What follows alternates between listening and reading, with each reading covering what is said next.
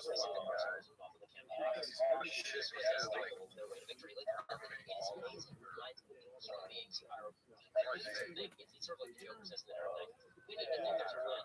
I don't think there's a plan. And so Trump won must be because there was someone else Trump failed the campaign.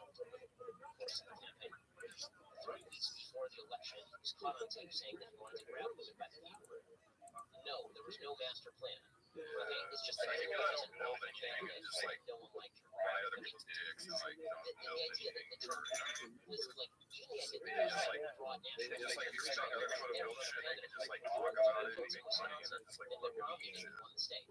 And that's because no one liked Hillary. This is the ultimate story of the elections. This was not a referendum on Donald Trump. This was a referendum on the people hated her guts. Right? Barack Obama won Ohio walking away. Everyone talks about Michigan and Pennsylvania. Trump won Ohio. It's different when you're like walking away. The percentage of the black vote in Ohio is like 10% of the general vote. In 2012, it was like 13 to 15% of the general vote, and that was the entire margin of victory for Obama in the state of Ohio. Hillary got closer to sort of the traditional percentages, and she lost whopping blowout in Ohio. No one likes Hillary Clinton, and the left was so arrogant that they thought we can take the most unpopular, unlikable, unqualified, nasty, boring human being anyone has seen for 20 years. We'll run her. She's the one who'll run. Do you understand how confident you have to be? How confident you have to be to lose to a celebrity game show host? like you're watching the Rodney You have to suck in as an oil man. want money up front too a lot of times, but not as much as these fucking influencers just like show you Let's do this thing. I did it for my point. The guy shielded and then If you don't got a bunch of run as an independent, then like one day later all those same people that bought sold. well, we can only hope that once he's in the office, he goes into it.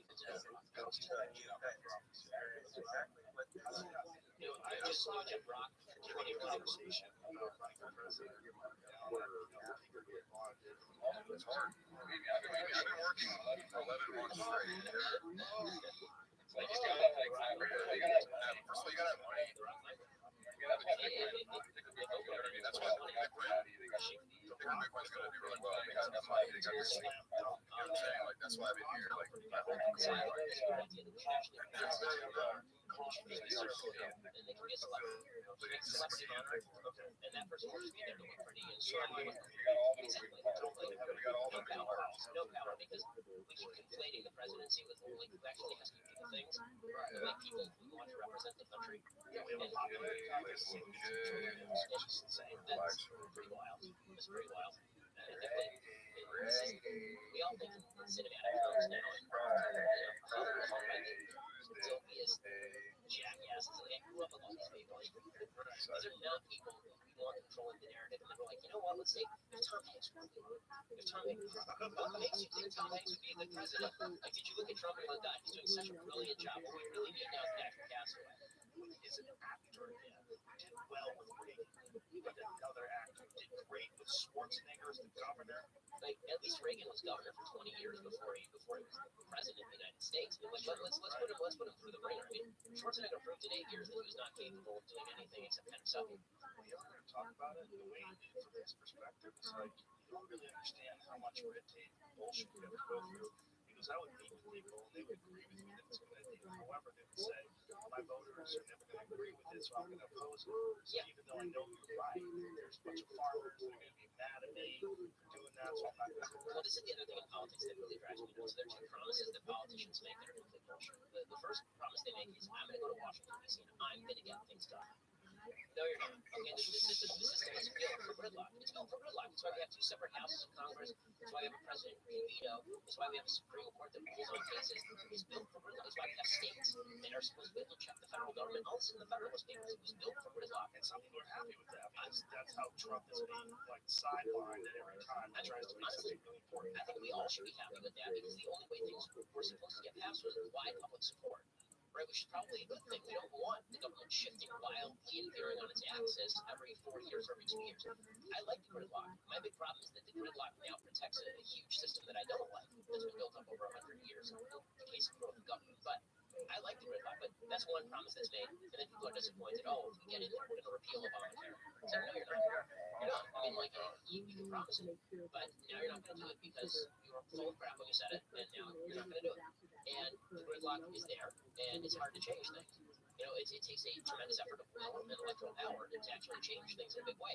So this idea, well, like Trump would say, it's all going to be so easy. It's like, no, it's not. It wasn't easy for Obama. Obama passed Obamacare, and that was it for his presidency.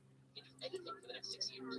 Really, there were no major pieces of legislation. Nothing happened after that. He lost Congress, and that was it. Okay, so that's promise number one. The other promise is your anger is justified, and this is why I hate you. And that is the idea that, you know, in regular life, when you have kids, I have kids, when your kid is angry, you have to teach your kid is maybe you're wrong for being angry sometimes, but you're angry is not justified. You want to make good human beings, you have to determine whether they are right to be angry. Politicians are in the business of justifying shit. You hear this about Trump a lot. They're so angry. They're so angry. People are angry about things, but they're really angry about the right things. Right? Like, and Trump would say, you're right to be angry because you lost your job in who knows why because things stolen by the Jews or something. It's like you just first right to be angry. I'll say this to black folks in the United States, the system is keeping it down. It's a racist, white supremacist system that's keeping it down.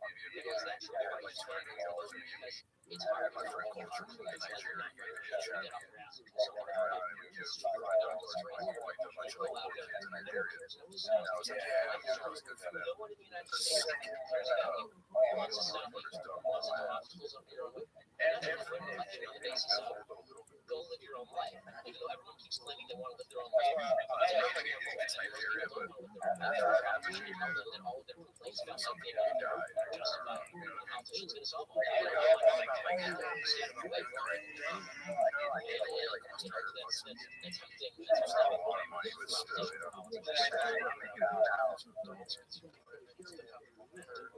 Failures in life and all the different things that are going right.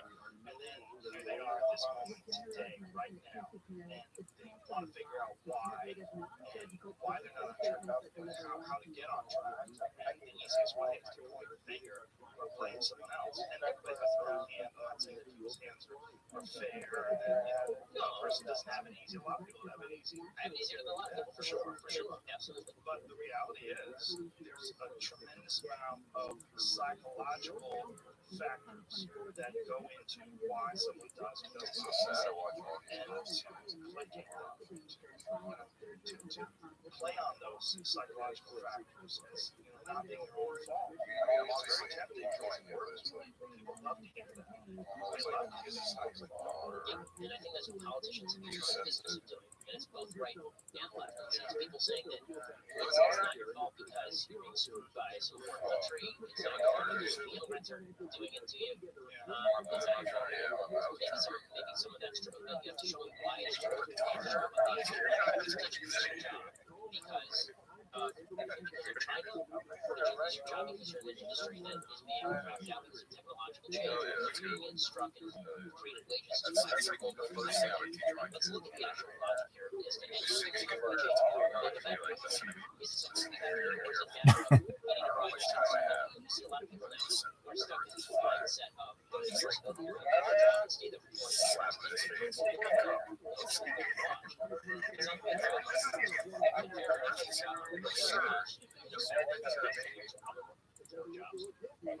The turnover is too great, and you have to be constantly increasing yourself. also innovation, of course, businesses that branch out and become newer. And then there's also businesses that die, and there's no bringing back the printing press. Exactly. There's a lot of stuff that. But for the guy in the printing press, the printing press guy.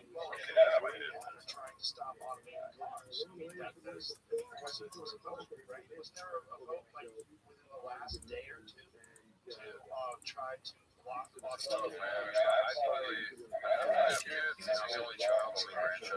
It's a trucking industry. It's kind of like something. This is the great fallacy that's been people have been trying to find since the Industrial Revolution. Saying they want the new technologies to be the level we're working at. So we've had the same unemployment rates. And the technologies will come back. Teachers convince Congress to block driverless trucks. It's crazy. It seems like you're fighting inevitable time. Well, I mean, how is that going to work for all the other industries that are affected? Let's say that you now have, you're artificially raising the prices of all the goods that now have to be brought in by the teamsters, and that's more expensive, so it's more money out of your pocket, my pocket. That's money that maybe I can really buy an American, but now I'm going to buy food. It's not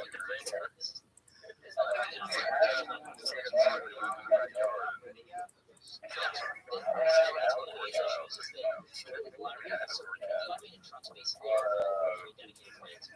Because is such that if there's a Google car on the road, it's probably going to crash or maybe more likely to crash than for human driving. Have you ever seen people? She's not on Insta or nothing, right? No Insta, no Snapchat. I actually saw somebody just in a Google car. So she's still young, but dude, I'm telling you, when they get a certain age, try to teach them like it's equal on that. You know, Snap, Insta, dude, it's so fucked up. Snapchat, Instagram, like sick. It's sort of like how there's a lot of official light cars on the road, but they're a lot more dangerous than the heavier cars. The heavier cars, the clunkers, are still in 1970 in the tanks.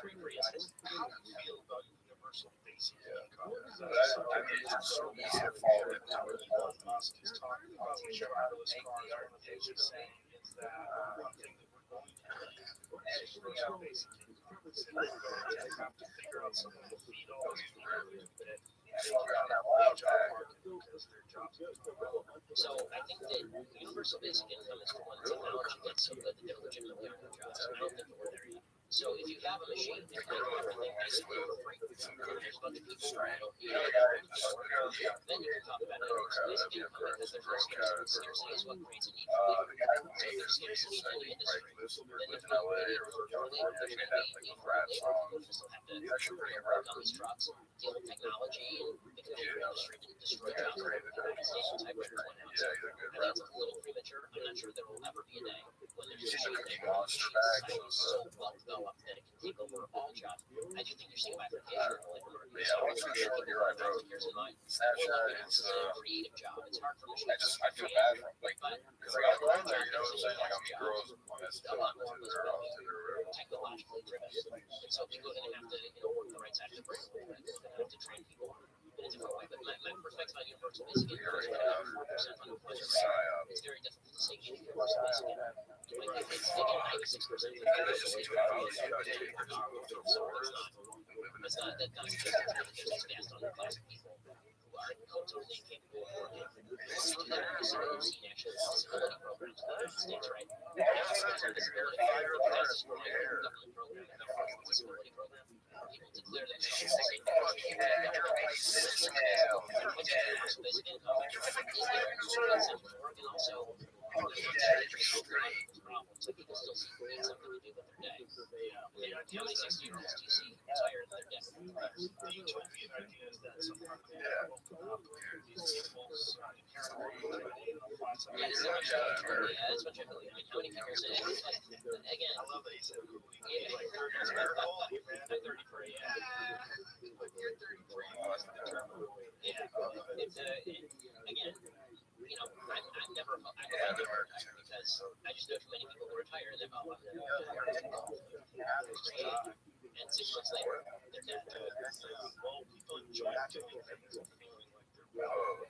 I don't know that necessarily has to be a job, but it's a very good test of what how valuable just like it gives you that sounds pretty good. valuable doing something I'm contributing to the check. Like, I hate to say it, but it's like imagine being a really hard, like, girl. Yeah, like, you're not rich, but you're well off. Shit to do. You're just like, you have a baby and you pay child support, you can travel the world. She's like, So, like, I would find stuff to do too, but there is a difference in, not all human beings are actually no, but Do you have a specialization in politics?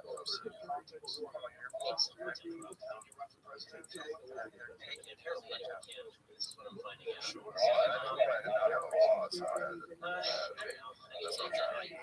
I like doing it in the sense that I can politics. I'm not sure if as I said, I'm not sure if the president, like, I'm more focused on getting people to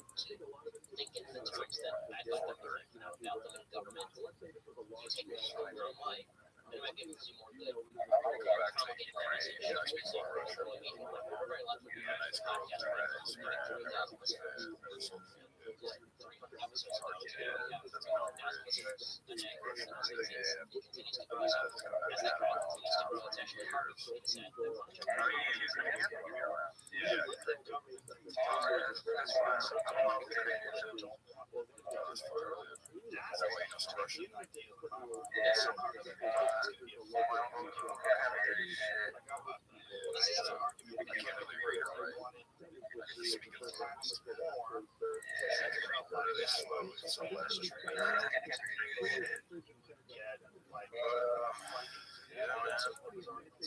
My thought was like, the arts, like when they're valued, like that, there's always one, but that's not funding for the arts. That's gonna have like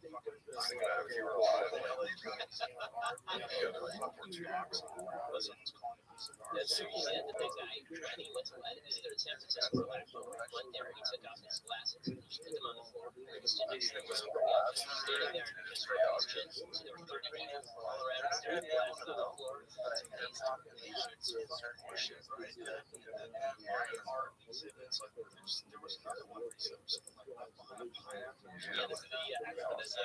It's just, it's crazy. They're trying, so Texas is trying its best to hold us forward, and they're treating all these migrants to the sanctuary city on buses. So they're like getting rid of them, and then most of them are like disappearing. So I don't know if they're doing like sacrifices. It's funny how a lot of But long story short, it's like, race states the government, and then when things go to shit, they're like, it's like that's what happened. Venezuela is the most obvious example, right? Venezuela has turned from what was Yeah, I would just put yourself in their shoes for a second. I would like bring a lot of people I could use for like military,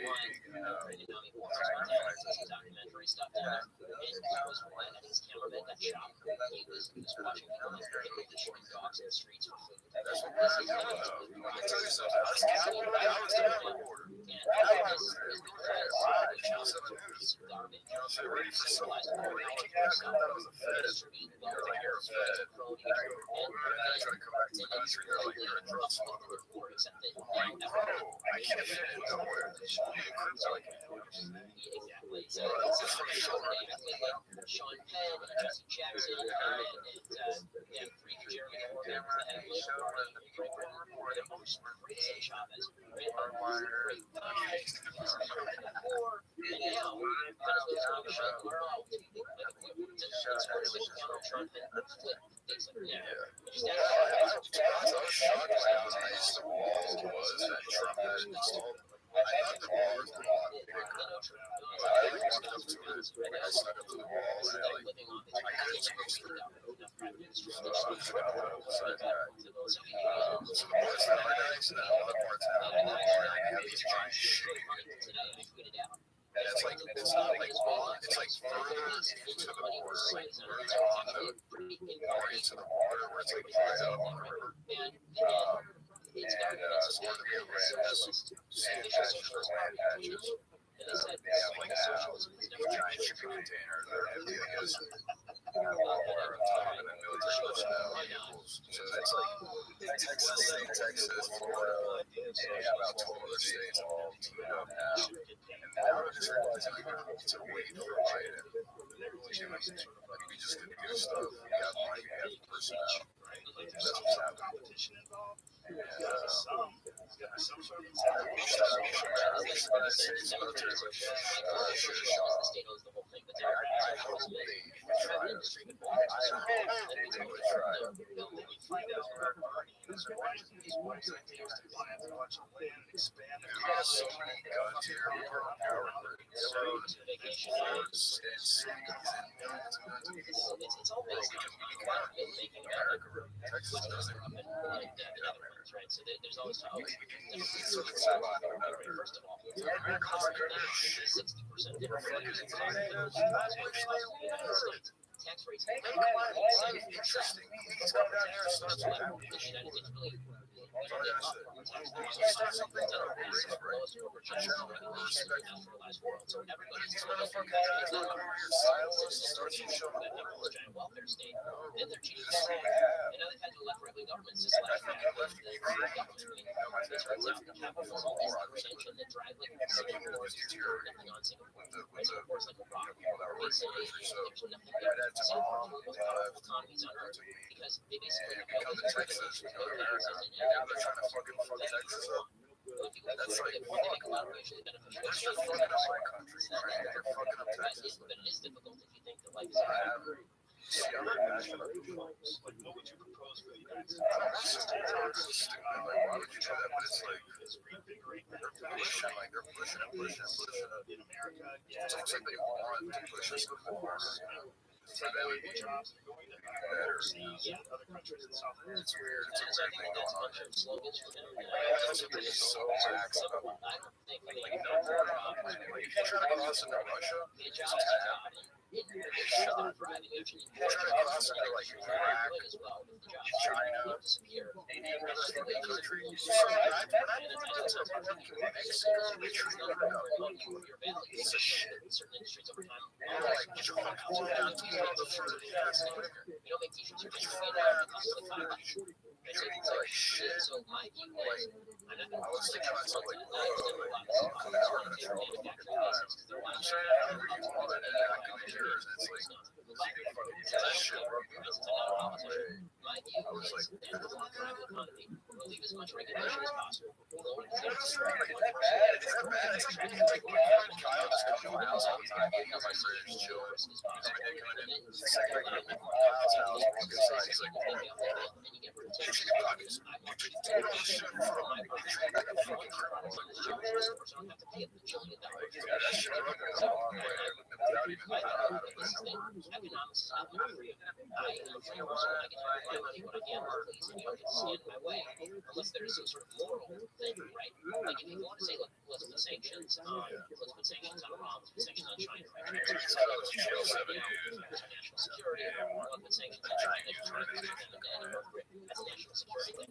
But the idea that, like today, Trump rolls out this new plan on immigration, and he says, I want to cut down on legal immigration. But the reason is because I want to raise wages of people in the United States. And I think, that's not productive because what you're actually doing is you're restricting the supply of labor, increasing artificially increasing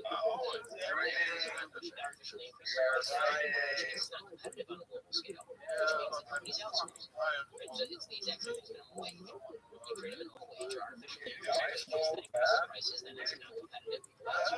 So it actually achieves the opposite of what you're trying to achieve. So enjoying the warm bath. Like I'm so tired. All of those are unjustified. No, it's just like I do ice baths. Me too. I know when I was on and I saw you can get an ice machine maker. And it creates like 10 pounds a day or some large amount, 12 to 13 pounds. It's $300 and the ice bath is $100. $100 and an ice bath forever. It's pretty good. Climate change and those lines. Yeah, it's on Amazon. That scares the shit out. Like, it scares the shit out. Ice machine, that's like a big one, right? It's it's a restaurant. Some of the You can get, I think the shipping like, is $20. The ice bath is regulations like a big cylinder type. Just put ice in there, and you measure the temperature with like a $5 thermometer.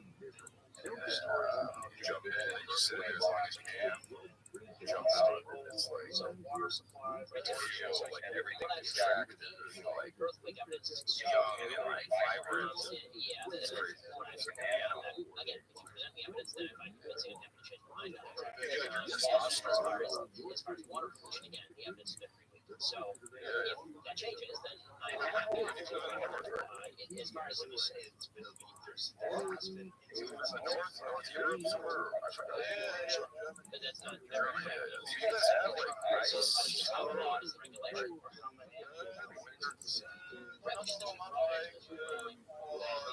Those cars, how much pollution water so how much are you willing to accept? Like, what I don't appreciate is when people kind of putz the evidence. It's like, oh well, It's just we have one that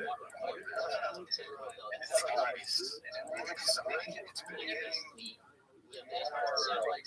like this year, I noticed we had a little bit of like actual snow coming down. The streets were white. It was like powdery. It was nice. I just stayed outside. It felt not too cold, actually. It was like, I felt like I was standing outside and it was snowing on me. Except for massively cutting economic growth. And it seems to me that if we're talking about an increase in per capita, it's something that's not going to force the next century. Then on average, right? Not universally on average. Then it seems to me that it's easier to just say that the climate changes over time and maybe cities that are summer nights too, like summer nights, like ride my motorcycle like 3 in the morning and nobody on the road, and I just like even think sometimes to go out and I'll go like 20 miles per hour, and I go very slowly in the middle lane, and I'll just go like all the way to Oklahoma on one road, straight, and just with like music playing, and it's like summer night, like warm, nobody on the road, it's like, oh my god, we actually don't want to do that. So it's been disturbing. That's my big thing. Like, I'm not afraid of death. I'm afraid of like lying on my deathbed and being like, I didn't live. So that's my big thing. I like to just do things. Like I lived on a sailboat. You said, why'd you buy a sailboat? Live on a sailboat. I wanted because I knew like, when am I gonna sail? When am I gonna live on a boat? I want to at least try it, even if it was like for not, many years. It was like less than a year, but so I like, created regattas and built like an old sailboat. Has two, 24-footer, had the bathroom and rebuilt it. So Rabbi, he's back. Look, what is the difference? I'm impressed. Just looking at it, it's like dark in there. Tell me, okay, what do we have to do? Is the power? He showed the power to stop the climate change where it stands. If we can't do that, or otherwise, it's the risk of it's a catastrophic scenario. No, I still smell it. I love you, Rabbi. I'm not a rabbi because, you know what I'm saying? It was just earlier, man. We're trying to do business. He has stream. He's getting into multiple now. Until it all live. Oh, God. He just pissed and I saw him right next to the camera. Right, he puts right on this table in front of him. He's smelling it. Okay. Right, the last age was not a good thing. It was actually a pretty good thing for lots of just like that. The other thing is that there are lots of benefits to climate change, which is throughout time. What are we willing to sacrifice in order to make that 7 degrees into 6 degrees? Right, just losing some coastline. It's the line of sunlight. But more devastating. Right, so I think that if you're going to worry about the emissions, worry about CO2 emissions, right? Like the toxification of the oceans, like that's a problem. The climate changing over time. I've been to Frankfurt. Like there's a lot of places. For like, I think it was a day and a half for a layover or something. I think we had a layover, and then my family was like, we're gonna stay like 2 days. There's a good idea, and it's true. It was how young. Global warming. Yeah, but Never move. This is global society in history. We don't play together the coast in 6 hours. It's easier than ever before. If you were to just a poor guy like Seth Todd to Germany. concerned about global warming, I just want to go back and like, now that I'm old, I don't lose a lot of sleep with a bunch of Hollywood stars. 5 So, yeah, that'd be a lot of fun. coastline because that's why I want to stay single because like, what? I can't go to Germany and have like a wife. You're like, no. I have to go to Germany or like Finland, Denmark. I have to go to these places. Like, Absolutely proven that human beings are having an effect. yes, I think that's one thing. And there's greenhouse gas effect. 100%. So, My modeling's been so long that like there's no level of certitude and there's no level of solution that I know. I'll let you know if I'm in Germany. We can You're talking about have some beers. suffering in the I'm now. not a drinker, but I know And let's Germany. be real about this. Like, yes, It's funny, it's Ukrainian. As soon as I drink like vodka, and they're not going to stop this. Yeah, but That's not going to happen. well, there's also this thing that happens. oh wow, it's like a soda. It's like oh my god, like in high school, just football, we're like having a nice soda, like fucking beer. This is it. Yeah. Nobody wants to be locked into those labels. Yeah, like, discussion of the day. And that's one of the things that I felt like Bill Nye was not yeah, for sure. I felt like he's so lazy in this conversation because so many Of course. Yeah, I think that's right. Tucker Carlson was challenging him on it. I used to go crazy with the raves, you know, like with the Molly and, you know, like, because I lived in Miami for a little bit. So our clubs in Miami, they close at 12. You guys on CNN, Yeah. some guy on 11 p.m. at night. exactly, but So all the way until noon. they have that And you go to the club and it's like sunny, like, you know, because Miami gets hot. You go to the club and then you go get like tacos from like a Cuban restaurant, you know, you get water. And then you go to the beach, you go swimming a little bit, have a sweat, one of the sweats of you, and then you go back to your room and you sleep. a shitload of money off of I was young and stupid. That's the whole thing. You know, in the summers. like we're talking about gender people. I'm brand new.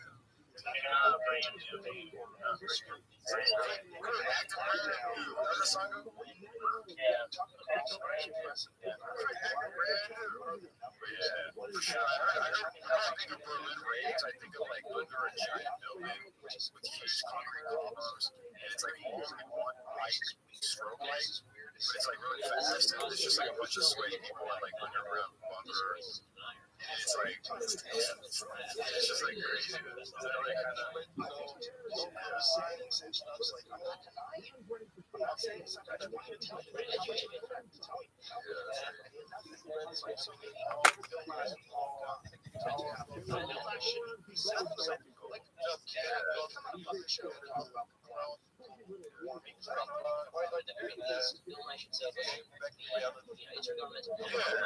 That's the thing is like you don't become a drug. It's not like crack cocaine or fucking meth or heroin. You know, it's different. Like you do a little Molly, you dance for one day, and you want to do it for months. For me, that's how I am. I like to do it when I was young. I didn't do it like a lot. You know, I just it was like every now and then I just wanted to go all fucking out. You know what I mean? And just all night dancing, floating off with one girl. You know, she fucking flew in from Argentina. She's over in Miami for that one weekend. We fall in love and go to the beach. And then after, it's crazy because we had a close space. It's called. And the ceiling was like it's glass, right? So when the sun would come up, the whole third floor dance floor was like illuminated by the sun. You know, and you had to open it a little bit more, right? So fresh air would come in. So imagine when you're dancing and the sun starts coming up, right in the morning.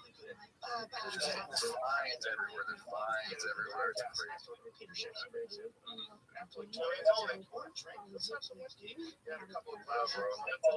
We settled down, and then he settled Can't you see that?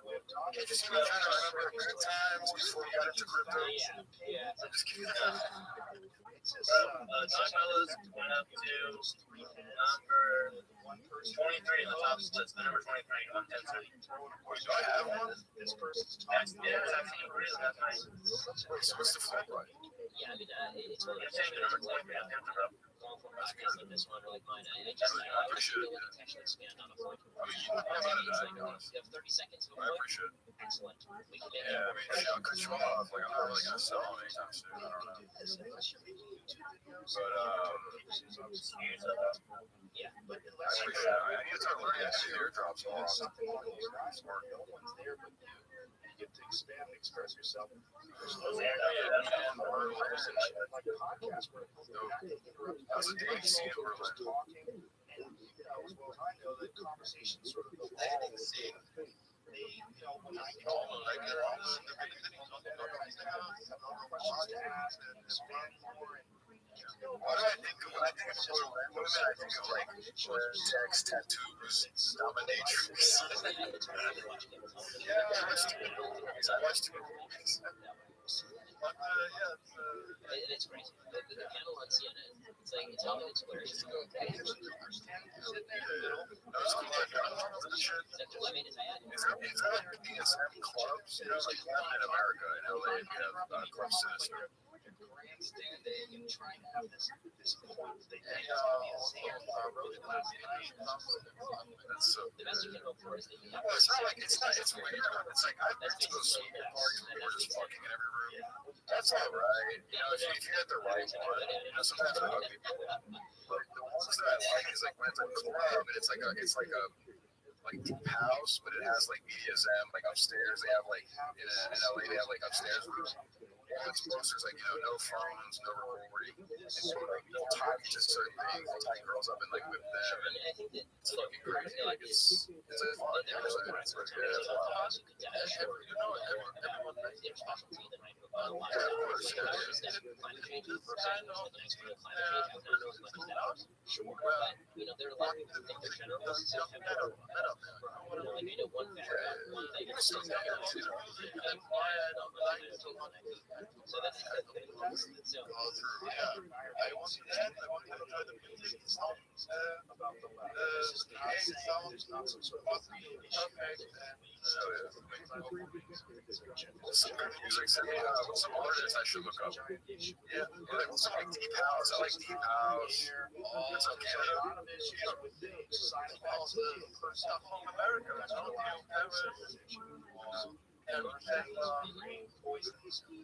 any German stuff though, like Berlin, like stuff in maybe local stuff or even words of Canada. You know, like stuff like that. That's like very like or emancipator, like very trippy kind of almost weird. You know, but words of Canada. It's older. There's nothing Alrighty, bro. worse for But party what's like a Berlin? so as we get back into if you didn't consider that, this we get to nuclear power, right? Which is We don't have basically your coastal defense is not just provided by nuclear power, that's about as clean as it gets. So I do think so. Well, even in worst case scenario, German underground techno, if you're talking about global warming and environmental stuff, the amount of damage to the emissions is a lot larger. right, but So, local damage. oh, yeah, Big steps. techno That's era. they're talking about Another stuff happening on this side of the big collaboration. You're taking area and it's Yeah, it's dope. I'm watching this video right now. It's TTTX or Ellen Alien. let's just say April that 4th. one disaster. He's hot. Basically, the disaster in Chernobyl, 3 Mile Island, He's hot. the only one that's happened, the only two of those that happened in the first world, right? Fukushima and 3 Mile Island. 3 Mile Island basically is really a major disaster. Yeah, she was great. And she was very fit. The collarbone or something. She's very feminine. discussed. Yeah, I like this. This is trippy. It's a mix I found online from 3 years ago. They're involved in the rocket program. But the rocket stuff, his dad is a scientist who's explaining half-life, whatever was You need to do psychedelics? Yeah, yeah. There's a bunch of articles that were written about it, like Drugs. this area. That's how this is the old me, man. This is like me when I was 21. 20. When those ants hold these lips, limited up to sad lights. I'd rather die with fucking drugs than most other things, I'll tell you that. Drugs is a better way to go than most other ways. At the end of the day, we all go. How much We all go. Yeah, so sometimes this She's like in a fucking like restroom. because it is perfect lines that are sort of weird, and it's just because I got lasers on my speakers. X factor or Y factor. If we do that, then presumably the cancer rates are going down a lot. And they have really in most cases. It's pretty rare you have like a lung cancer situation where smoking obviously causes lung cancer. Most cancer is like breast cancer. I have no idea why that happens. So, Guys, like now, do I have to go? Okay, bro. Yes. Thanks, man. Good job. yeah, I hear you. I've been flying in and out of my life. I've never like flying to the ground. That is the valley of that is one area where obviously we have got a strong flying down tremendously. Just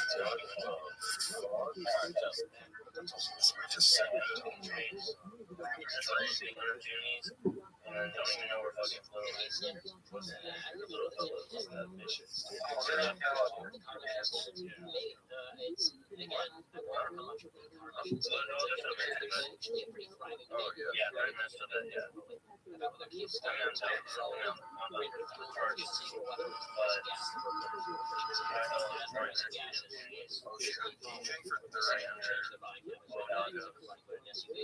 And then the prices went up and everything would go up.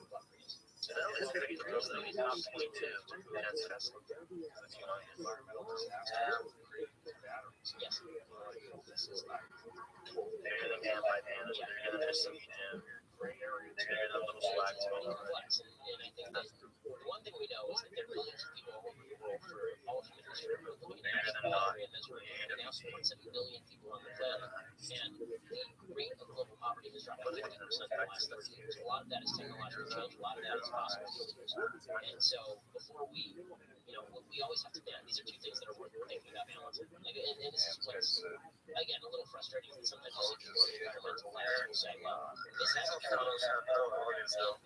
Well, how about those people in development countries? How many of those people that say have to live in poverty in order for this to happen? And then on the right, people say, well, no environmental regulations at all, just let it all hash out. And, sometimes the market hashes it out, sometimes the market doesn't hash it out. So I think that those options work. I think that's a very reasonable point. And that's one of the things that I really like about your commentary. I know you're a right-leaning guy, and you're very reasonable. You make arguments for sound, makes sense. Well, thank you. I appreciate it. I think we need more of that. I think it's rare that you find that in a 33-year-old guy. That's some strange sort of conservative character clown. So the birthday thing is going to happen. When is it going to happen? September 14th is the date it's supposed to happen. Good luck with all that. Yeah, well, if they cancel, we're sold out. Yeah, he wears a funny hat, so do I. Yours is so low profile. Keep it up with the other. When you do show up at these places and you see the people, that's got to be a surreal thing. It's just your thoughts and your opinion. Can I get a slaughter of dogs? Exactly. It's weird. I think that I'm not arrogant quite enough to think that a lot of people know who I am. I think what happens is that there's sort of a call that goes out from select few saying, "This KKK members coming to campus, go stop it." And that's what happened in Cal State LA. Like when I spoke there were actually a couple of professors who were telling their students that I was like, and their favorite person, KKK. I'm like, sure, remember, it's my thing. And I was literally in 2016. It was just hilarious. That year, I was in 2016 so David Duke accused me of being a far leftist. Black Lives Matter accused me of being a member of the KKK. So the number one recipient of anti-Semitism, according to the Anti-Defamation League, I was the number one recipient of Twitter anti-Semitism in the United States for journalists last year. So I do have a little trophy in my house. It's called the Show Me. It is. It's a green frog with a little model of the gas chambers. Yeah, by a huge margin. It was like 40% of all anti-Semitic tweets on the internet directed at journalists in 2016 were direct followers. It was party. Shit. It's a good year. It's a good year. Some years are more productive than others. Well, I mean, it felt like my Twitter feed was just a dumpster fire. Anytime I retweeted anybody, I get somebody, I get people emailing me, please don't retweet me, because as soon as I retweet somebody, they just be hit by waves of these people. That's died off. Yeah, since the election, it's really gone down a fair bit. But, there were some pretty serious death threats. Like, I got Liverpool is not lying. I wonder what the price is. So when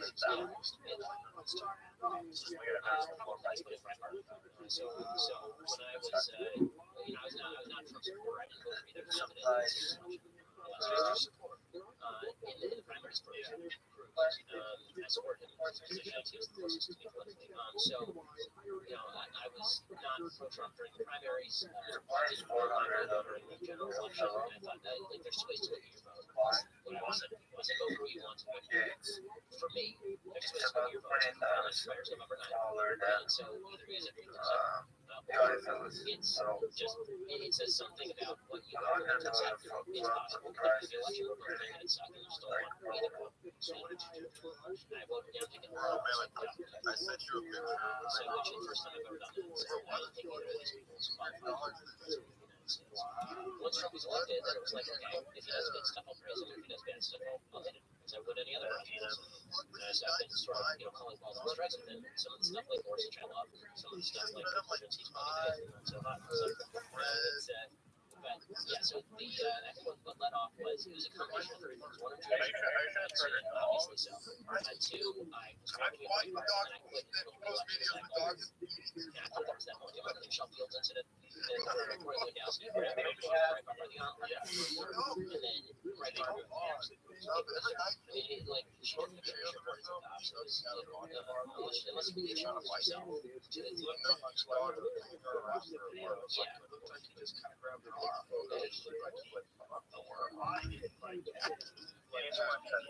Yeah, I mean, let's put it this way. That was her account. That was also the headlines there to the Washington Post. Right, was that she was grabbed hard enough to bruise, and then she had bruises. So, you know what? So, it's like, It's like live, like a lot worse than watching on video. That was much more fun. Like, oh, you have to be. I mean, that must the album was so much, right? Number two, right? So that's probably everything though. So it's probably a bad example, but bottom line is that there were a bunch of different excuses that Breitbart on that one. One was that she was never grabbed at all. The second was that it was a Secret Service guy, and then the third was that Trump thought she was a security threat and Roy Lewandowski had to protect Trump from his 90 pounds. And so once Breitbart did that, then the real question for me was not, what a horrible thing had happened to her. It was much more about, as a journalistic entity, do you stand by your reporters or do you stand by the candidates? And once Breitbart made clear to me that, like, I already knew this whole time, I was in a great show, but I was their token non-Trump guy. And once it became clear that they were willing to sort of sacrifice journalistic credibility on the altar of getting close to Trump, then I was out. And then it's no longer a journalistic outlet, so I quit. And that sort of started the ball rolling. So I really didn't get anti-Semitic responses on Twitter before that? Not too much. No. So I won't say that Breitbart corrected dynamics. I don't think they did, but I think that there are a lot of people who follow Breitbart. Milo Yiannopoulos, they're pissed at me, and they see me as like an ally, and now this one is an enemy, and this kind of thing. So, it's the prerogative, but oh yeah, I mean, people enjoyed it, obviously. Oh, you know what's the important thing about the online game is how much people enjoy it. It's anonymous. You never get tagged for it. It's anonymous for now. For now. I mean, I've said this to a bunch of college students about, the alt-right. First of all, I think it's important to mention, a lot of people say they're alt-right aren't actually alt-right. Just because you like me doesn't make you alt-right. But, like, there's a group of people who actually like Richard Spencer, Jared Taylor, and race-based identity politics of white supremacy. And those people are actually alt-right. When the alt-right is coming after you, then it's not a lot of fun. But there are a lot of young students who will tweet things from, like, things that are obviously nasty and are going to hurt them in their future career. Right, where they'll like joke on Facebook or something, and I'll say to them, like, guys, you might think it's funny, and 10 years from now, your employer's going to find that, and you're going to tell us. And there are a lot of people who sort of fall into this idea that what you do online is not what you're made of. It's just a matter of time that close. Yeah, I mean, No one knows the I agree. I think we're moving in that direction. And this is actually a thing that bothers me in general. Like, do you find that actually to download stories out here? So it really bothered me. And everybody was willing to, like, take down the stories and keep away because he said something shitty to his girlfriend about Magic Johnson. Well, there's no evidence that there's actual discrimination among the Lions and the Clippers. And, like, again, if there's actual evidence of discrimination, then sure, boycott is being the NBA has to do. But, like, I'm pretty certain that every human being says crappy things to their intimate loved ones about cripples. Where did you get that? And if this now becomes the standard, then I think that we're all toast. For sure. It's like I was just saying, it's like you thought he was a little because he thought it was recording. She was trying to say that she recorded all of their conversations. It was part of a job. It's like a senile old guy, and he's obviously not with East Indiana because she's a Nobel Prize winning physicist. I mean, like, this is a way I know Bentley and Ferrari. It was just He's in one of the classic movies. I've seen that, but the moment where he says that, because there's a moment where I never said that. I never said that. What are you talking about? he starts laughing.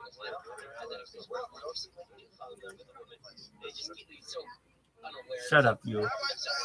Hey, what up, baby? What up? So that, let me tell you, that camera, the tablet from which you're watching, is really, really dark for some reason. I don't know why. The camera on it is really dark. No, you can. I might just switch it out and put that one in the other one. Okay.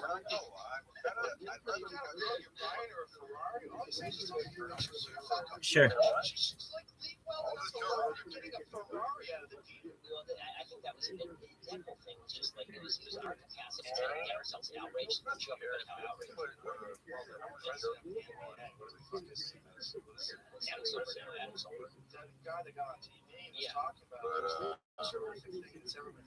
Jared from Subway.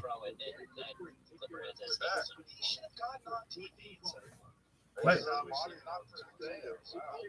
Oh man, dude, tell him we'll give him the best offer of his life. He's got to make sure that thing's for sale though.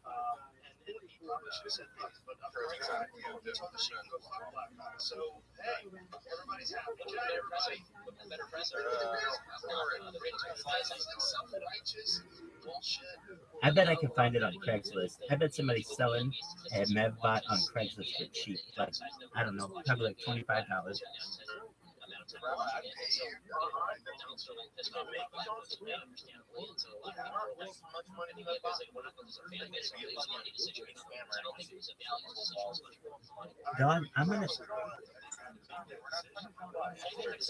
Dog, I'm gonna follow.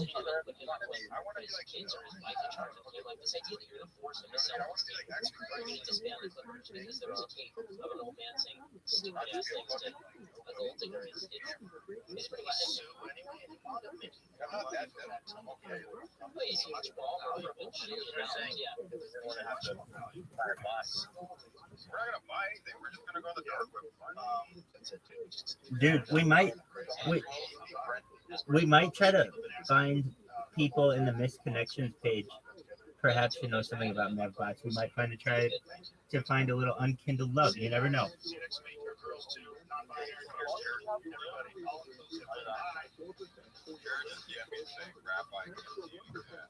Hey, I know. I accidentally restarted the phone, so just give it a moment. It's restarting.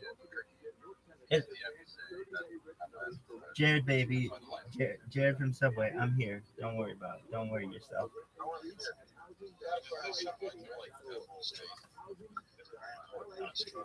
Is it the purple one? Is it the purple devil face one? Oh yeah, that one's tight. Dude, I knew that. Right, the mean one.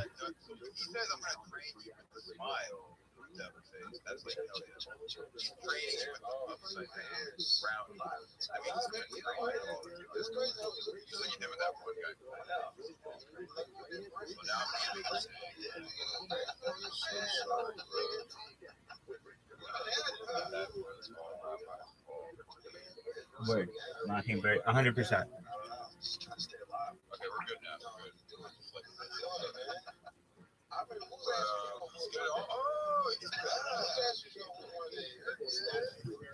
Living like a peasant. What up, baby?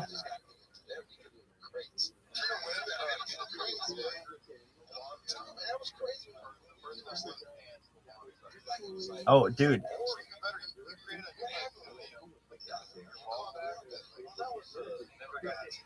It's schmegma. It's a form of schmegma.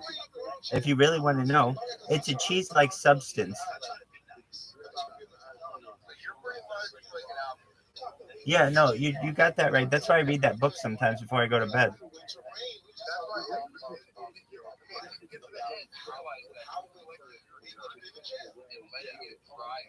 They had no social media way you create. It's coming up. You have to have life.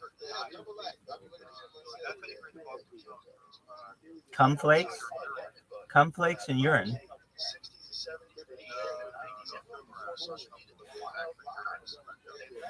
Oh wow. Well, I've got that covered then.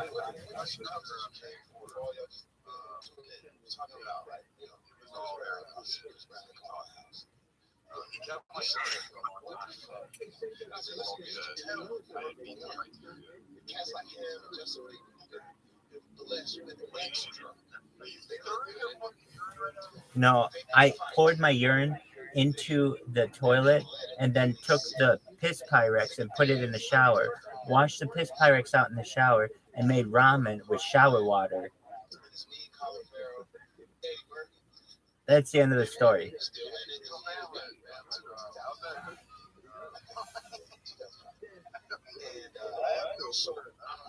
There aren't words.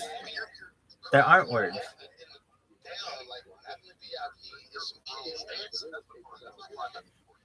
Dude, you heard me say I washed out the container. That is gross.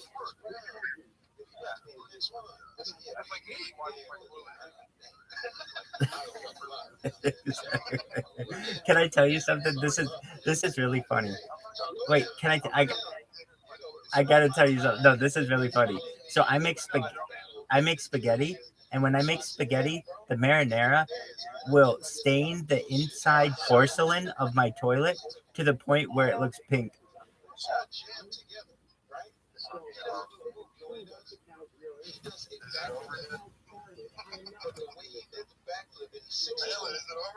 He's standing in the middle of the crowd. He jumped over the crowd. What's the plan here, guys? He came straight down. He's got a fucking heart.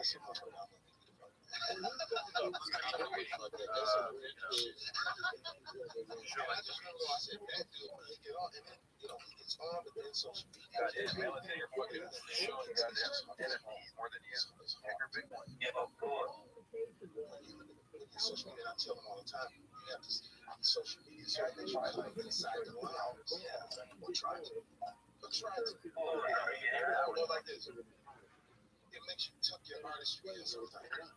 Tuck your crazy and tuck your artistry. Like, I didn't know what a mind was. Like, I was just catching on the MySpace and shit. So my daughter sends me a picture of Rihanna, right, going to the Met Ball.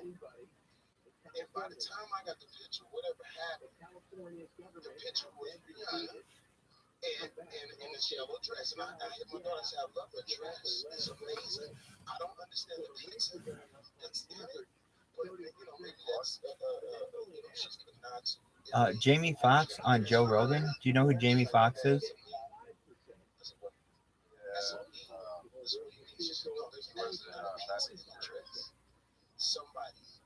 I think he may have been, but he was an Oscar winner, I believe, for Ray. The story about Ray Charles. He has like a show now. He was on In Living Color. He's a big actor, musician, rapper.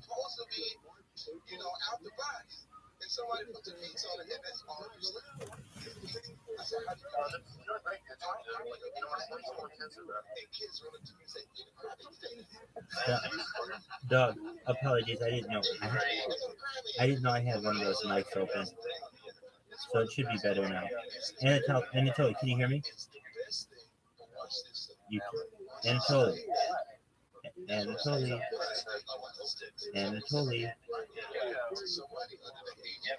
Apologies.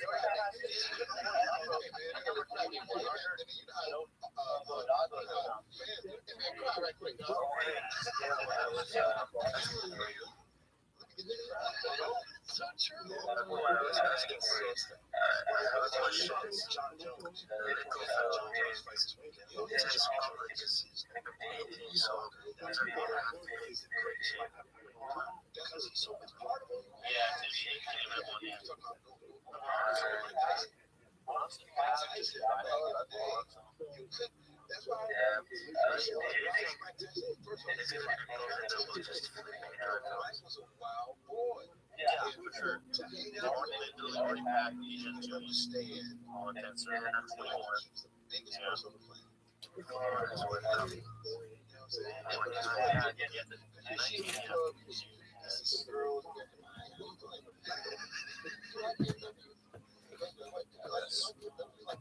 Like, crazy. He take the girls out there and go get picked up.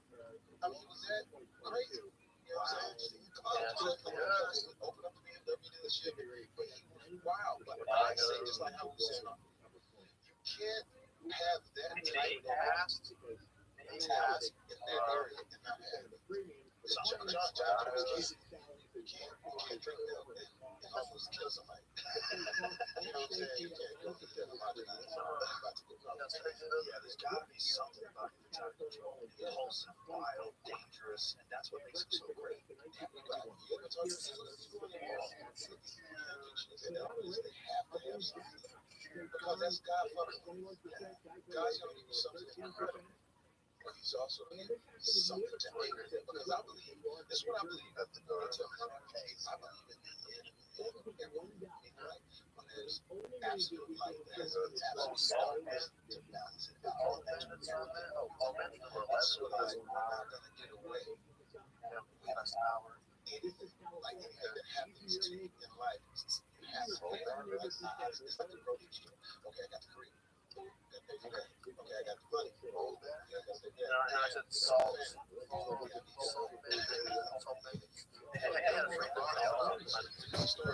So it's one of these other things you got to pay for. And that's why you see these guys like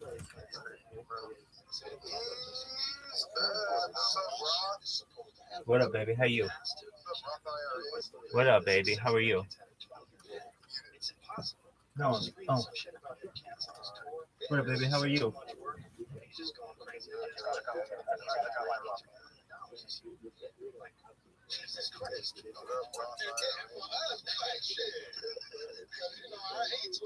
I'm kicking ass, taking names. How are you, baby?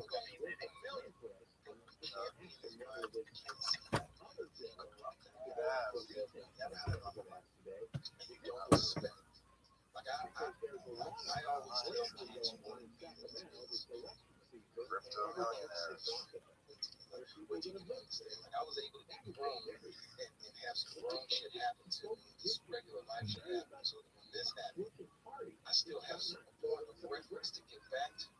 Because like I know this business affects you in such a way where you see one person one day. I won't say the comedian's name, but I remember a comedian back in the day did like half of the video or whatever. And then the next week I saw he had 12 bodyguards.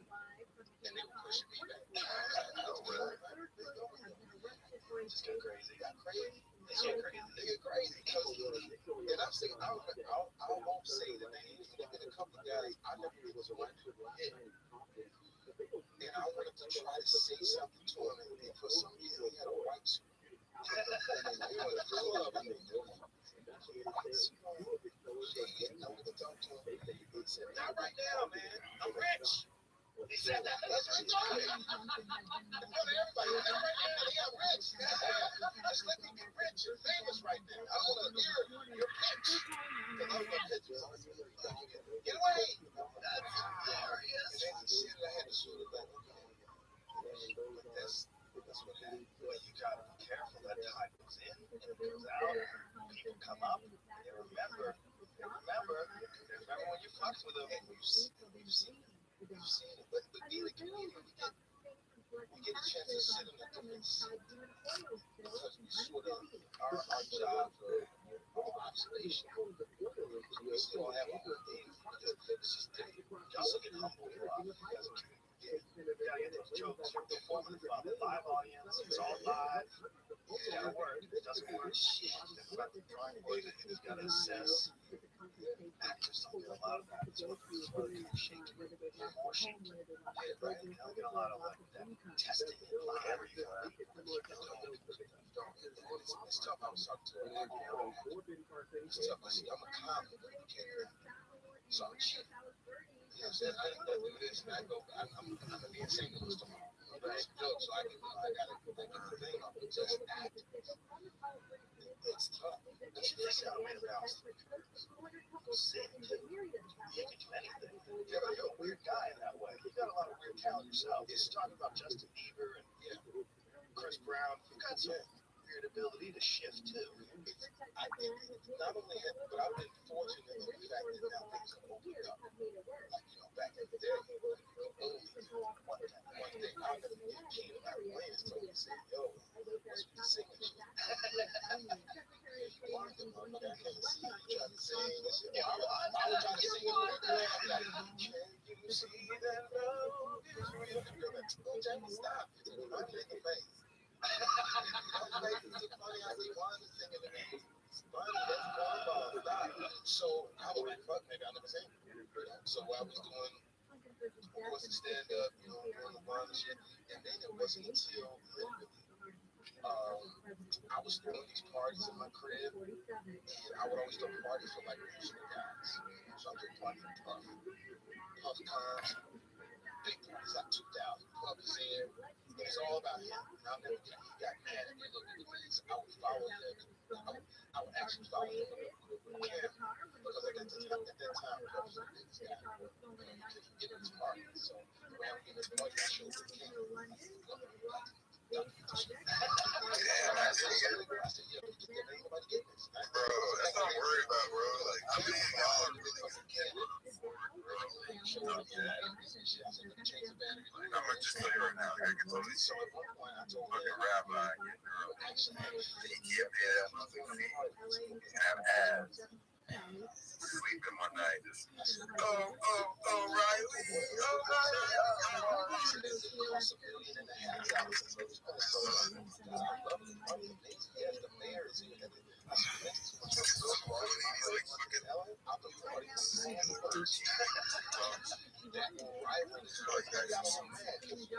He's like, yo, no, I'm going for this shit. Don't front. I said, no, I respect you.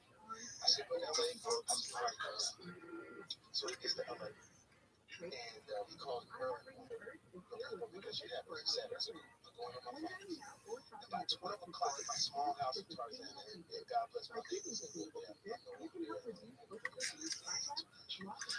party started, and I invited the right people, right girls, beautiful, but not too tight, not too, guys with no haters, and LA, the right guys, and he shows up.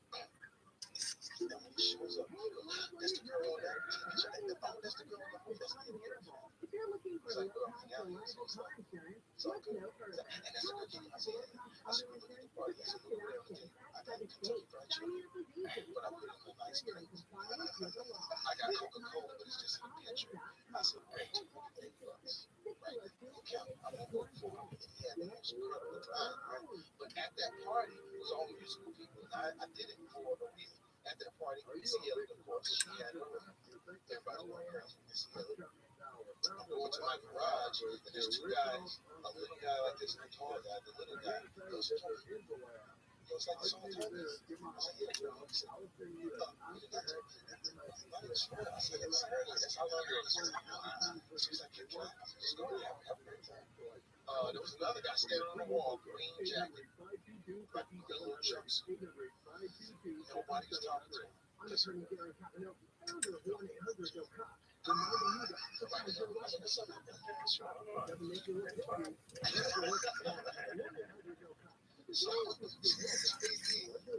one knows. And now, the way I got into your music, however, is that all these parties go on.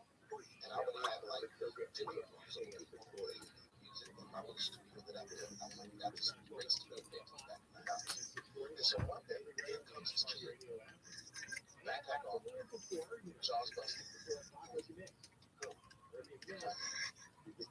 Jaws busted. Kanye walks in. And I said, who's that? So what he said, Kanye, man, got me shit. I said, what he do?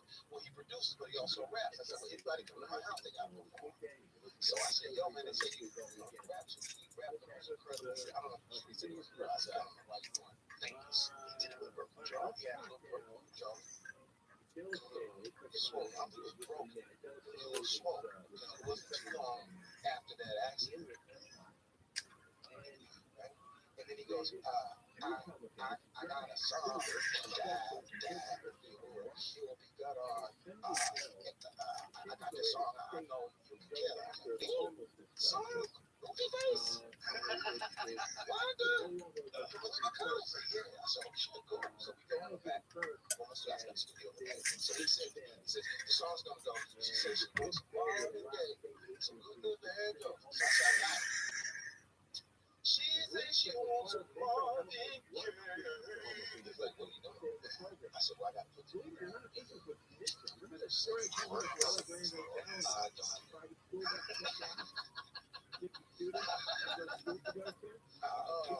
Just sing the song because it's hip hop. I said, okay. So I was breaking the song.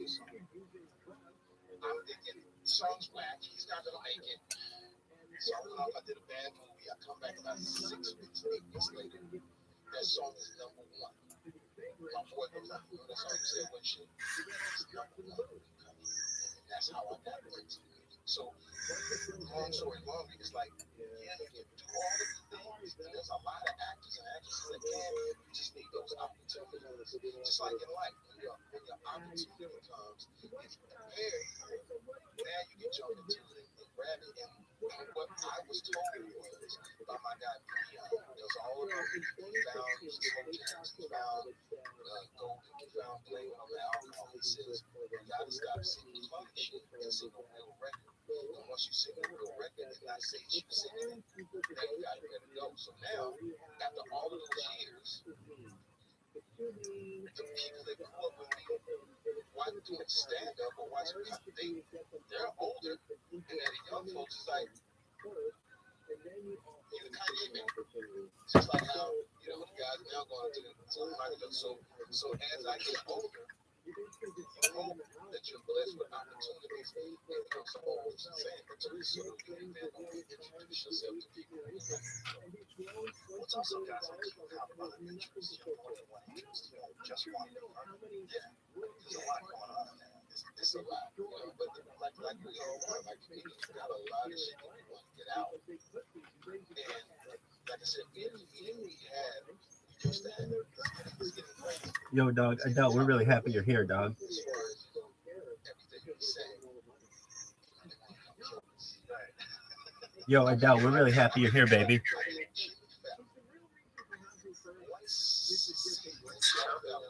Thank you for being here. Hello, hello, Ben.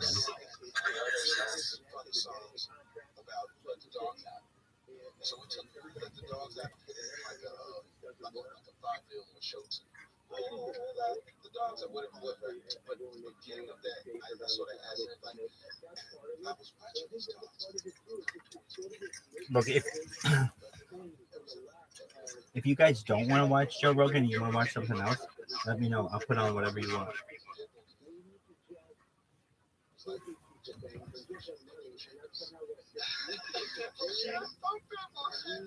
And then there was another thing where Jimmy Fallon was doing some type of saying what was in the next show. And I was doing a bad version of science, which I actually don't know how to science, but doing a bad version of science. Not science, we'll talk more about it later. All those types of things. But as I was doing it as a joke, I didn't know that the person he was talking about happened to be deaf.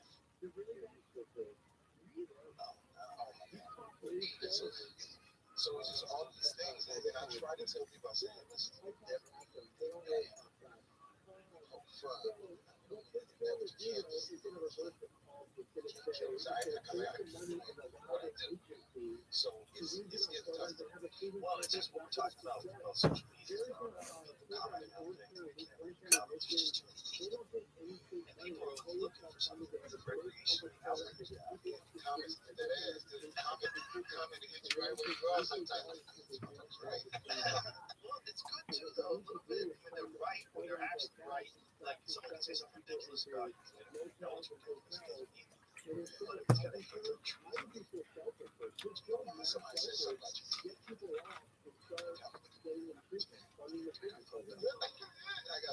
got somebody hit me with the dog. It's funny. So, when I tell people all the time, don't read the comments. That's the comments because it will make you start to change. If I read all of the comments, I got to tell people, If I read all the comments, I'll never try another. I got a movie that we just shot from nothing called Oscar Weekend. And the jokes are like all the way up. And it's, I got everybody in it. I'll take it. We all play different characters. Like I play a white racist cop. And how do you do that? I read this in children. But it's Robert plays Mexico. Jerome Butler plays Russian gymnastics.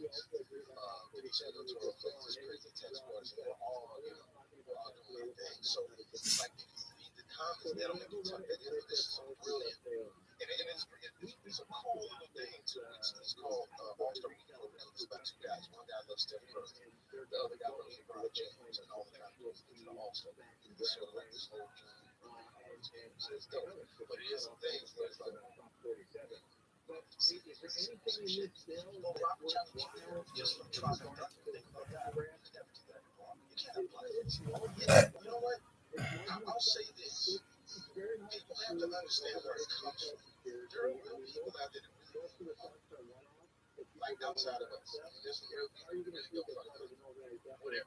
Black, white, straight, gay, whatever it is. There's some people who really don't really entertain. And it's easy. We're easy targets. It's easy to jump on Robert Downey Jr. or take flies, because it's easy. When it's real things, whether it's politics, a lot of times we're not ready for that fight. It's easy to sort of, I call Robert, I said, listen, I think you're playing Mexican. He says, here's the But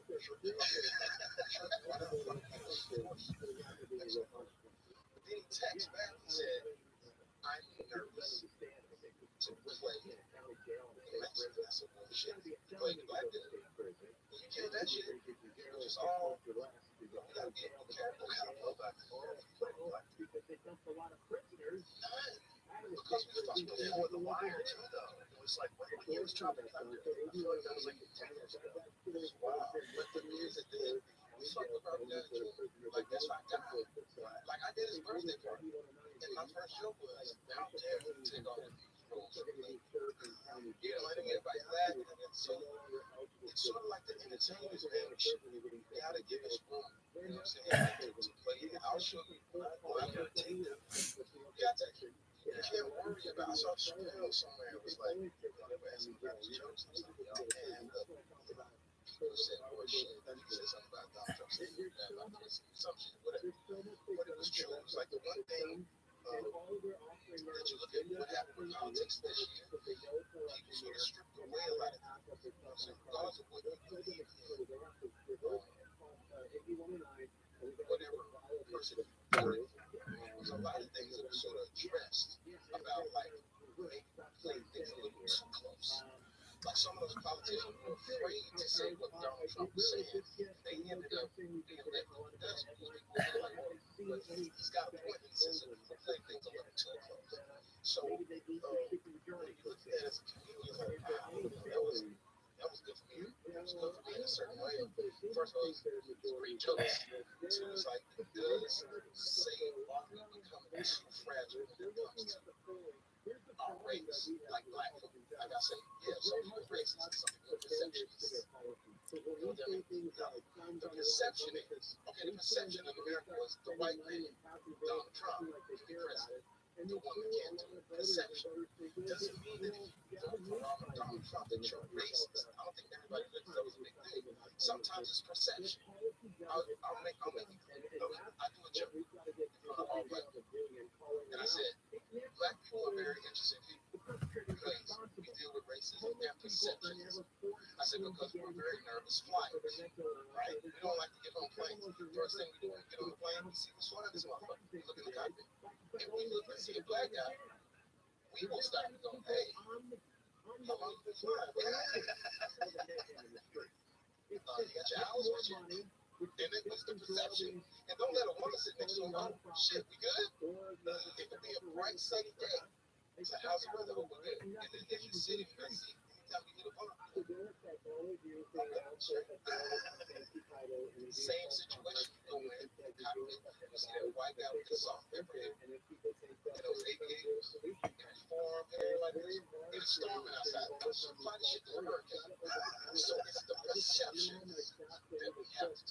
something. Does that make sense? Oh, it definitely makes sense. Yeah. There's definitely that. Like the Donald Trump thing's funny. I said it best. Alonzo, he said, he goes, not all Donald Trump supporters are racist, but all racists are Donald Trump supporters. That definitely awakened that side.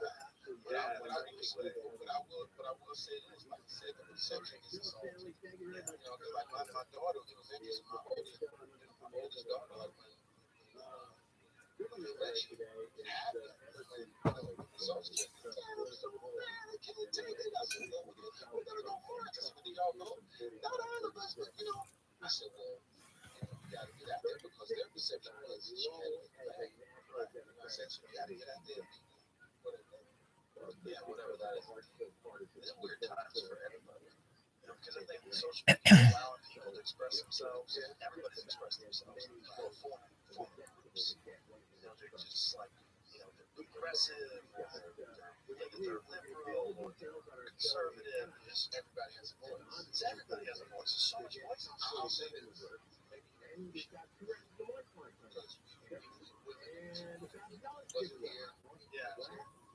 It's discretion. Social media allows you not to have discretion. You're able to go in and type whatever you want to say. And that usually, that's what the intention. Discretion is if you're sitting at the dinner table. I said something that you didn't like, but the discretion was I'll address that later. Right? So now that you don't have any discretion, anybody's voice can be heard. Not everybody. How do you say it? Not everybody has a point that we should look all of our wagons to. What I notice is that if you look our wagons to the most extreme, and that may be over 2,500. Like when my homie was in the they said, I said, hey, give me 80,000 views. I said, stay good. Why you just listen to those things? So you sort of have to put balance in it. It doesn't. Well, the way I try to put it out to people, if you run into a room, here's 100 people. What are the odds of one person is fucking right? Yeah, one person. Almost every room. Yeah, random. They end up being very, very polite. One person. That means probably few. But let's go with one out of 100. So that means there's 3 million fucking idiots in this country. Just straight idiots, right? Non-fixable idiots. Yeah. So if you're gonna read comments, you're opening yourself up to that. If you're gonna get your opinion swayed by people who just want to see if they can affect you. Just want to see if they can fuck with you. They can touch you. Just see if they can change you. Get you to change the way you're dressing. And that's what I don't like. That's what I don't like. So I tell all of my artists and all my friends, don't change. Don't be that. Because what happens is everybody starts coloring inside the lines, and now nobody's dating you. Because you know, back in the day, I'm dating you. Right. Talk about that. These days, it's all good. So what I always say, just don't tell your art. Don't tell your art for the comments. And not having anything to celebrate that is like having something to celebrate somebody did a song.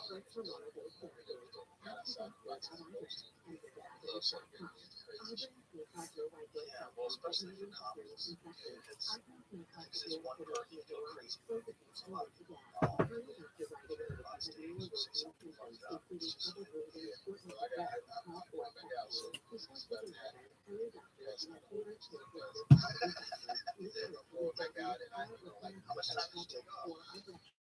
I never actually take off because I still do gigs. Like I got a gig tomorrow, same thing, private gig, whatever. But it's just, I got like basically so I'm writing jokes. Like I'm living some crazy shit, so I gotta go out there and talk about that. I have a mind. One thing I hate is, the one thing that's tough for a comedian is to become successful. Because we talk from a shit that's fucked up point of view. And I gotta have a little anger, and I gotta have a little poke fun. And if I become that way, if I become what I poke fun at, then I can't get it off. That's why at my house, people come to my house, my daughter says,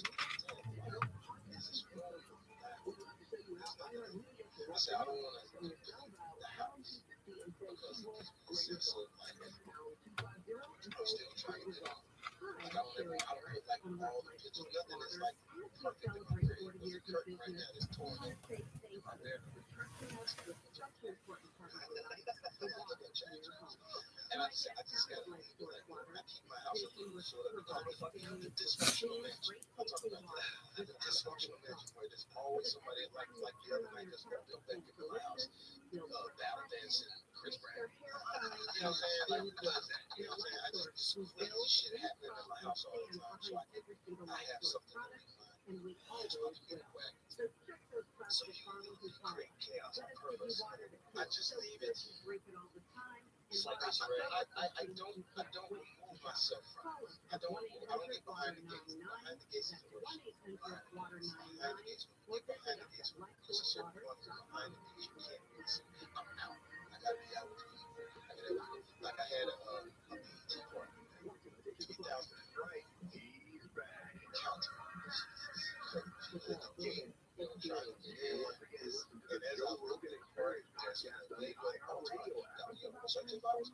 So I'm talking to this party. I look at the bike, I'm telling you. So there's four, there's that Joe radio answer. He's on stage, performing. And then I look around. I see someone on the radio down. So I'm radio. Oh, shit. So it's all of these pictures of people I can still touch, hang out with people from my community. Her name is and she's like the official mayor in her cities. She's an older white lady from Germany. And she's on the dance floor dancing with Snoopy. Oh, I love it, Snoopy. The Snoopy is so good. You gotta know it. It's great. So I sort of keep it that way so I can stay with you. So when I go out, I got shit that I can talk about from the hood to life. So you still manage to stay a regular person. That's a hard thing. As soon as you cheat, there's much success. That is not an easy balance. Stay normal. You must get overwhelmed or lessons in reality. Just quality time, wanting to hitch themselves to you. But you gotta, I think what helps me is discipline failures. Like doing a couple of movies that don't that. Right, man. Damn, bro. You know what I'm saying? Going to TSA, they don't speak to you. It's out. They don't even make eye contact. So, or you just get to say,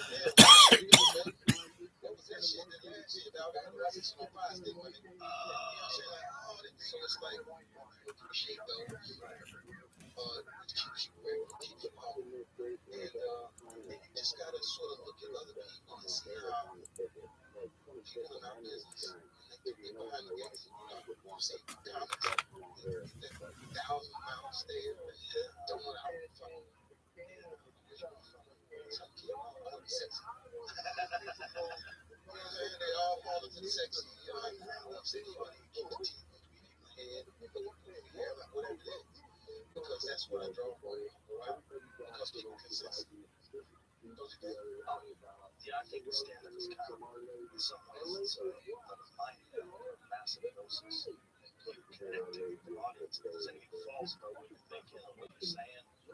But some of it, at least, can feel it. Sometimes all of them, but some of it can feel it. It'll fuck with the energy of the room. But if you're in the room, if you're really being yourself, that's why when you see Dave on stage, one of the things about Chappelle is that he's always himself. He can just be himself. And so you relax as an audience member and slide right into his mind. He takes you on a journey because he's himself. He's not disconnected by fame and celebrity. And that way, he was genius how he passed up all that money and just went to Africa and just settled in and then came back and didn't do any scheduled gigs for years.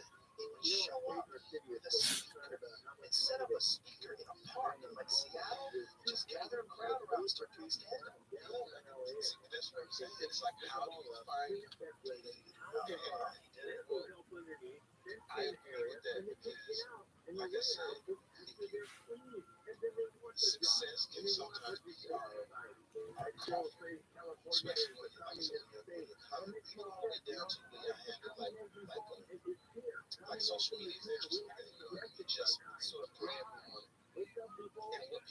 Like I was, this sort of off script, but I was just talking about how I told you. I went to the gas station and I put on this shit. And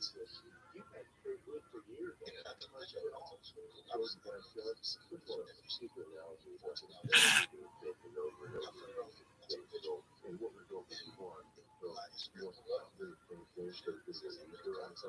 Change it with those airplanes. Jeez.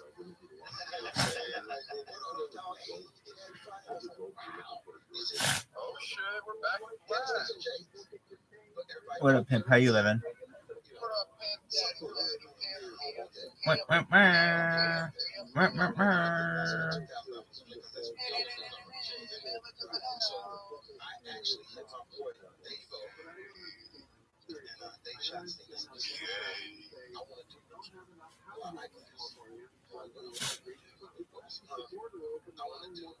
Eyeglass that cost less than $30.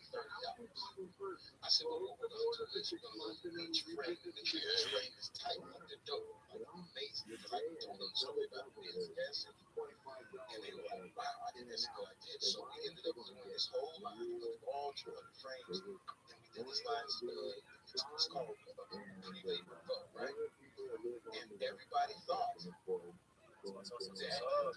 And now even J-Lo, wearing the shit, because when we noticed when we did the people embracing the logo, because we did a commercial that we almost made a mistake, where we get clothes on and we tell people how much the clothes cost, and people got turned off because the jeans were like $400 a jacket. I don't know what we're trying to say was all of these clothes cost this much. So that story itself, I take that and run with that and say, like, I'm not the guy buying the high end, you know. Slam, man, let that go on, man. We got the club. You know what I'm saying? Does that make sense? Thanks, fuck. Just like some talk, I already told those. Like, I'm fucking dumb. I don't remember at all, y'all motherfuckers. All y'all cotton sucker. Blood clot. Blood clot. So we have to balance both because I gotta shine sometimes. Like, oh yeah. Good shit, bro. Get out there and show success. I mean,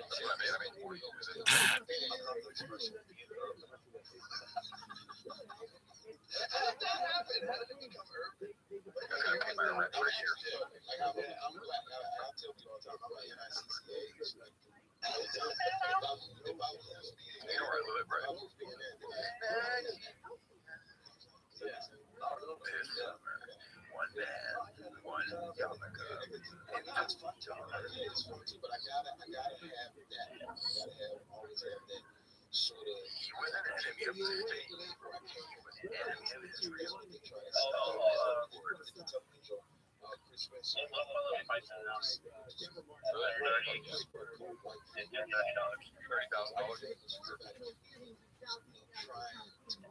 That's like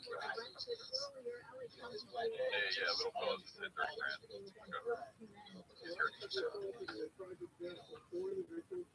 So the songs we have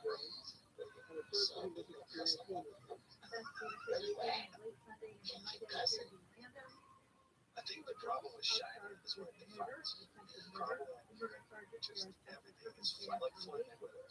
It's part of his persona. It's part of why people against it. Like Floyd is a genius. In my opinion, not just a genius boxing. He's the greatest defensive boxer in my opinion of all time.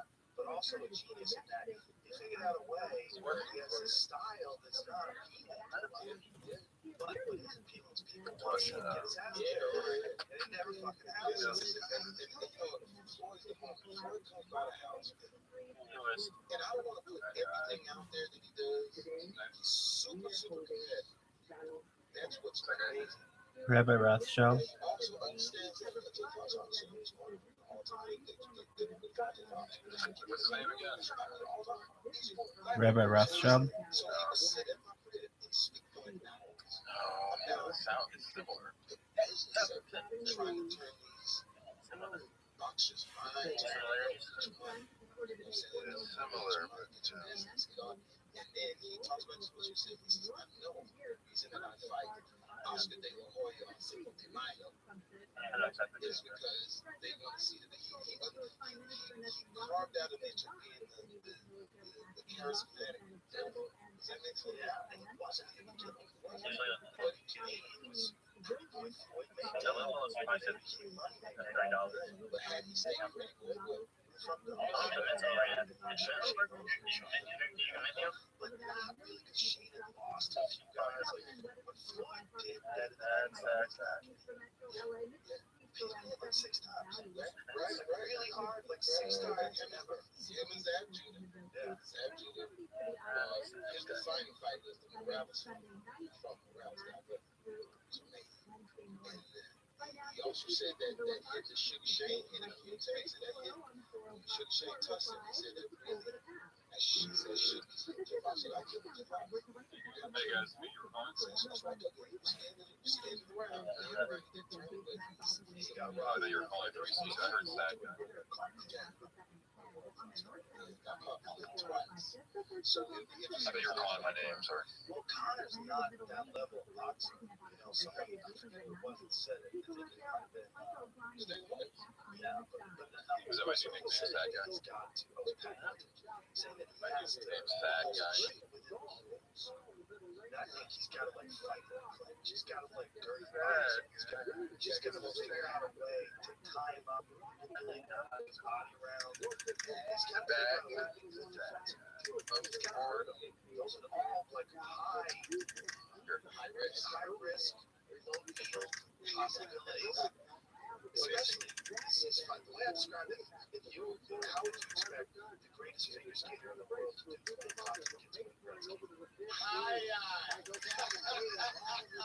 It's not the same thing. It's not the same thing. It's fucking exciting. It's the greatest freak show ever. It's the greatest freak show ever. I'm waiting for that fight more than Canelo Alvarez versus Canelo Golovkin. That fight is a legitimate fight. Right. Yeah. Because it's going to be some crazy shit. Well, also, there's the mind fuck factor. Connor's the only guy who Floyd's ever fought that can lift weight.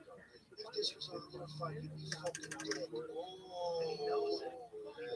Everybody else fights with people fuck up. He fucks up all of them. Like, you ever see that video with him and Robert Guerrero? Right before they fought, they had this thing with them doing photo shoots. They had to do a steroid. Robert the Ghost Guerrero was a fighter that fought maybe 4 or 5 fighters. And he just worked the shit out of him. But he's standing right in front of him. You ain't gonna do shit. He's like, you're easy work. He goes, I'm just no one has to get involved. You're not gonna do shit. He goes, we'll get right close to each other. You're not gonna do shit. You're easy work. And he's just like, oh no, and he knew. Floyd was right. Well, when Connor looks at him and goes, if this is a real fight, I fucking kill you. I'm a good boxing thing, so if you'll fight, I'll kill you. Yeah. He's right. Floyd can say, oh, we'll do some MMA. He said it a couple times. Next fight, we'll do MMA. Yeah, he's not doing it. Floyd, what they Floyd is?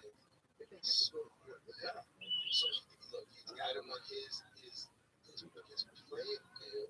So it's almost like you start to, like, when people start to go like this, Floyd, nervous.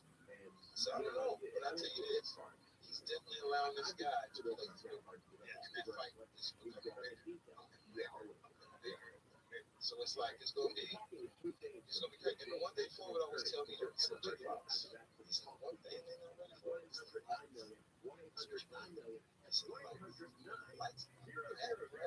You see all you see Denzel, you see all these things. That's a different thing.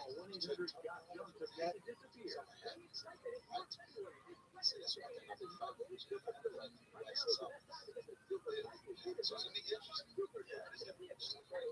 Connor fights in a lot of things. Just in a box. That's gonna be a totally different thing. When he gets to that ring, he's got shoes on. He feels those big ass gloves on his hands. He looks on the other side. He sees Floyd. He's got to be a Shut up right now. There's something in there. It's gonna be everything. It's gonna be fucking everything. Because you think about it, that phone, I mean, they got us. They got us. I'm going early. Oh, there's press conferences were amazing. I was booked in DC that night in advance. I already sold out two shows that night. I couldn't cancel. And you can't do it. No, you can't. I'm not working either. They want me to do something. I can't just do this. I gotta figure out a way to not see it until not know what happened. There's no way to watch it. I'm gonna have to figure out a way. I hope the audience will be nice enough. There's probably gonna be people watching it on their phone while the show's going on. Like I guarantee you, like if someone gets knocked out, I'm gonna hear from the audience. Yeah, what happened? It's gonna be interesting. Listen. I don't know. That's where we start from. Obviously enjoying yourself. You're a happy guy. You're a super successful guy. You see complete balance. There are things that you just cannot get away from. That for the most part, this is why I stuff. My whole family is so I had to wait. Oh, that's great. I was a doctor 7 months. So my mom, my biology. But I didn't want to bullshit outside there. So when we're going to the gymnasium, sitting somewhere watching me, this is like, I guess we're going to the gymnasium. And they've been divorced for almost 30 years. So they live in the same land as all on the ship. And he still dates. You know what I'm saying? He's still getting it in, over there, and then she'll float over to his side of the house. See, girl, hey,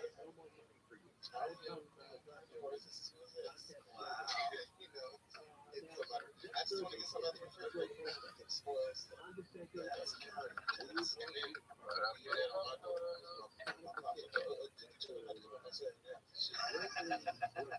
our parents, so certain things that you gotta figure out your habits. And the only way to figure out your habits, you gotta try to see or foresee what's going to be the problem. So I get my family close to me, so whatever problem we gotta work out, that shit out right. Get my mom, the sisters, work like this, still support me. It's like, it's not really part of my straight product. I gotta get up, I gotta go. I gotta talk shit, I gotta kiss little ass here, I gotta a whole lot of shit on this thing. So I try to, life and try to see what, try to foresee what's gonna happen. It's still gonna be something. It's always gonna be something that's outlandish. You try to get it. That's an interesting way to handle it. Bring everybody close to your family house. Yeah, and not everybody can do it. It's like, that's why I always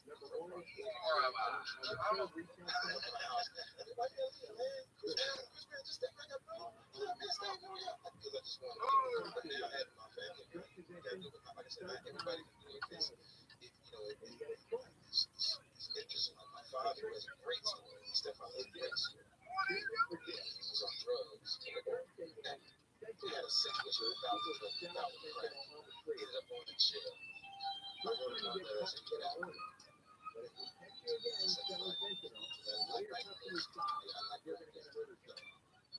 It gets out around just before we moved, and my stepfather was incredible in my life because he taught me how to do things. So back in the 70s,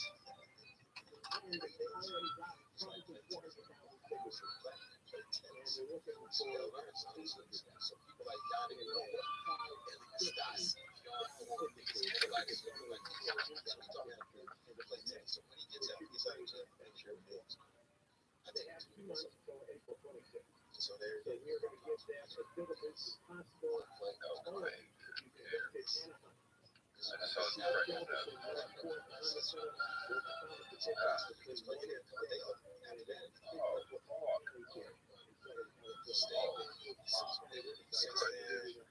Early on, just go by and check the drawers, make sure there's no sheets on the no more than that. The same amount of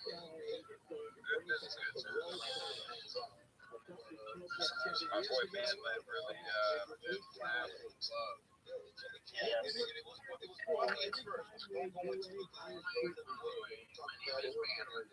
it was one at first. It was going to the first got out. Did some shit for him, got a car, whatever. Just cars on his back. So there's a couple little things we had to work out, but now, to see him now, like, it's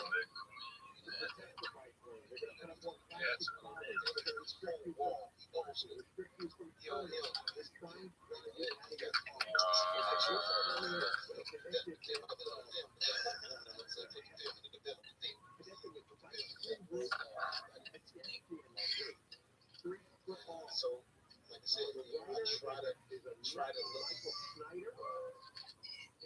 try to be there. What about, like, because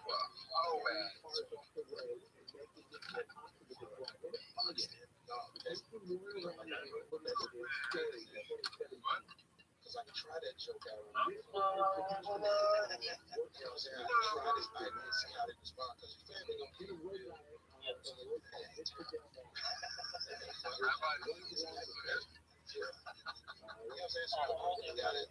Yes, sir. I'm still here. Manlet, can you hear me? Manlet, can you hear me? Manlet.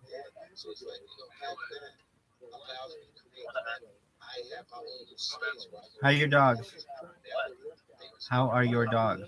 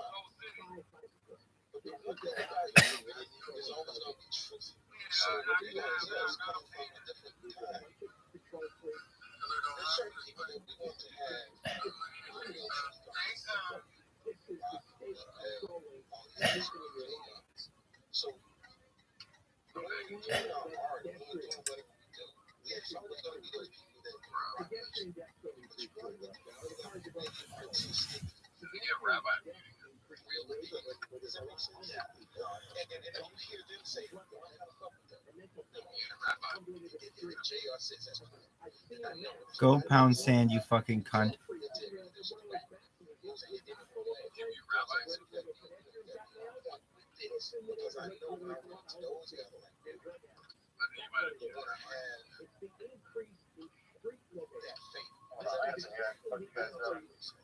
Hey, Manlet. Manlet, I think you muted Anatoly. Hey, Anatoly, I think you muted Manlet.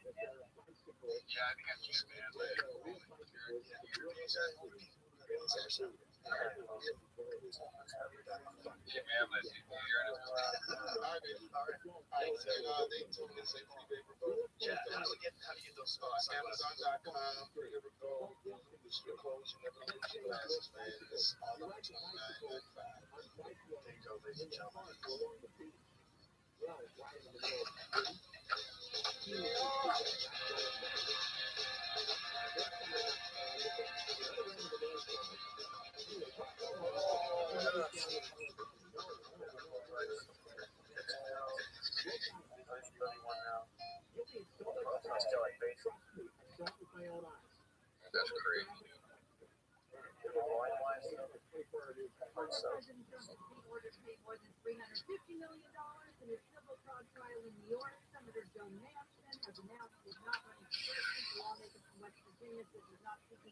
But the one guy, those two guys, that were high profile, and there was me.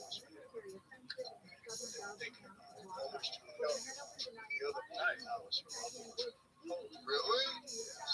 but I told him this. I was on Saturday. Oh my God. My deal was dying. Like,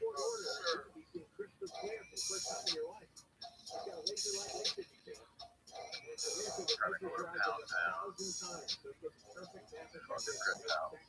everybody, welcome to another episode of Hot House. I'm Evan Bruce. And I'm Mike Tyson. Like, we got something serious today. We've got Michael Francis in the hot box. Welcome. Thank you so much to be here. Thank you so much for joining us. We just had to start back.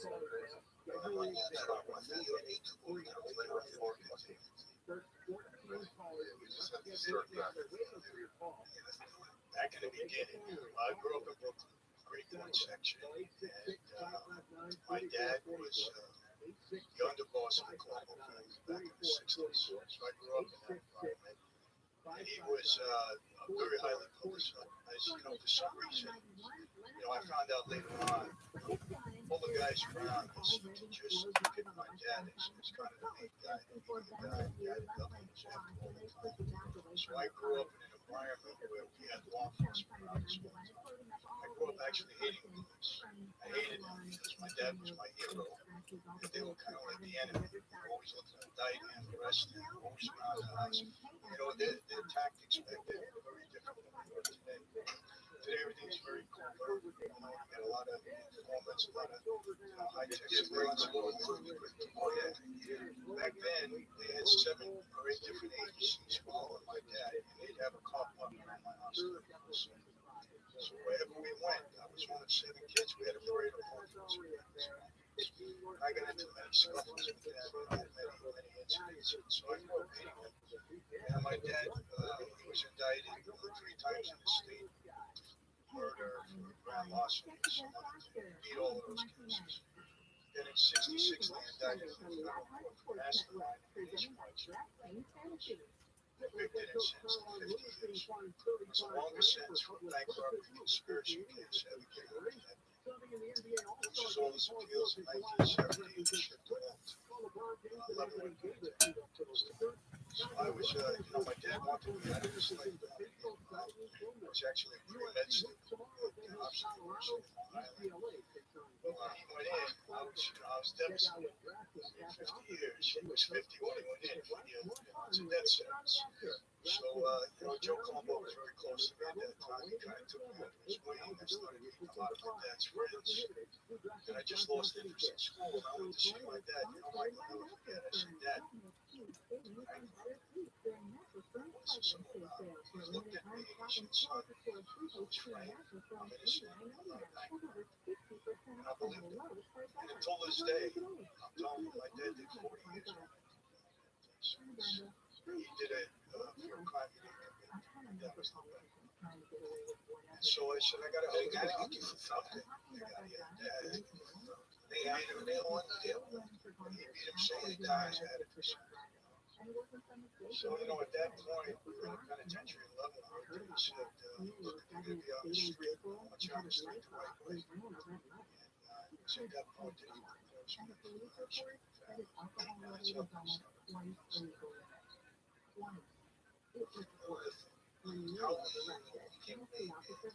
I was, when I became a recruit, I was 22. And I took the oath when I was 20.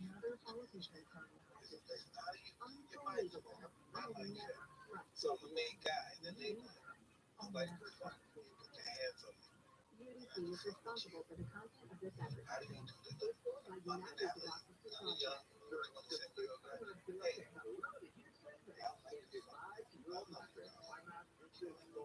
it's my main time. If I want this killer, if I want that one, if I was a wrong, that goes in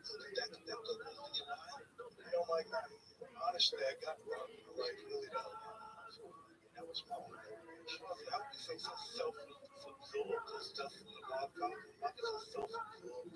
Yeah, but you know what? It happens. It's a rush because, you know, at a ringside table, they go, give you a lot of respect. You know, you try to carry yourself the right way. You know, you never had that before. It's never like this. You go out.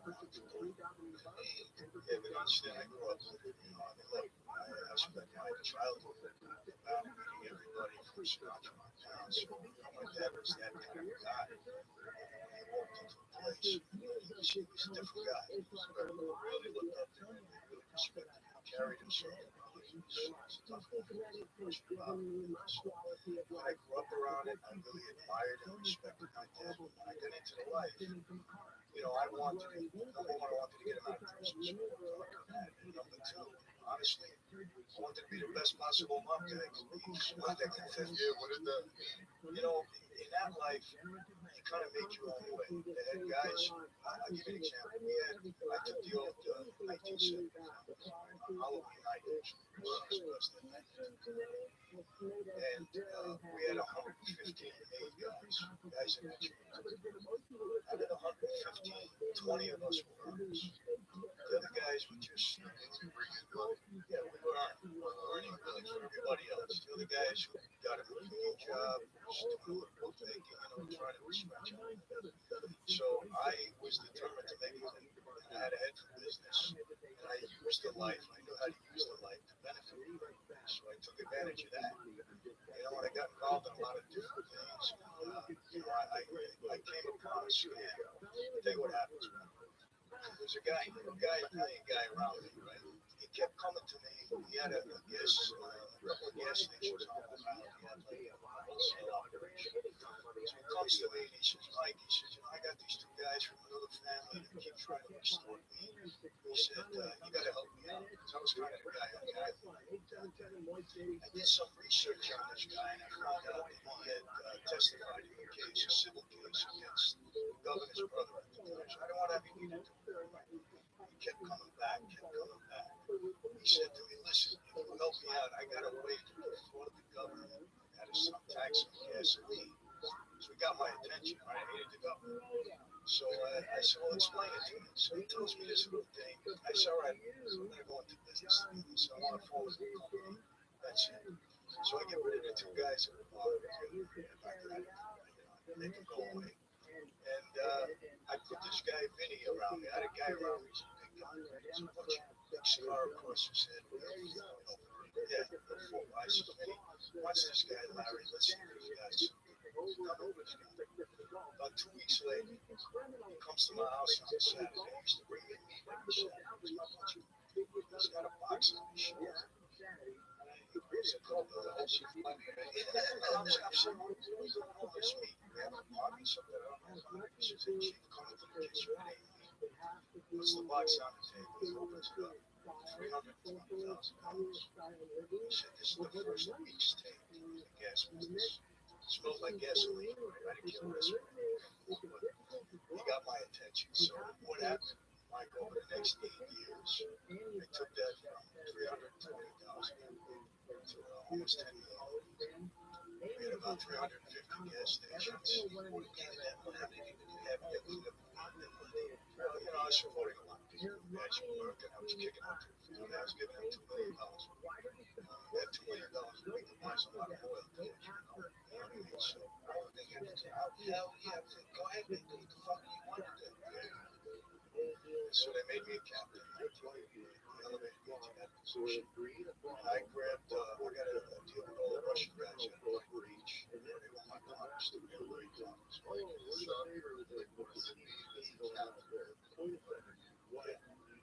I'll tell you the right. We got a boss on the boss, Papa John. And so everybody, Papa James, and then the next official position is come into the life and take the soldier. They stay that way.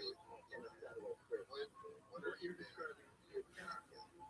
You know, listen, at any point, that sends me, Joe Colombo had been shot. Confession is the and Tom DeBello was the boss of message. Mike, I got a message for you. Mike, here's the deal. From now on, 24 hours a day, 7 days a week, I'm going to serve this family. That means if your mother is sick and dying, and you're at her bedside, and you're doing the service, you need your order on the service. From now on, we're not going to for anything and everything. What it didn't fulfill, you deserve the privilege, the honor to become a member of the legend. You have to do anything and everything. You know, listen, people ask all the time. Number one question, did you ever kill anyone? I got three top questions. Number one, did you ever kill anyone? Number two, where's all your money? Number three, where's your house? Yeah. Top questions all the time. I can name it wherever I go, it doesn't matter.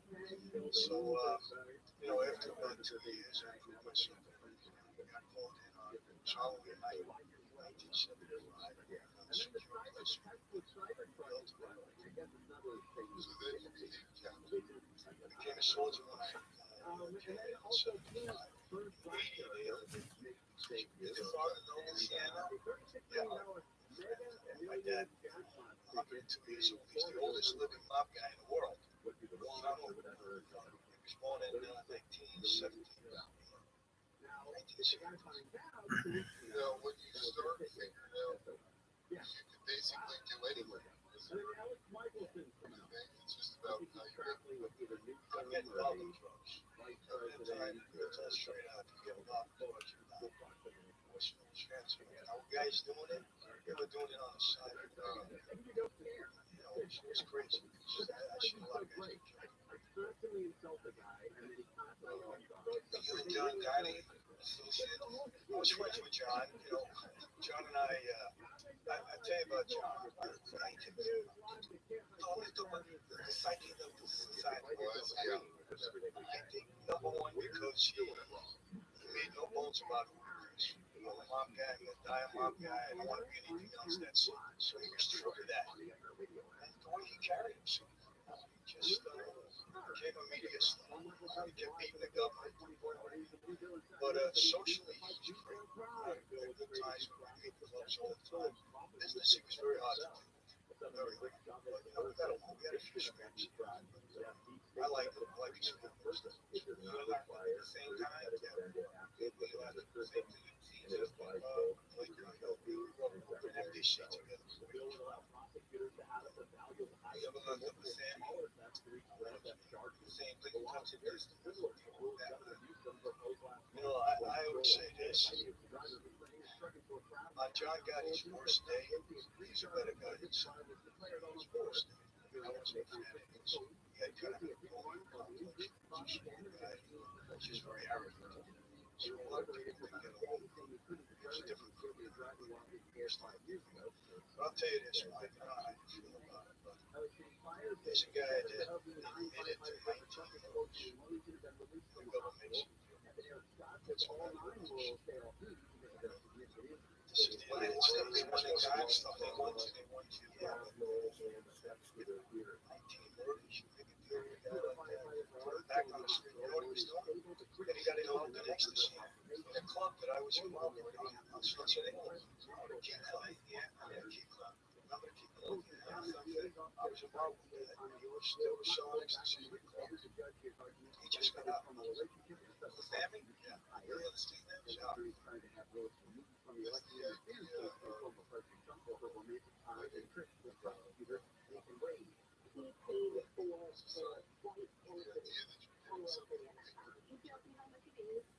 What is the psychology of that system? They needed God. They wanted to beat them so many times. You know, God is those that have faced them. You know what happened? I'll tell you what happened in our life. There was a lot of respect. There was also a lot of fear.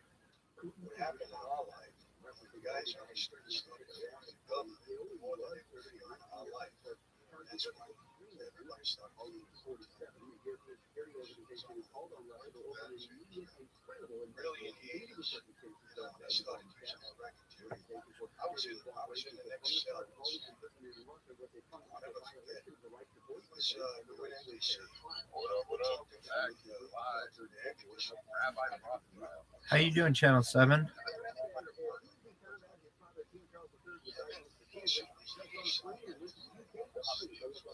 Agreed. Hey, Rabbi, you still there? I am, baby.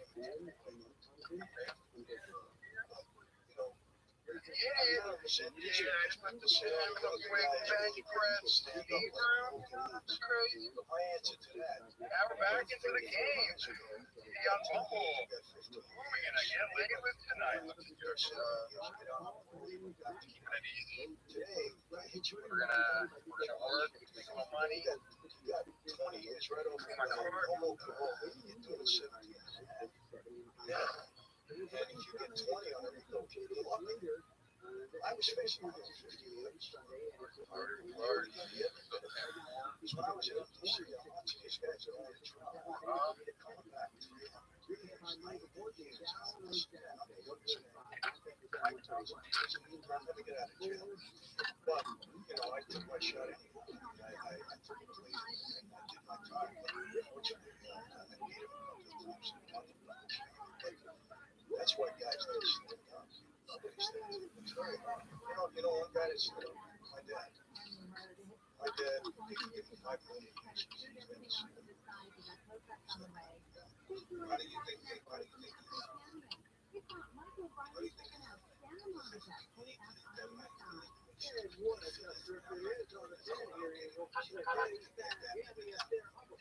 Part of that right away.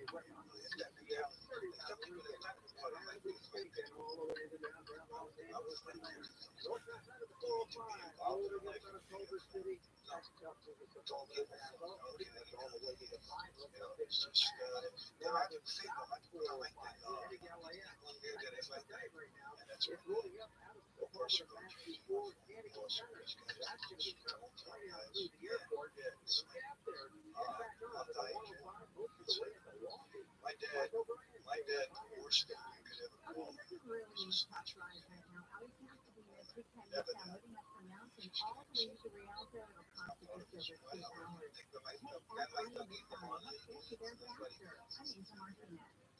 Like, you know what the best thing that happened to my life is? God, yeah. I was younger than I was my soul.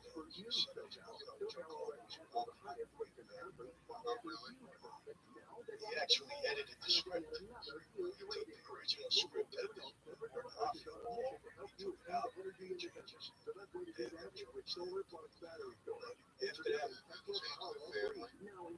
After that movie came out, guys started to walk. He started to dress differently. He treated them differently. Get back to the ground.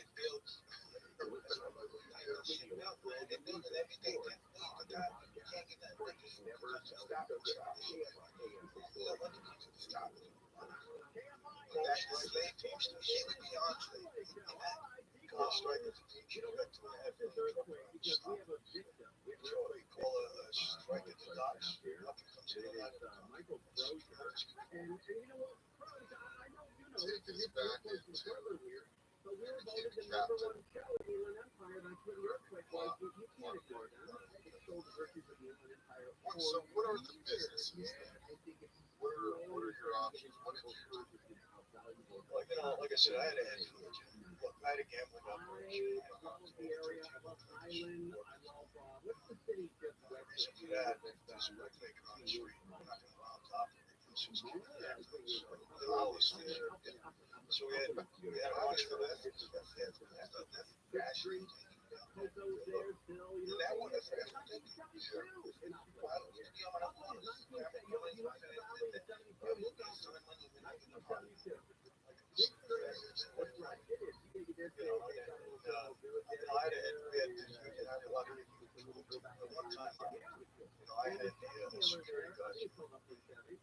we had the security guards, 9 nuclear power plants. So 9 nuclear power plants were controlled by the not controlled. I don't know if you know that you have a nuclear power plant, after it shuts down, you have to have security. Even after it shuts down, so I had some union control, and I had a lot of legitimate things. I had a bunch of car dealerships. What kind of cars? I had Mercedes, and I had Chevrolet and Mazda. Big Asian companies doing that, and I had a production company out in LA. We got movies, and we got restaurants. We got a piece of stuff. These guys are coming through all the time. So we get different bunch of things. So I was very impressed with this guy. I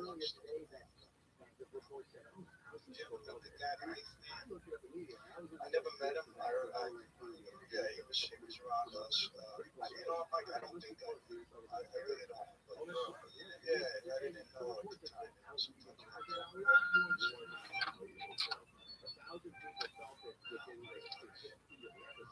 But it's fun to think about the porn. They're going all out, boys. That's one thing. I think real highly. How you hit me, baby?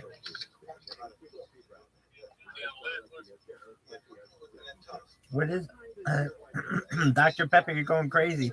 Wait, do you have your ice? Hell yeah. You know how to do it. Good for you, man. That's how you start your Shabbos, baby.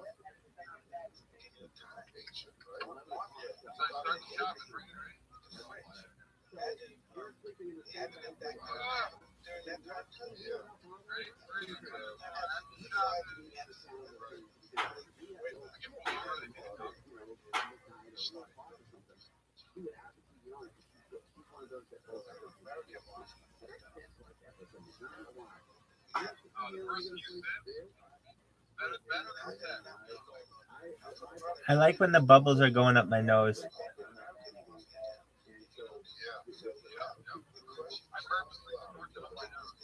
As do I. What is the state of that? It still exists.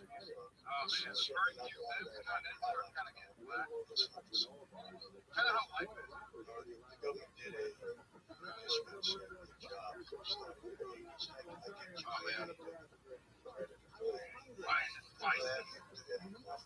really started to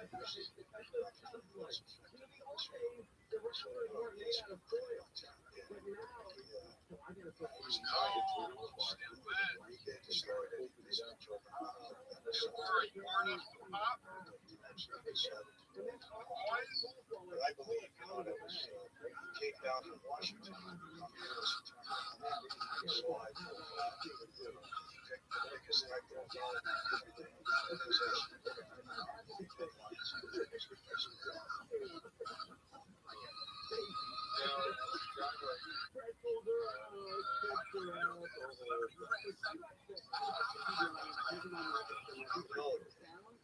in our life, we really do go after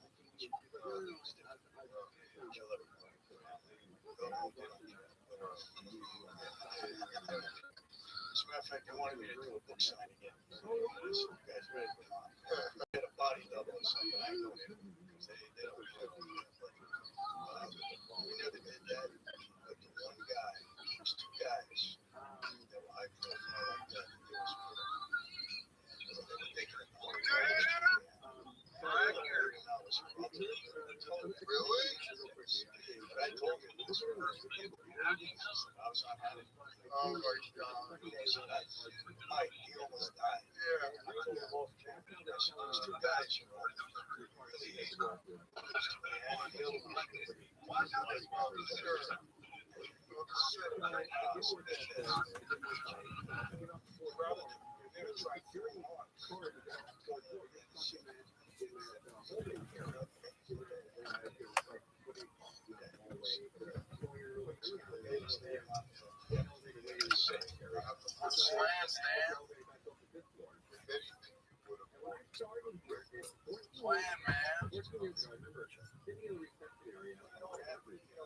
So I had 5 families. One wall of 5 families. We had about 750 guys that took the bill. We got a lot of associates.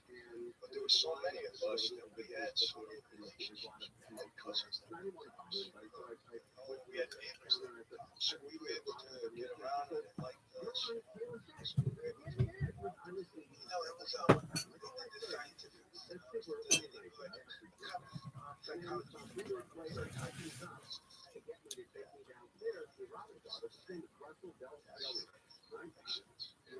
you gotta have some mentality. Yeah. Well, that brings me to next question. So you cross paths with Doug Roscoe. What was that like? Well, I was friends with Lefty, his main guy there. Yeah. By the way, great. Amazing. I think that Pacino, the guy that made everybody fall in love with him. That was Pacino's best friend. So good. So good. But so I crossed paths with him because they were from once or twice in that life. I always tease him now. I said, man, I'm so glad I have a business with him. I've done a few things with him afterwards. I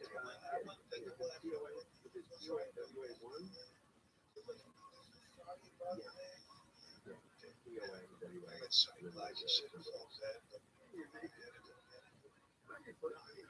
You know, Lefty didn't get killed.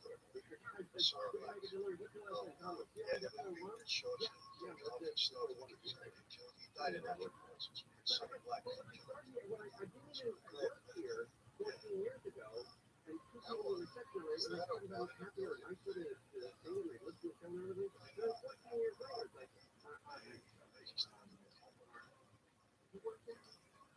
You gotta go back. I don't know if you noticed, but they had a big undercover investigation on me to get Don King. It was called Shadow Box. Really? Yeah. I'll tell you how it happened. It's his thing. I tell you, Don is pretty smart. They sent these two guys in. They told me they want to get into it. One was an undercover agent. The other was around Muhammad Ali. A guy by the name of Reggie. I forget his last name. They took him out of prison. So he wanted to box me. They come to me and they said, look, we want to get into the boxing. They let him out of prison. They said, we want to be in the boxing game. We want to go to high level. What do you want to do? So I romanced these guys for about 6 or 7 months before. I get a whole out shop. The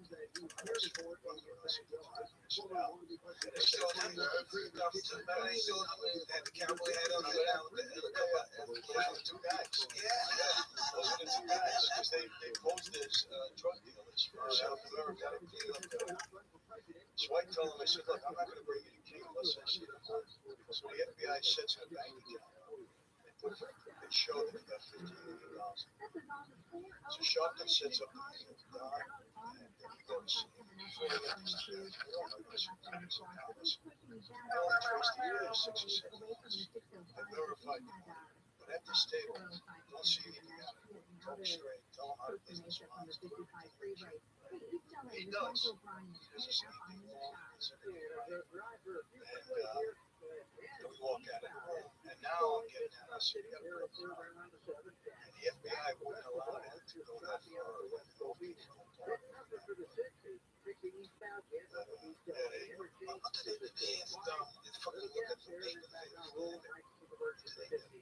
Just start this. They listen something up. They start an investigation. They say, So that was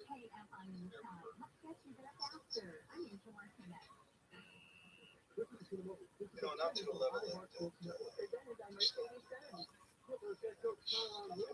become turncoat. They will not tell you about the relish guy that fell out the window. Kid relish. The guy that, or AB relish. Yeah. Murder, corporate, all that stuff. No, but with, I mean, they were going to kill someone. They were going to make them. He got that far, and obviously they had to stop him. He got that far. They really accepted Sonny Black. So tell me, do you have something to do? Boy, the force of the dead. Get involved. So there was guys there that, Roy DeMayo, did you know him? I go, Roy, he really that kind of guy? He was, it's just, how violent was it? Tell about Roy DeMayo.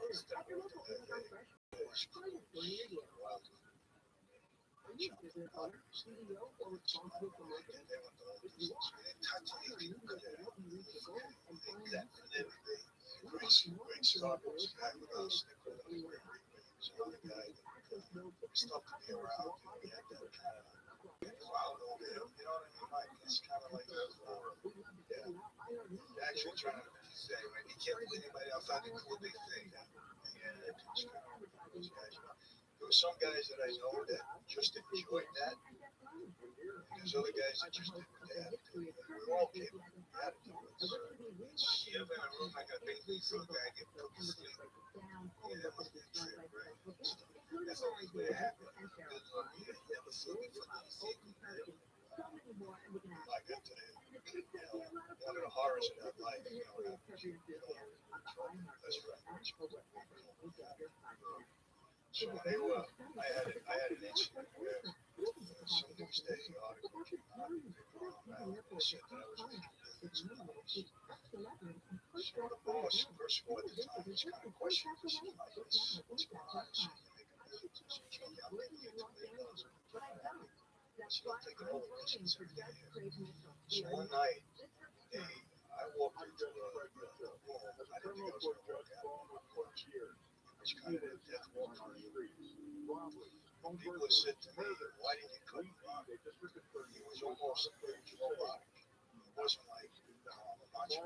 Because where am I going to run? Right? I'm here. So I said, all right. But no, they started questioning me about my Russian brothers. So they had tried to go to my Russian brothers. Rabbi was working on. Creating accounts like my life depends on it because sadly it does. What are you doing? What are your plans for Friday night? The answer is the same thing that we plan to do every night. Plan to take over the world. I think I'm both. I'm definitely brain. Yeah, dog. You know,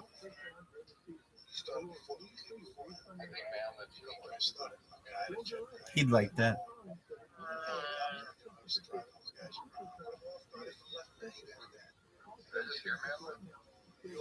No.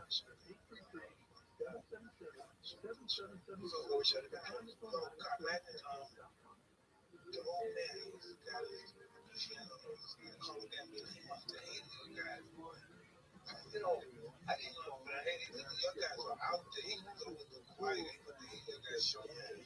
He was a guy that, the money's under the mattress. I'm just a salesman. He's that kind of very low key guy. I don't know those guys. A lot of guys.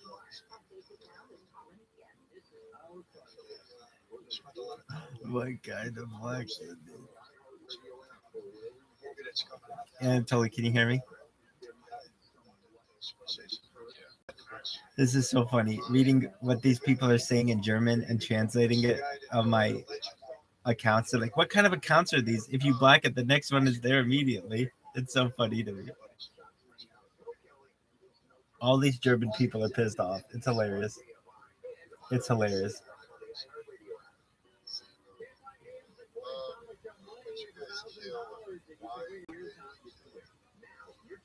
Well, you told straight out, obviously, you told straight out. A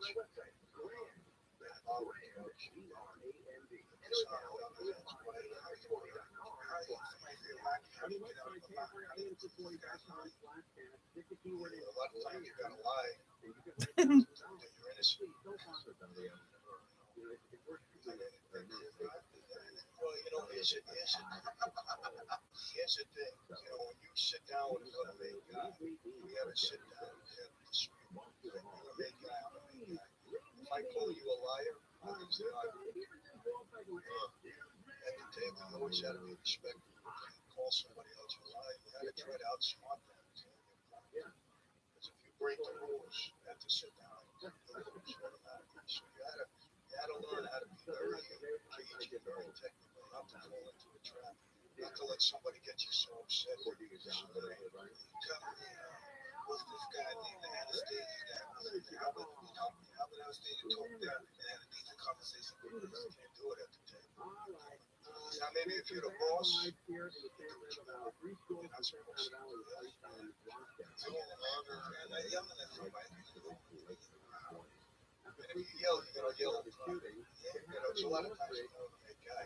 2:25 a.m. to 17,000 blocks of Plummer Street. Raised in Sacramento Valley, where that is. Plummer Street.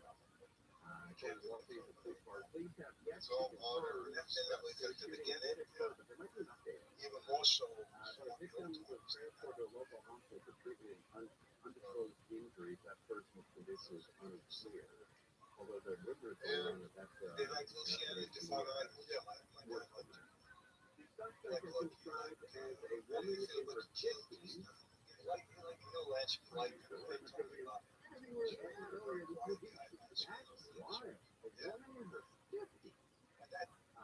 all would have done and barricaded inside an apartment. And I thought, equality meant they're going to. I ended up, they took me to trial 4 times. Giuliani. So what was the most updated thing you got about her? I got after they were coming after me. Yes, got locked up 44 minutes ago. We had a outside. It was like I guess it's kind of animal. He went on trial for some other victim and killed him. Halfway through the trial, she was reported in and out of consciousness and transported nearby hospital. She goes to according to police, the shooting was transferred to she was about to addiction. You know what? I think he's a microcosm of a lot of people out there who were right up here, just hanging on. So I know I'd have a problem. So after I beat you in the case, not there for rent. There's no more relief coming from the city or the county or the state or the fed. Pictures are shooting out, before you come. And, a lot of these landlords, they're mom and pop, they got a triplex or, a small apartment building. And a lot of them have not been paid for in a long time. And they need to, get even, do repairs and pay off the bank. So I had a shot. I think this is the difference. I think a lot of people, it doesn't end like this. Obviously, everyone is highly unique. But people are, when you get a hit notice, after red notice, I think we've all been there. Then you get the mail and it's red on the outside. Paulie Castellano. You know what that is. Yeah, it's much. You know what that is. Either the phone company, what's the electric company or gas company, things like that. And there's a little punch on the outside of the envelope, and you know what's inside. The red stripe. Yeah, the red stripe. That stuff ended. This always happens around Valentine's. Whatever it is, I know there's always a city of Valentine's. You could even do a red collar thing. Your electricity is about to cut off. I can't tell you how many times I drove to Van Nuys and Germany and Curacao with a bunch of other idiots. You could do it online, and it had to be done today. Yep.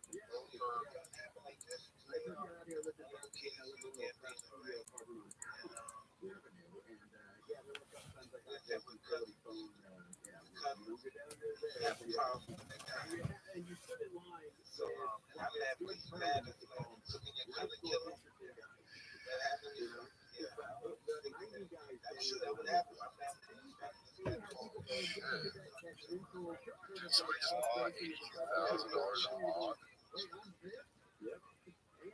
What? So the stuff, Jared from Subway. Oh my God, no way. Really? Jared from Subway just bought $82,000 a month. That's our boy. You know, the deal I had with we got involved in a foodporn. She was big business. So I had a guy in there, he was an accountant, and he had two partners. Selling drugs. Mike, whoever it is, chased the guy out.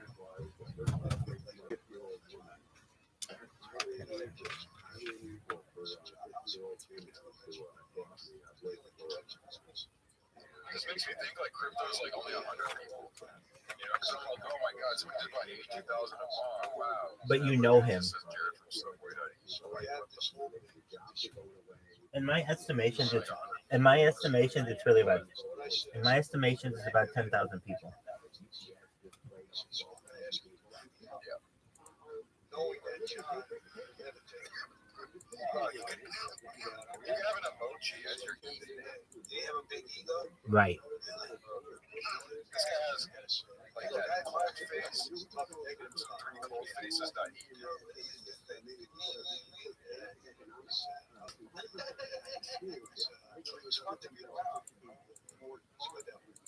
So he ended up buying it.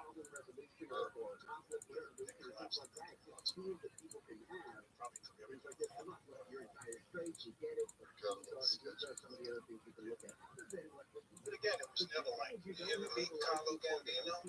I met him when I was a kid. His brother died in 75. I met him when yeah. Well, from the outside in, it feels like every moment is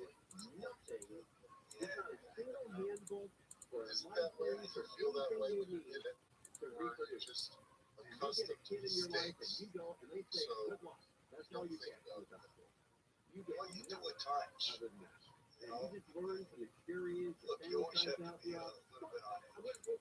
I don't know if that's a good word. You got to be on your guard. You know, if you make a mistake, especially if guys who got it, like I said, I'm a younger guy. You know, like my boss kept me on. My guy, Larry, the guy was sponsored. I bring him around everybody. He goes, man, I'm in trouble. I'll keep him on. And that was a good excuse. You never meet him because I know I didn't want to meet him. At some point in time, they bring whatever they have from you. How they take them away from you. But so you always got to be watching yourself. You know, you can't make a mistake. Live your life. That way, you know, walking down the street, you don't want anybody talking. the guy, a good guy,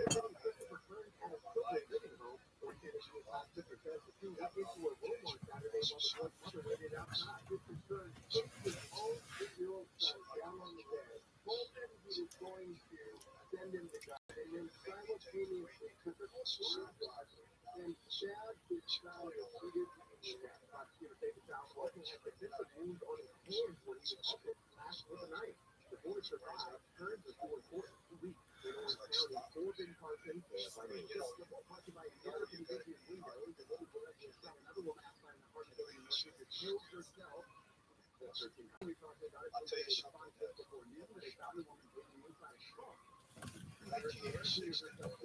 What up? I told you I'd be here. Can you see that? That's for you. That's for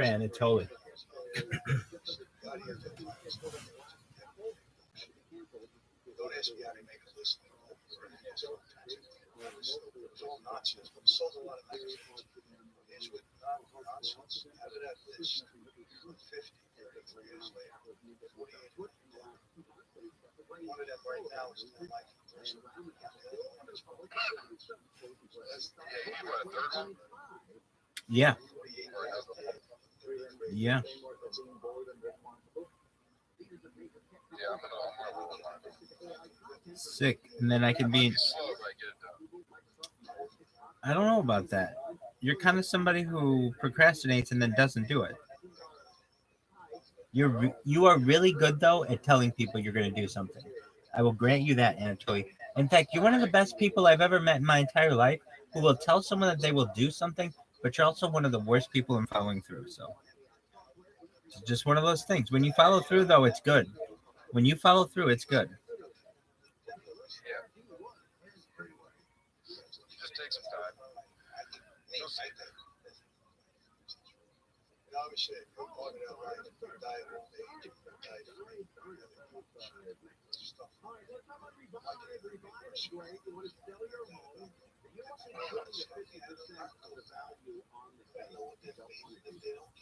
How many people are in your stream a day, Anatoly? Okay. Do they have the ability to just start one if they wanted? No, but I mean, I'll let you have that ability. Gotcha. Okay, so like, if people don't have the ability, then they won't do it. Obviously, they can't do it, or they won't ask. So, well, No, I mean, nobody's like asking me to let them do it.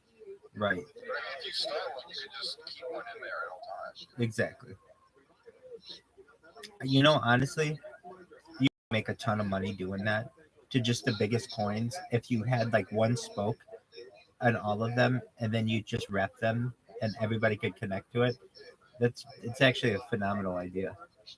Yeah, wait, say it again. All right, so basically, you get in with cryptocurrencies like we currently are, and you make friends with them, and after some time, you stream in their VC, and you buy a new camera for each cryptocurrency, so that they all have a little window into your world, and then the whole community becomes a part of your VC to the point where your room or your studio is like the main hub of like, I don't know, 15 different cryptocurrencies that are all going at once, and they all can watch you and you can interact with any one of them at once. And if they want, the people can interact with each other and go from one to another should they wish. It's really an exciting idea. I mean, right now I'm in SPX. I've got 2 in here, and I'm also in. Somebody invited me to be on a podcast. I told you earlier today, some cryptocurrency, and then there's this girl in that cryptocurrency. Her name's Roller Girl, and she basically is associated with this podcast. So I'm currently in that VC as well. So basically, what I'm saying is like once you become established in a VC, So you're in their VC and correct. Well, you said no one's in yours. That's why I just asked. I was going to say, if there are people in yours, I would join yours as well.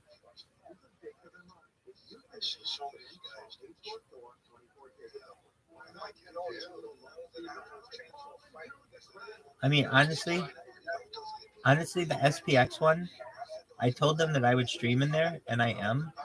But since we met Adele and the other people, there hasn't been one person in there. Yeah, you have to give it time. It's not like they're not as cool as like here. I understand, but when I opened it, like 3 people came right away. It was amazing. Yeah, you'd be surprised. Like, yeah, I sent you a link like that. Send one over there, and then you'll see like people will jump in.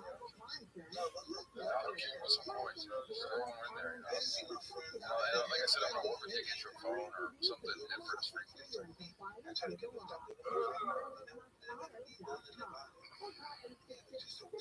Just hoping because right now we're gonna stale. Like my coin, so I'm like worried we're gonna start dumping soon. certain. I'll tell you what. I'll stream in there right now for an hour. I'll see how it is. If anybody comes in, I'll stream for another hour. If they don't, I'll still stream in there. But I want to get the attention of these people from this podcast as well. But I'll stream in there right now. Yeah, I mean, just click on that link I just said.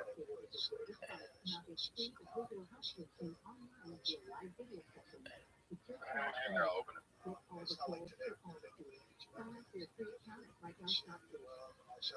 open it and just leave it open for you. No, dude, you got to give me permission to always be able to speak in it, or always be able to open it, like this one. I'll do it. I'll set it up. You're okay. I have to get you admin rights. That's okay.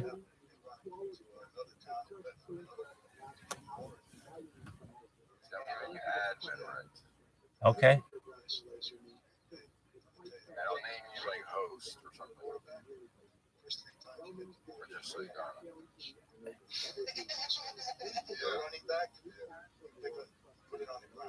me know when you're joining. Just for a moment. Dude, I found it. Do you have to verify?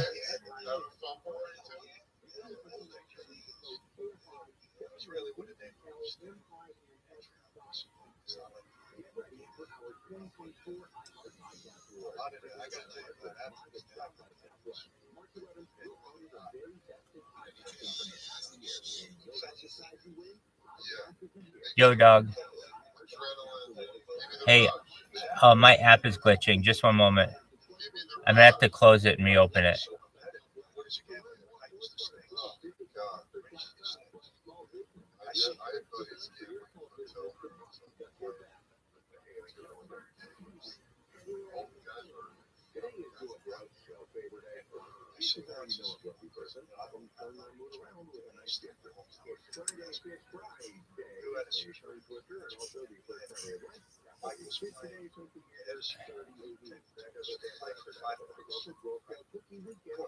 Yo, dog. If you can, I know you probably aren't going to do this now, but it would be best to grant all my accounts access because I never know which one I might need. So.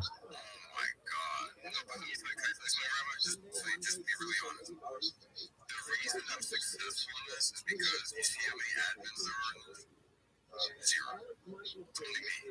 It's like I didn't let anyone else fuck this up for 11 months. Okay, you don't have to make. Listen to me. You don't have to make me an admin to allow me to have streaming privileges. I have streaming privileges in the other VC, and I'm not an admin. So you're still going to be the only admin. I'm just saying, make it so that the other accounts have VC privileges, just in case you're like, hey, your camera's not good in this one, or your microphone sucks, or whatever other fucking complaint that you're going to have because you're a little bitch and you love to complain because you love to have your ass wiped by your fucking mom. And I understand, don't we all? I know. That's how we are. That's just how life is. I could seriously. No. We're cut from the same cloth. So I'll give you some shit, but I'm the same way. But whatever reason it is, just make sure that the.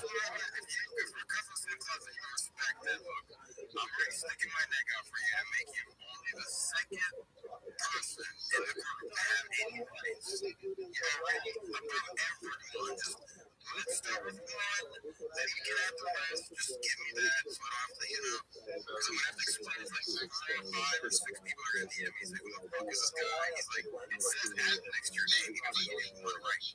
You have to write something by your name. I'm going to repost. I can't have 8 hosts or 3 hosts or 4 hosts. It's going to look weird. Just please do me a favor. I'm already sticking my neck out. And you said, like I said, I'm a man over. Let me try and get this phone thing figured out.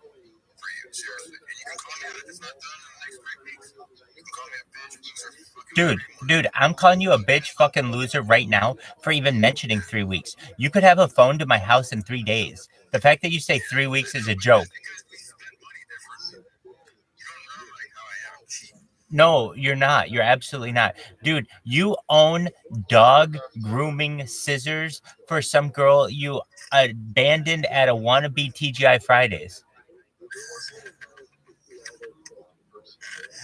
Okay.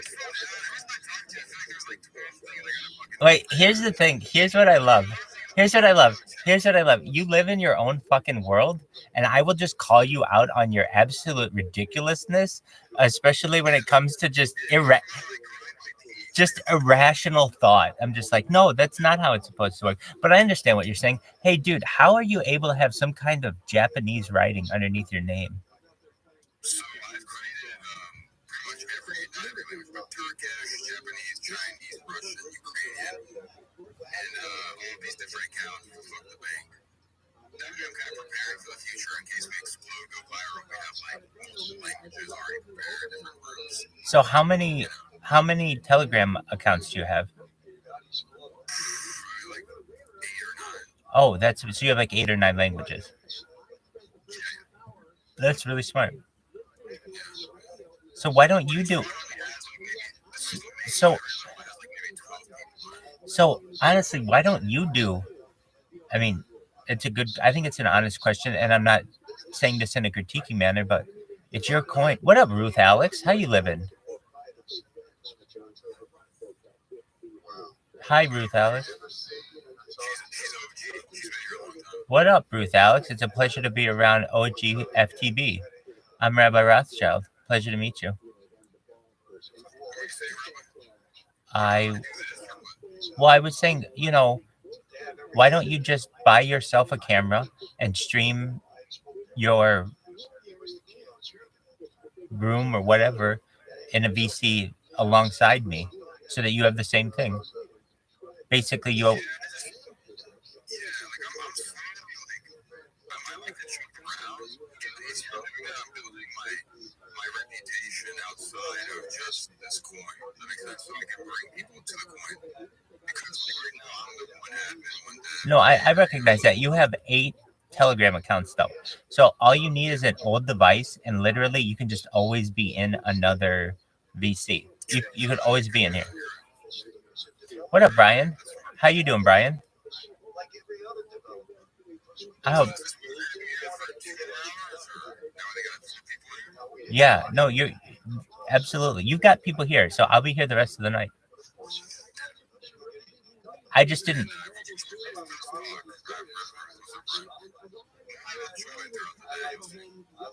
That's tight.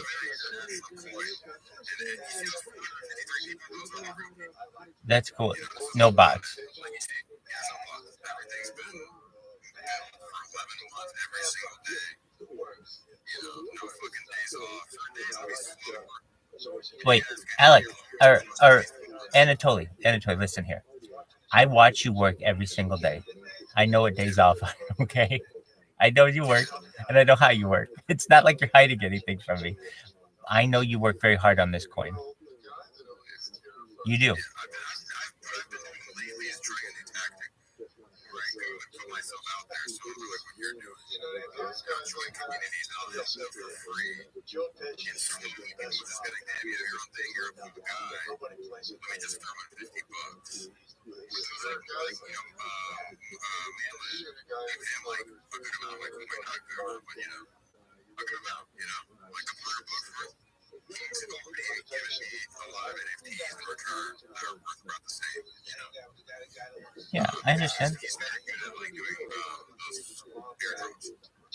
So what I'm trying to say is, I use this in this. I'm holding up for this. Like, I'm gonna start doing like videos on the streets. I've been talking about it for a while. Like, trying doing it my last big trip.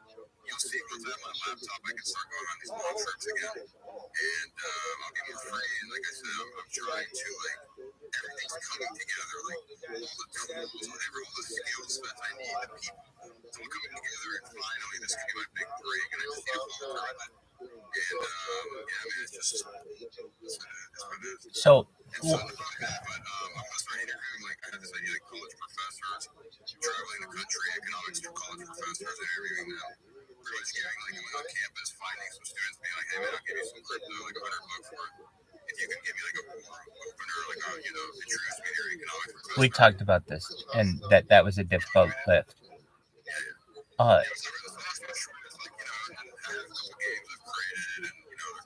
Right. So here, look, I understand you don't want to spend a whole lot on this, but you have a house and you at least have the ability to get like a laptop and another phone and literally just like I'm doing in the other Telegram and just have like content, just something there. I'm not saying you have to have a podcast. You can have Netflix going, you can have Hulu going, whatever. It's just that if anybody random is doing anything, you always have a VC open. And I'm going to tell you what, Anatoly, the first thing that you ever said to me that really resonated with me and made me know that you were a smart person. I don't think you are, I know you are. Is that you said, yeah, I don't understand why everybody doesn't just always have a VC going all the time, no matter what it is. Whenever I'm going through my Telegram and I see that little icon is activated, I know that it's alive. I know there's a heartbeat there, and I go and check it out. And so I'm just kind of just using the same logic that you gave to me when we first met, like 3 weeks ago or so, back to you. I really think that it's a good idea.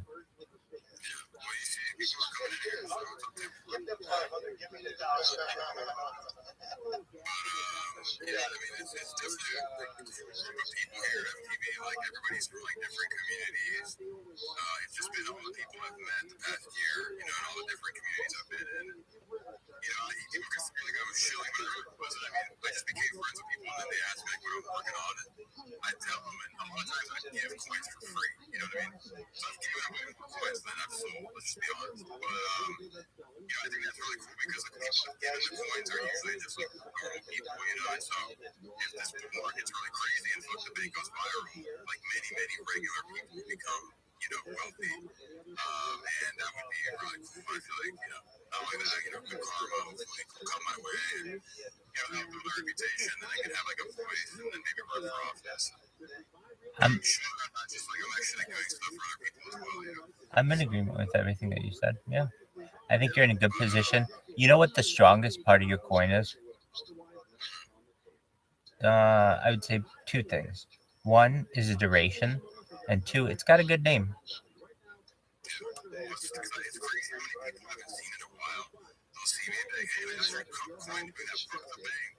Right. Well, because it just uses a cuss word, and you know that's such a rare thing. It's a double-edged sword. You get blacklisted in basically every search term for many things. So, but I mean, you have FTB as a backup. Yeah, it does. Yeah, it does. And I mean, honestly, Anatoly, I know it's not rocket science, but and again, I'm not going to tell you how to spend your money. These are just ideas, and we're just talking. Get yourself. I mean, if I were you, I would get myself an old laptop and make some accounts like I'm doing, and get your coin out there on Twitter just organically, and make people aware of it. I know what you're doing, and I think it's really good going one person at a time and documenting that. But at a certain point, it's been a year. You need to go big on this. And I mean, if I were you, I would say, okay, once I get my other laptop and I get it, and like maybe Denver, eat Denver. That there you go, perfect. And then you put a bot on there.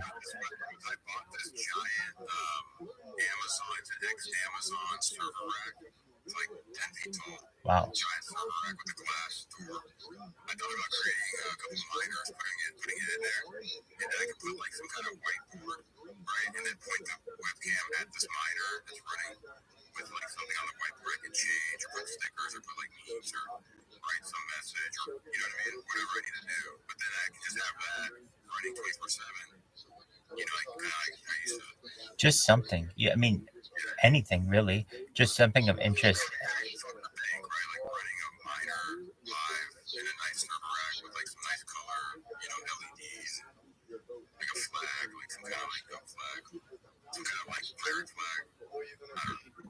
Right. I mean, and we're just at a point though where a cryptocurrency can break the system, and you have a very good name for it.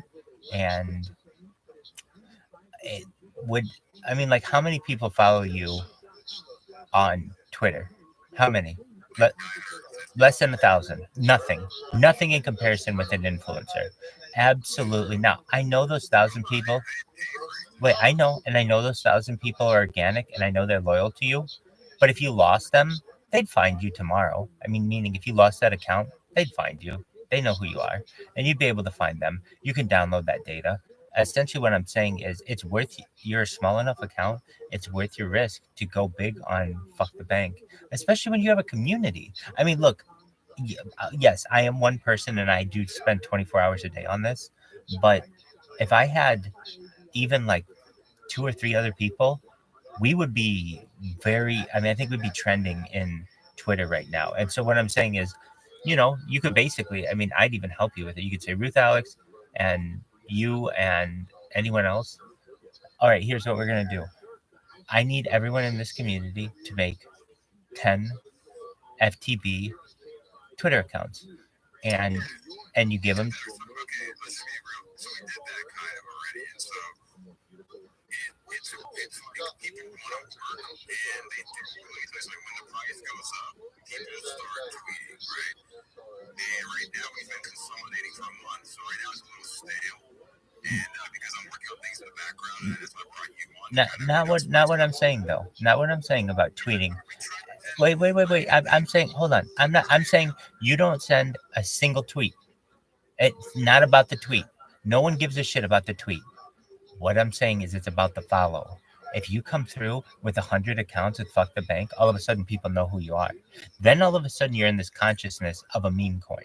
Then you're up there with Pepe, and you're up there with HPOS, and you're up there with, other. Okay, so what are you thinking? So you're thinking I should create how you're doing a bunch of Twitter accounts, or just Fuck the Bank Twitter accounts? Absolutely. Nobody knows how to do it better than I do, and I can teach you exactly how to do it. Make them all the same. And then what you do is, until you start getting like 1,000 of them, and you're like a real, you're at like my level, where Twitter has like teams of people who are doing batch deletes of your accounts, then you have to change things up. So how did I change it up?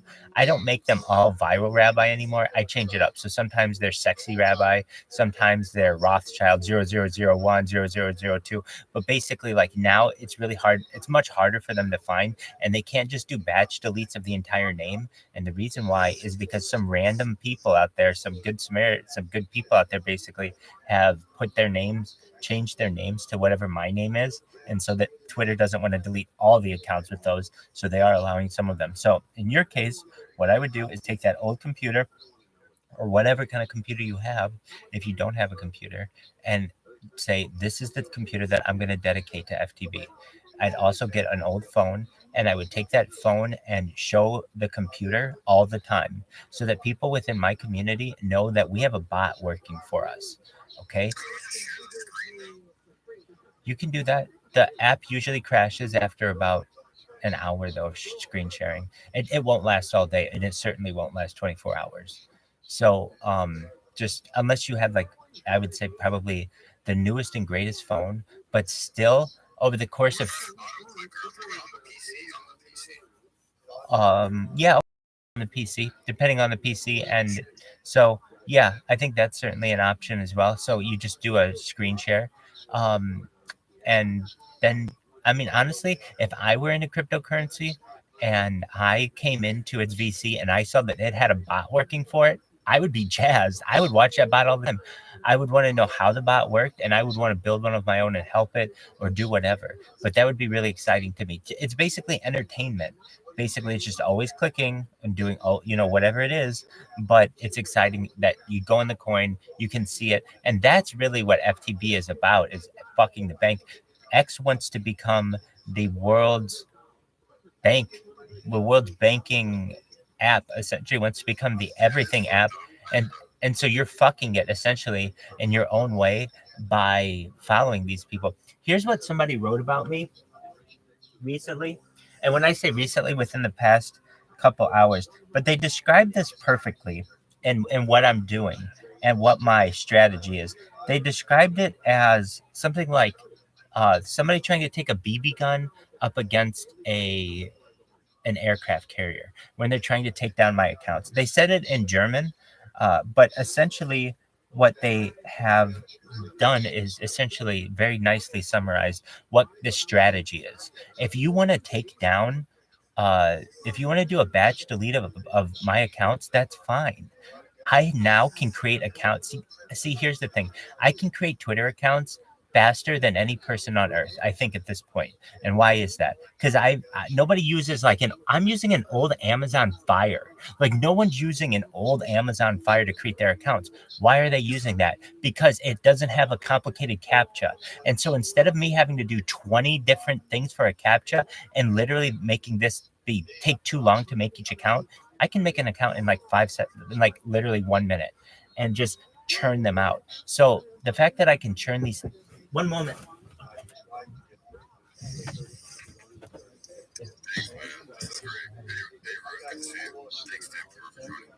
Yeah. So here.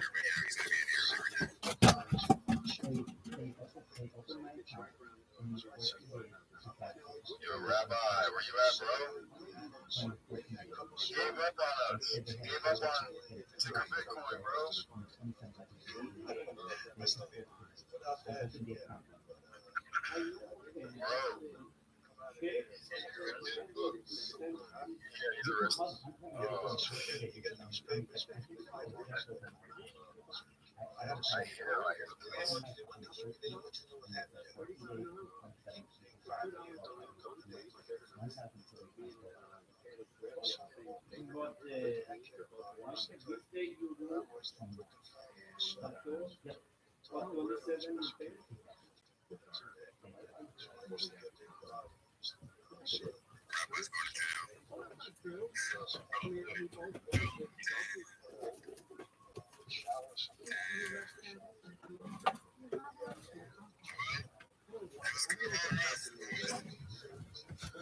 Sorry about that. Someone is at the door. Can you hear me? No, fortunately not. The person who owns the house is at the door. No, he's just like, "Where's my money, Lebowski?" And I was like, "I'll have it on the 27th." And as we know, I'm going to bounce by then. We'll figure it out.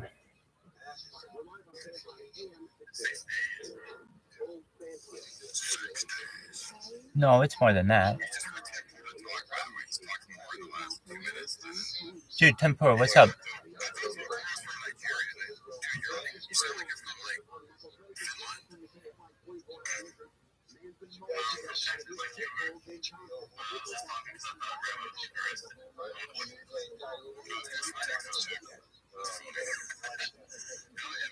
Well, you're on the right stream, Tempura. There's like a 50% chance it can happen, so. Tempura, well, it's a pleasure to have you. I want you to know I see you in our stream all the time, and I just feel good when you're there, just because I know I'm not alone and somebody's watching or listening or even just there. It's just the fact that I know I'm not alone makes me feel good, and I hope you guys feel the same way. So that's cool. That's tight.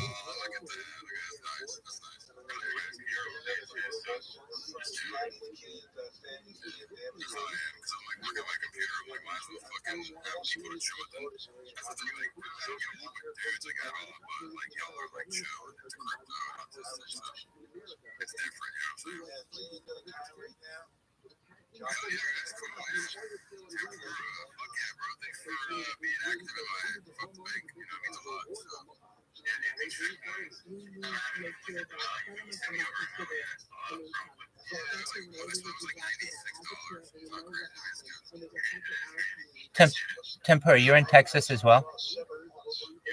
Tight. Well, very well. I talk to you all the time. I know you're quiet a lot, and that's absolutely fine. But I'm always saying shout out to you. Why is your name Tempura, if we may ask? That's absolutely cool. I hope you like what we've got going on with all the cameras and the different shows we watch and everything. I think it's really something that is unique to Telegram. Excellent. Why is your name Tempura, if we may ask? Very cool. Excellent.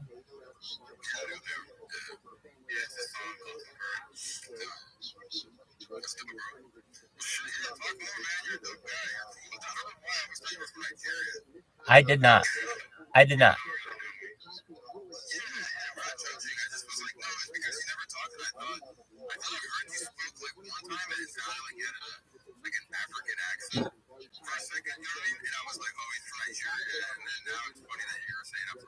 Be right back. Gotta take a shit. Was it even so? That's cool. Yeah, man, it's sweet. What do you do on your computer? Just like work or what? Yeah, bro, just playing on test beds. Okay,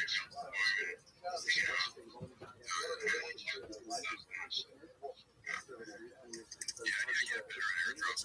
Fucking man, like that. That shit. Yeah, he's cool as fuck. Yeah, I'm from El Salvador, man. You're in Texas, you know. If you have the cash, come meet us out there in mid-April. I don't, you know, I have a car right now. Yeah, but I mean, you don't need any of that shit. You can take it down there, we'll pick you up at the airport, throw down for like at least some of the Airbnb costs, you know. I'll be here if you want to bump that up. Yeah. No, man, no, I understand. I'm just giving you at least the invitation. Have you met more like before? I've never met in person, no. Yeah, most likely. Even if someone who's been going to Denver, if I can get my laptop situated before the end of the month, I'm going to go for the last 3 days. And I'll see him there most likely, but I'm not going to the fight in Mexico. You know? Shit, I don't really. This Mexico sketches me out too young, you know, to die. I think I can. Yeah. I can totally see myself like pissing off the wrong girl, you know? You're just getting like kidnapped. Yeah, I mean, right? Like I just like meet the wrong chick and I'm like piss her off and leave her at a restaurant and then there's like cartel leader, you know, like getting my dick chopped off. Dude, I mean, I go viral at least for, you know, crypto. But yeah, that's why I don't really know. Yeah, it's just sketchy, dude. Like Mexico's sketchy to me. Like I like it. I just wish it wasn't sketchy. You know. Hell yeah, bro. And then he's gonna be in New York, NFT, New York. So I'm gonna try to make it to the.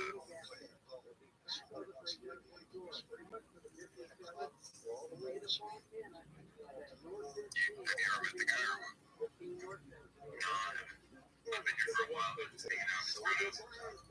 No, shit. I've never met him. Well, shit, I mean, if you want, I could like, if I ever see him in person, I'll do like a shout out to you, or I don't know. I tell you, yeah, you'll be here probably. We'll see you. Shit, bro. It'd be dope to go to the fight. He's actually in a no way, man. Come on. There's no way they're gonna. You're right, though. I mean, Bitcoin could totally back out. I feel like he won't just because why this was really good is because Bitcoin kind of needs this for his redemption, right? So I feel like he knows he needs to win, you know? And he has nothing to lose, really, you know? And so he's not as, like, I feel like, worried as our dad, if you think about it, right? Because our dad has a lot to lose, right? He gets knocked out by Ben. It's gonna be, that's why I mentioned it in the last interview thing. I was like, what are you gonna do if you get knocked out? Just like curious, I was joking. He was like, he was kind of, I mean, obviously nobody does, what the fuck? Like, I just was curious, what, does he have anything planned just in case? I would at least try to have things planned, okay, but just in case I'm the one to do that. Like stab him or something, you know? Not too sure, like, what the fuck? Nah, but, not to say, like, have some idea, right, backup plan. But no, he said he did. He said he would just be impressed. But then even if Bitcoin wins, then it's like, holy shit, you know, he's back. He's back, baby, redemption arc. It's gonna, they were right upstairs in like that one boxing movie. Then if Bitcoin loses, it's like, he was expected to win, you know? Pretty crazy, man. I mean, I don't know, that's why I hate fighting against you. I don't get boxing up, but they're gonna be like kicking each other and shit. Fuck that. I'm trying to get kicked, you know? That's all I got. Boxing moves is one thing, right? But kicking. I'm in this little guy here. You know he's big. Come on, you know I'm super bullish. Obviously, with the dev to win, dude. And he's in great shape. He's like ripped. I mean,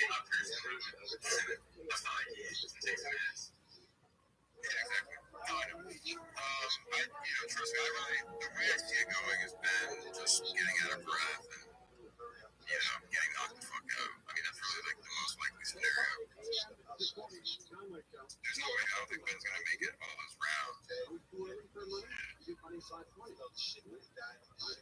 then it could be super bearish too if Ben just pulls out last minute, Yeah, it can happen.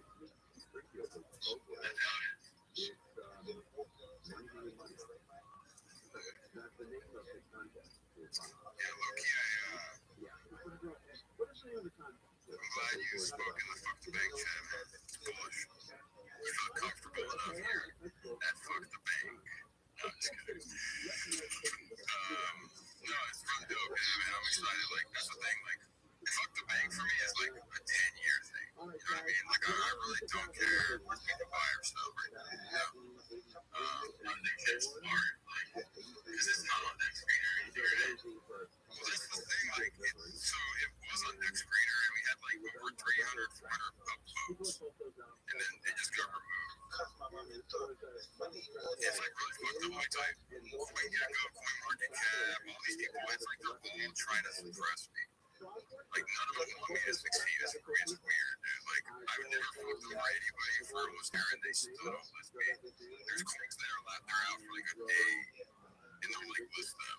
Just because they paid $100 million, it's like 200 years. Yeah, but they'll pay shit. It's because I started with $15, And it grew organic, man. I paid for one shoulder, and that was the biggest mistake. I never did it again.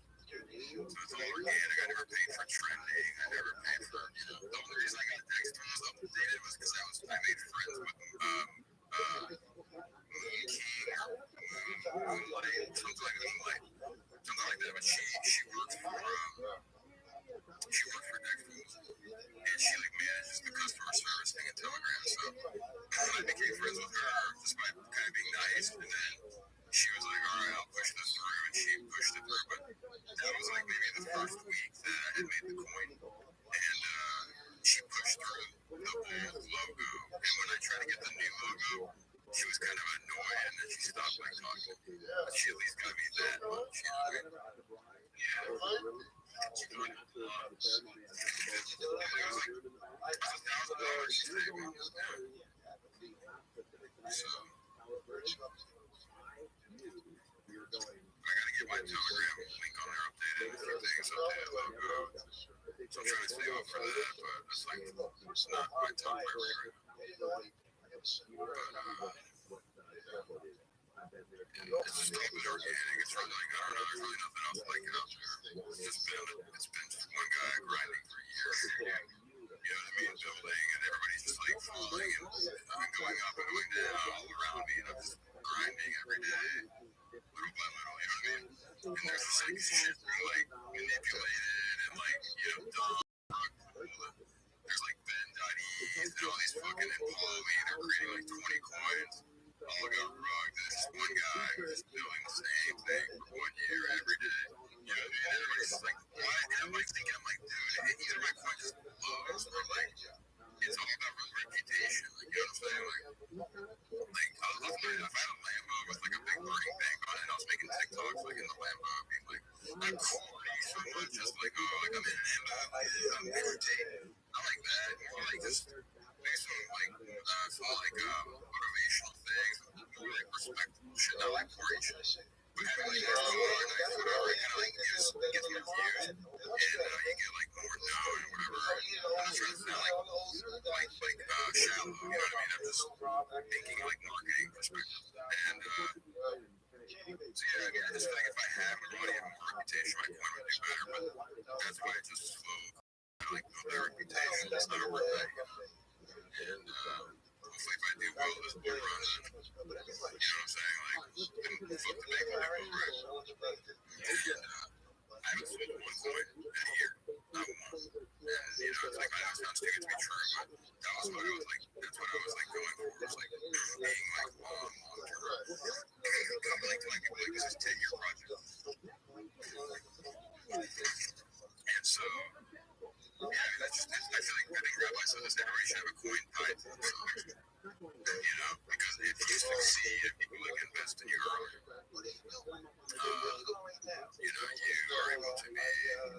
successful. You know what I'm saying? Like, if you believe in that person, like right now, Rabbi had a coin. You know, we bought the coin. Yeah, exactly. The guy bought it, we buy it. So, and then that's why I think Rabbi, you should create a coin like soon, because you want to create it while you're not successful yet, right? Because you want people that believe in you when you're just upcoming still, you know. And because if you create the coin when you're already successful, it's kind of like not the same, you know what I mean? So I would consider creating a coin sooner than later, and having those that are like believing in you before your success, you know, kind of at least profit from it as well. And then what's insane is, here's what's insane is, think about this, if Rabbi had his own coin, and we bought it, wouldn't we have more motive to like go and show Rabbi stuff, and like it would almost be selfish, but in our minds we would be more inclined to like push his agenda because we had some stake in it. Does that make sense? Yes, it does, and that makes a lot. That's a good idea. So, thanks though, honestly though, Rabbi, is the greed will kick in, but I trust that you're old enough to understand this, is that once the coin starts doing well, you're going to be feeling the want to like pull a little bit out or take money. You could obviously take profits. I would just be very transparent with everybody. The key is that I'm on camera all the time. Nobody would want me to. Exactly. So I would be very like frugal or modest about your selling. Think of it long term. Think of it like you're not going to sell for 3 years. You know, you can make money other ways. You can sell merch. You can sell like, I mean, if you had a hoodie, I'd buy it. You know, you should start selling merch, making money that way. Building your brand, building your character. You know, that's maybe your character.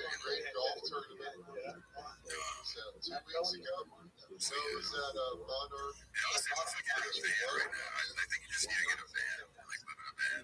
That had like, what's it, satellite? Starlink. Yeah, you should have a big Starlink satellite on top of a rape van and just drive around the country and just color it like Sproto colors. So everybody take photos of that if that was driving around. And you would stop, here's what I thought, like, oh, dude, and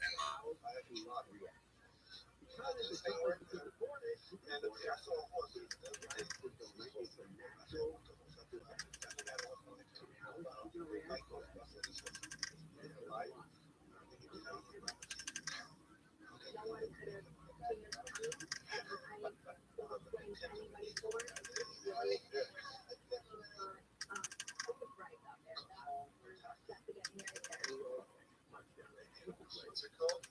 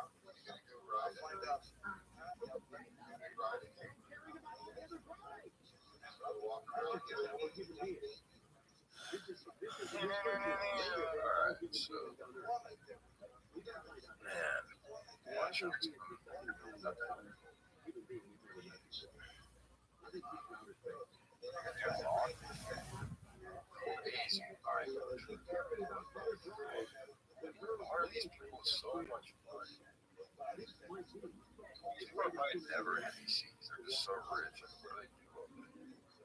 Got mod. They're so autistic. These are my 3 favorites. Jared from Subway just fucking trolling. Jared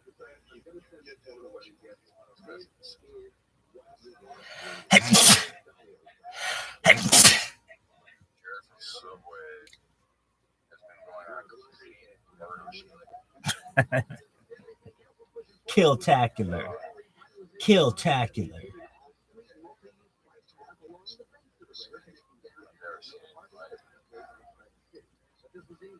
Never seen anything like this since Rabbi was around.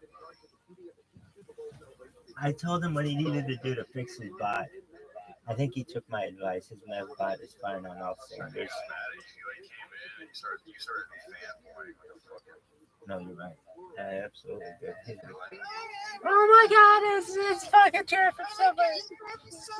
Oh my god. Oh my god. What's on a cold cut combo? What's on a cold cut combo, Jared from Subway? Do you know what's on a cold cut combo, Anatoly?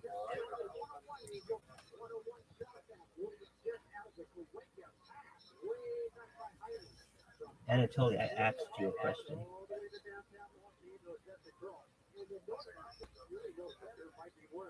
No, I'm not fucking listening to you. How dare you? How dare this motherfucker?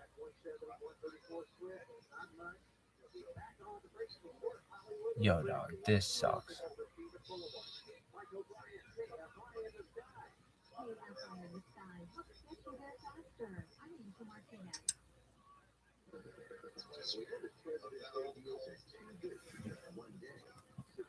Anatoly. Yeah, what were you saying? I don't even fucking know.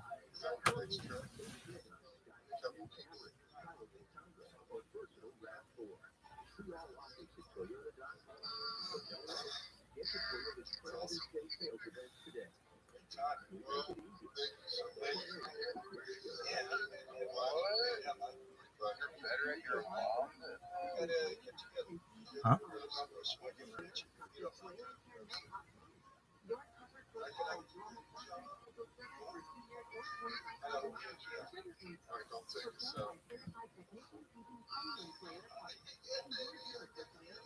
Oh man, thanks for watching and listening, everybody. Be sure to subscribe to our YouTube channel, Hotbox and Mike Tyson. Check out our website, hotboxandpodcast.com. Until next time, I'm Evan Brett. I'm Mike Tyson. I'm Mike Francis. Do you want anybody to know where you're at? Yeah, it's okay. I'm all over YouTube. MichaelFrancis.com. I'm on Facebook, Twitter, and all that. So if you want to get in touch with me, you don't have to go through Mike. You come through. Yeah. All right, everybody. We're out of here. Who is he?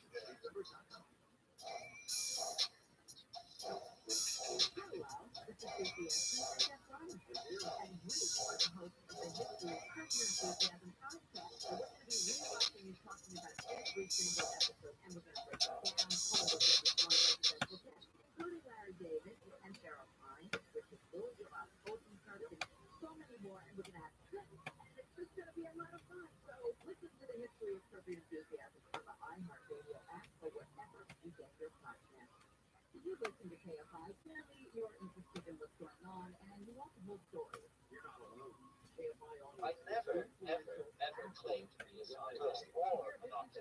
Journalists, I can be a false one. I'm a journalist, and I'm a true journalist, and that's what I do. But it's a very easy way to dismiss interest in my work. Of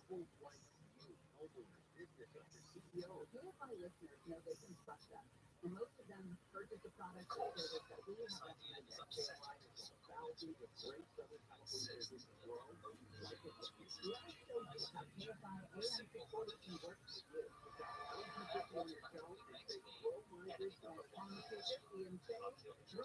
No, so that's in this bitch. Fuck you.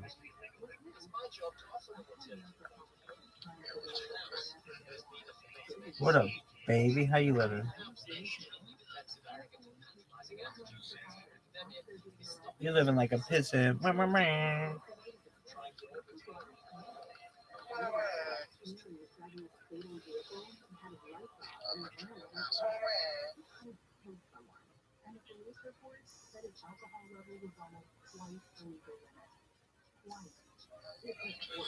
Oh, yeah.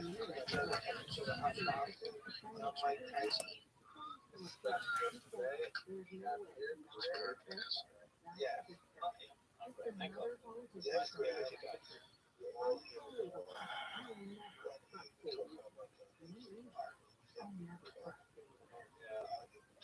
Well, that's my new TV series on Netflix.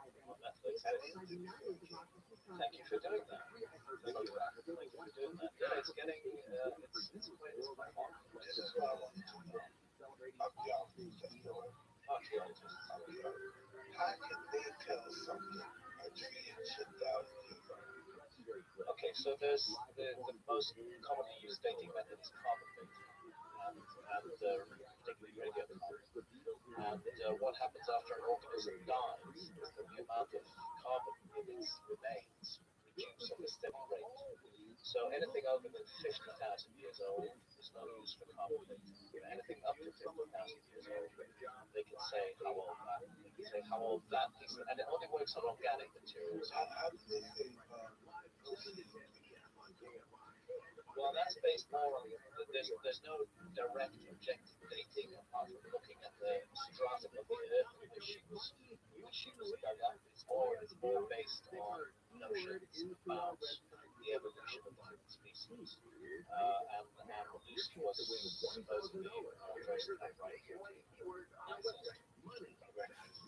And then there's Homo erectus, which is a fascinating creature, they were big, they were about 6 feet tall. They roamed all over the earth, they sailed, they got to remote islands, and we're talking anything from 300,000, 400, maybe even 500, 600,000 years ago, down to relatively quite recent. They go back a million years, Homo erectus, erect man, or upright man. I think in that name they managed to sort of tune into something fundamental about the human species. But anyway, that was a right man. Say again. how long do you think we're on our knees? We were not on our knees. We were not on our knees before Erectus. So we're already upright features. Lucy was an upright feature. Let's say Erectus goes back a million years. Lucy goes back 3 million years. The last common ancestor with the chimpanzee, if you accept the general view of evolution, is about 6 billion years ago. So there was a divergence, and one line led towards human beings, and the other line led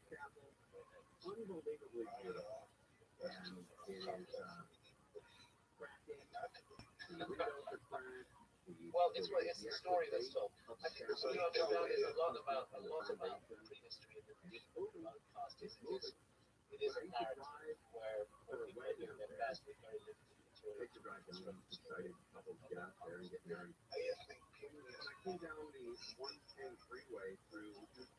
think that's the best position to take. Is that we know nothing, and anything we find out is likely to only be true for a while, and then something else will be find out which replaces it. Everything shifts and changes, nothing is fixed in one place, and that's particularly true.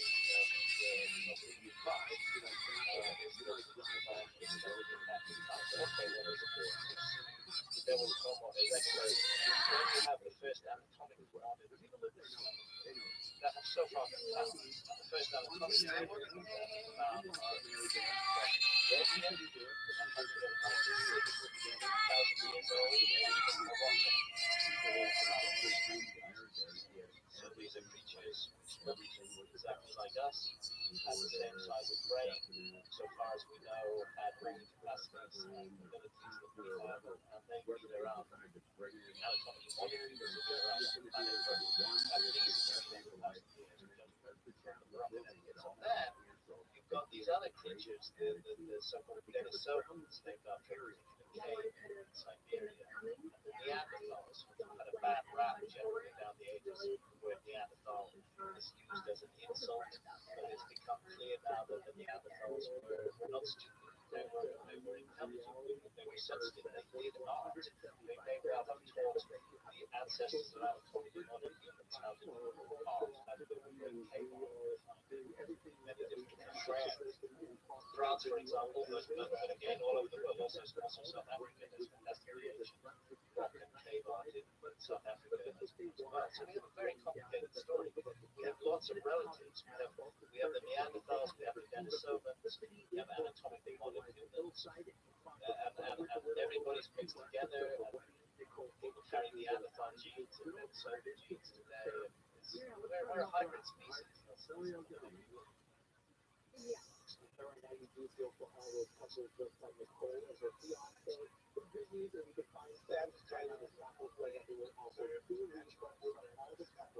It is a project based on the historic Scottish custom of the landowners are referred to as lands or lords of anthings in English. Title packs give you at least 1 square foot of dedicated land on a private estate in Edelston, Scotland, and an official certificate with a crest. Your certificate features a unique plot number, which you can see the exact location of the land. Established titles plant a tree within the order and work with local charities, 1 tree planted and trees for the future to support local ecosystem efforts.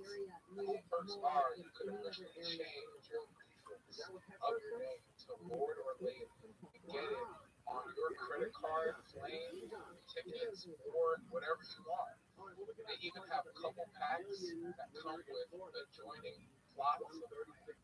Referring to the vehicle purchasing title packages allow us to effectively connect to our plot of the Established Titles makes an amazing last-minute gift. They are actually running a Black Friday sale, the biggest sale of the year. Plus, if you use the code HOTBOX, you get an additional 10% off.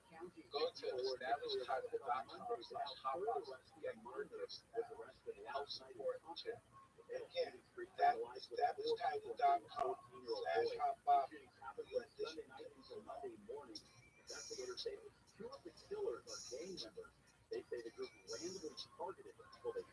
Kamikoto make great high quality Japanese steel kitchen knife.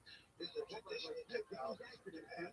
Kamikoto only uses steel source for mills in Japan. Each blade is crafted using techniques that each been honed and perfected by generations of knife skills. Each Kamikoto knife goes through a rigorous 19-step process that takes several years from start to finish to complete. Each knife is individually inspected and comes with a lifetime guarantee. Each knife comes in a heavy-duty ashwood box.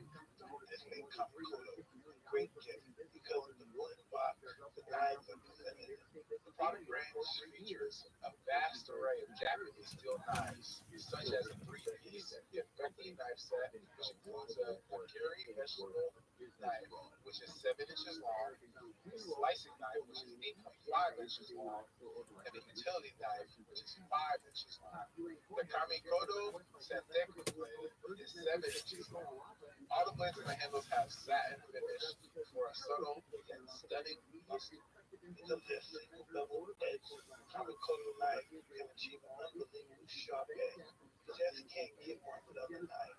They cut through your steak like butter. You can maintain the edge of your blades with the Kamikoto sharpening whetstones.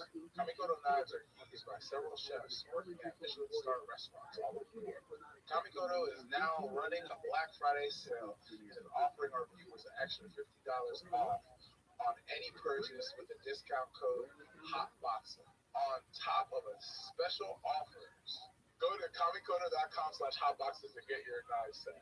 That's kamikoto.com/hotbox for extra $50 off any purchase.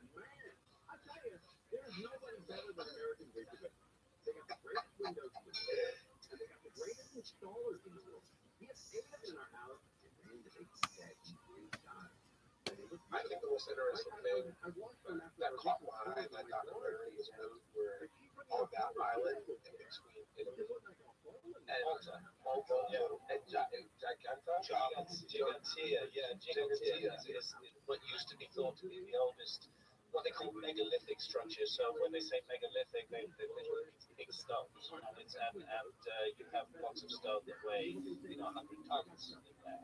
And it's literally a giant thing, and the tradition is that it was built by giants. But it turns out it's not the oldest structure. It used to be for really a long time. Gigantea was thought to be the oldest megalithic structure on Earth.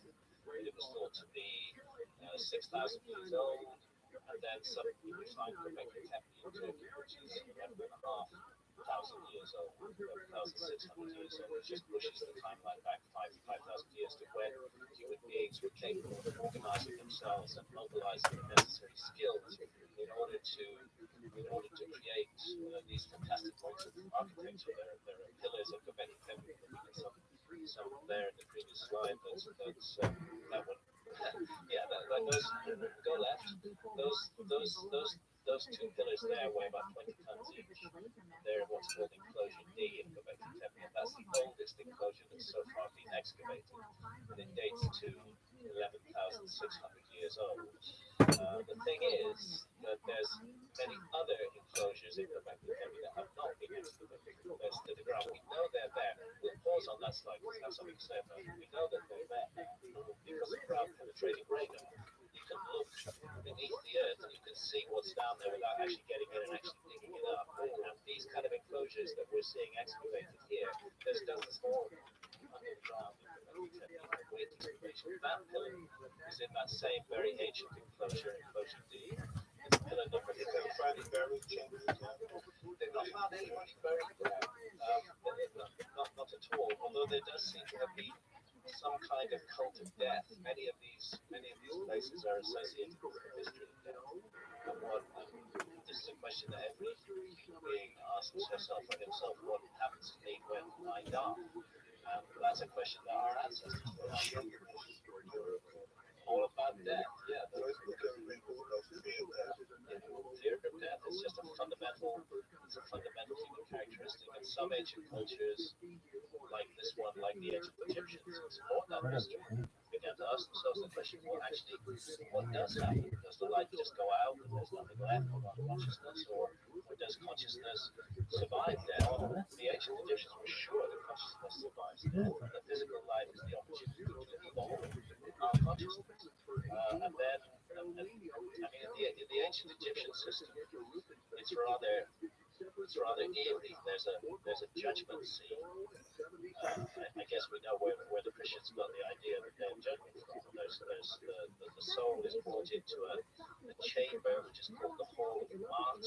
The goddess Ma'at was the goddess of truth and justice and cosmic harmony. The god Osiris sits at the end of that hall, and it's the judgment hall. And the soul is brought in there, and then symbolically, the soul of the individual represented as that individual's heart is weighed in the scales against the feather of truth and harmony and cosmic justice. And the question is, you were given the extraordinary opportunity of life in a human body. What did you do? Did you use it, or did you waste it? So the heart and the opposite is essentially sin, right? Christians look at I probably look at it as sin. I'm not going to see this complicated because around the walls of the chamber sit 42, they're called the 42 negative assessments. And they ask the deceased 42 questions. And they're all to do with moral behavior. Ideally, you should be able to answer no to every one of them, although I've yet to meet a human being who could answer no to every single moral lapse. But then there's another issue, which is this issue of the precious gift. What did you do with it? It seems to me that is fundamentally what's being tested. We're giving an opportunity to live this rich and full life in a human body, to be faced with challenges, to be faced with choices. What choices define us? Adversity. I honestly believe that consciousness is one of the fundamental aspects of the universe, that it's not limited to bodies, but that it can immerse itself in bodies. And I think we're in a kind of, I can't prove this, but going with the ancient Egyptian view, that we're in a kind of theatre of experience where we have the opportunity to learn and to grow and develop, and not all of us take that opportunity.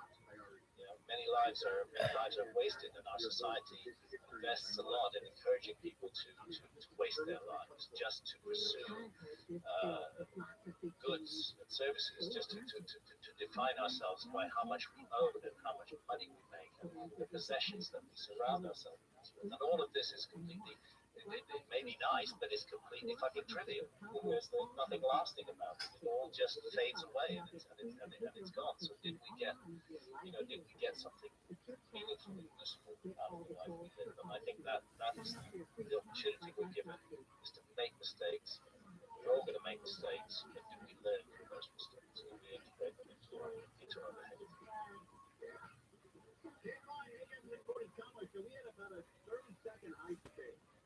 Unlock your confidence with the performance package 4.0. Inside, you'll find the holy grail of men's movie night. Michael Myers sure is scary. The last thing he needs to be here is Halloween. Luckily, Outlands and Manscaped launched their 4th generation performance package to make sure your pumpkins get the ultimate carving experience on this spooky day. Unlock your confidence with the performance package 4.0. Inside, you'll find the holy grail of men's movie night. It's a full moon out there. Or should I say it's a full moon out, and the werewolf in your pants is howling. It's time to tackle that problem with the lawnmower 4.0. Their finely tuned PU products feature a cutting-edge ceramic blade to reduce point accidents. Thanks to their advanced skin-safe technology, the lawnmower 4.0 is easily the greatest bone trimmer on the planet. Oh, did I mention this trimmer is waterproof too, right? Wow, this trimmer is a shower essential.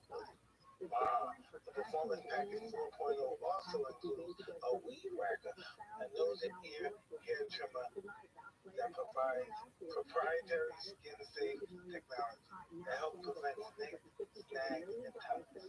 Seal the deal with Manscaped's liquid formulations. The crop preserver, ball deodorant, and crop reviver, ball toner will make sure your pumpkin stays fresh.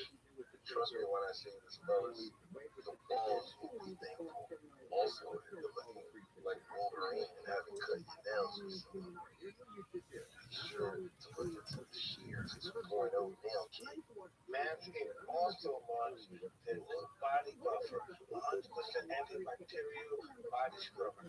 Manscaped even threw in 2 free gifts to their performance package 4.0, the Manscaped boxes and the shed travel bag.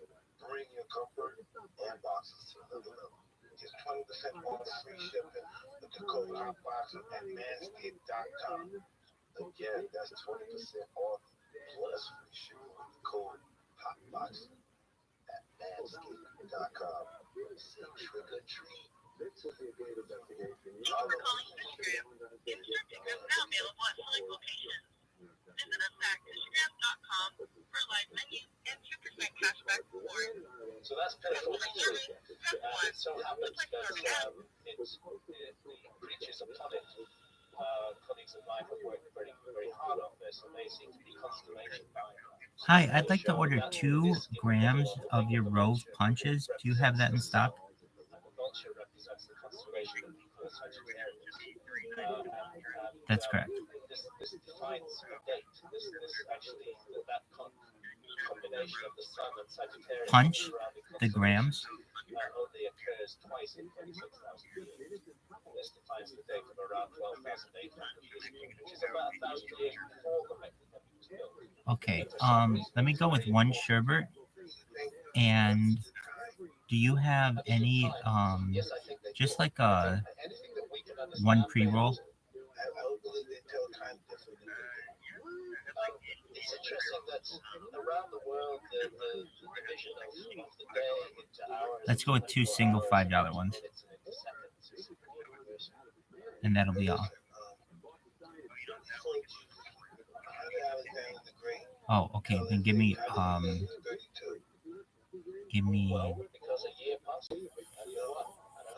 4 pre-rolls.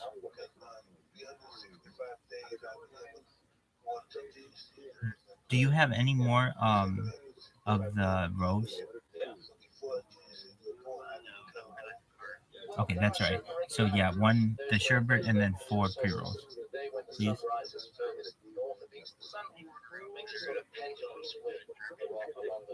Excellent. Thank you. Bye.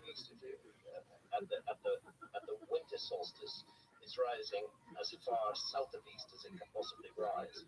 At the summer solstice, it's rising as far north of east as it can possibly rise if you're in the northern hemisphere. So the celestial surroundings actually do provide a time mark And the number of days between one winter solstice and another winter solstice is 365 and a quarter days. So Julius Caesar may have codified that, he may have recognized it, but it's actually defined by the universe and the solar system in which we live. It is 365 and a quarter days from one winter solstice to another. Yo, what up, pimp? I'm saying it was the same thing, yeah. Definitely. I'm kicking ass, taking names. How you living, baby? Day, or the notion that there were 365 days in Good to the hear. year, has changed, because that is a fact of our environment. It's not. It's something that human beings can recognize and they can put it, they can formalize it. And Julius Caesar certainly. What else is new, baby? Codified calendar based on that. It's based on observations of the heavens. Because I like you. I like you, and if I like you, I'll call you baby. Highlighted the fact that these men No, I like chicks. It's just kind of something you say when you're just like, whatever. I hope you're doing well. So where do you live? Nigeria? That's excellent. Good to hear. Well, I stream my life 24 hours a day, 7 days a week, 365 days a year, live in here. So you can always watch me 24/7. They have giant intellects, unless they have giant hearts, unless they have giant souls. Why what? If they're just being clumsy. Why do I stream my life? For world peace. I don't want people to have war anymore. When I see these traditions that speak of giants from the ancient past, I think they're talking about intellectual giants. There are some very All right, my friend. Take care. up to 7, 8 feet tall. Shout out to my man. They were saying that giants. I remember The story of Cholula is that it was built by giants. And the story of Gigantea is that it was built by giants. But in later times, that would be the kind of conclusion you would come to when you look at it. And there's no doubt, if you look at the brilliance of the work, of the architecture, and the achievement, that giant intellects were at work. I'm yet to be excited by the mere fact of physical giants. Yes, they existed. Maybe they did stuff, but if what they did wasn't interesting, I'm not that thrilled. I think that fundamentally the size of a human being doesn't matter. It's what that person does with their life. It's how they use their minds. It's how we relate to other human beings. That's what matters. And size, like all these other labels, is just that. I mean, that image on the right is just gotta be fake. It's just gotta be fake. I'm sorry, it's fake. There's some trouble. I mean, the internet is a blessing and a curse. It's a poison chalice. It gives us fantastic gifts of sharing knowledge and information, but it's full of bullshit and full of lies and full of nonsense. So I think it's great to have the internet there, but we have to be very discerning, and we have to look to what is the source of this, and is the source of this a person that I would believe if that person spoke to me face to face? We need to ask ourselves that question. Photographs are so easily manipulated and mocked up. So why do archaeologists try to cut back all the research work that process? Well, in a way, it's the other way around, because the view of history and of prehistory that we receive almost with our mother's milk, and that is taught to us while we're in school, and that is taught to us in university, and that the vast majority of the media buy into, is the view that has been prepared and presented by archaeologists and historians, that they dominate the field in this area. And so I'm actually coming back at them and saying, I think there are anomalies, I think there are problems that your narrative doesn't explain, particularly regarding the origins of civilization. There are anomalies that your narrative doesn't explain, and let's see if there's another narrative there. Now,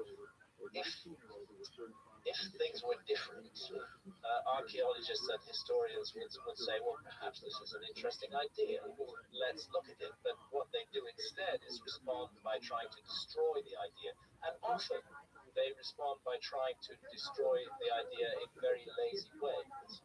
So one of the laziest ways to destroy the idea is to brand me as a pseudoscientist or a pseudo-archaeologist. Well, the word pseudo means false.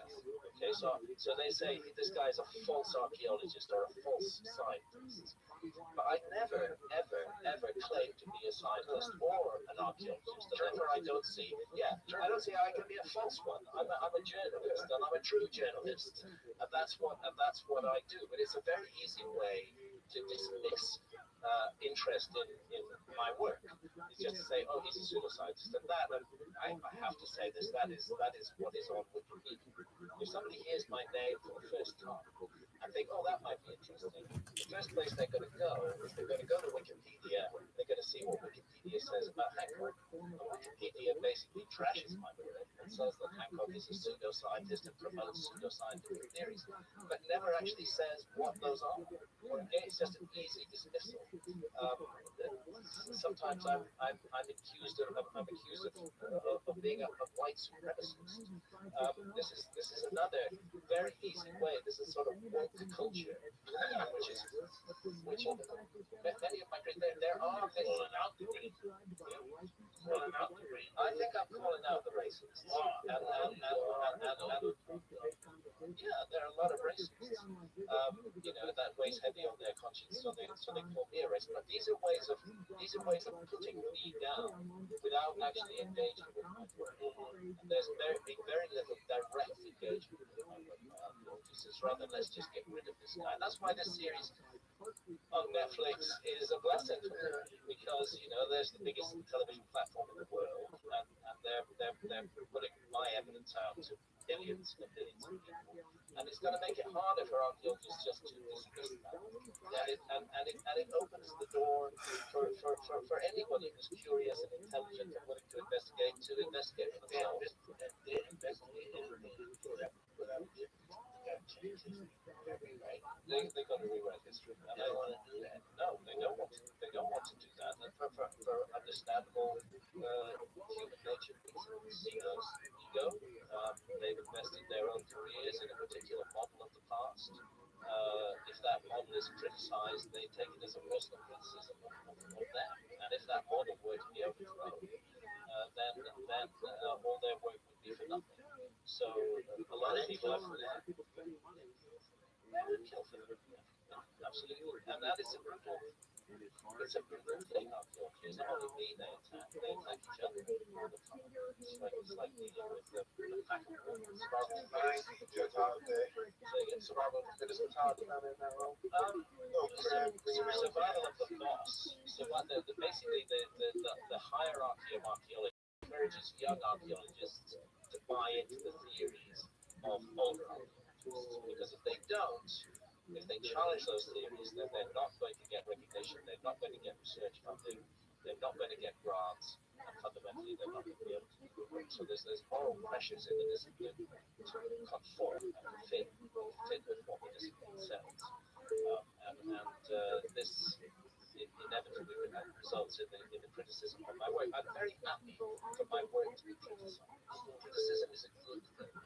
And I'm very happy for that. What I'm not happy about is the lazy, idle way in which they just casually dismiss me as a pseudoscientist or a pseudo-archaeologist and use woke labels to try to diminish my impact further. I think they need to work harder if they're going to put this down. That's why I celebrate the fact that Netflix took the risk of putting this series out there with my contrarian views, which archaeologists despise, reject, and contest. There's a tribe of people off of New Zealand. What's that island again? They came from Africa. They've been there for 60,000 years on that island. It's a black tribe. Some guy from one of the missionary guys who came to praise the Lord.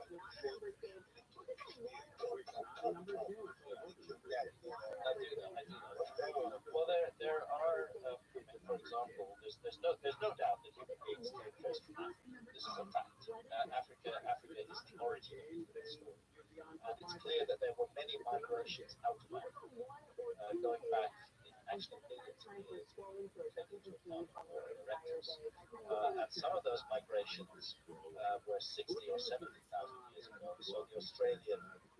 Aborigines are a people who've been on the Australian landmass for 60 or 70,000 years.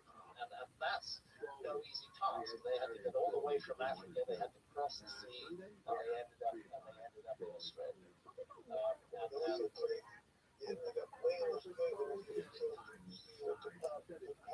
Well, yes, but they did that as well. They did that as well. They went everywhere. It's just that Northern Europe during the Ice Age was a pretty unpleasant place to be. Half of it was covered with an ice cap that was at least a mile deep, maybe 2 miles deep. It was very cold. It was very unpleasant, and it didn't support large populations. So people naturally tended to stay in southern areas rather than northern areas. Under the North Pole, probably not much because it's largely just sea ice. But under Antarctica, the South Pole, now that's an interesting proposition. And again, it's another area which has not been studied by archaeology for 2 reasons. Firstly, because it's extremely expensive to go do archaeology in Antarctica, and secondly, because they're convinced they're not going to find anything more. It's been ice covered for hundreds of millions of years. But Antarctica is a mass, it's a continent-sized landmass. It has solid ground under it. The ice sits on top of islands, huge islands. And I don't think that archaeologists have a right to claim that they've got the whole human story taped without taking Antarctica into account, without doing some work there. And the same goes for the Amazon rainforest. 5 million square kilometers, covered by dense canopy, old-growth rainforest, never really studied by archaeologists. And a tiny little bit of research that's being done now, the new imaging that's coming in from LiDAR work, which shows you what's under the canopy without destroying it, suggests that there are enormous discoveries to be made in the Amazon. Then the other really important place is the Sahara Desert, Africa again. 9 million square kilometers of Sahara Desert, which was green during the Ice Age and is desert now. Just because it's desert now doesn't mean it was always desert. And by and large, there's very little archaeology done in the Sahara Desert. So there's huge areas of our planet. The last one is the continental shelves covered by the 400-foot rise in sea level at the end of the Ice Age. You know, what's sitting underwater that we haven't found yet? Huge areas of our planet, the plain fact is, have never received the attention of archaeologists. So it is premature for archaeologists to say they've got the whole story. At the bottom of the ocean, 7 miles, giant black hole. I haven't come across that, but it sounds intriguing. Oh, it is. Bottom of the floor, big black hole. Can't penetrate so thin. Well, the truth is just that we don't know exactly who or what we are. We don't know who or what our planet is either. Just scratch the surface of the skin of our planet, of the crust of the earth, and not really the inner layers. There's all kinds of theories about what it is, but no facts. Kind of like a mountain of enlightenment with you guys in your show, Indonesia. Yeah, you guys dug and you had, I don't want to get it wrong, but it was like certain years of soil. So this is a site called Gunung Padang in Indonesia. And in the particular part of Java, they speak a language called Sundanese. And in the Sundanese language, Gunung Padang means mountain of light or mountain of enlightenment. It doesn't mean that in the Indonesian language. It means mountain field in the Indonesian language. In the Sundanese language, there it is. It means mountain of enlightenment. And this site was ignored for a very long time. Weirdly, it was thought to be totally natural, although how something like that could be natural beats me. And then a little bit of investigation was done, digging very shallowly. They found evidence of people maybe 1,000+ years ago, but then they went deeper. They found evidence that humans had been there 5,000 years ago. Then they went deeper still, and evidence of human beings 24,000 years ago, and evidence of large man-made chambers inside this mountain. And we have a fantastic Indonesian geologist, Danny Hilman Jaja, who's been doing this research. He's a leading geologist, top specialist in this field, and he's convinced that we're dealing with a 24,000-year-old monument, which was built at the time when the world looked very different. During the Ice Age, when sea level was 400 feet higher than it is today, you didn't have the Malaysian Peninsula, you didn't have the Indonesian islands, they were all joined into a huge landmass. This was part of the highland of our landmass. And then the sea levels of most of it got submerged in the ocean, but structures like this have survived because they would never come from the ocean.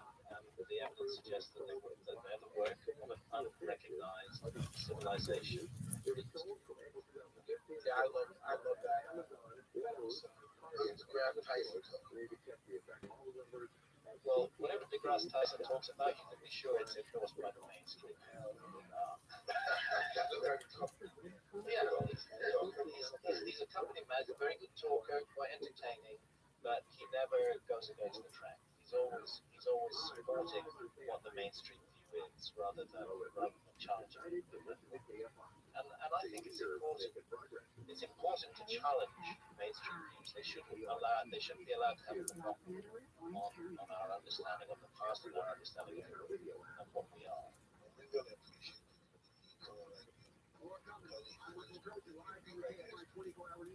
I see down there, just underneath deGrasse Tyson, there's another actually thoughts on flat Earth conspiracy theories. I'd have to say the Earth is not flat.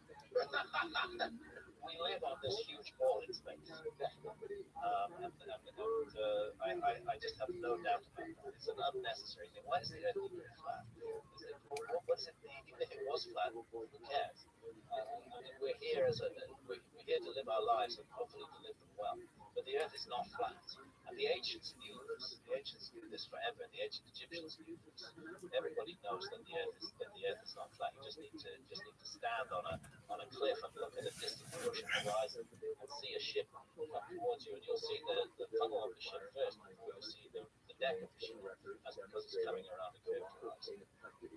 That conspiracy theory survives. So this is part of the way that my work gets pissed off by archaeologists, is that they lump me together with all kinds of theories that I don't buy into. I don't buy into the flat Earth theory. I don't need aliens in order to explain the mysteries of our past.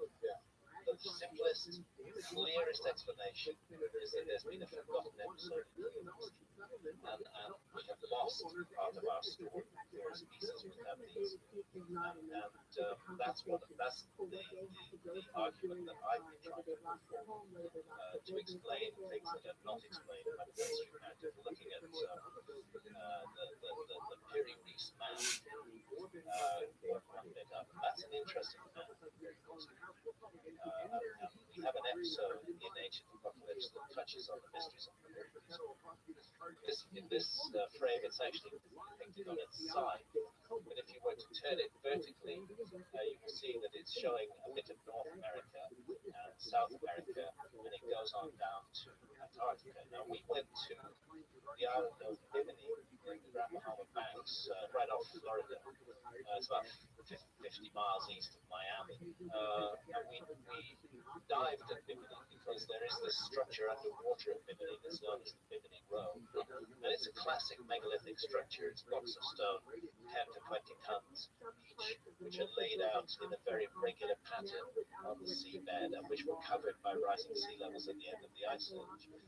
If we take the map on its side that's occupying the main frame there, and you'll see at the left-hand side of that map, there's an island.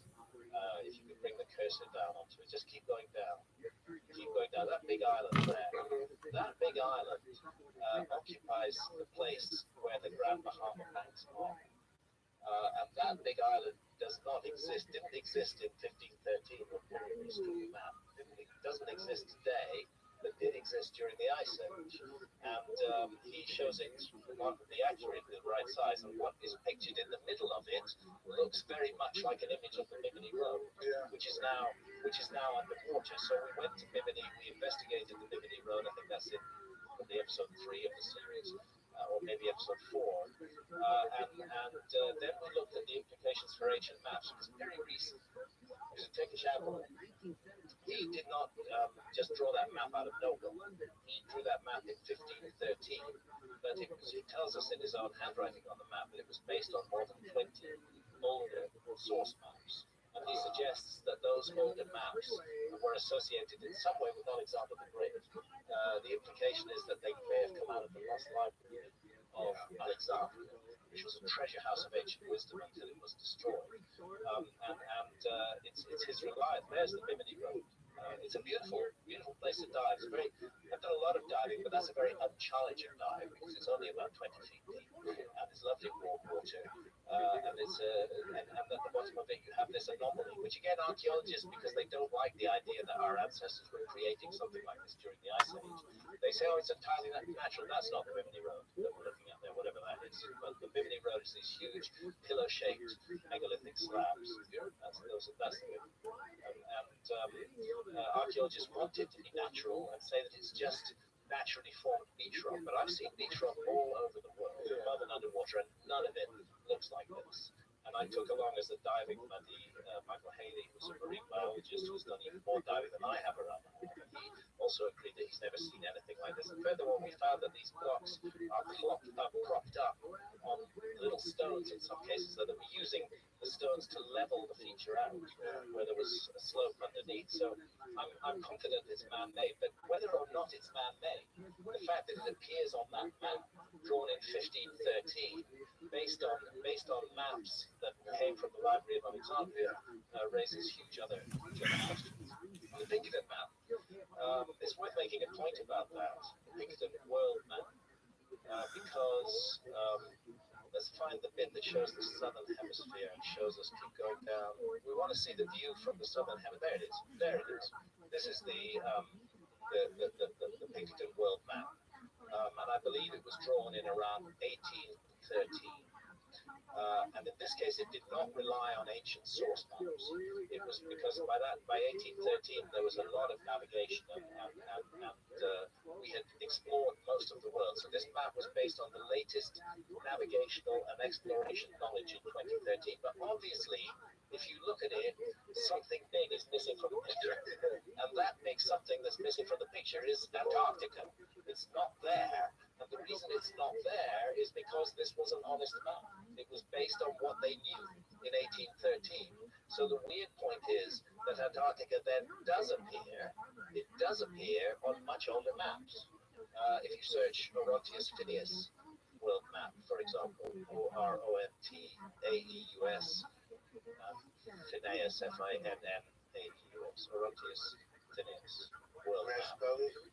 That'll probably find it. That'll probably find it. Go to the second row, shift over to the right, third from the right.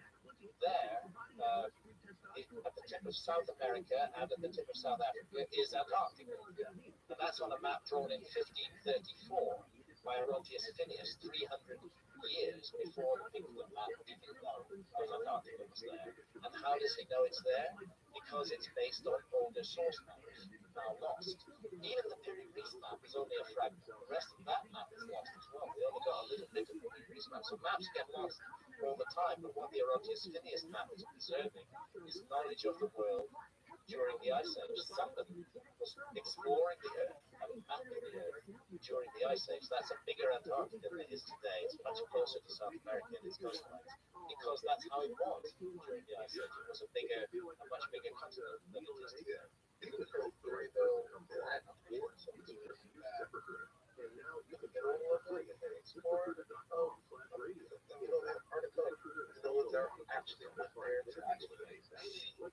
There's absolutely minimal exploration of Antarctica. There is some what they call core drilling, where drills are put down and bring up ice cores, and a lot of the ice cores do date back but they haven't explored. They haven't ice cored the whole of the Antarctic.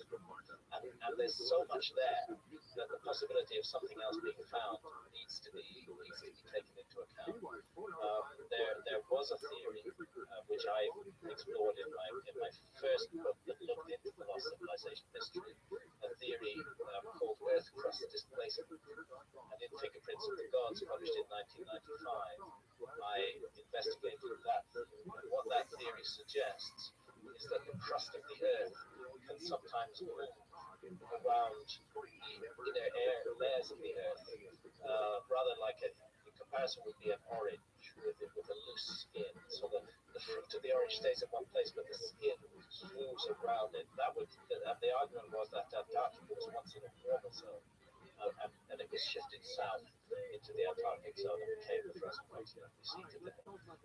There are many issues that have been dismissed by archaeology that need consideration. The one thing that I'm left with after 30 years investigating this subject, actually more than 30 years, is that we had a giant global cataclysm 12,800 years ago, and it wasn't just a moment, it lasted from 1,200 years until 11,600 years ago.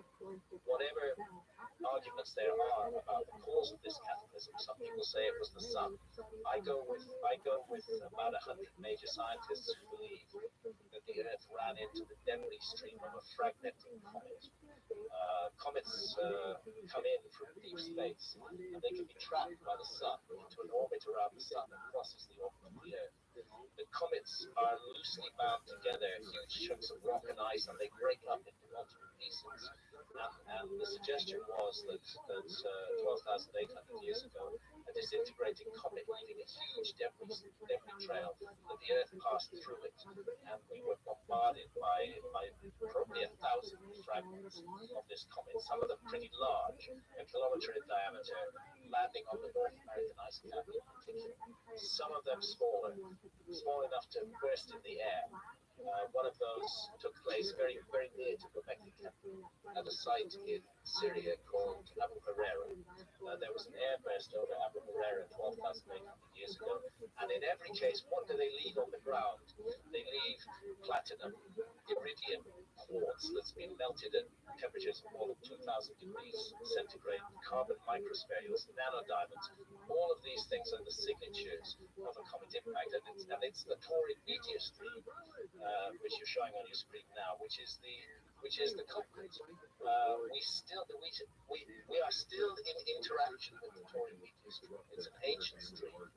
The astronomers are convinced that the Taurine meteor stream is the breakdown debris of a giant comet. A comet maybe 100 miles in diameter that broke up into thousands of fragments, and in doing so, it spread out into a huge stream of debris. And the Taurine meteor stream, the Earth, you can see in this diagram, the Earth passes through it twice a year. It passes through it in June, and it passes through it in November. We just finished the passage of the Taurine meteor stream. And it's the same meteor stream that caused all the damage on the Earth 12,800 years ago. And the most recent definite damage from the Taurine meteor stream was in 1908, the Tunguska event in Siberia, where an object probably about 100 meters in diameter blew up in the sky and then flattened thousands of square miles of forest. And that happened on the 30th of June, 1908, at the heart of the Taurine. And like a missile explosion, absolutely.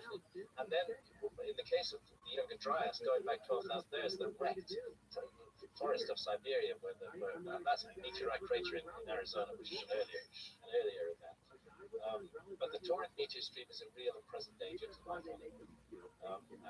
The suggestion from Göbekli Tepe, see, the mystery of Göbekli Tepe is not only did they create it right at the end of this cataclysmic episode. The episode began 12,800 years ago with a cataclysm, with a sudden rise in sea levels. There was 1,200 years of absolute hell on Earth.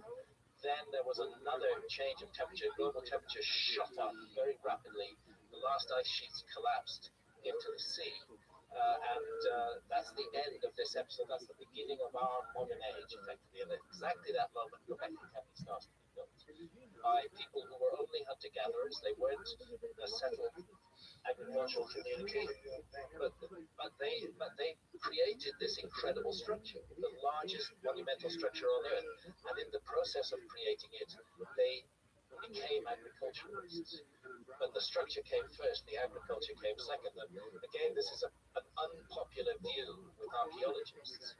But I think what we're looking at in Göbekli Tepe is what I call a transfer of technology. The people who already knew agriculture and who already knew how to create megalithic structures came to Göbekli Tepe. They used the construction of Göbekli Tepe to mobilize the local population. And in the process, they taught them agriculture. And then they buried it like a time capsule, because that same Pillar 43 that we looked at earlier spells out two dates. It spells out the date of 12,800 years ago when the cataclysm began, and it spells out our date today at the different solstices and winter and summer solstices. So the suggestion is, and I pursue this in episode 8, that what they were doing. Why did they go to all that trouble to bury Göbekli Tepe? Burying it was more work than making it. They put a massive great hill on top of it. Why did they do that? And the suggestion is it's a time capsule, and that they intended to pass down a message to the future, and they used astronomy to provide dates for that. And they said a very bad thing happened in the time that we call 12,800 years ago, and a very bad thing is going to happen unless you do something about it.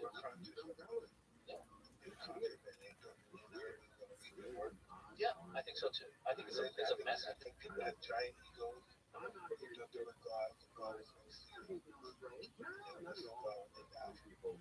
Many people think that. Who knows what we're going to see when we die. What Göbekli Tepe speaks to me is a careful, deliberate effort to preserve a most extraordinary and inexplicable structure. To keep it safe, bear in mind that it was the work started 11,600 years ago. The site ran for about 1,000 years, 10,600 or 10,400 years ago. And then they close it down, they cover it up, they pour in millions of tons of rubble into all the stone circles. They create an artificial hill over the top of it, and they seal it. And then for the next 10,000 years, nobody knows it's there. If it had been left open, it would have been destroyed by now. Human beings would have cannibalized it. They would have used it as a quarry. They would have taken away all those big blocks and used them for other purposes. But because they buried it, it's still there today.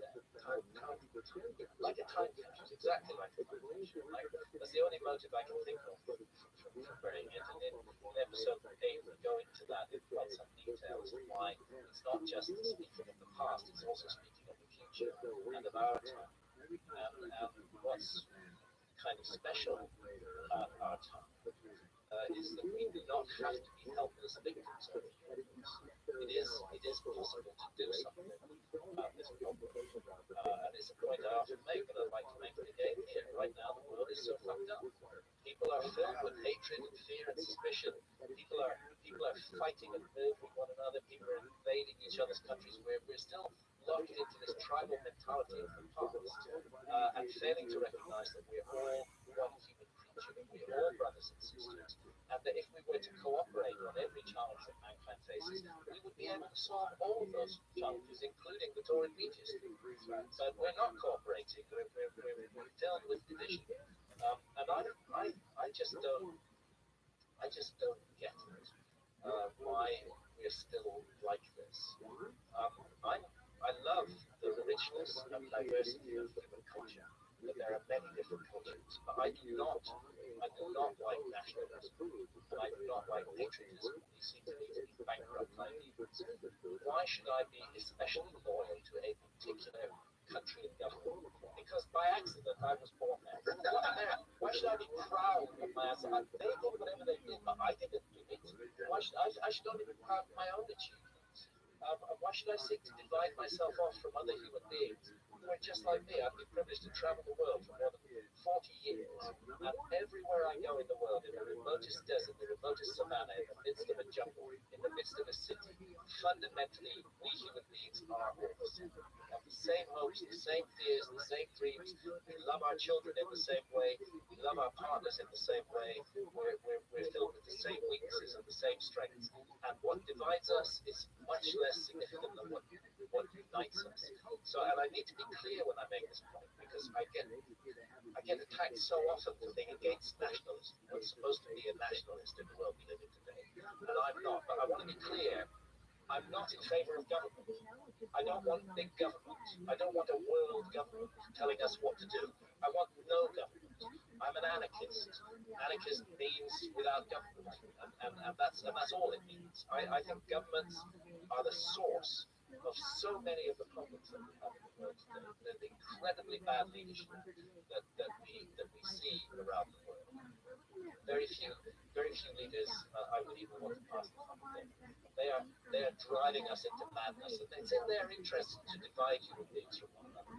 So I would like to see a world where we recognize the beautiful variety of cultural difference, but we don't claim that our culture is superior to another culture, or that that culture is inferior to our. We don't make those claims. We recognize the beauty of the diversity, and we give our loyalty to the human family, not to a particular artificial construct called a nation. And I just don't understand why that makes me so angry. So, I think governments are cause of chaos. I think human beings left to their own devices, human beings are not chaotic. Hunter-gatherer societies are not chaotic. They don't have governments, but they're mutually supportive, nurturing, loving, positive. They work together on common objectives, and they're very positive human cultures.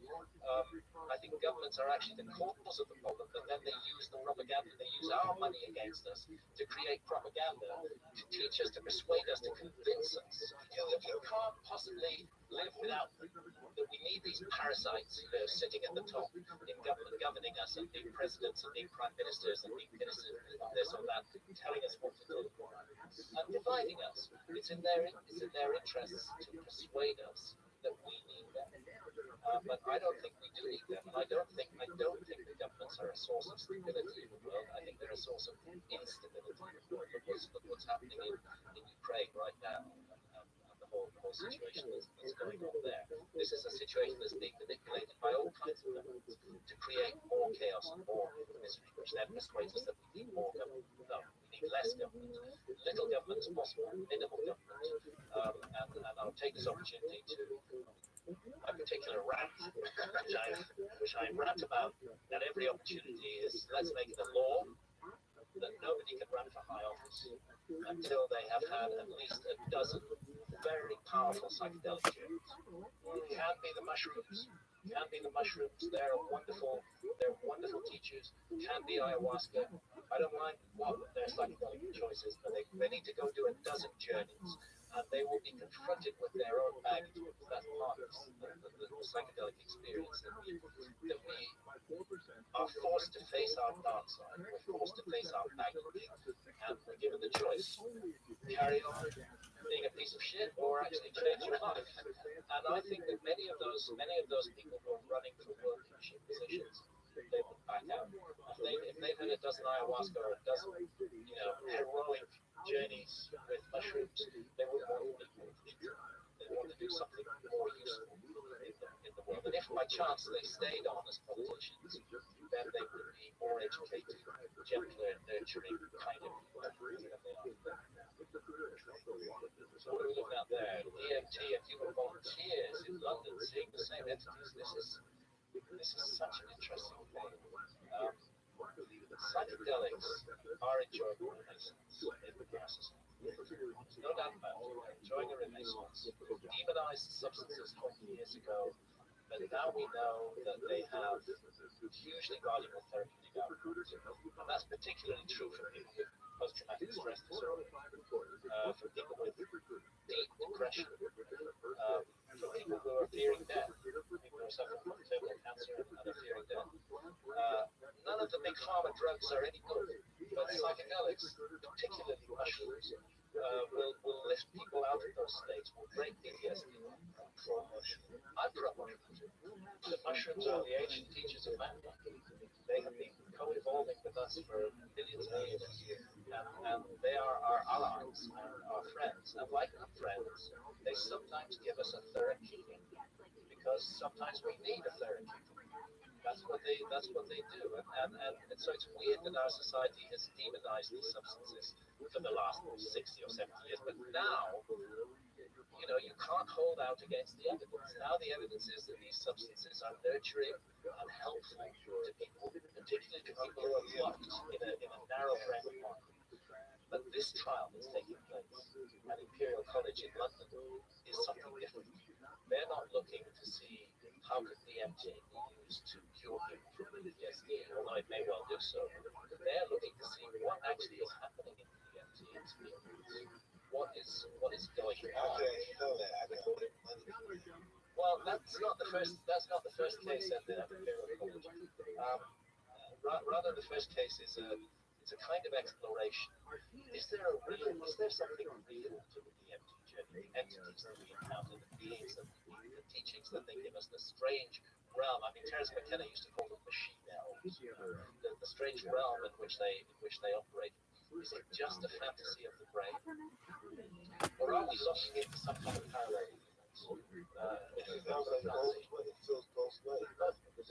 The brain is involved, the imagination is involved. We construct these experiences through the culture that we're in. But I've talked to a number of the volunteers on this trial that's taking place in London, and what they're telling me is that a new technology is being used. Anybody listening who's spoke to DMT will know that DMT is a very short, extremely intense journey. It's about 12 minutes. You are plunged, whether you like it or not. If you get the right dose, if you underdose, you might not go over the edge. But if you did get the right dose, you're plunged into a parallel reality, and you're stuck there for the next 12 minutes. It's so overwhelming, and there's so much going on. A lot of people find it terrifying. Some people find it amusing. Some people find it curious. But we don't really remember a lot of it. So you come out of the DMT state and you think, what the fuck happened to me? I don't even remember what happened to me. So in Imperial College, they're finding ways to keep people on DMT for an hour. They're giving it as an intravenous drip, and it's going straight into the bloodstream. And that gives them time to adjust, to adapt to this strange landscape. And they're all coming back with the same kinds of descriptions, the same entities, in the same environment. And I can't wait to see what the outcome of that will be. I've smoked DMT multiple times myself. I've had some extraordinary experiences, some terrifying, some just absolutely intriguing. Every one of them was something that I don't regret. I'm glad that I had those experiences. I wish I could volunteer for this trial that's taking place in London. But unfortunately, in 2017, I suffered from, I came very close to death with a massive epileptic seizure, which came out of nowhere. I was just hit with what they call a grand mal tonic seizure. I'm thrashing around, shouting and roaring. My wife called the ambulance. We were upstairs. One ambulance crew wasn't enough. They had to bring another ambulance crew. They had to carry me downstairs and out to the ambulance. I don't remember anything. So I'm still roaring and shouting.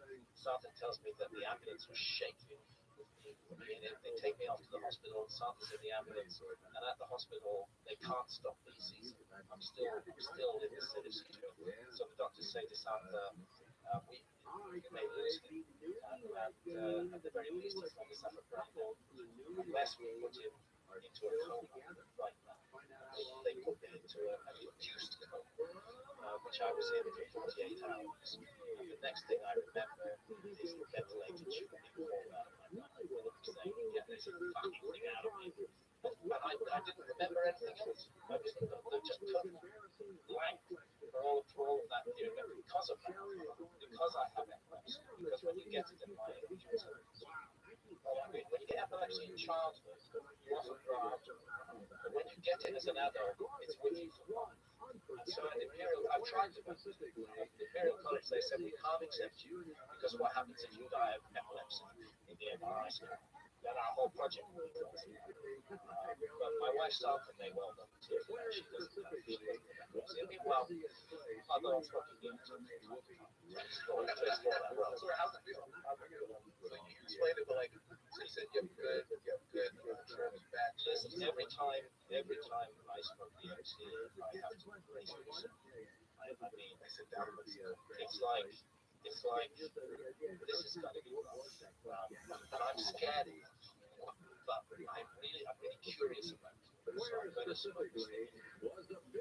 The first 2 puffs don't quite take you there. The third one. And then you do the fourth, and then you go, no, you're having experiences that are not in this world. Like, see, like, is it like seeing? Yes, seeing things, encountering entities who speak to you, will give you instructions, being telepathic messages into your brain. I know all of this sounds nuts, and most scientists would say this is nuts, but at Imperial College in London, they realize it's not nuts, and that all human beings have these experiences with DMT.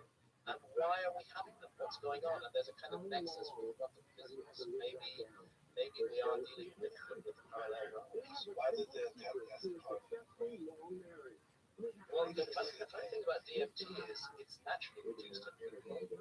We all make DMT. DMT is everywhere in nature. And it's a natural product of the human body, usually in some psychedelic quantities.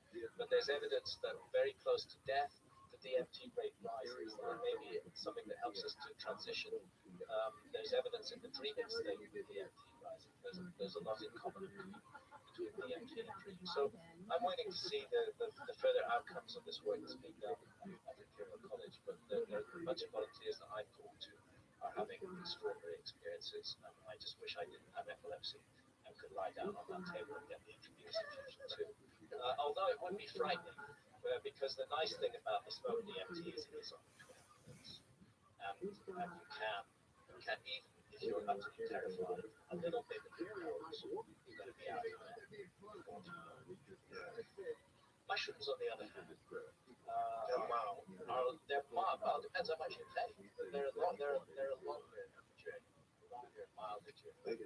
In fact, psilocybin is often described as morally active DMT because it's very closely related to DMT.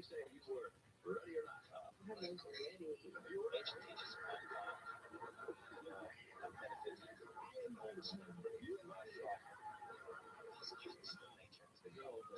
Mushrooms are one of those gifts. And so frankly is cannabis. Cannabis is another gifts. Thank God our society is finally waking up how absurd and ludicrous it is for cannabis to be the stupid thing in the same society that glorifies alcohol, in the same society that glorifies, well, no longer glorifies, but certainly allows tobacco. We are going to put, still there are countries that put people in prison for cannabis. It's completely ridiculous. Alcohol is A, a very boring drug, and B, a very dangerous drug. It's so bad. It's a very dangerous drug. It's so bad for the health. It puts people into a violent frame of mind. They get into fights. They drive badly. I'll tell you, if I had to choose between being driven by a stoned driver and a drunk driver, I would choose the stoned driver every time. Every time. Because There's a saying that alcohol. yeah, I believe that's true in Arabic.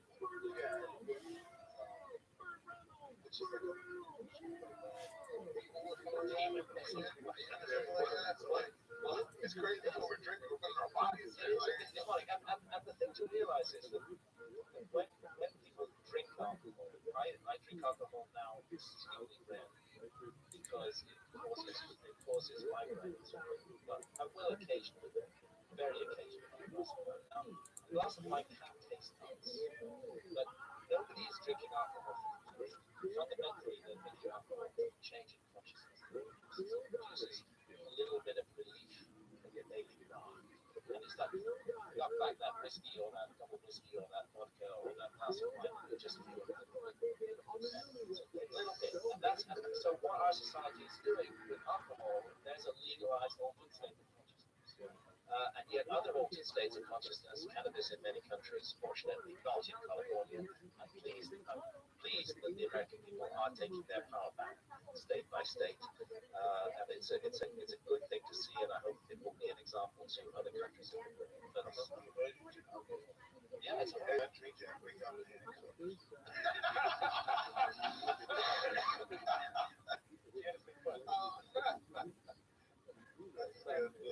Exactly. Like it's amazing. Yeah. So we live in a hypocritical society, which doesn't embrace the lessons of our ancestors. Our ancestors were always using psychedelics. They're fundamental to all religions. They're fundamental to all great ideas.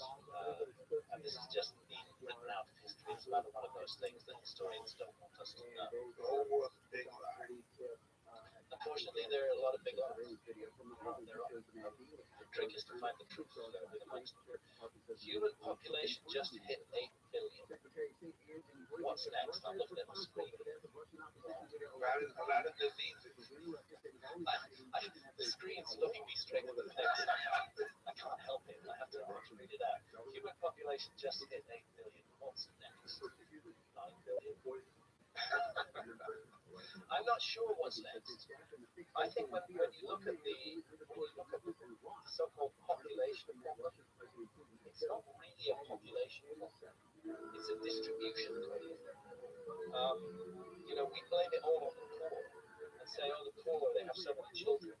They're increasing the human population. But their consumption of the world's resources is minimal by comparison with one wealthy family in the industrialized West. We have small families now. Why do the poor have large families? Because having a large family is an asset.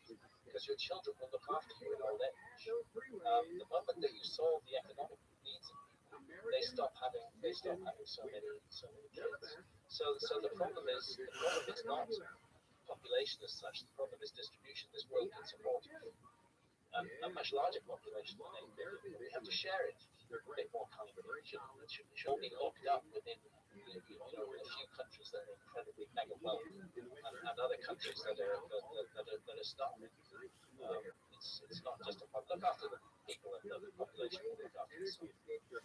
I agree. What are your thoughts on religion and God? Sure. I grew up in a religious family. My grandfather was a minister of the church. I recently discovered he climbed the Great Pyramid in 1960. He was a chaplain with British forces in the First World War. He was a minister of the church, and he was a sort of fire and brimstone preacher.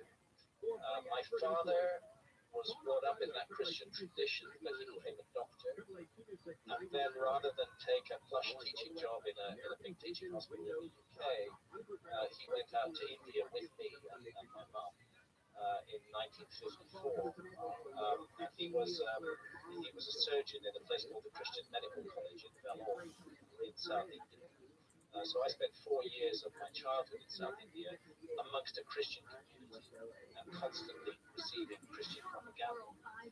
I don't think at that age that I began to rebel about against it, but I know that by the time I became a teenager, I was very anti-Christian. I rebelled, and we all rebel against our parents, and I rebelled against that. I didn't want to be a Christian, I didn't want to kneel down in church, and I didn't like that entity that they called God. And I regarded myself as an atheist. That's another one of those words which needs to be carefully defined. Just as anarchist needs to be carefully defined. Anarchist means without government. Atheist means without God.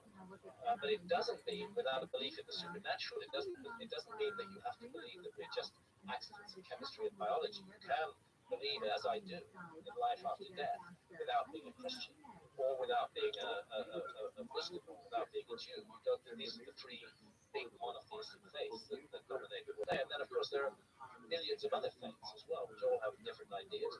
I think that the very fact that there are so many different ways of looking at this world tells us that not any one of those ways is right. They can't all be right, since they all say such different things. So I think that next to governments, the three big monotheistic faiths have been responsible for a great deal of misery and chaos in this world. The Christian Church, in its early days and right through until the 18th century, was a vicious, murderous institution.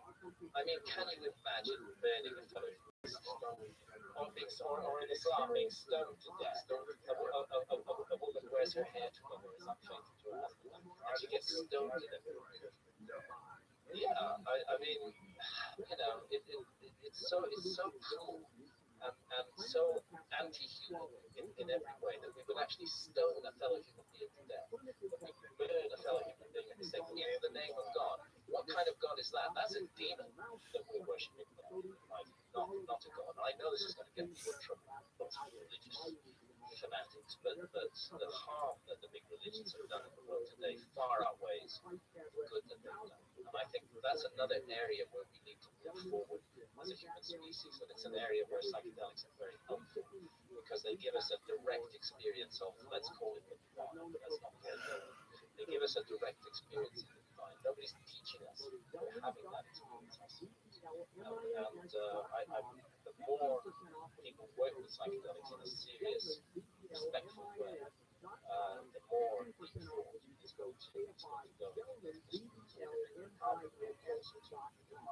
Yes, yeah, but to the let's call it the divine or the universe, whatever we want to call it, but let's not call it God, because God carries baggage. God carries, particularly in Christianity, Judaism, and Islam, God carries the notion of this stern, bearded figure sitting in the clouds, judging us. He's just like a president of the divine power. He's the tribal chief with supernatural powers. We don't have to buy into that to accept that there's something incredibly mysterious. It's an incredible mystery to be alive, to have this opportunity of being alive, to have this opportunity to learn and to grow and to develop.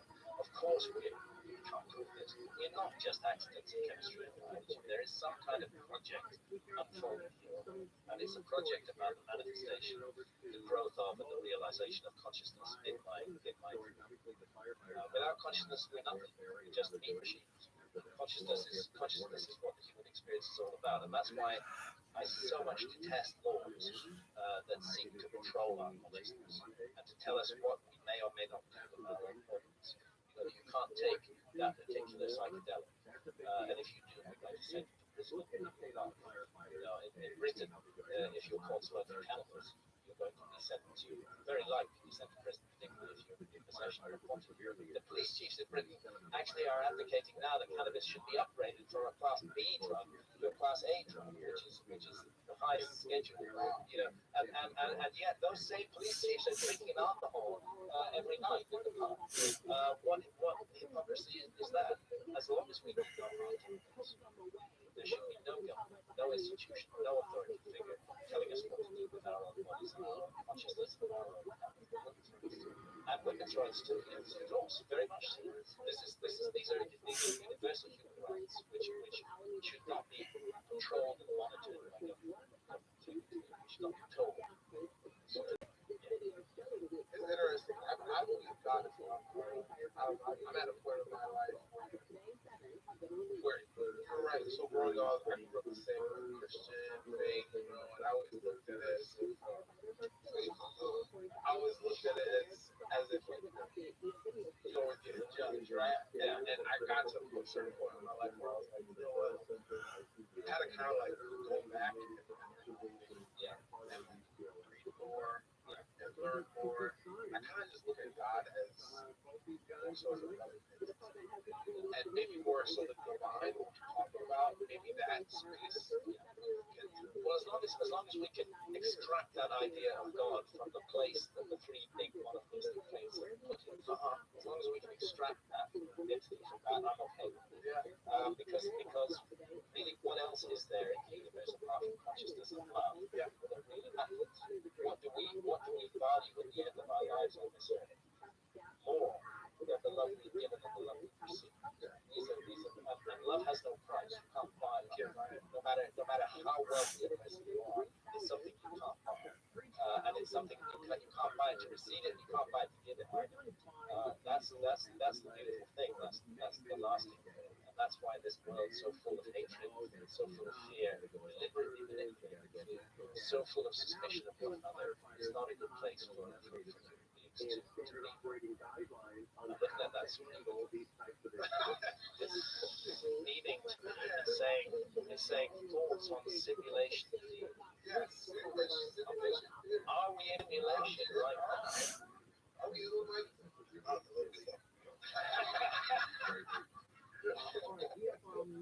Isn't it time since it's legal to light up a little cannabis?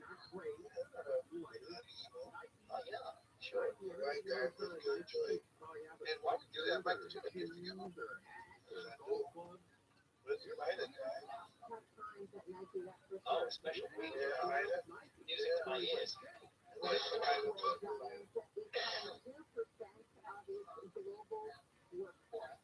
thank you. Thank you. I love it. Thank you very much. I'm all sorted for the next days. try things. So I normally think that this is going to be hefty over that.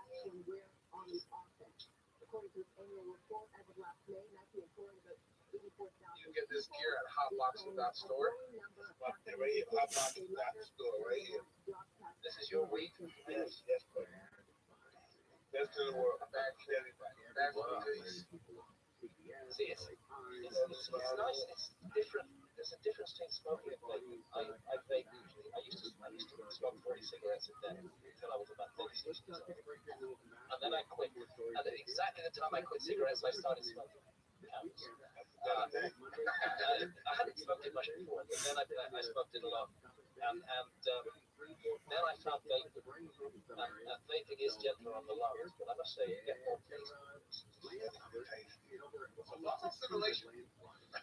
Yeah, are we living in a simulation? Well, that makes perfect sense. If the project is to expand and grow and develop consciousness, then it makes perfect sense to create a world. And in order to create a world, you have to go further. You have to create a solar system. You have to create a universe for that solar system to swim in. And the real us is our consciousness, which is separate from physical bodies, but which is capable of being immersed in physical bodies. So here we are, we're all avatars, and our consciousness is immersed in us. And the deal with this is that you don't know you're a simulation. If you knew you were a simulation, then you would not be able to benefit so much. Yeah, Wikipedia fucking sucks. You know, it really does. I mean, I'm not saying everything on Wikipedia is wrong, it's just they have an agenda. Is this the ashtray over here?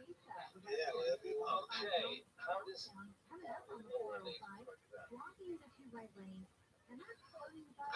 he, that's me, how do I handle people when they don't believe stone cold facts I'm presenting? I've come to expect that that's to be the case because I'm contrarian, because I'm giving a controversial narrative which is not bought into by the mainstream. I don't expect anything that I present to be believed. It's a long-term project. You have to keep going. I've been attacked by archaeologists and their friends in the media since the early 1990s, continuously. Whole TV programs have been made, BBC Horizon, trying to trash my work. So I don't expect them to believe. I expect them to disbelieve, and I expect them to try to make me look as bad as possible, and to try to get people not to pay attention to my work. But my view is, if I just keep going, and I'm not alone, there are other people working in this field, great people working in this field.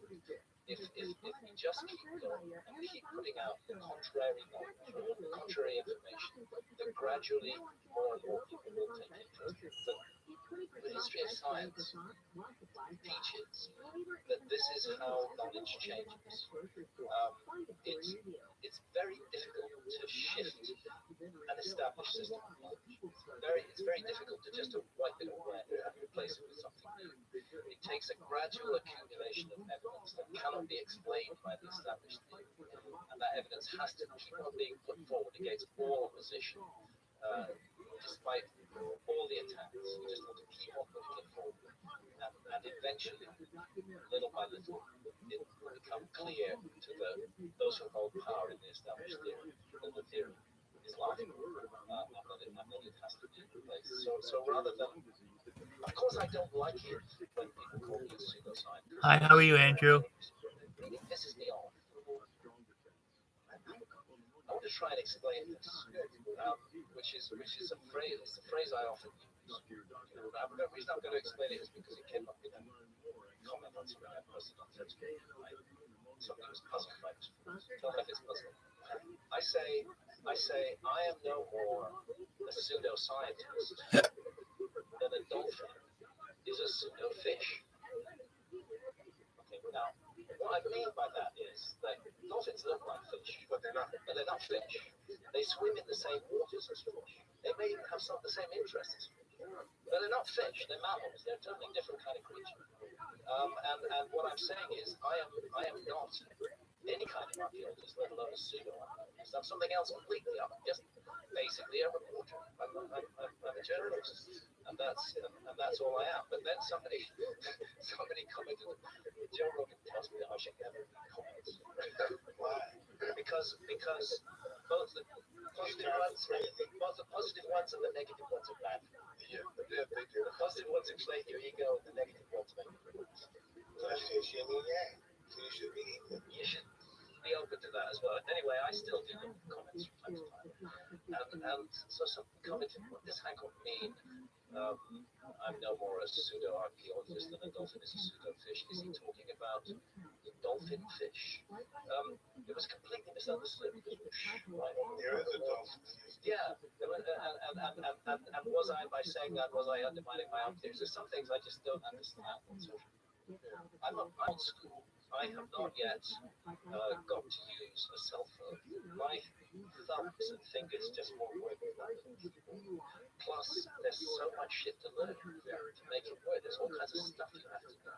So I just don't want to. I just don't want to use it. I want to stay as old school as possible. I can't actually remember how I got to this point, but that's because I don't know. Well, that makes you feel better. If I was a professional athlete, and it's a different time. Mike, you obviously did have to deal with that, like social media comments, people comment. So I'm an athlete, so now I deal with a lot of these like everybody pick, you're about to pick, but you get people saying shit. People are still saying shit about it. I'm still saying shit about them. Yeah, it's an even playing field. But in your boxing career, social media is not a thing. Your head came off. What's your feeling? Better in person? No, I don't know. It's been the same thing. My back and shit. Life was a shit. It's a different word. Do you think it's worth shit today? Nothing's better. Oh, absolutely. I got drugs, disease,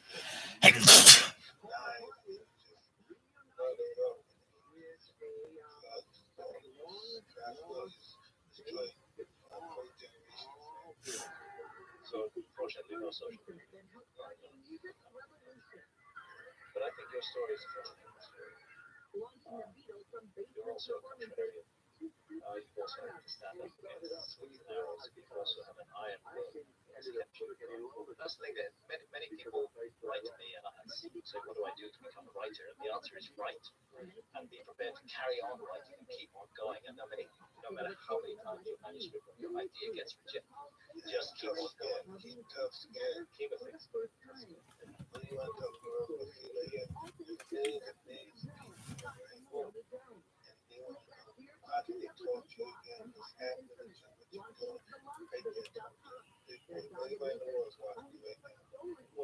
to tell the world is, first of all, thanks to those who voted for me for allowing me to lead a free life, to not have to be beholden to anything, to be able to investigate anything that I wanted to investigate. I couldn't get anybody with my work if it weren't for the fact that people would support my books.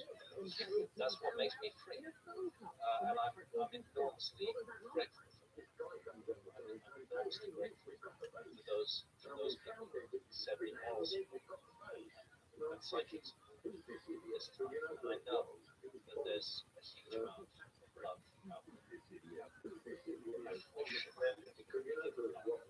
Tremendous amount. Beyond that, what do I want to say to the world? It's a cliche, of course, but it's something that my wife Santa has taught me over the last 30 plus years. That what really matters is love is what matters.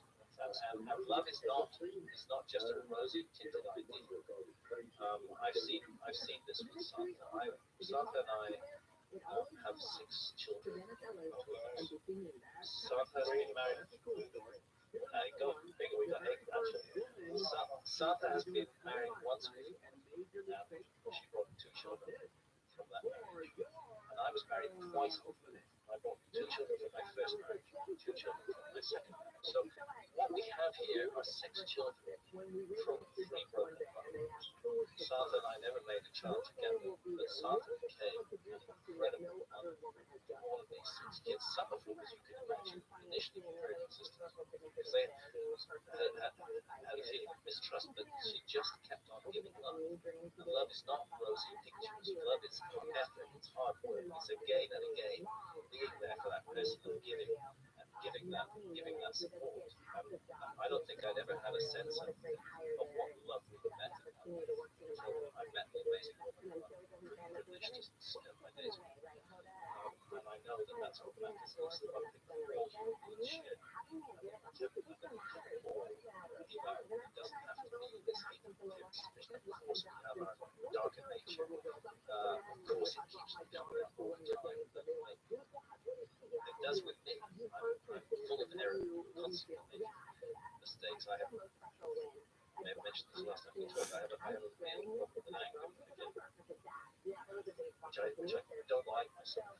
Okay? I can get suddenly very angry and I say cruel and hurtful things that I actually don't mean. I've been trying to learn not to be that person, not to do that instead of manipulating the boss. I've learned from my that love is what matters. Love is what is given. And then we're all capable of every age of civilization. That's right.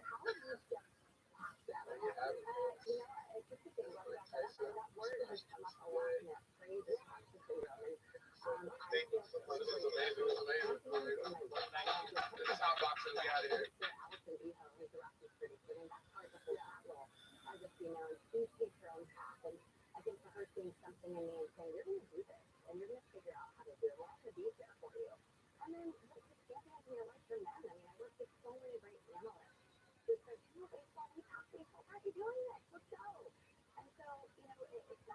So yeah, I think we have to change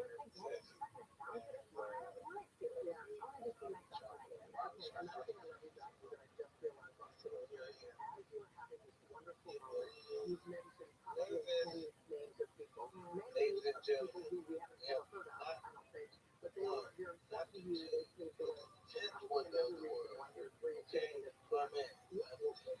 what's up, champ?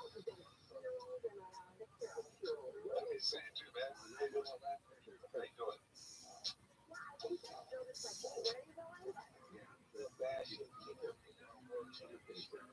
Yeah, really right up to it. It's really good. It has been a minute. Yeah. Oh, the smoking mirrors. Yeah. Oh, man.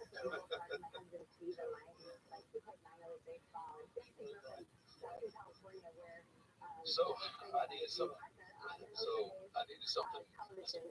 Legal to do. No, I'm just kidding. No, so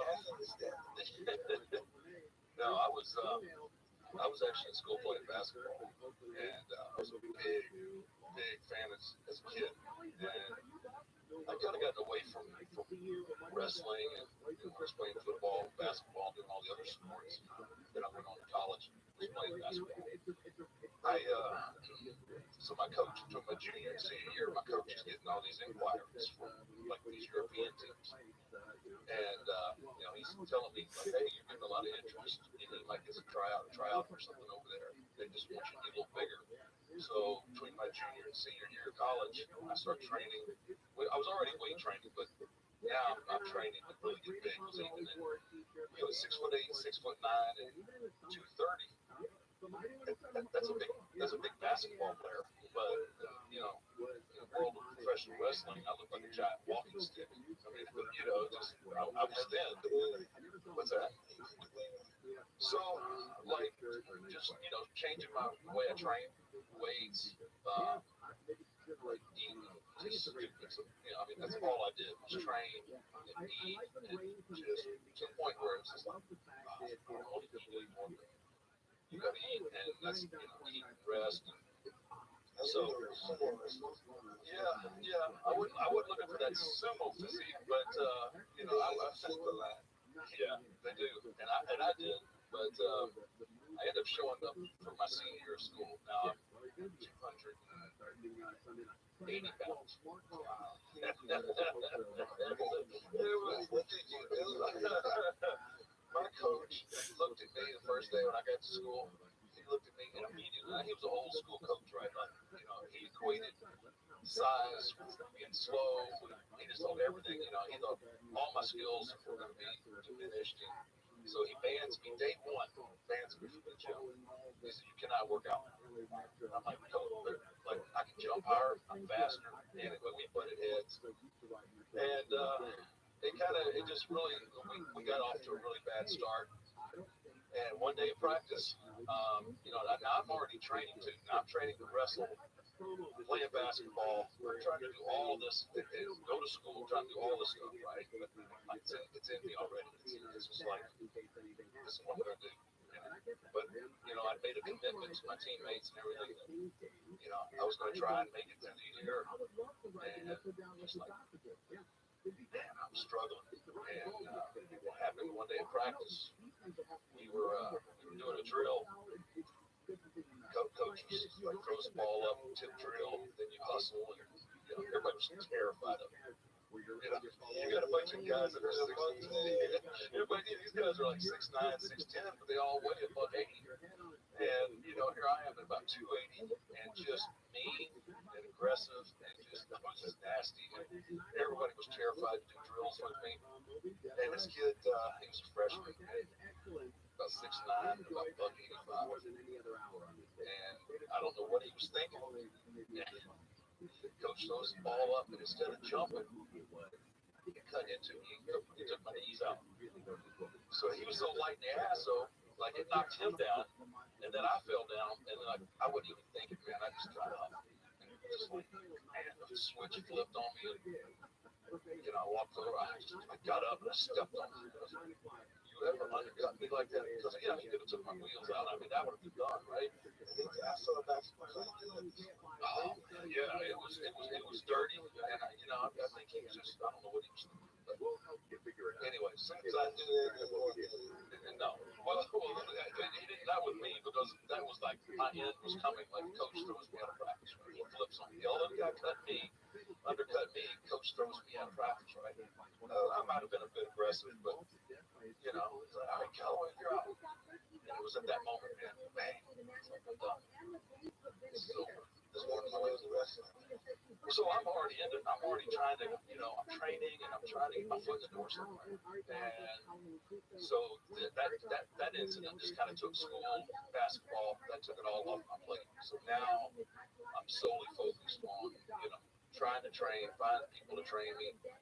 I wasn't a legacy in the business, right? So I didn't have any ends anywhere. I didn't know anybody in the business. I didn't, so I'm starting from ground zero and just trying to get in wherever I could and, trying to get myself in a spot where people can see me.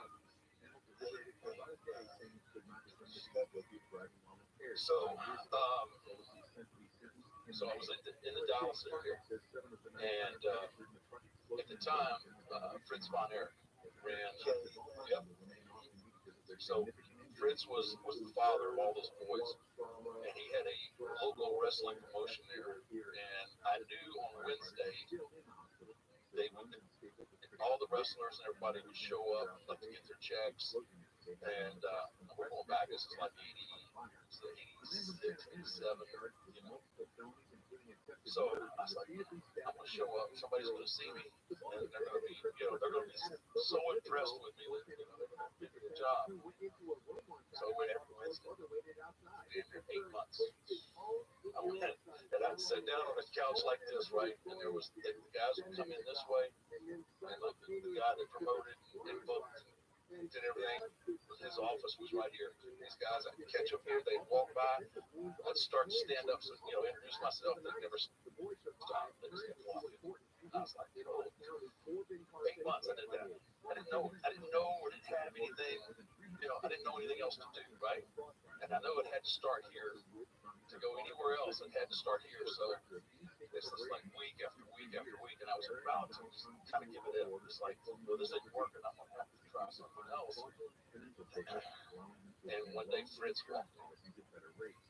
Here's the crazy part. So the young kid, he had already lost one of his boys. He lost, which one was it now? What Carrie? It was David. No, not David. There's a ton of David Von Air. David was Carrie. Well, no, Carrie was the last one to die. I think it was David. And tragic story. But he lost David in lynch payment. And I just happened to resemble. I mean, I looked almost. He looked at me. He stopped. Fritz walks in. He stops and he's staring at me. Right? It ain't the normal kind of stare at somebody like, this kid's exactly. He's looking at me. And then he turned around and went to another guy's office. His name was Rabbi, and I could hear Fritz had this really deep, gravelly voice. So he's like, kid up here. He's been coming here for weeks. He's trying to get booked. And I heard him say it. And I was like, booking Friday night. Let's just let take it back out. Oh yeah, I was much bigger, but my hair, my face, and everything, I looked like it. He comes back out. I go to get up. He keeps walking, goes in the office, and never says a word to me. But then that Friday night, that's where I got my start. I was in the right place at the right time when he came in. It was kind of crazy, but that's how it all got started. So, yeah. This one's on your character too.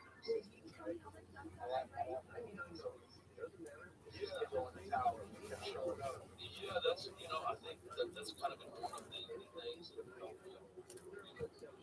Yeah, there was a lot of obstacles and roadblocks. Like I said, I didn't have anybody to help me in the business, and it was just like I knew this is what I wanted to do, but I didn't know how to. This is the only thing I could think of. And even that, I was getting at the end of it, and I was like, man, this is working. I was trying to figure something out. Like I said, I was fortunate enough to put myself in the right situation. But so then, my first match was with Bruiser Brody. Wow. Oh my gosh. Oh man, bro. Oh. He was killed in Puerto Rico. Yeah. It was. I was. Yeah, you did. Yeah. So I get there and I'm all excited. They say, okay, you're going to work with Bruiser Brody, and I'm like, okay. So I'm a young man. I know how the business works a little bit in the sense like, okay, shut up. Get in there and do what you got to do. It was strictly to get, Brody to win because he was getting ready to work with Abdullah the Butcher. And so anyway, he go black out white shirt. Yeah, they had a long history. Abdullah and Brody had a long history here in Japan, everywhere. So I know the score, know what's going to happen. I get in the ring, and I'm losing my freaking mind. I'm standing here now. I'm 6'8" now, and by this time I'm 300 and something pounds, and I'm looking at Brody, and I'm like, here he is. That was the worst thought that ever come to my mind because I'm like, hey, Brody's like this bigger than life character. When you see him, and he's got, like I said, he got the hair, and he's just. Okay, this is good. And I went, oh God, it was the worst. So we lock up in the ring, and he's trying to help me. He's like, kid, relax, kid. I'm like angle on that. You couldn't have moved me. I'm just locked onto it, right? He's like, all right, kid, relax, kid. Relax. And I'm like, yeah. So I back him up into it.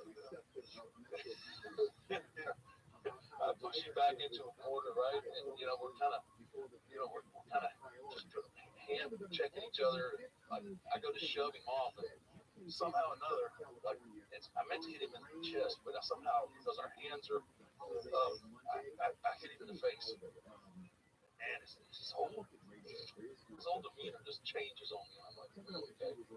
So I go, anyway, so we go work in the match again, and I lock up with him. I'm trying to throw him off. He turns it around, and out of nowhere, he come up with that big furry boot of his, kick me in the head. I'm like, holy. I'm in a whole different world right now. Now it was time for me to get one of my first lessons, and don't the old guys because they don't play. Before they is real. Oh well, yeah, I mean, yeah, to a degree, it was a lot rougher. Yeah, it was a lot rougher back then. You know, guys, especially with I'm green, right? They don't want to try to make a name for themselves. Yeah.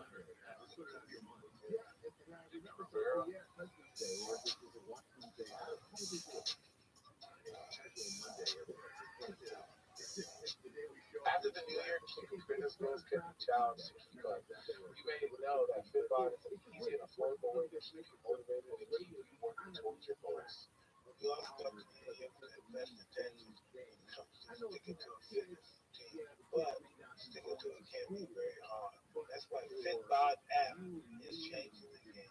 The app switches up your exercises to avoid overtraining or burnout while keeping your workout fresh and fun. The program also changes based on your personal progress for the maximize result. Keep up your fitness habit with the personal workout program from FitBod. Get 25% off your subscription or try the app free at fitbod.me/hotbox. That's FITBOD.me/hotbox.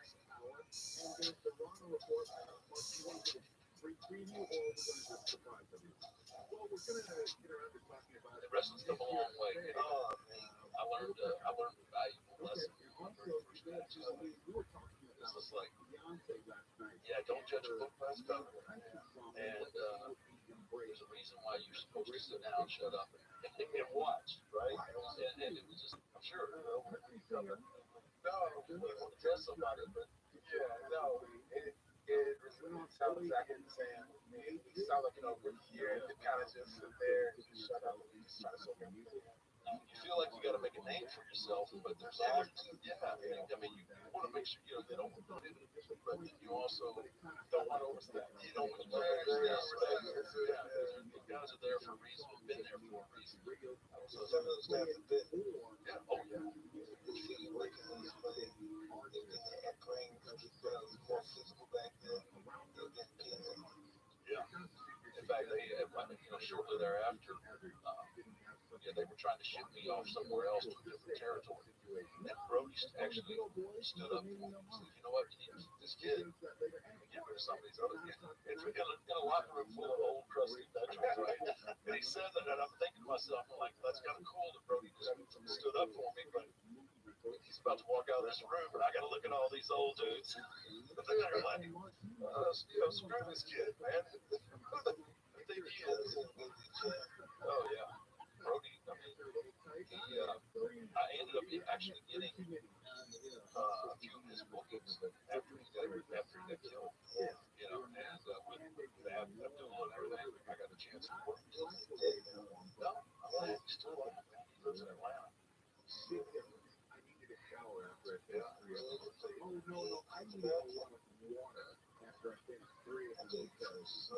From the Sudan. That's what, from the Sudan. But I think that's kind of the difference of where we are to now, where we're at today with the talent, where the guys were back then. Guys always protected their, everybody believed that everyone was from the Sudan. Everybody did. And there wasn't social media and all that other stuff going on.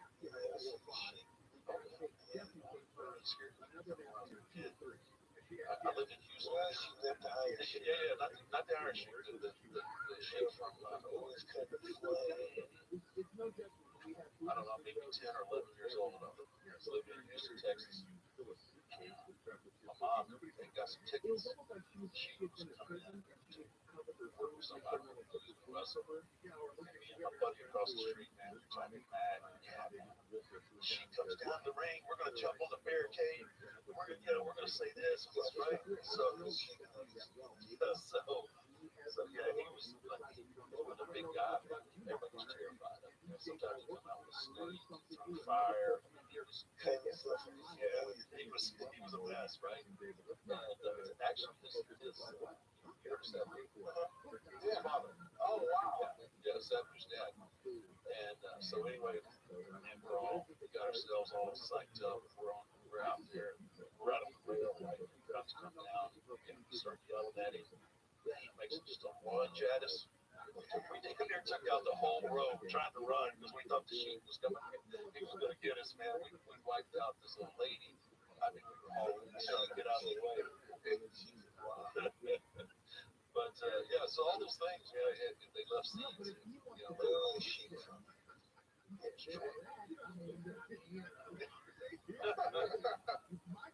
I'm sorry, bro. I'm running your child. Yeah.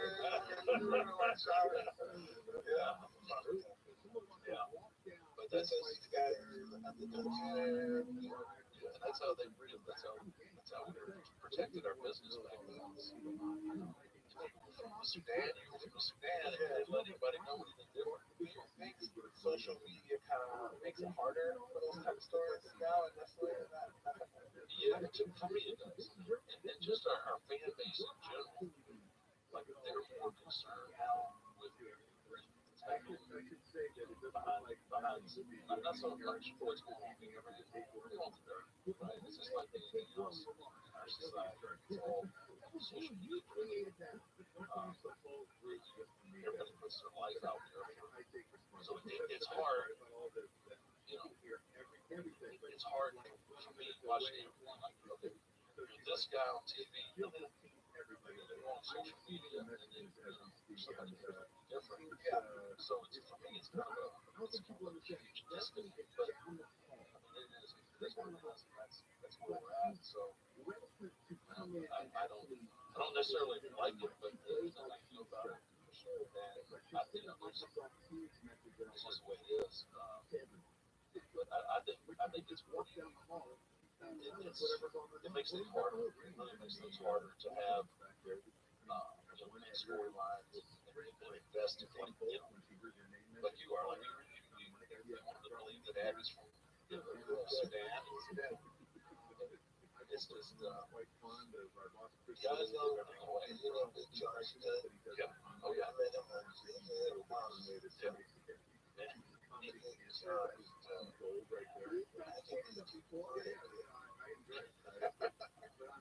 So funny, doing a big guy, so Andre didn't like big stuff at all. Andre didn't like big guys. Fortunately for me, he liked me. Where's everybody? But Stud, he did not care for it. He several occasions needed to kill Stud, Bigelow, all those guys. Yeah. I'm surprised those guys like jumping out the street. A couple of them tried. Yeah, so this was a little before my time, but I remember Andre sitting at the story goes, he was sitting at a bar, and then the guy behind the blackjack was Mulligan. Yeah, the blackjacks, right? So Mulligan was a big dude. He was like 6'8", 6'9", 3 bills. Just a hair trigger. I mean, he snapped just like that. And then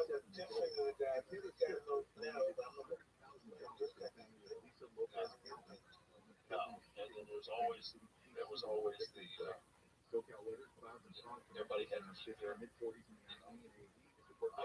call it now your street cred. If you're a tough guy, you had to be a tough guy, right? Anyway, so evidently goes up to Andre. Andre's sitting at the bar drinking, and Sheriff's hauls off himself. And he had somebody with him. I don't remember who was with him, but Andre ended up beating both of them. That was no easy task. Oh yeah.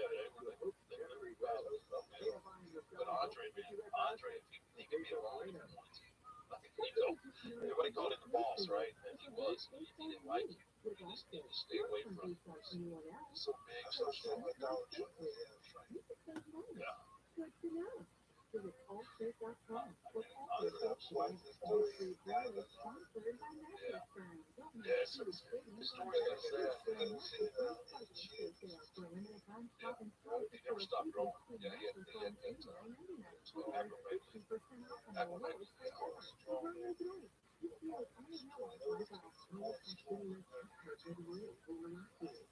it's crazy. No, I think it's I think it starts with the pituitary gland. The pituitary gland never stops growing, and so his organs and everything just always continue to grow. And then couple that with his drinking. Man, literally.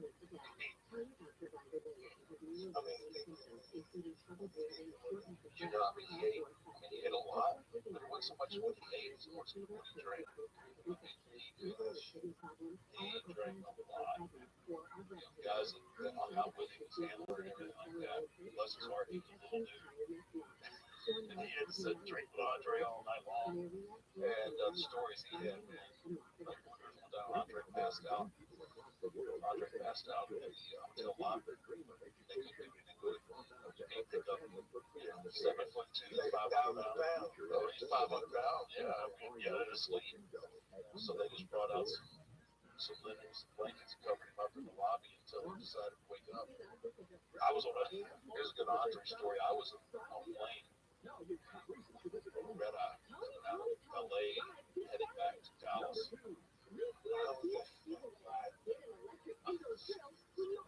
So, think about Andre. So, Andre always said first class, right?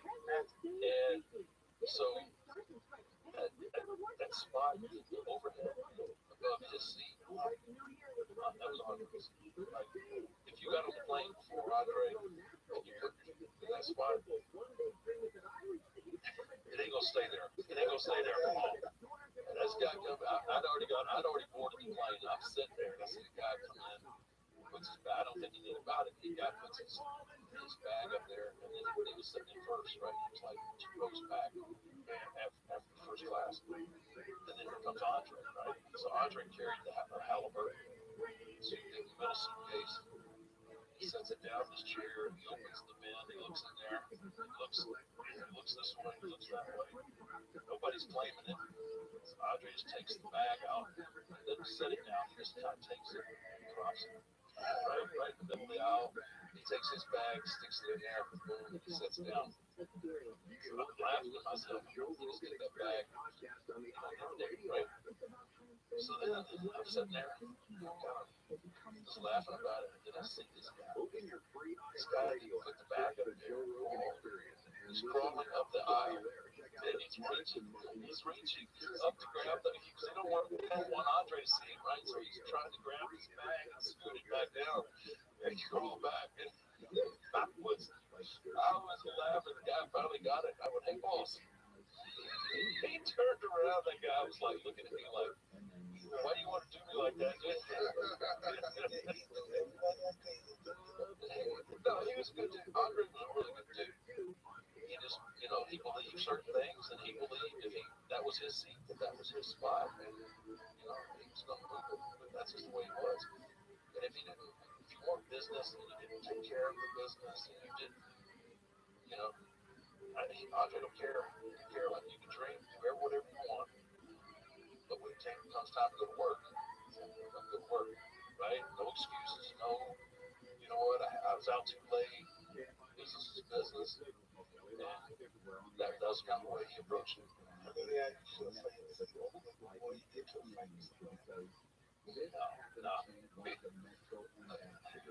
I wrestled with Warrior quite a bit when I first came up.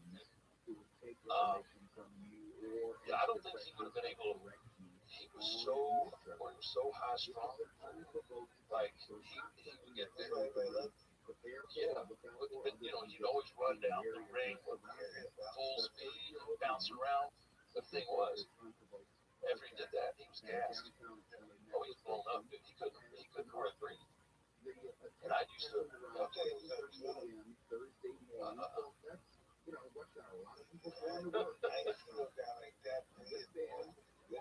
He was. I mean, he was really. His physique was ahead of the times. Yeah, he was right. He was medicated. I'm pretty sure. I used to.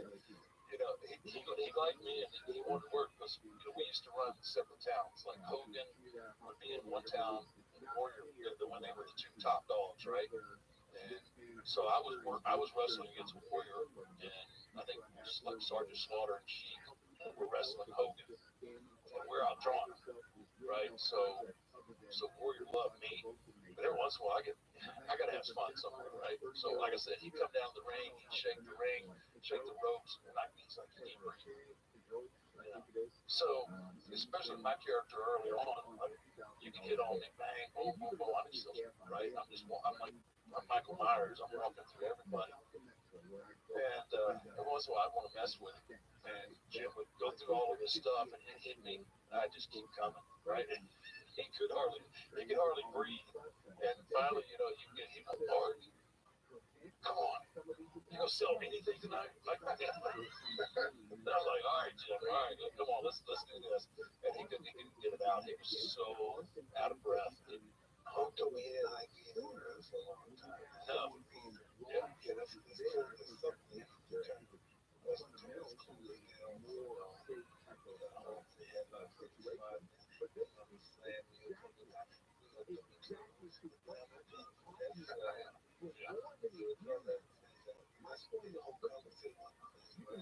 Oh yeah, he was good for about 10 minutes, and then didn't know what you were going to get.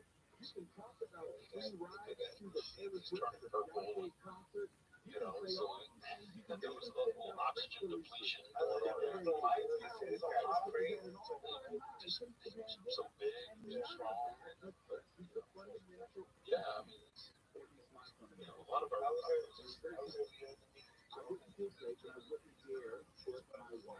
Oh yeah. He was so funny, man. So he ended up changing his name, right, to Warrior.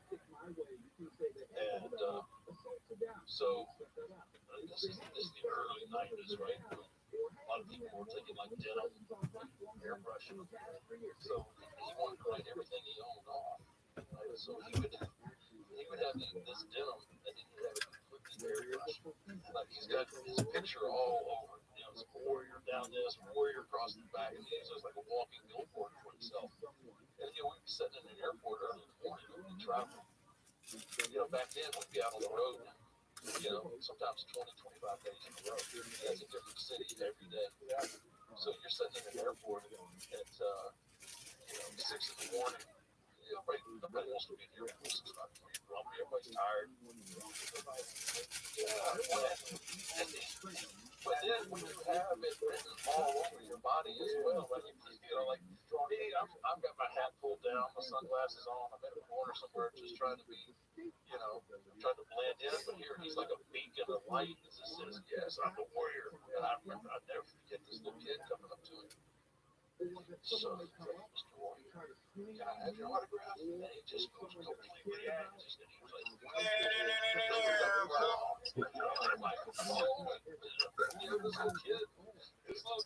What up? What up? How are you? Yes, I am. I am trying to put together a little project and put together these accounts and just keep them going as long as possible. I've got people who are talking to me in my. Yeah, I see him there. I introduced myself to him. Yeah. Oh, gee. He burned. He had 120 million tokens, right? And he burned half of his supply. Isn't that crazy? Why did he do that? For like the greater good. Back there in that era, everybody was driving on one. Check that. I'm always driving. I've been doing it once. Yeah, he was a little before my time, but he was another guy that was ahead of his time. And he had the physique vibe. Yeah. You're fine. And more even more important than the body. Scratch the motherfucker. Yeah, you talk about control. That's how you get the whole Jimmy. Yeah, Jimmy Ryan, John Hand, yeah, man. I got a pack down. Look at me, baby. I'm feeling a little bit luscious, Johnny. Look at my hand for dinner. Look at my hand for dinner. Blind ass, baby.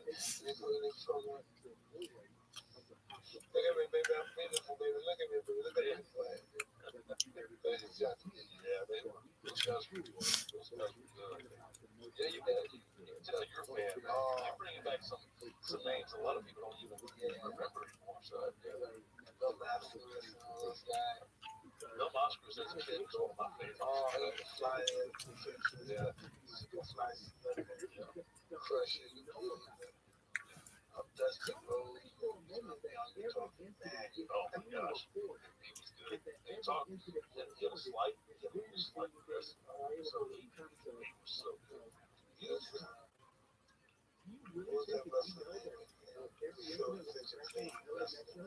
That's why he said, what's that guy's name? Gorgeous George. Gorgeous George, yeah. Mama Ali Short. Look how beautiful I am. Look how beautiful. Yeah, Ali was a big wrestling fan too. Yeah. And listen, no one people love wrestling. It's so complicated. And we get attached to this guy. Want to know more about it. Stay in touch with them. We celebrate. Come up with that. I saw girls on the starting Sunday, but they're all pick up the title. We get it, we write it down, we apply it, the wolf, man. God told us to fight with the people of the morality. And we'll do it, man. Come on.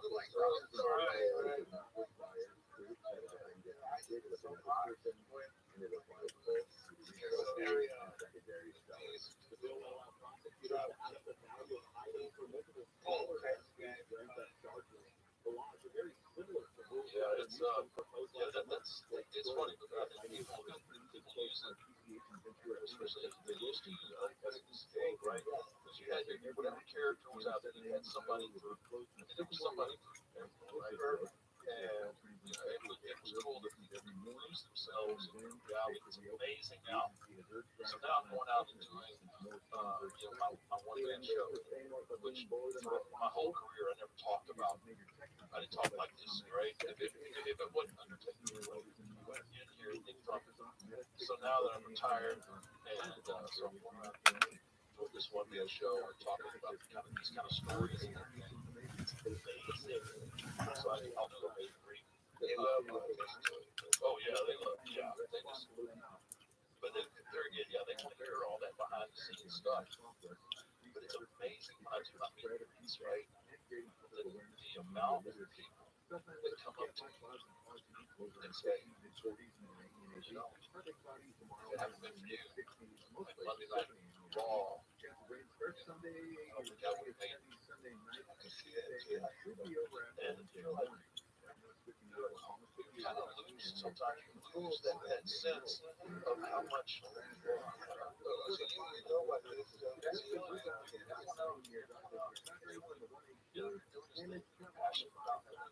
Everyone is how to take responsibility. I'm talking about, this one person stopped in Philadelphia.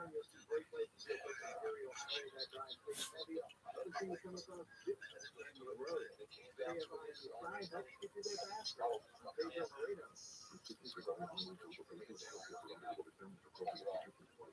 And then it became, a struggle all week to get to your next Monday night so I can see what you're going to do. I'm sitting there like blown away. I'm like, wow, it's crazy to have that kind of people invest and has that kind of background. It's a little bit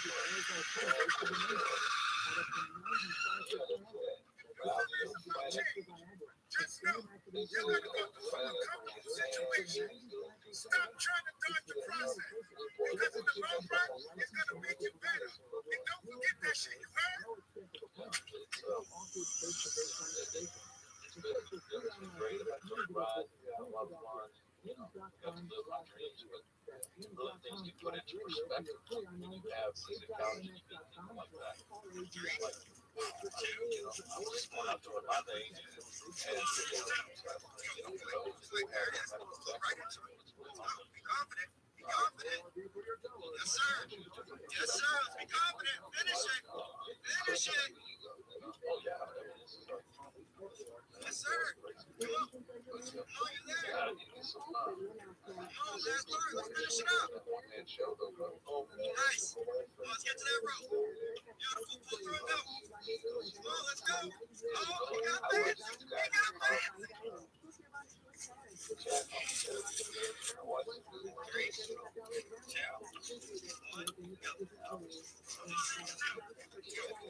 Like, there it is.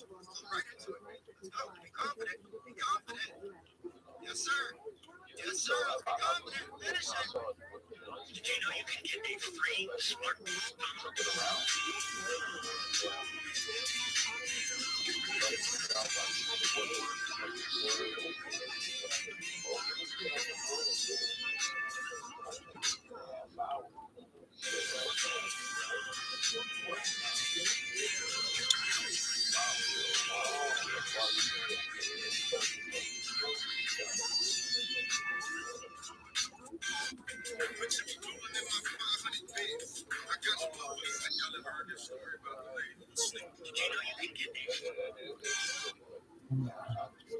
I'm trying to get mine. I've done about 8 of my shows now. It just dawned on me. It just came up. I was like, No. And I was saying, hey, I don't know what my father is. I was trying to stay.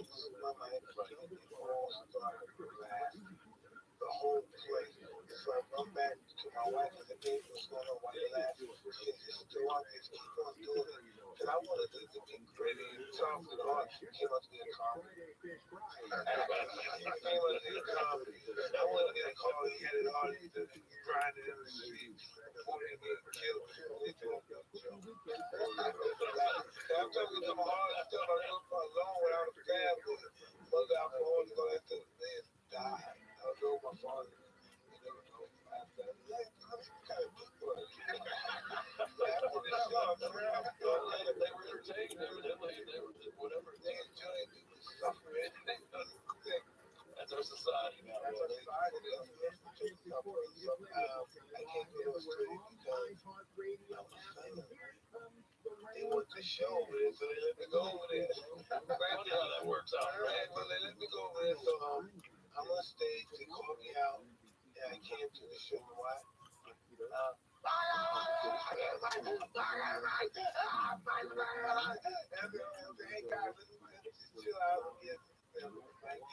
Fuck that, because one day I started doing it, right? And I said something about my ex-wife, Rob, and then that's all right. But you know, listen. I don't know, it's a couple of thousand people I want to do it, but it's needed. And it's elevated stage. And the people that can do it, you can have it like eyes in there, right? They perform, but doing this type of talking, you know, they will let you talk, they think they see that the guy who's he ain't like my code. He's like it. They don't not here. And he jumped up from up there. That silver thing is the island, and he jumped from there and tried to jump on the stage. I'm looking like he jumped. He touched it, but he missed.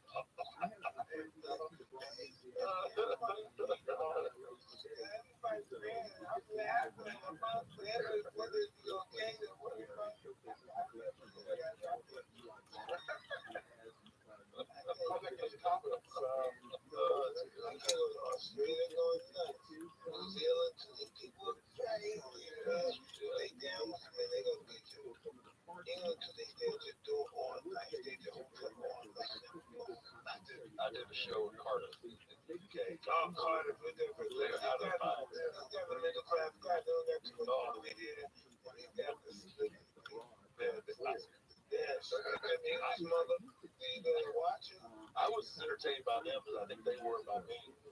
Every time that I would say something, every time that I would say something that they liked, they would turn into a chant, right? So I'm telling a story. What this particular story, this girl back in the day, she was all in on my creatures of the night. She comes up to me and she had a tattoo on her left breast, my face, right? And it was a large tattoo. Let's go that way. Anyway, so she pulled it, she shows it to me, and I'm telling this story, right? And then I was like, take yours, tattoo to the girl. So this whole auditorium starts chanting that back at me, and I couldn't help but laugh. Like I made me forget everything that I was going to say because they were everything that they felt like was entertaining or amusing. They just chanted it right back to me. I mean, that show went way off the rails, and it was one of the best shows that we've done. But man, live, no, it's different. I'm given a different side of what I did for 30 years. Like, I was at Texas Stadium, there were 100,000 people there. Don't bat an eye because I was being the Undertaker, right? Now, Mark Calloway, if I had to give a speech in front of what we got here, like 10 people, I'd be nervous having to be myself. So I've had to learn how to do that.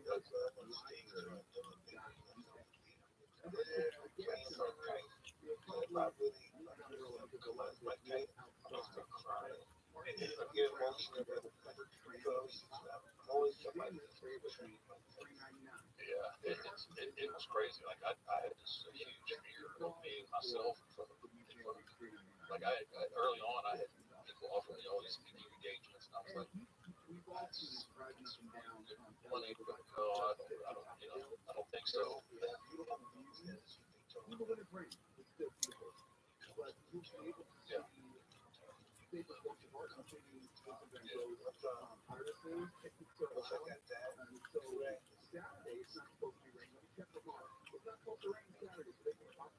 Yeah, it's getting easier. I mean, it's gotten easier being me, but it's just like it goes against everything that I did for all those years. I protected everything, and now everything's out there. So it's just like I'm starting to get much more comfortable with it. But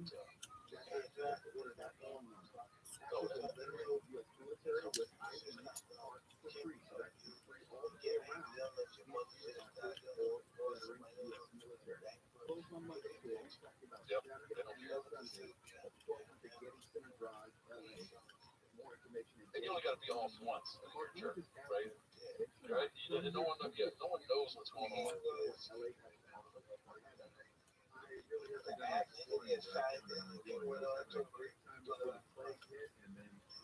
I've had people ask me for autographs at funerals.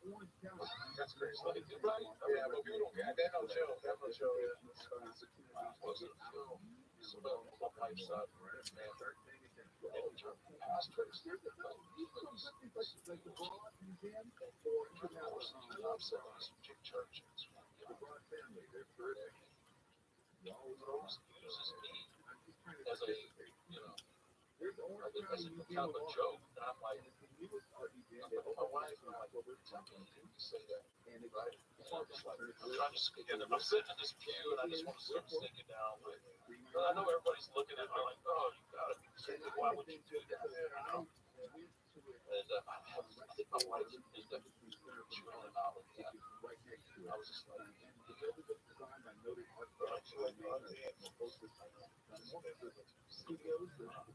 oh, yeah. Even if you weren't a fan of wrestling, you knew who Andre was. I mean, Andre was bigger because he was such a spectacle. And it was really rough. It was hard. The hotel bed, everything, traveling, just people don't think of that aspect. They just think of what they see on TV. They don't have any clue how difficult it was for him to get from point A to point B and everything that went with that. So,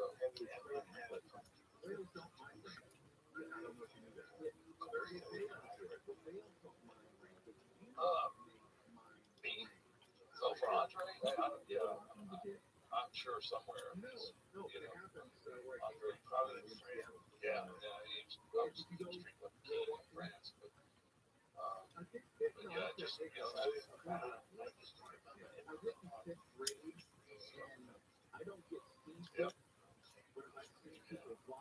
I learned a lot.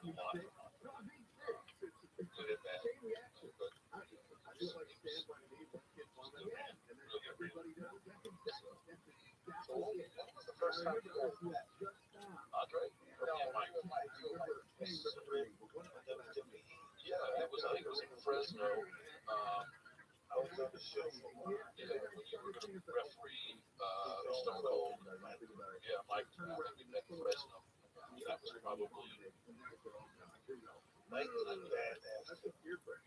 Sean, oh man, he's underrated. Oh man, he's I tell people he's probably one of the people that I've worked with, my favorite people to be in the ring with.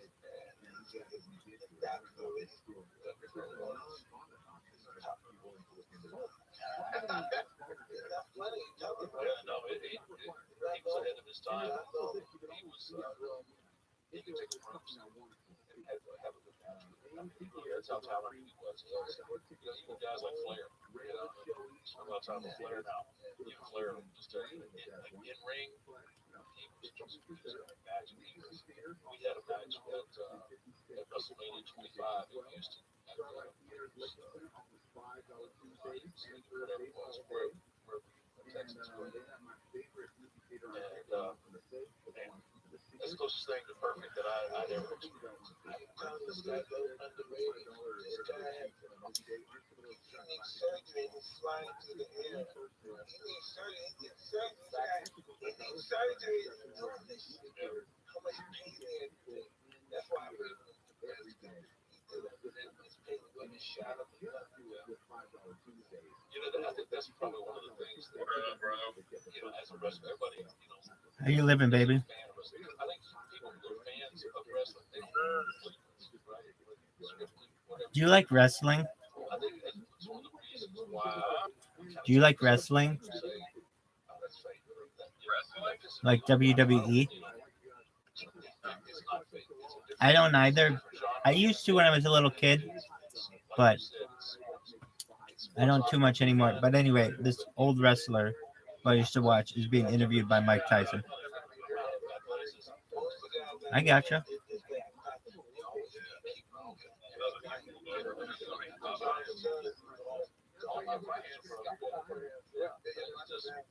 They get stepped on and things like that. But my point to that was, it's like the amount. Back in the day, you didn't work. So guys would go to the ring, needing surgery or being injured, and just go out. I like wrestling because what happened. Right, I understand. No. I don't like that aspect of it as well. It's more like choreography. I was just asking.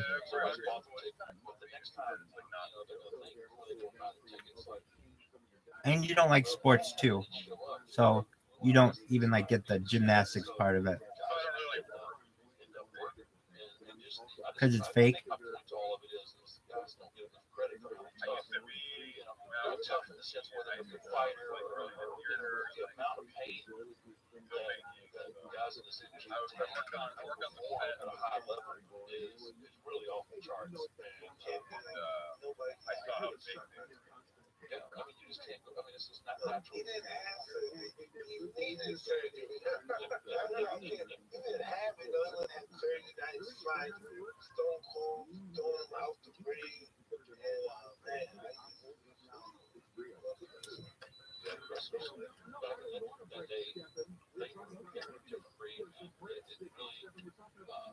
don't want to take it away from any of these guys today either, but it's just back then, we didn't have doctors really with us. Right now, we have doctors and trainers, and everything's good to show.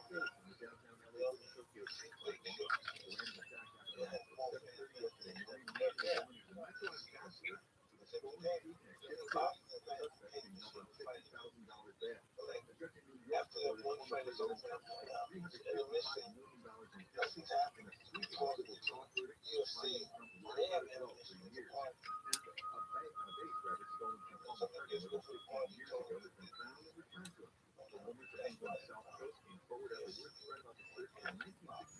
Obviously paid more money.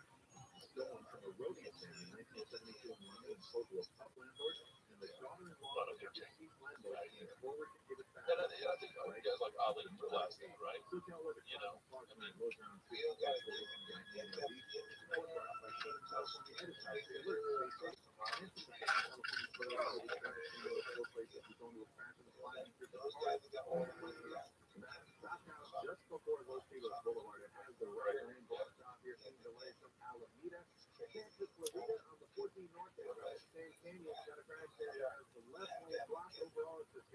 those tickets with asses and seats. that's why I'm pushing to put those buttons to sleep. That's where we can, that's a good idea. That's where we're all, I think we're all kind of living together in that aspect, right? You gotta have, that's great assessment, right? You gotta have a gimmick. Oh, listen, what's your He was the scariest though. I was gonna say that. I don't know. I guess that it was a gift. Man, I watched the wrestler Don Leo Jonathan. What was that other guy? This guy was so big. I'm just saying, I'm gonna go back. Like you standing there getting the referee's final instructions, not just like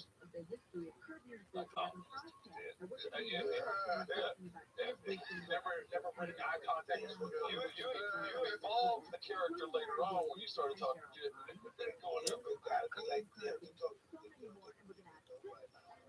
I don't know, man. Brady talk.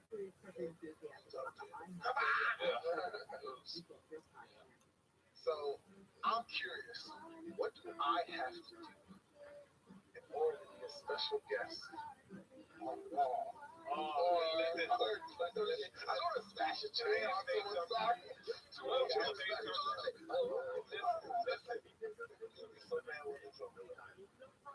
I bet it. I know it is. I know it, man. How was your experience? Like, how was it?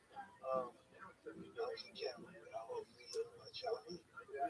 If you're selling your house, visit Yeah, I'm going to all the same. That's the way to sell your house. Not an appraisal, no repairs, no commitment, exceeding cash. And then you go to Look at that. Look at that young kid there. I know exactly. I like to roll. Yes, that is bad. If you got a criminal case, you need to talk to the lawyers at 1-800-TOP. 1-800-TOP. If you're hired, it can feel like you're trying to find a needle in a haystack. You can go to right person, or you can just use ZipRecruiter. And now you can sign up for free at ZipRecruiter.com/radio. In fact, ZipRecruiter has helped a lot of businesses like Marco, president of operations at Kelly Tires and Autosales, which means Kelly Tires has grown a lot in the last 2 years. Marco needed to hire everyone from a store And randomly got ZipRecruiter wants to find all the right people. Take it from Marco and millions of other businesses who use ZipRecruiter. ZipRecruiter can help you find. No, I was on that flight. Listen, they took out DNA, but he took him in the bathroom.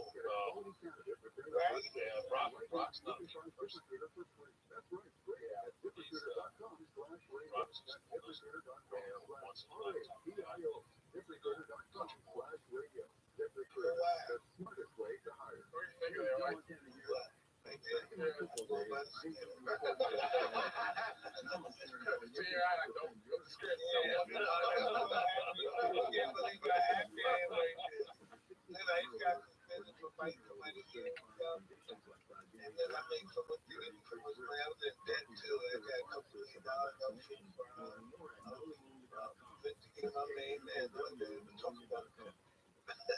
Sponsored by Pfizer.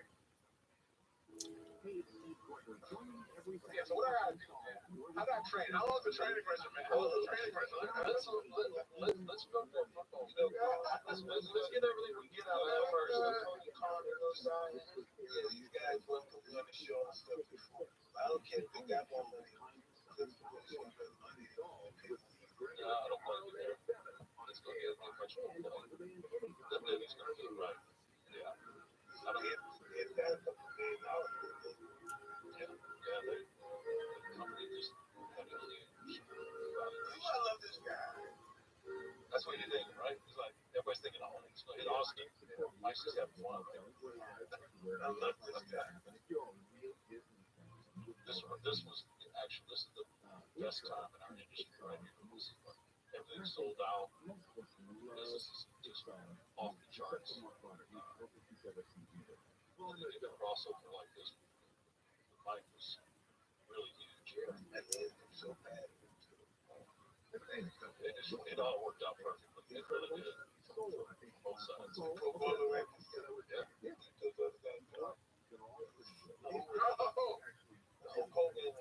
Yeah, WCW. Yeah.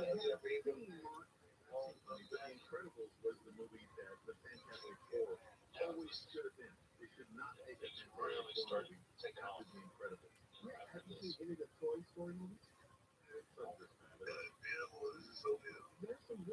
I called, yeah, saw me, right? You saw me, right? So like first couple days, you do just come to events.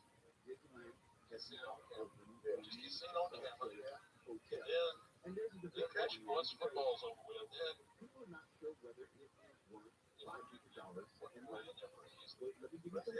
I want to be a special guest. That's it. Special guest. Name a name, right? Name will be a character. Yeah, I want to do like man.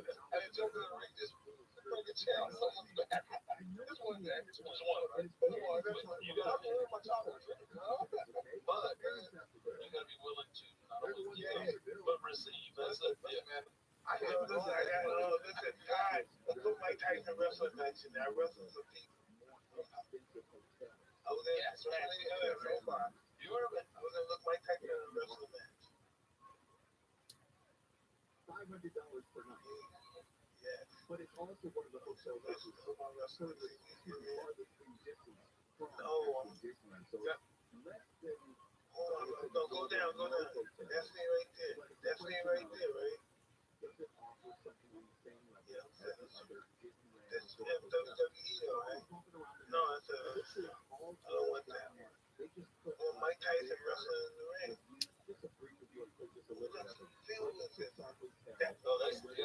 That was DX. He showed up with those guys. I was wrestling out there. They gave a hit. Well, we are here at the brand new updated Disney Pixar Place Hotel. So excited. Mike Tyson tag team match. I was on there wrestling. To the pool, to the restaurant, to Anna doing this little dance, holding our drink.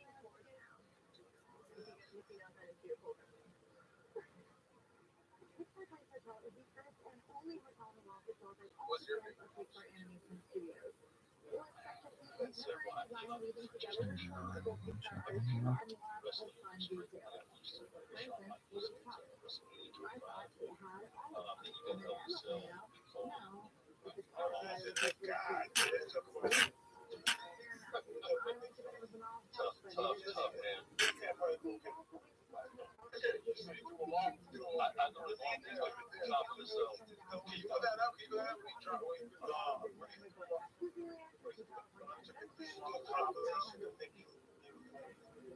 All the crazy stuff that you do. Go Hell in a Cell 98, I think. Is that right, Greg? 98. Well, just built Big Foley and Hell in a Cell, Undertaker Hell in a Cell. Yeah, that's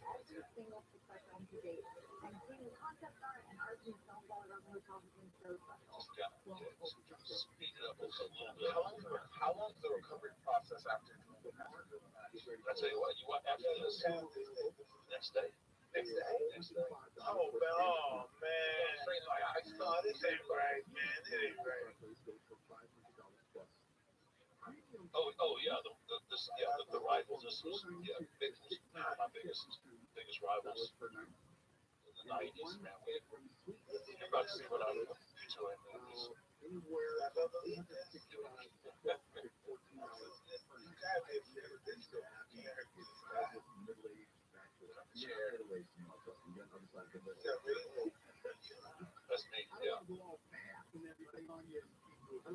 ever walk on that mesh, it's breaking.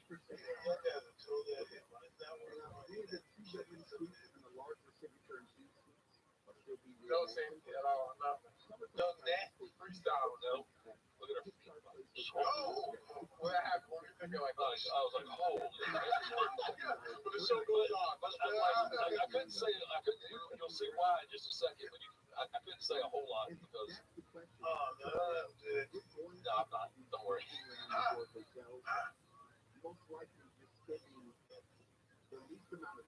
right, here we go. Hang on. Hang on. Here we go. Get out of here.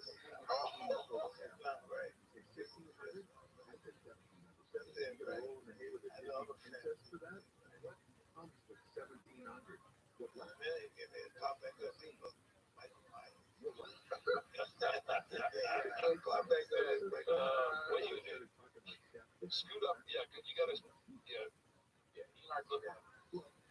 That ain't right, man. But this one, as bad as that one was, that young man. But the one that happens here in about another 5 minutes is just, he almost didn't get up. That one was bad, but the next one was really bad. What does it say? I'm going to take this jump. You know, he had never been up there on top of that cell. So his mentality on this thing was, so I had the first Hell in a Cell match with Shawn Michaels. It was good. It was violent. It was everything that the Hell in a Cell match was supposed to be. And then this would have been the second one. And Mick was afraid that we wouldn't be able to deliver as good a match as the first one. So he had in his head that he wanted to give them, he said, we can almost smoke and mirror people and thinking that they've seen something really, incredible. And that's what he decided to do. So I agree all the time. Telling him, I did the last song. He was like, all right, I'm ready. Good luck, bro.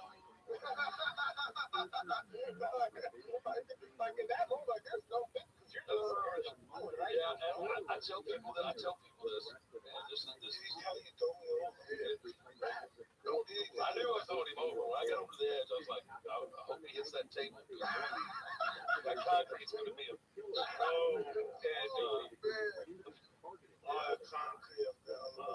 Yeah, that's crazy, man. What do you think? When I seen him move, I was like, okay, all right, he's in good shape. In just a second, like 5 minutes later in this match, we get back up on this. After I throw him down, he climbs back up, we continue fighting. And over here, I've already thrown him off once. And he climbs back up. He's broken. Right?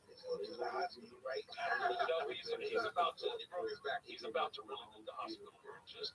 He needs him now. He can't name him not anymore. He needs him now.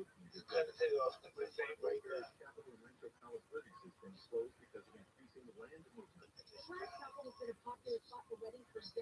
That's why he got so much respect.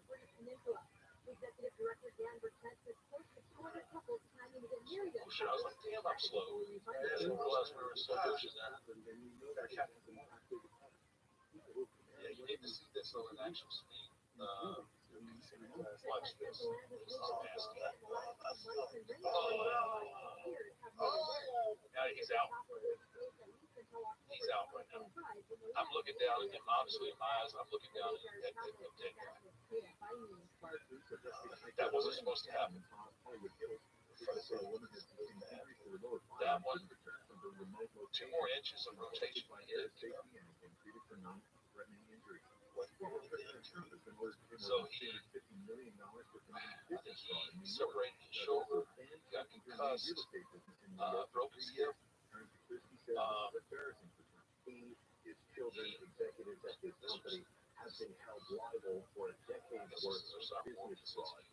So we continue. He gets up from this again. He gets up, and we start fighting again. And I'm so distracted. He's got a growth, like he's got something in his nostril. And I'm looking at him and I'm punching him. I'm thinking, like, big booger in his nose, right? Come to find out, it wasn't a booger. It was his incisor. When he hit, his tooth went through his lip and lodged in his nose.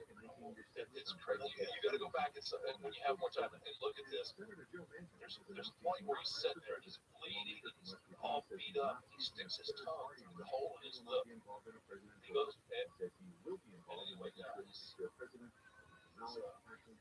this point, this is tearing him up. That's tooth right there. Yeah, you can see the tooth hanging out of his nose. Right there. That's his tooth. And that's him sticking his tongue through his lip. So that was the best part of his night, actually. Was the table. That one really nasty. Of course, I showed him all kind of compassion. He's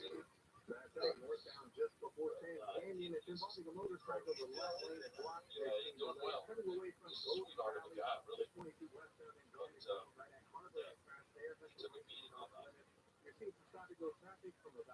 So what is the landlord like?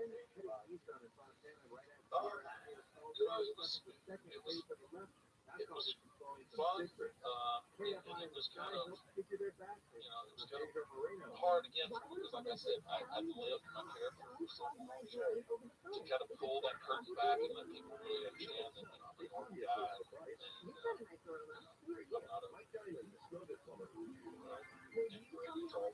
all that. So it was kind of tough, but it was cool, and then obviously just listening to my peers and the people that I've worked with, and their feelings. It's got people to hear all of that, and kind of let you know that, of course, my career, I did some things right. I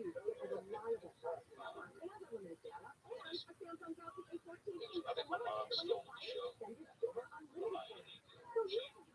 My mom's 90, and she talks mad. I call her, even when I was still wrestling, I had to call her. I never had a pay-per-view match, so I had to call her. Let her know I was okay, right? And she'd be on the phone all the time. Does he see the way he walks?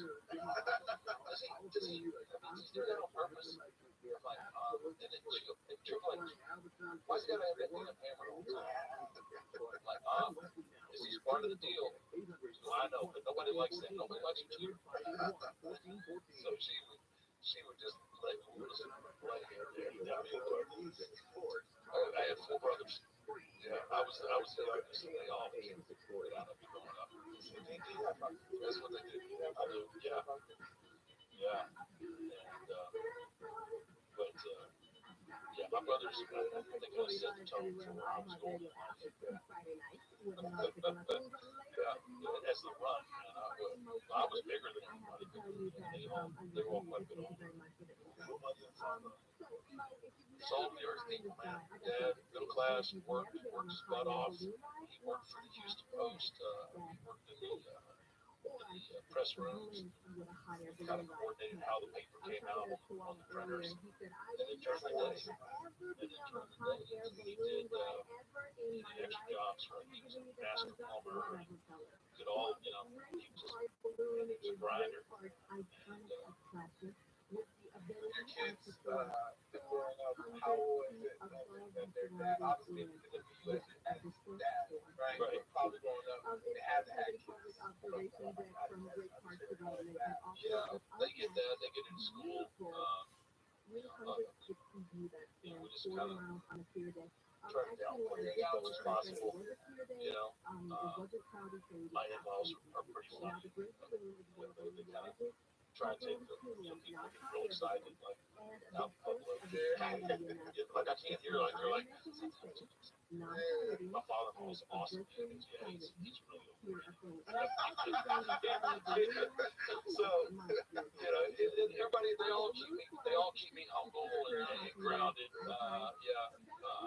I wrestled. A couple of years before I retired, I ended up wrestling Cena.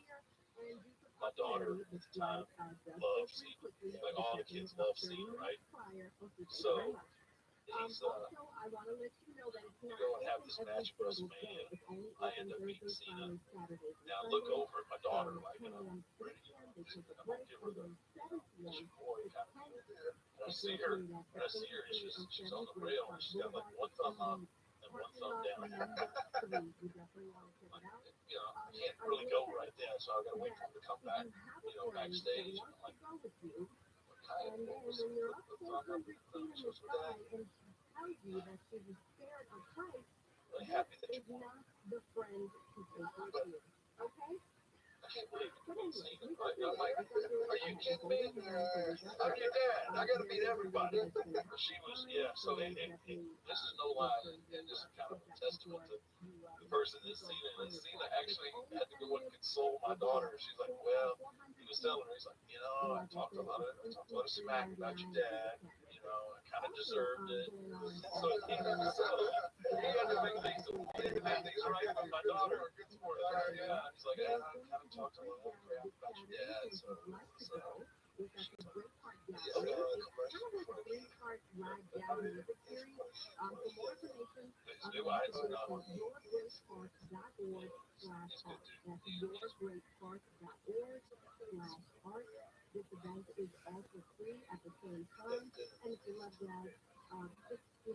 yeah, he's smart, right? I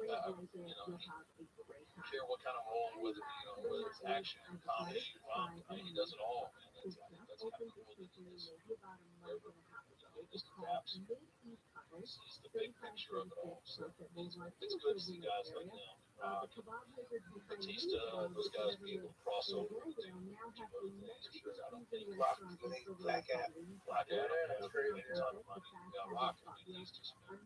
You knew that with Rock, even back in the day when he was just wrestling, you knew that one day he was going to be,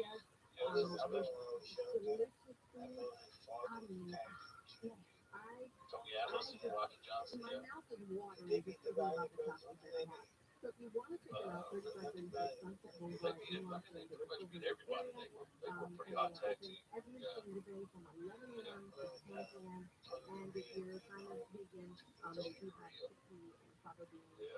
You got all this good old time names.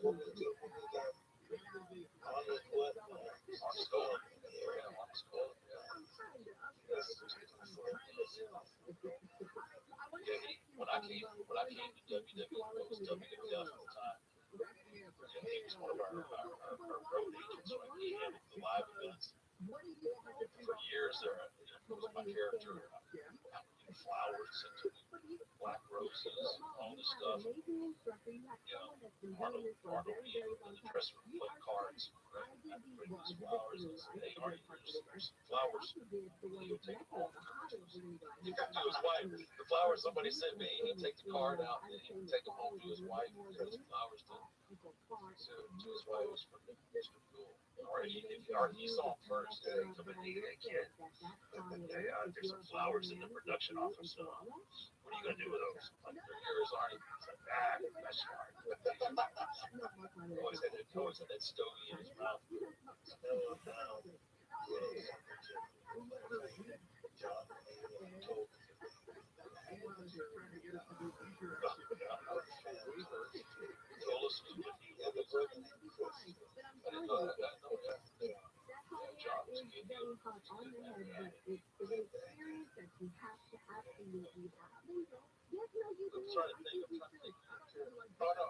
Oh, you got it? Oh, no, you're talking about the guy like that? Well, no, I'm thinking, calm down. You got me thinking. Like, you want to, at some point, you may want to cross over and do something. Now I got to start thinking creative. Smiling, chilling. Oh, yeah. I said he brings the fastest. How you living, pimp? What are you up to tonight? Oh yeah, baby. Can't beat that with a stick.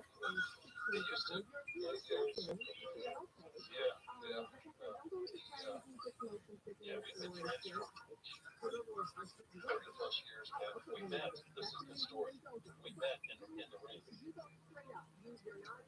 Tennessee. This is 1988, I think.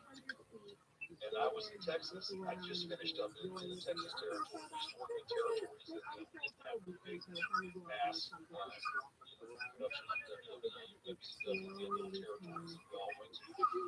And so I just finished up in Texas. I go back to Tennessee, and so I drove. And I got there just in time to get dressed and then go to the ring.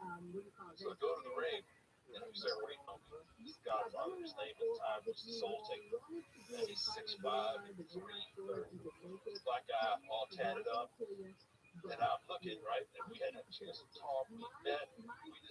We're in the ring. I'm looking at him, and he's looking at me. And I'm thinking, oh, boy, here we go. And he's thinking the same thing, like, oh, man, here's another big old That song rocks.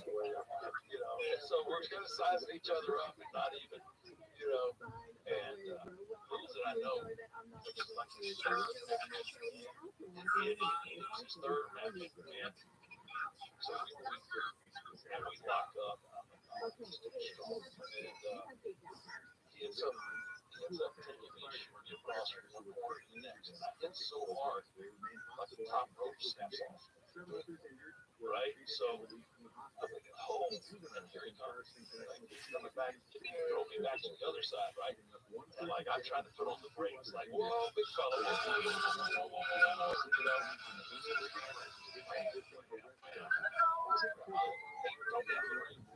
So he throws me out of the ring, right? I'm just trying to get my bearings because he's laying into my ass, and I'm like, oh, crap, what am I gonna do to this guy? So I'm out of the ring, and I'm walking around, and I walk around one ring post, and I see there's a chair, and I grab this chair, and I'm like, oh, this is it. Let's make some friends right here. And he comes walking around the turnbuckle, man, and I just work that chair as hard as I could. I'm like, right?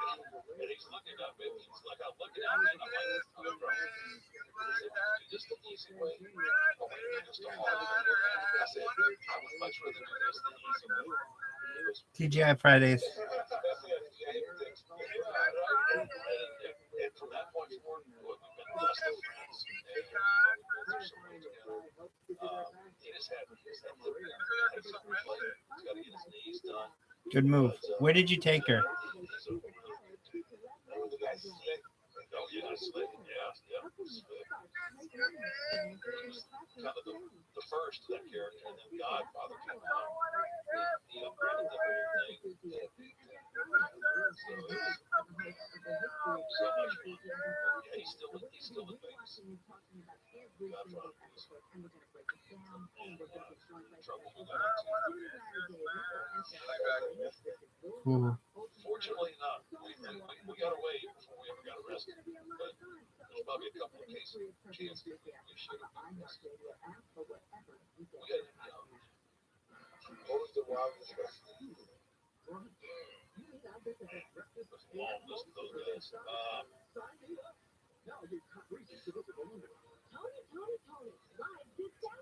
Road Warrior Hawk was up there. Two good guys. Yeah. Both of us on the Animal. Yeah. They both passed us. Yeah, but Hawk was, Hawk has some demons. And sweetheart of a guy. Just didn't Dan Spivey. Her name was Dan Spivey. He's another guy. Dan was bad. He used to, big white guy, 6'9", used to run Del May in Tampa. Prostitutes. Yeah. He was, they called him Big Dollar Dan, the left-hand man. Ain't nobody in Tampa was messing with Danny. That's nasty work. Let me tell you something, man. So you know all right, you know what they look big, jacked up, yeah, with the face paint. So me and Danny, I was his partner, and we wrestled. We were wrestling the Road Warriors, and we'd been wrestling in several. Then they they've been beating us and trying to build up to this pay-per-view. This for WCW. And we're trying to build up to this pay-per-view. And I'm green. I'm a kid in the business. I don't say nothing. I just got to do whatever Daddy says. I go and I do. Some kids in the dressing room in Corpus Christi, Texas. And he goes, hey, tonight, let's just follow my lead, watch my back. Okay, what's up? He says, don't worry about it. Just follow my lead, watch my back. We'll get some heat. We'll go over tonight. Okay. I have any idea what he's talking about. Anyway, we have this match. DQ or something like that. And Danny gets a chair. And he starts beating these two dudes. Like they owed him money.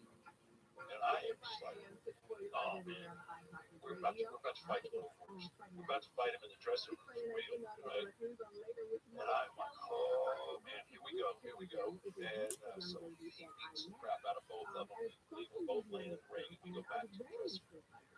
It's an old kind of civic auditorium kind of deal. I had to walk upstairs and we're sitting down. And I'm looking at Danny. Danny's just as calm as he can be. He's getting undressed. I'm sitting there.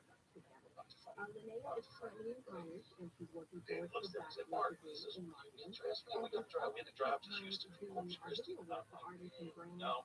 I said, I'm not gonna get caught, in my underwear naked having to fight the Road Warriors. I'm gonna be dressed and ready to go. He goes, what are you talking about? He was like, ain't nobody gonna fight anybody.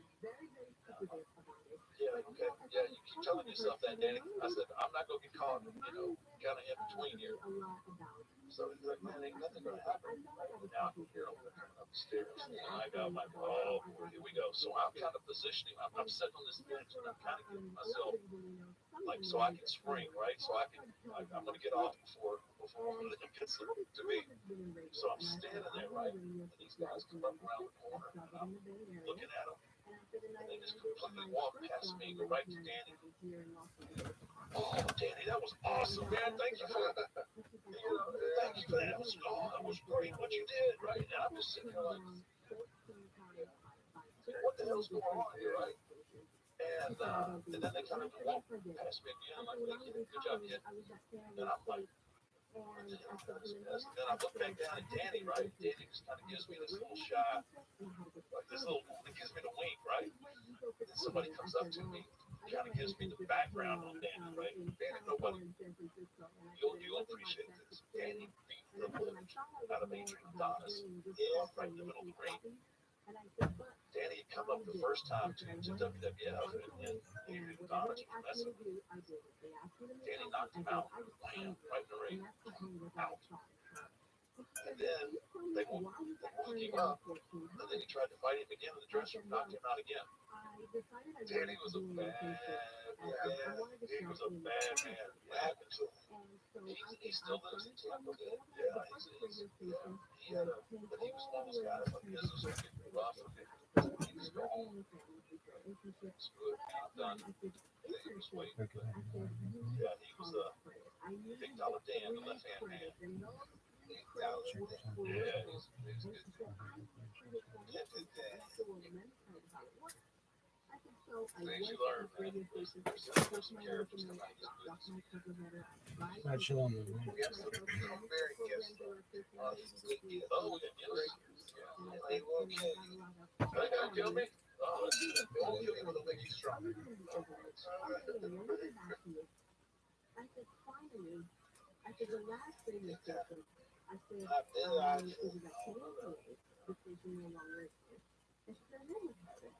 You get this stuff at Hot Box store. Check it out. How good is King still around? yeah, he's still around. I hadn't seen him in years. He's still, him and Hogan are buddies. I think so. Yeah. Yeah, let's see.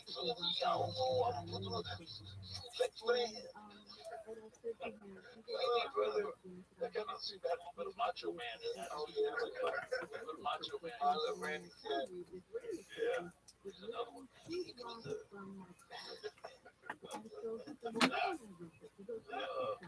one of the most imitated imitating guys ever was Randy. Elizabeth. Oh yeah, Elizabeth.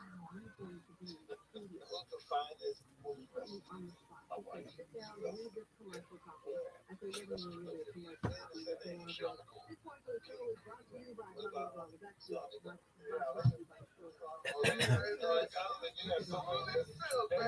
There was zero hesitation. No, first, second, third are all my numbers. Listen, no one's looking at you, man. What do you want to say? What I want to know, man. I just want to know how thankful that I am for all my fans for all these years that stayed with the Undertaker, and I hope that you guys continue the journey with me as I do this one-man show. You think you know some things about the Undertaker. There's a lot of things that people find out that they're going to be shocked, and things are going on behind the scenes that they're not going to believe. They're hearing what they're hearing. And I think come out if you get a chance. It's called the One Dead Man Show in Montreal coming up. In March 24th, my birthday, I'm going to be in Vegas. Aries. Yeah, so we're going to be coming to the show on my birthday in Vegas. And then we head to LA for WrestleMania. SoFi, I mean, it's going to be fun.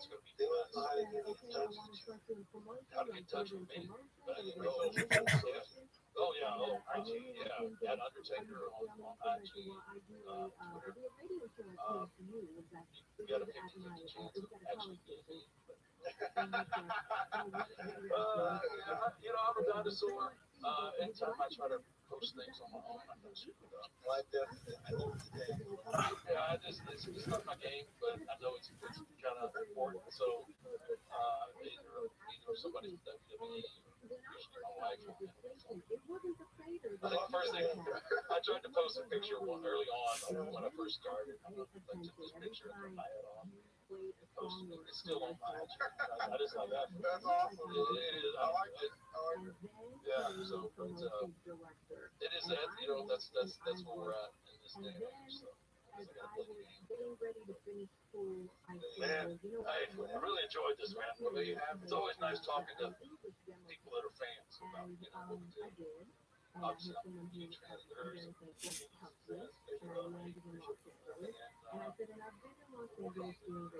Your crossover. Haystacks, man. Haystacks. You're just a plethora of wrestling. Yeah. All those WWF, right? Yeah. I love the episode of Hot Boxing finished. I like to thank my guests. Thank you very much. Undertaker. Mike Tyson, we out. After so much rejection, I said it gave me a redirection, and I said, and I learned that I can get to anything in life. I said, so if you are, volunteering your time and working for free and doing free stuff for Rolling Stone magazine, I said, you can make it anywhere. And I said, and I commend your parents for raising such an amazing young lady, and I hope she continues to be hungry, and I hope that she could. If you like hunting and you like capturing things and getting it and have an animal meat, my brother cooks raccoon for me when I visit him. God, I love him. And you got to check out the new Hitter Hunting Club collection now available at theovonstore.com. You got hoodies in orange and maroon, camel hats, traditional and orange. Go over there and get that hitter and more at theovonstore.com. I want to announce some new tour dates. We're adding shows in Indianapolis, in Houston, in Phoenix, Arizona, and in New York City, New York. Those are new additional added shows. They're available now. You can go get them as well. We have shows in Louisville, Shreveport, Baton Rouge, Corpus Christi, and Austin, Texas. So you can go get a hold of all those theovon.com/TOUR. You can get tickets, get them through there. so you get fairly and accurately priced tickets, and nothing secondary. Thank you guys. I look forward to seeing you return of the rat. Hey guys, I want to thank you guys for tuning in. I also want to just offer up the disclaimer that today's episode contains material and stories and discussions that can be pretty graphic.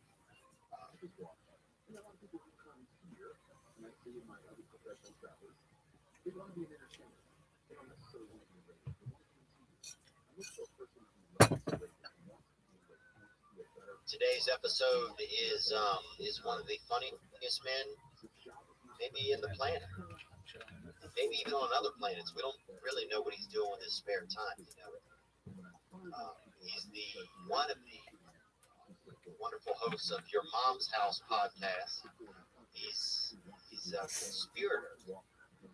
He's a comedian, and he's a confidant, I think. Give it up for our guest today on this past weekend is Mr. Tom Segura.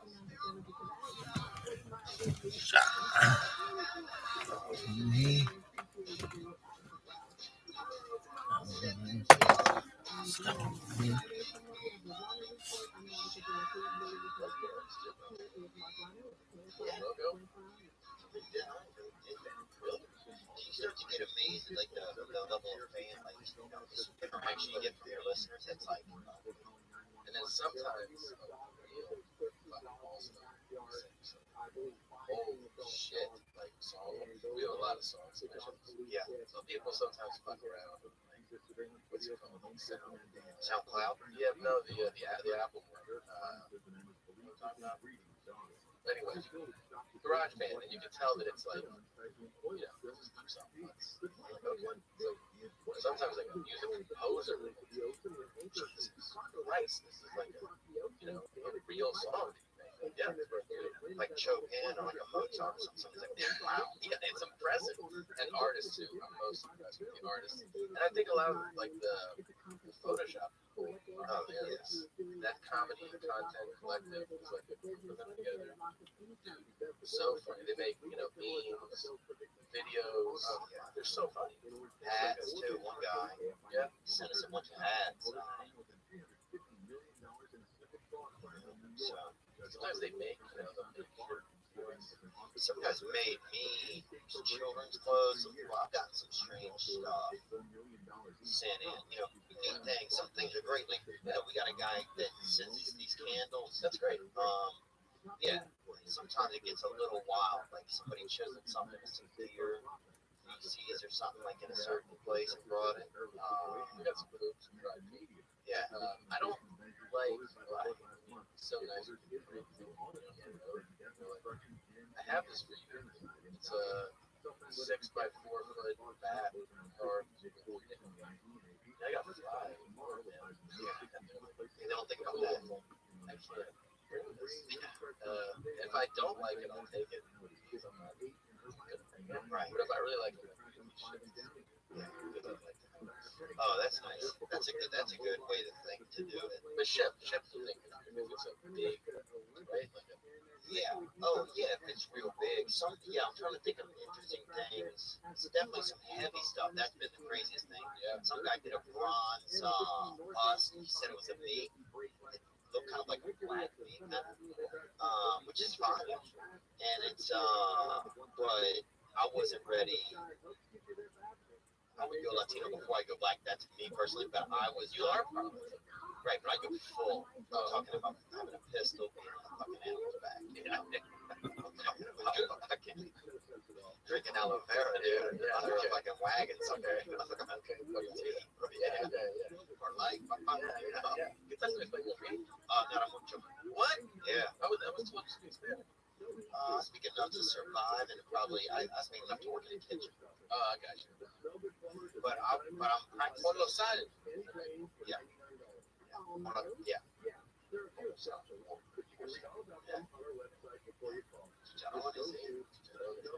See you later. And violins. too. Okay. But I would love to do a tour like in Spanish speaking countries. If I'm able to get my Spanish good well enough, would you let me tour with you in a Spanish speaking country? I'm trying to organize it. Yeah, the answer is yes, and I'm trying to organize it for I need a couple more years then, so I'm talking maybe. well, I'll do it then too. But I mean, yeah, but like I did a Spanish show here in LA, and yeah, I tell you, I haven't been that nervous since like 10 years ago. You know what I mean? And I was like, I wrote stuff out, I just write shit out, and I just kind of go out, little notes, but I was typing stuff out, rehearsing. And I even had a part where I really stumbled, you know. But the advantage of this, the advantage is like I was on a Spanish speaking show, and everybody is a native Latin person. So then they're like, oh, there's Americans coming up. So then you actually buy yourself favor because they're like, you're not supposed to do it. You know? So I think that helps with the crowd because they're like, I can see that. white boy's gonna do it, you know. And then once you start, you hit a couple jokes. They're like, hey, it's great, you know. It's like, Was it? Did you feel as masterful, and not to say that you're a master, but I mean obviously you're very good at your craft. You worked really hard. Did you feel as proficient? Yes. No, of course not. No, it's scary, which is like, but that's kind of exciting. Yeah. So I was like, I kind of knew how I was gonna start, but then you know, in English, you stumble. There's something about your own language. You can recover, make fun of yours, like, and if you're not, my Spanish used to be like I would say 9 out of 10, almost 10 out of 10. Right, but I mean, like that's better than a lot of Mexican people I've met here in LA. That's true. I'm not even joking.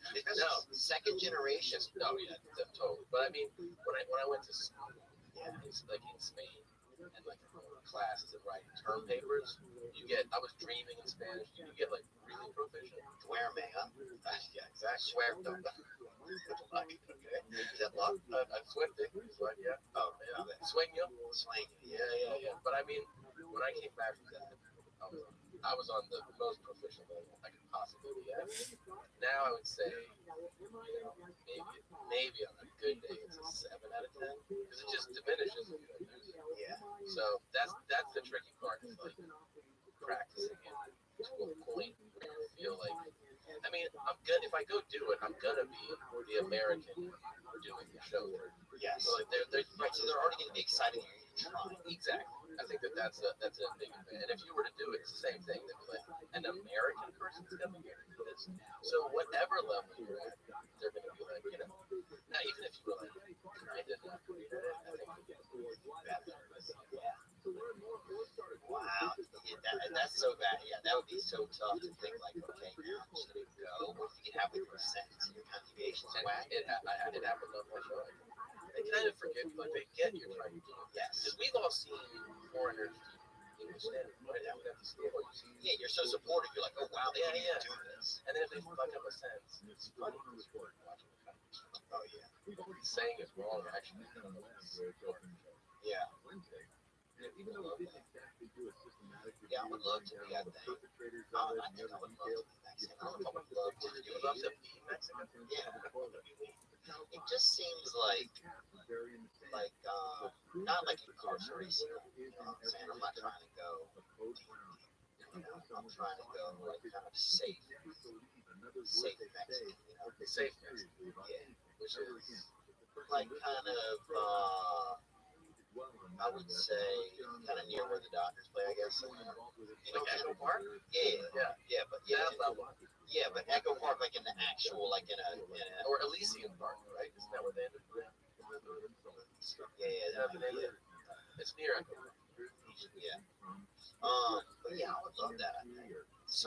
I would go black. It's too dangerous. I think still for me. To be black? Yeah. You mean if the option was there? I could be black in Seattle. Right. That's easy, bro. Right. You know what I'm saying? Like that's that's fucking For sure. But like Houston, that'd be risky. yeah. Then you get to like Oh yeah, no, you get to Gary, Indiana, and then it's do you remember being a kid? Like when you Because when you're a kid, you know, first you have no idea that, like, I remember my first best friend, yeah, it was black, but I didn't make the distinction that there's really, you know what I mean? Like, you don't point it out, and then, like, you turn, I don't know, maybe it's like 8 or something, and you start having interests, like music, sports, you're like, oh, fucking suck. Yeah. You're watching football, and I'm like, how come nobody that I like knows me? Yeah. You know, nobody. It's like, it's Jerry Rice, and Deion Sanders, or like, where's Mike?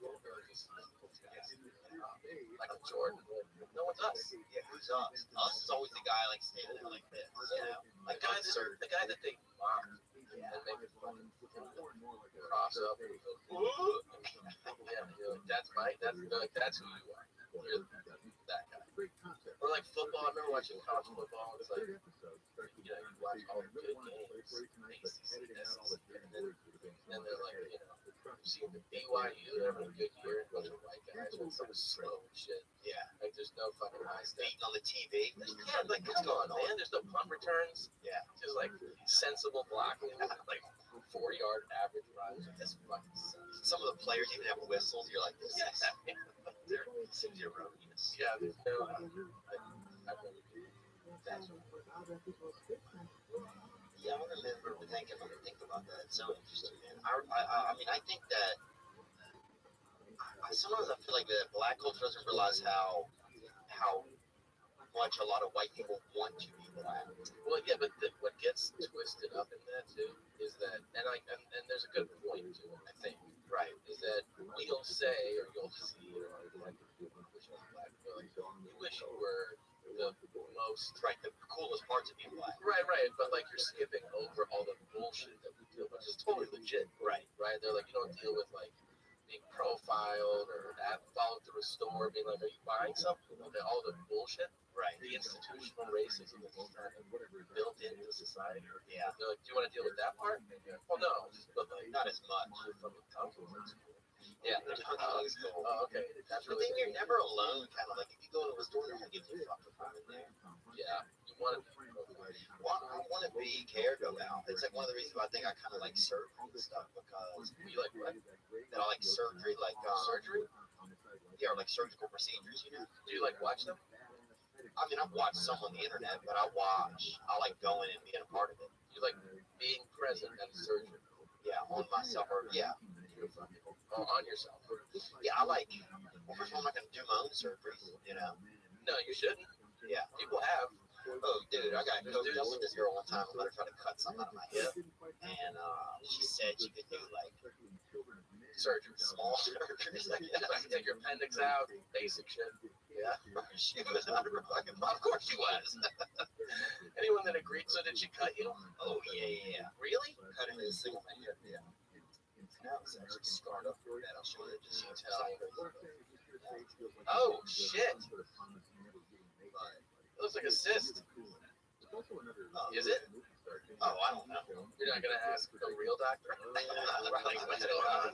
I've had enough of medical profession. Have you ever, I went and watched 13 surgeries, I think. Oh my So god. I was like 14 years old. We had a science project. What do you want to be? Like y'all were rich, I bro. was like, no, I wanted to be a doctor. So I was a freshman in high school. I had no idea, obviously, because I was a doctor. Okay, you were tall, probably. I was. I look like a doctor, actually. Tall, weird. I was like, I was only like an inch or two shorter than I am now. And like 40 pounds less. When I went to the doctor, like to the hospital, they were like, which medical school are you in? I was like, I'm a freshman in high school. So, anyways, they set it up, and they're like, this kid. They always thought that he must be really smart if he would be a doctor. I just thought like it sounded cool. So then they go in and they take me to surgery. Started at 6 a.m. through the afternoon, and I am like almost puking on some of these things. They're like, we're gonna remove a cyst from this lady's vagina. She's 85. Don't say anything because she's awake. She's only like below the waist, you know. And so they go in there and they're like, oh, it's like a record-sized cyst. I'm taking a look at this. And I'm like, focus. Like, shoot. Where was this? Operation Desert Storm? Dude, this sounds like the weirdest place you went to This is school. the Mayo Clinic in Jacksonville. So this is like one of the prestigious hospitals in the country. And That's correct. at the end of the day, I was like, I don't want to be a surgeon. I don't want to be a was rough, man. Having the stomach for all that shit. I definitely. Yeah. I mean, I don't pass out and shit like that. But when you see a 85 never stand it. I'm ready. What's next? I love that the doctor is like, Yeah, it's like then he gives you like a special Sigma Chi handshake. Yeah, that's crazy. I'm trying to think of any good like jobs that I went to be a part of. We used to do. I spent most of my life working at pizza parlors. did you really? Oh yeah. Like making, delivering, all that? Oh yeah. Top to bottom. I worked. Yeah, I worked top to bottom. I worked at one. You did? Yeah. Riverside Drive. Somewhere. Oh yeah. Yeah, it was just like, you get to make your money. And I remember one day, you get this whole system, right? Like, you go down the thing, bring it up. And then one day, it's like, do you not like wash your hands? I never thought of that. It's just like, you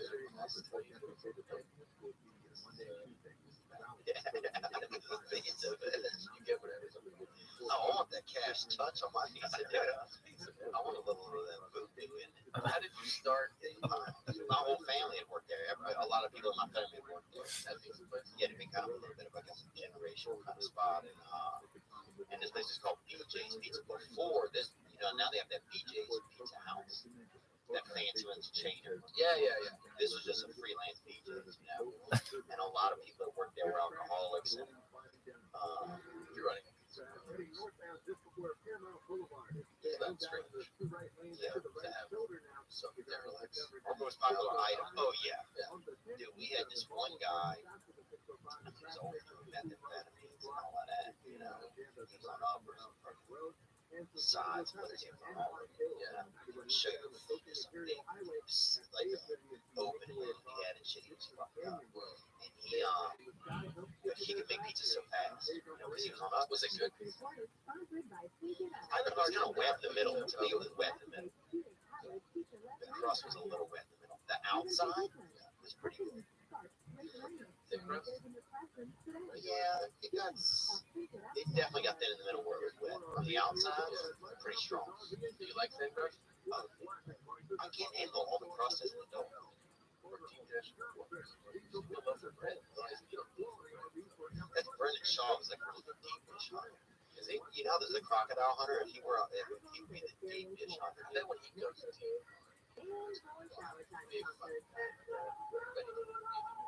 because imagine in his hand a piece of pizza. It's like yeah, it's like lancing. Or people would say, do the hand. Yeah.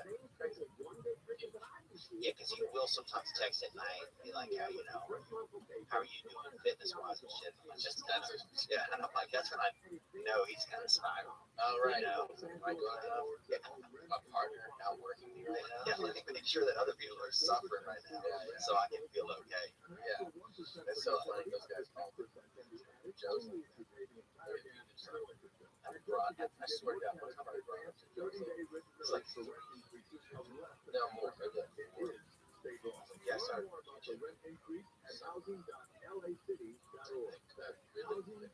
Like he's like real master guy. Oh yeah. I was like, yeah, some guy. And like, we had this conversation. A couple months later, it's like, oh, I got like meat thermometers. And then like he's posting all now. He's like a grill master. I swear to God, it was me saying, I'm gonna start grilling stuff. Like, learning more about it. He's like, that's interesting. Became a grill master. Yeah. Anytime, any like super competitive dude say something, he's like, Dalia does that. yeah. Dalia does that. I've got what was I doing? I have like a snow cone thing or something. And a couple weeks later, he's fucking snow cone, dry ice. He's like, I bought a fucking Yeah. What up, I baby? got this big, I don't know, somebody gave it to me. So he didn't want to admit he bought it. Oh, right.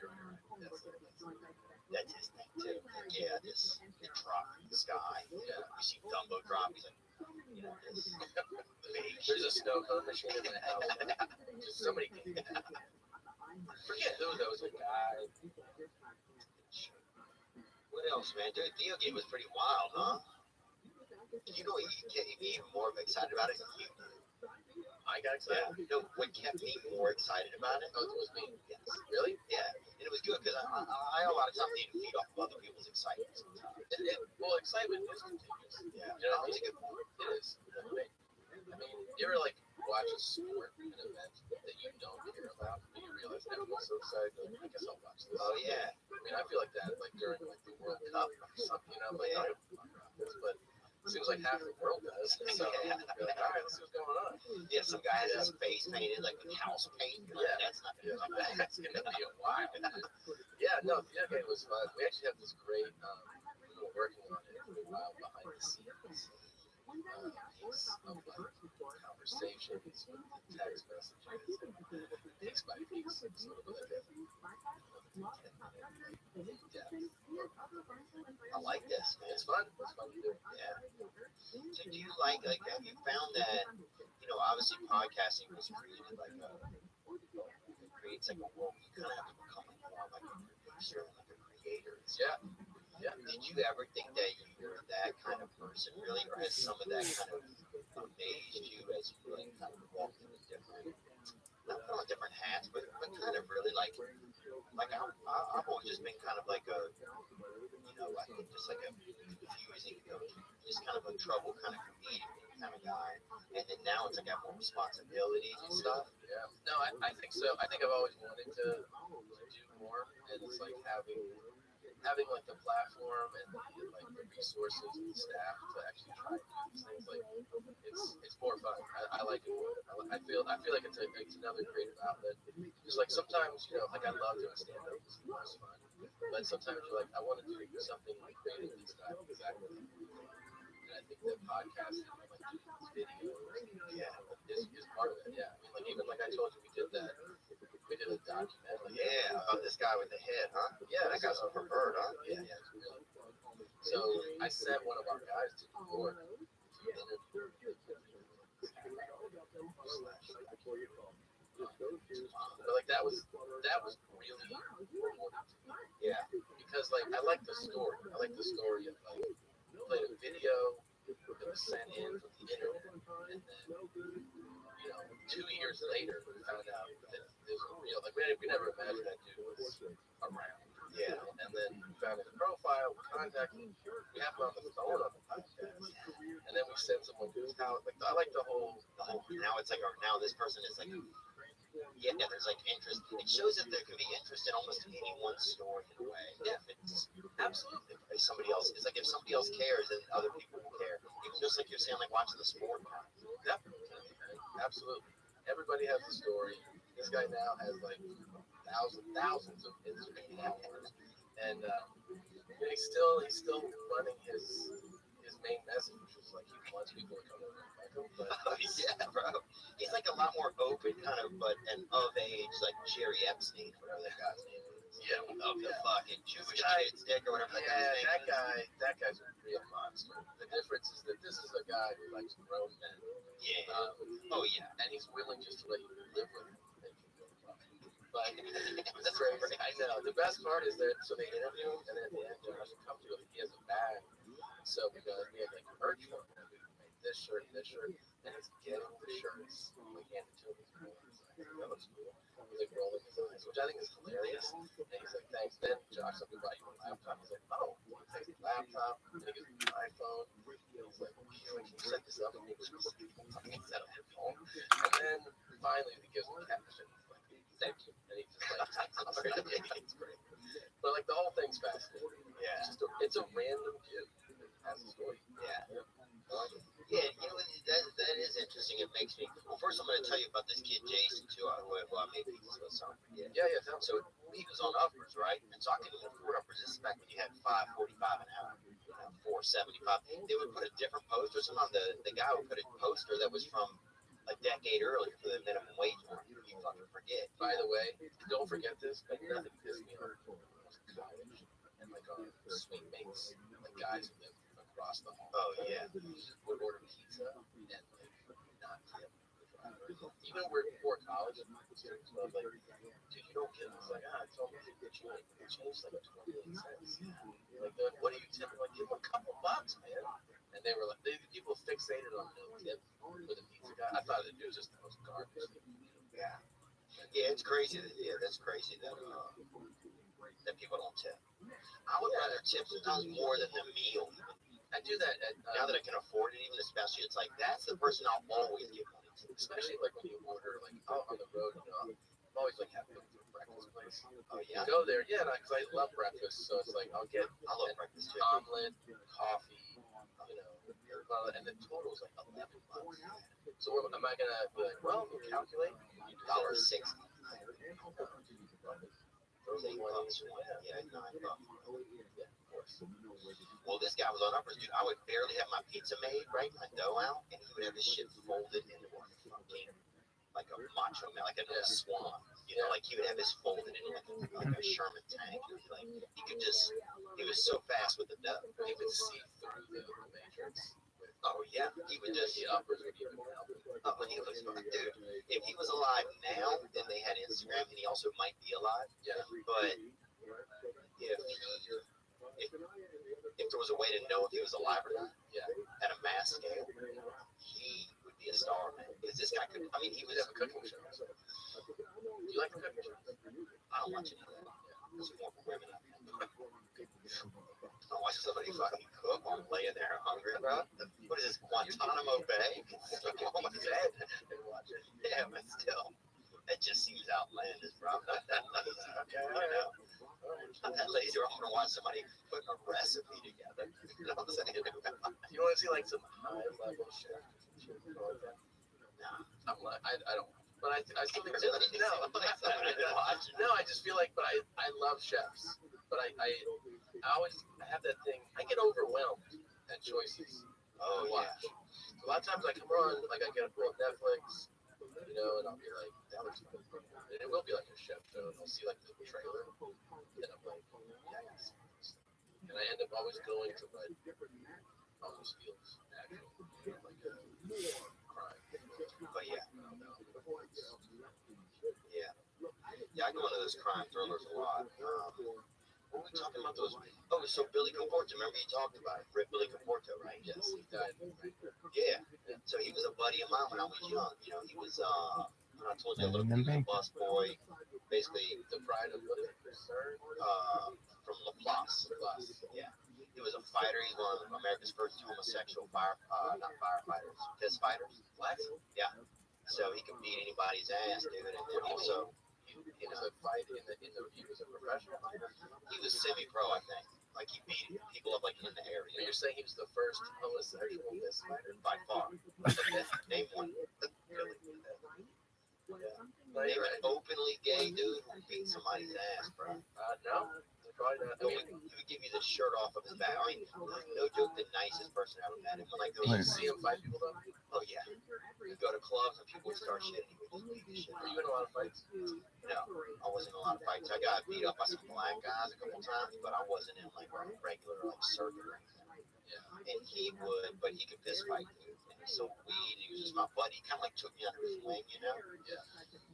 And I thought one time he gave me a couple summons trying to make a move on me, but I don't remember. You know, pretty much unconscious, but.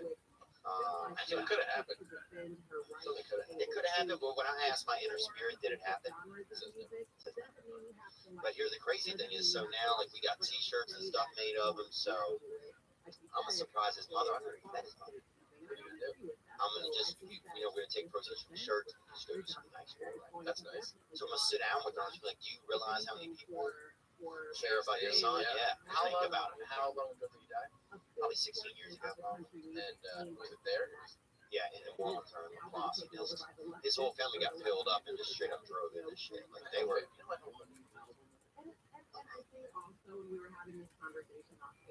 Well, why did you want to do the wall and everything? It is pretty fun, I guess. Now that what? that I have. Oh, yeah, I heard. Yeah, you said that. Which one is special when I really go in? Yeah, but they like the joke starts with a real conversation. Like the bit that I do about a conversation with a guy from that's in the joke. But the truth is, Wow. we have our whole lineage traced back to like 1730. So That's when we started down there. yeah, so we found the kid, the actual the people. We actually had genealogists, but it was like 1950. Yeah, they hired this guy. So this was like before 2020. It was like a dude had actually and he did a presentation. Oh, Yes. So 17.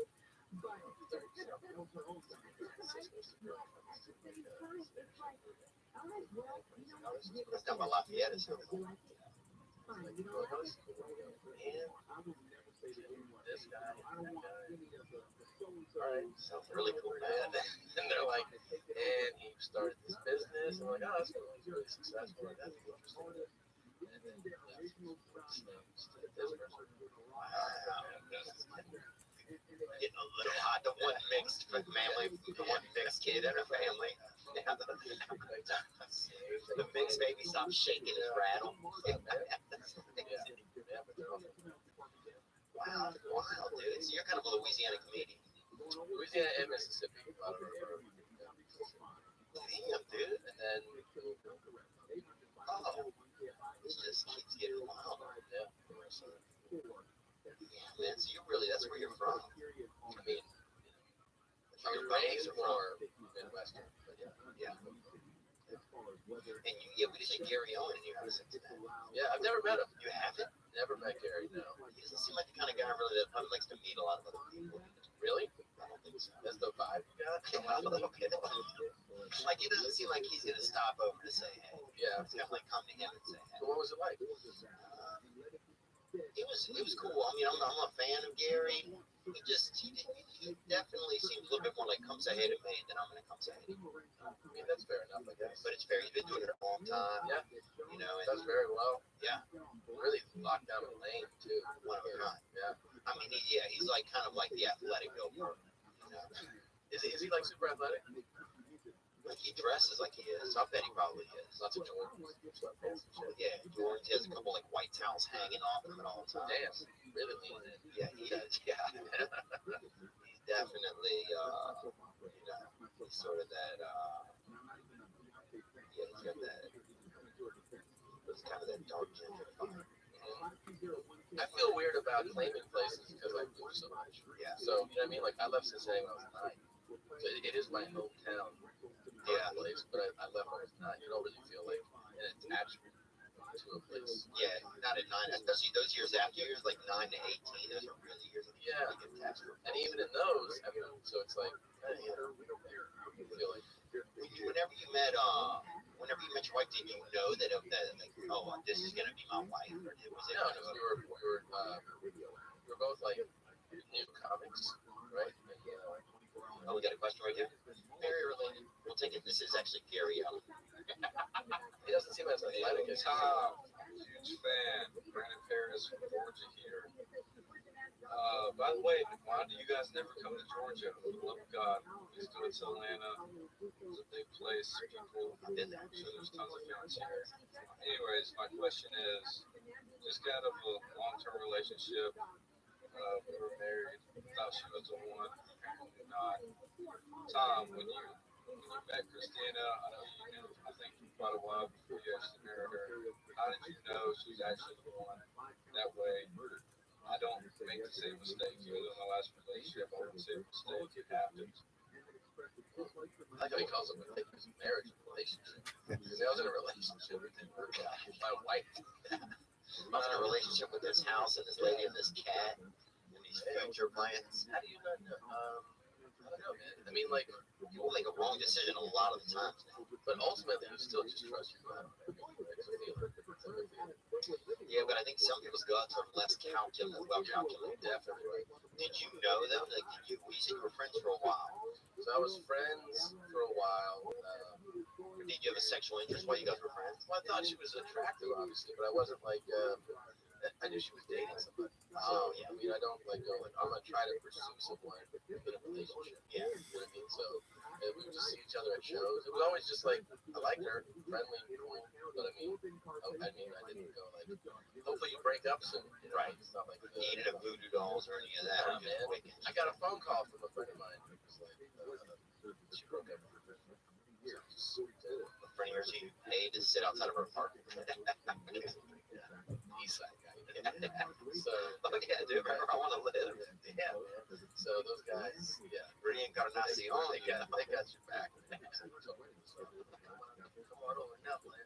So, yeah, swooped in. I remember, you know, she had more attitude. Like she was, you know, when someone's like sometimes broken up, they got kind of the shit attitude. Yeah. I like a bad attitude. Not like permanent, but I don't like hey, whatever you want to do, like shit like that. So you know, you gotta follow your dick in all of those decisions. Like so, whatever excites you, you got to pursue, and then you see where it goes, and then you know you're in a relationship. I mean, I struggle with a lot of that, yeah. But there's are you in a relationship now? no, I date, but that's about it. But I met us. I read you. But at that time, no. Oh, yeah. Yeah, that was a girl that I was dating.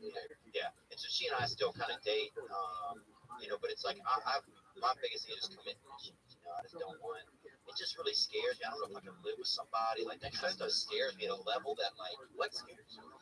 It just, right now, you've been saying it makes me feel uncomfortable. I don't know, dude. If I knew, man, I would know, you know? So, I don't. So do you have any interest in having kids? Yeah, I think I do. You do. That's the part that kind of keeps me itching over. Yeah. So I think people who say, you know, like, because people should know they never want kids. Like, it makes a lot of sense to stay, not necessarily single, but like, why? I feel like a marriage should be like personally. I don't know why you get married. Yeah, kind of. I mean, my fun. Yeah. I mean, it's like, I mean, I guess you really have to. Right. You can, but I think family. Like if there's land issues or something like that. Sure. Yeah. So, other than that, no. I feel like this dude has to. It's hard. It's you know, if you, like you know, you said some people don't make that right choice. I think people end up knowing who they are that person. If you are the person who doesn't have good instincts, you have to learn to not trust your instincts. Oh, wow. Right. Which is still also learning your instincts. So it's not only having instincts, but learning. Yeah. Yeah. What is so? Do you feel like you feel like? I don't know. I just, one of my biggest fears, honestly, is getting married or something, and then but knowing it's part of my brain that I might get out of that, and so like, then why even get into it in the first place? But that's smart. It also might just mean that you're not just ready. You're just not ready. Yeah, I think I'm just not. Just not. Yeah, maybe like 3 years from now. Oh my god. Yeah, I could imagine like that kind of changes. And it might just be the person you meet. That's the thing. Is like I still think it's a feeling. You might meet completely transformed, and the idea of her getting away just completely cripples you. And if that's the case, you're probably going to be like, okay, yeah, you know what I mean? Because you're just so crazy. You were asking for support. Yeah. Yeah, because see, that would be another thing. If I was when you're down, the mom were together a lot, right? Did they see? No, they didn't. Really? Yeah, I had something on the couch while I was looking for her. So maybe that could be why part of that's in my head.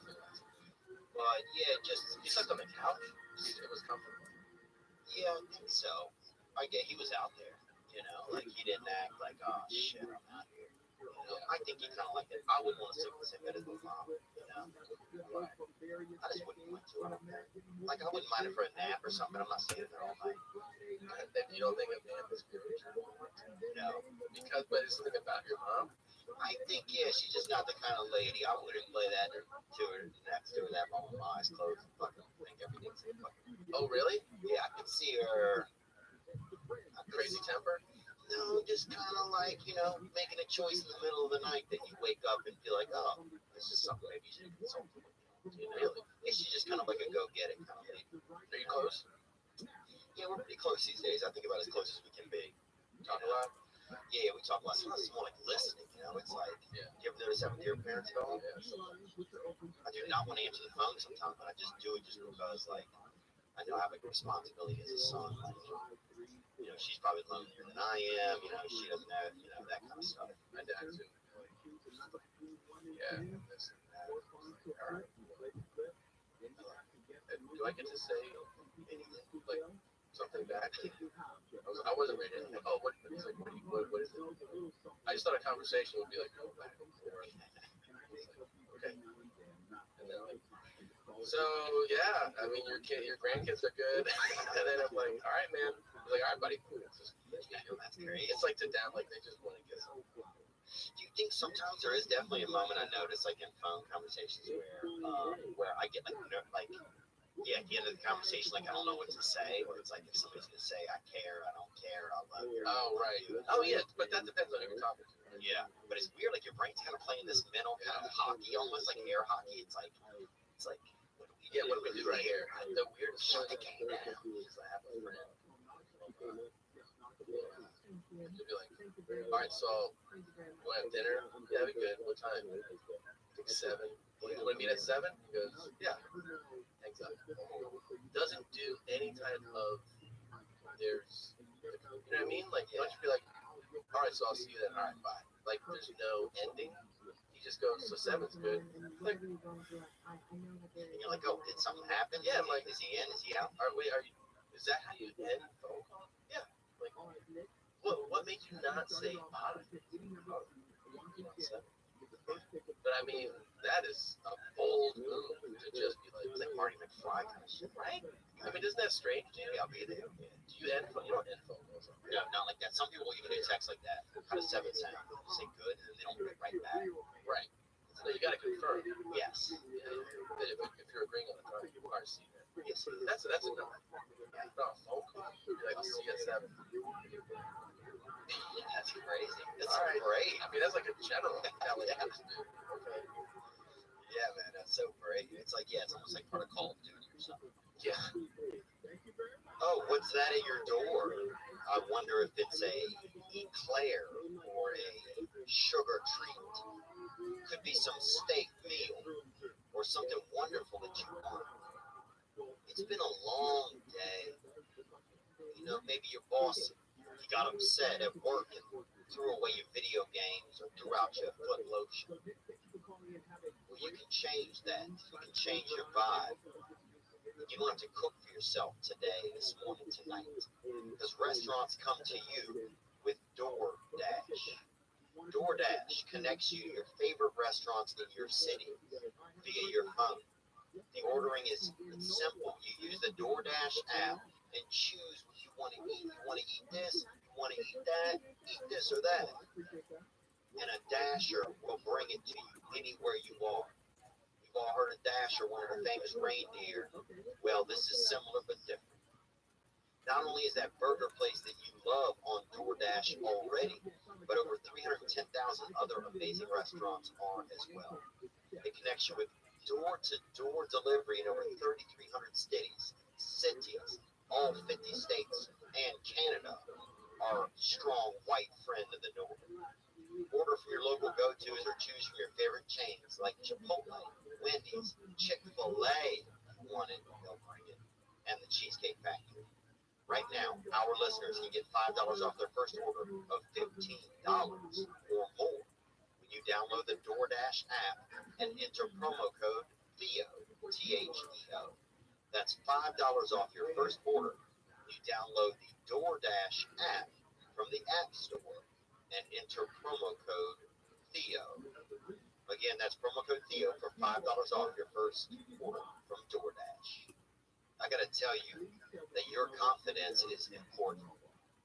sometimes one change can make all the difference. You know, I've had times where I had confidence and times where I didn't have any confidence. Well, Hair Club knows this, and they're inviting you to become part of the Hair Club family to see how getting the most out of your hair can change your life. They understand the emotions you're feeling and know the questions you have. Hair Club is the leader in total hair solutions with a legacy of success for over 40 years. Long time of helping people with their hair issues.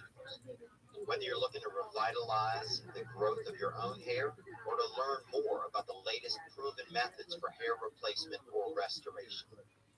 Hair Club's professionally trained stylists, hair health experts, and consultants will craft a personalized solution to ensure you feel your best and get the most out of your hair.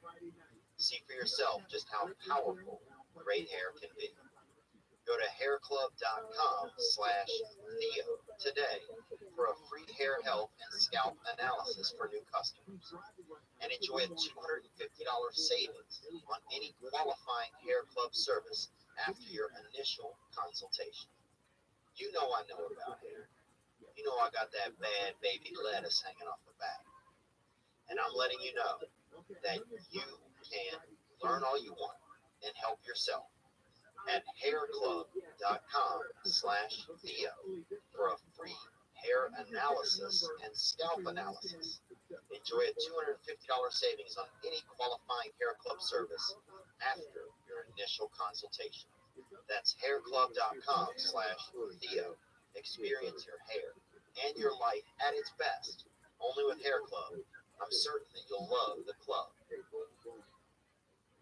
Yeah, I was thinking whenever I was over at you guys' podcast that, like, nothing ever happened between me and your wife. You know that, right? I mean, yeah, Because I felt like I said that there and you didn't believe it. I did not believe it. Okay. Yeah. That's, you know, that's so funny. Why would I not believe it? I don't know. I just got this energy and I didn't want you to do that. There was people who looked that I had to say, I cannot.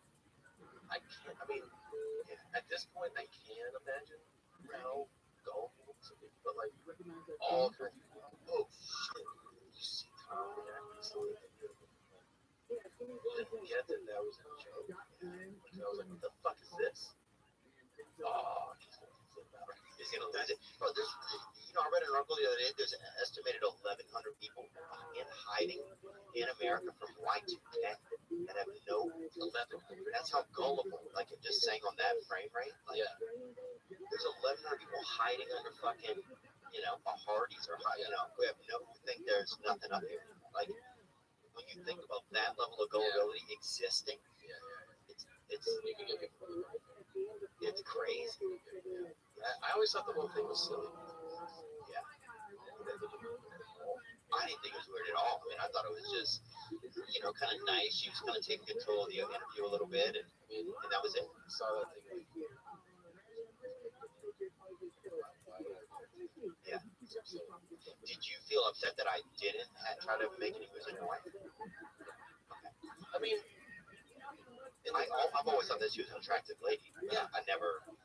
Yeah, it was just when you guys were then she was like, this is what I was like, what about when you guys were on TV on the same show or something? Oh yeah. I was like, man, that was 20 years ago. I don't know.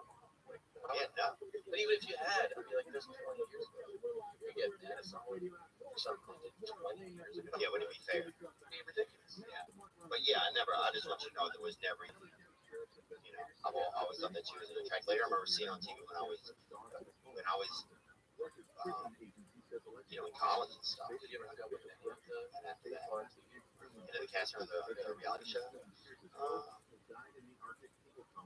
Yeah, sure. I got a couple of hands up. Yeah. It was so long ago. 16 years ago. 17. I think there was some older woman that I kind of had sex with. I think some older woman that I kind of had sex with. That's kind of the story of my life. Okay. Do you like older ladies? No. But this is just What's kind the of biggest age gap? Besides when I came out of my mother, probably. Yeah. I would say Maybe.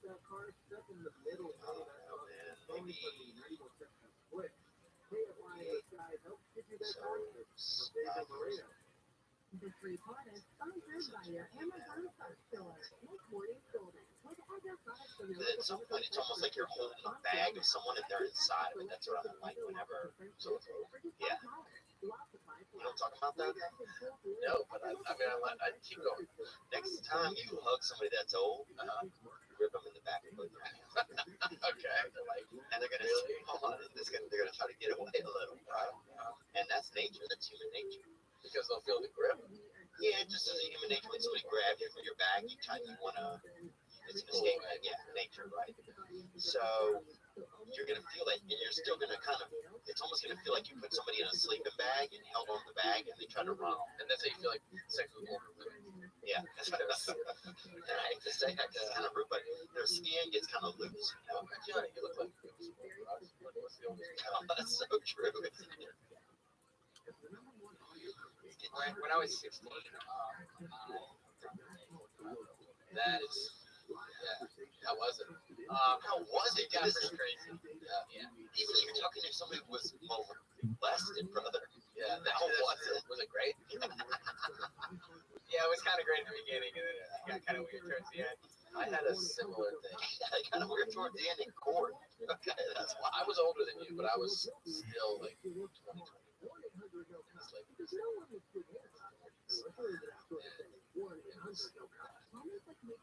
It wasn't good. Why you fell in love? no.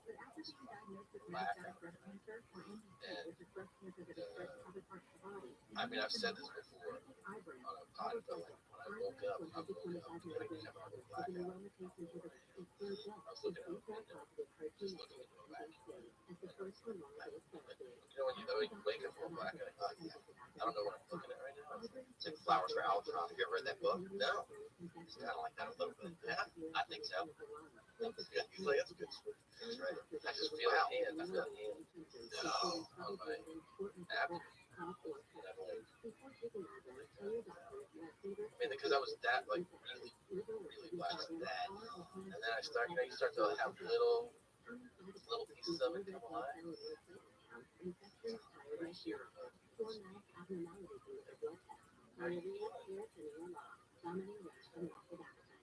And I've said this, and it looked like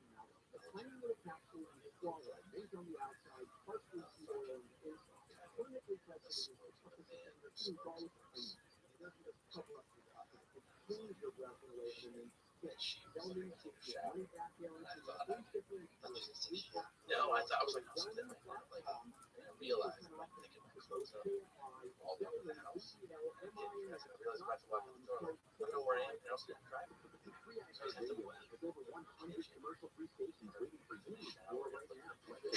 It's got report cards.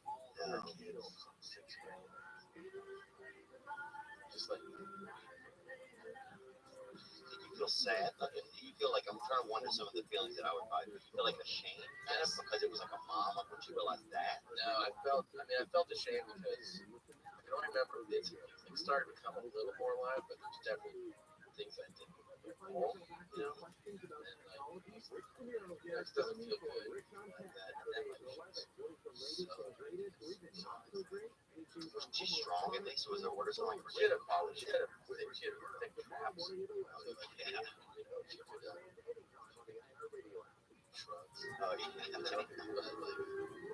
I wasn't. I remember, she should fix She could do this. Hell, yeah. She could do I this. remember that I was. She had big faith. Yeah, they were like rocks. Oh yeah. They were rocks. I remember I was down her knee. Logo. Go down. I remember grabbing it.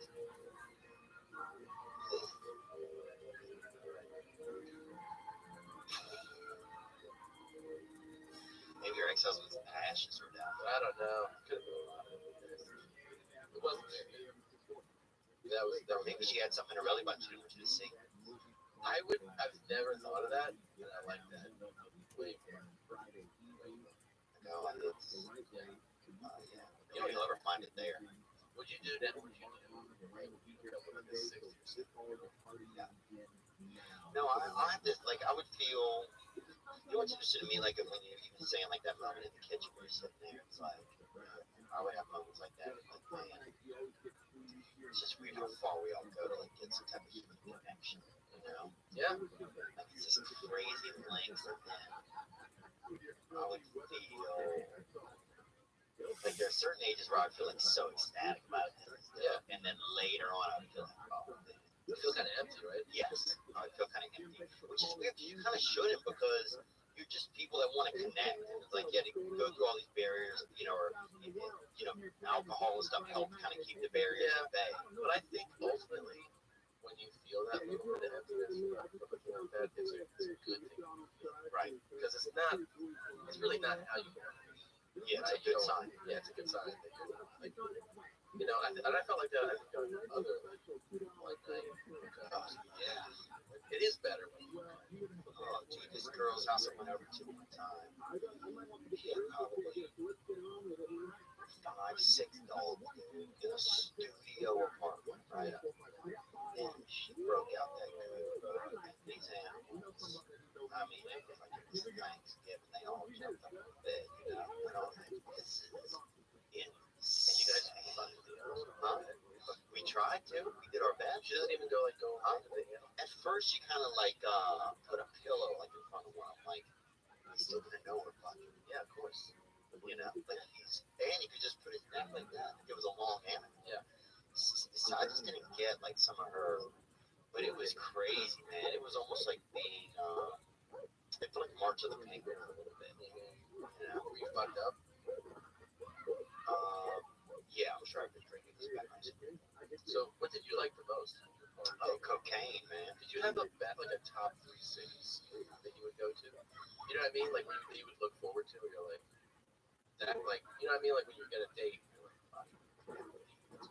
Oh, Tempe was always just a fun place because it was always a lot of girls there. But what was the best coke place? Oh, I didn't really have one in New York or LA, really. Really? Yeah, it was just, I didn't do it for long. I just did it sometimes up at the comedy store. And when I would do it, I would get off into these two, you know, it almost gave me an excuse to just get into whatever. Like I remember buying a bunch of coke from a dude that had a wolf over up near the 101 in Vine. He had a wolf. This dude had a fucking wolf. Not like a Siberian husky. No, I'm talking like Jack London, dude, like straight off the book, you know. And this dude put him in the back seat, bro. He gets in the car. Oh, I want some coke. He gets a call. His mom and During the yeah. He left to be there for them. Oh, it was so. How long did you stay in the car? 2.5 hours. For your Yeah. He give it to you for free. No, Deanna still had to pay and everything, but it was heartbreaking. I drove him around for him, and I just felt horrible. You know, he didn't have anybody to call. It was almost sad. It was like you saw the other side of like. That was the worst. Dude, I've ended up in a lot of shit. Like they had a guy in high school who went to the senior prom, right? And so he asked me to give him a ride to like this party after. Yeah. In the car, he starts telling me that he was in Tommy, right? And where are you? High school, Louisiana, in Mandeville, Louisiana. So he starts telling me, and he says that people always said he looks like David Wayne, right? David Wayne. And it's a white guy with a shaved head. It's a white guy? Yeah, it's like people always say, I was like, David Wayne. and that's why he wants to go to Hollywood, bro. And he's like bawling, crying in my car. He had on one of those shirts. So why is he bawling? He had on one of those shirts with like those shoulder pads, and I remember like your mom used to wear sometimes, you know, like it was like feminism, but it was a shirt. And it was dude, he had on one of those, bro. And he was crying. The shoulder pads, bad. Crazy. Oh, I had so many of Yeah, those. of course. If your mom didn't have a husband, she had a couple of those jackets. Yeah, those were big. Yeah. And he had that on. He just literally had to just be there. I had to just like be there for him. I had to sit there and listen. But I missed the whole afternoon. That's Prom, your prom, yeah, Jesus. Just listen to him talk about how it looks like David Wayne. Yeah. Now he's never gonna live up Did to you his want to move potential. to Hollywood then? No, I don't think so. I wanted to be an attorney. I think. You wanted to be an attorney. Yeah. So I wanted to be an attorney. And I guess looking back on it, I'm trying to think if there was. I stayed in comedy, but I was thinking about this the other day because honestly, the truth is, it provided me an escape. I just didn't want to settle down. I couldn't just be somewhere. I always, I could date a couple. I could date somebody and then leave town for a week and then come back, and you could never kind of pick up and get enough momentum going. So everything kind of started and stopped. And You like that? I think I liked it. I think it was the only way I could be comfortable. What was the turning point career-wise? Special? No, especially really At all? like Did you feel that issue? dude, I remember. Well, first they had like a group that started that was like go and bash the special right whenever mine came out. It was like, go put one star this week and still star stuff on it. That's may still be able to. And it was like, and I started getting just screenshots of this thread or whatever that people had made. And I don't know. It was right around this targeted. That's what I think. It was around the time somebody wrote an article that like, oh, this is the Donald Trump of comedy kind of. So there was like just like a lot of negative stuff, and it was an original that Netflix had done, but everybody else got like a billboard. Everybody else got, put on the front page. Like there was just, I don't know. They just didn't. There was. I'm not saying woe is me. Like obviously it was still cool to have the experience. Yeah. But it didn't do anything. It didn't like push the needle. So this did that. Yeah, podcasting and just doing my comedy, just getting people out to the show. So that you're getting a lot of return. It's growing from the live. I think it's growing from live show, yeah. Yeah, because the special didn't do. I remember going to Chattanooga like a month after the special, and I remember getting there. And it was like, yeah, my life's changed, right? And I got there, and it was like 7 tickets sold. Owner felt bad. I think he even felt bad a little bit. Like I felt bad because they had, we paid high, a little bit of a premium, not much, but a couple $1,000. Like, and it was just. So when did you start to feel the change? About like 9 months ago. That recently? Wow. Yeah. That's great. People have been going to shows and on like the internet. Yeah, and then the podcast is doing well. It's hard then once things start going well to try and, I don't know, it's just different. It's like I always knew myself as like an underdog space. Yeah. And then it's like you can't not still be an underdog, but it's like it changes once when there's people coming out and you're getting, I guess validation. I don't know, what you're getting support. It's like I don't know, it's different. It's kind of like I don't really know who I am in this space. Not that I have to, but it's just different. So it's, I don't know. Did you want to tell the first guy? Yeah, I think. Dude, if you got into one marriage and it didn't work out, then you probably have a lot more knowledge. That's what I would say. You probably have just such experience now. Like you got way more experience than I do. You know what I'm saying, dude? I'm fucking. I don't have that. I don't have a marriage experience. I've been in, I've had bad sex with probably countless 100. Let's say. Oh yeah. Dude, nobody's provided more bad sex across America than you know right now. Really? No. I'll put that up with your single body, bro. You know what I'm saying? What do you think you're doing? No, I don't. No, I don't. I know it's probably a decent number. It's probably something Brendan Shaw couldn't count to. Let's put it there. But I never can, bro. Oh, that's crazy. This thing kids out with the slide. That's how he does the little videos. Pocket abacus. Yeah.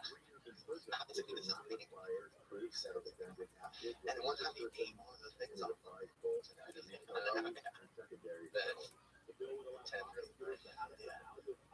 The other day I heard him say carry the 40.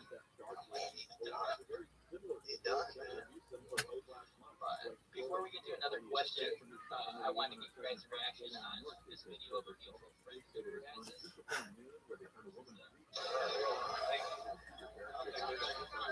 Gucci Berry right there. There's Nick. Longneck, right? Daddy. Oh, wow. Daddy Longneck. And Gronkowski kind of throws shade at him, huh? Look at him. Does he? He looks absolutely terrified. Let's see it. Let's play it again.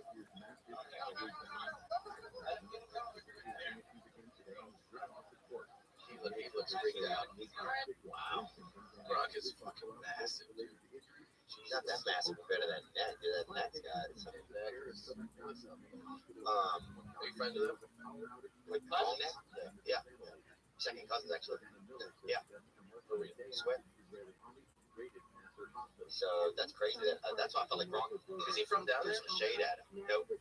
Yes, his mother's, I guess his grandmother's sister. He's from Mississippi. Where's he live? He lives in Flint. Oh, that's right. He's gonna come out to my show in Detroit. He is? He's gonna Where are you open the going? show. I don't know. Fillmore, something like that. He's gonna open the show. Yeah. When you're gonna have him walk out and introduce. Yeah, just start the show off. Lady like a titty, you know. Yeah, he knows that. He's wild. The problem is I mean, people take advantage of him too. Other people took advantage of him. He said Supreme Maddie or somebody took advantage of him. Not to take advantage. Got him involved. You know what I'm talking about? Supreme Maddie, yes. I mean, when I was young, it was a lunch lady.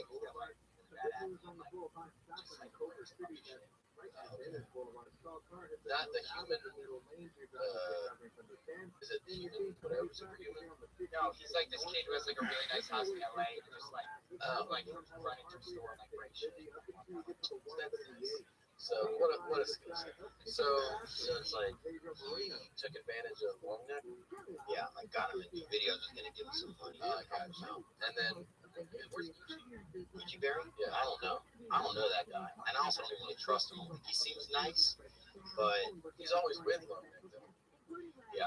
But some of the tattoos on his face make me feel like I don't know, some of the intentions are. I don't know what they are. That's me. You don't have a face. Yeah. Do you think it's interesting that kids are getting this kind of stuff now? Like it's almost like our bodies aren't even like the next step is that it doesn't matter what you're, you know, be wearing like an alternative layer of skin. That's what I feel like. Yeah, it's the next level. Well, there's also like people who insert horns, stones in their face. It's a horn thing, though. Front one, back ones. I mean, whatever you like, man. I don't think there's such thing as it's not gonna matter. Like how it is. No, not at all. It's always gonna be a thing. Just like now, I mean, right? Face is always gonna be.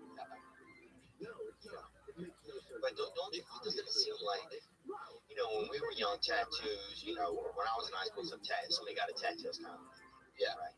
And then it evolved some where, you know, people were getting these wild piercings and the stretched. Yeah. And then now people are even younger, are getting face tattoos. They're getting actually the most, like, you can't. But it's getting more popular. You say it's getting more popular, it seems like. It's getting more popular, but here's the thing: there's no such thing as it not being choice. Okay, the only time it's ever you're like, yeah, I'm like, who cares? It's a celebrity. It's somebody who's like, you know, Post Malone. You can't do if you're fucking selling out stadiums, singing songs. Go ahead, you're like, fuck off in your face. But like, if you are like a regular dude, you're like, I want to work like finance or something. You can't have shit like knives and fucking go bucks on your face. It's just not gonna work, man. Yeah. Do it, but like you're fucking shit up. Yeah, you can't have a tattoo of fucking, what's that guy's name? Randall Sapp? Warren Sapp. Yeah. Yeah, you can't have Warren Sapp. And think they're gonna work at Wells Fargo. It's a great choice for a tat. Yeah. But yeah. All in favor, man. But to me, it makes me think, okay, well, then we're not using our skin isn't going to be like eventually we'll have another layer that we will wear. It'll seem silly, like in 2 generations when people are all having a new layer on. It'll be like, how can you believe? Like I can't believe that I'm sealing on that. It's crazy to run around no ceiling. Yeah. And I think it'll be like, oh yeah, like They used to rent just their scan. Imagine going out every day and just your scan for a psycho. Right. Like that just seem like crazy people to them. How was it go? Oh yeah. Like just even 150 years ago.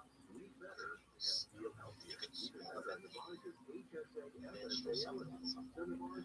Oh, for sure. But like also hot ass day now. You could feasibly go shower 3 times a day, right? Like back even that long ago. Like I see water. Takes out tight shit. Like a French fucking palace. I mean, it's just like tight velvet shit. Because it also took like an hour or someone to help you get dressed. Not taking that off for a while. You're sleeping in that, you're getting up to wash your face. You just everything. I bet they let dogs eat clean their ass. Oh, I bet, yeah. Remember the crotch froth? Like imagine. Oh, like Sam Adams down there. Yeah. Bulkhead. Oh, yeah. Like his fucking dick is pouring it's a woman with a big head on. Guinness, yeah. Your dick's pouring Guinness. Dick's pouring Guinness. From a block away. Oh, who's that? It's Kevin. Yeah. Yeah, you just came out of Florida. Yeah. Oh man, imagine what it's like in Florida, dude. Imagine going to visit somebody, writing letters, and you'll be there in a couple months. You never show up, you're fucking killed.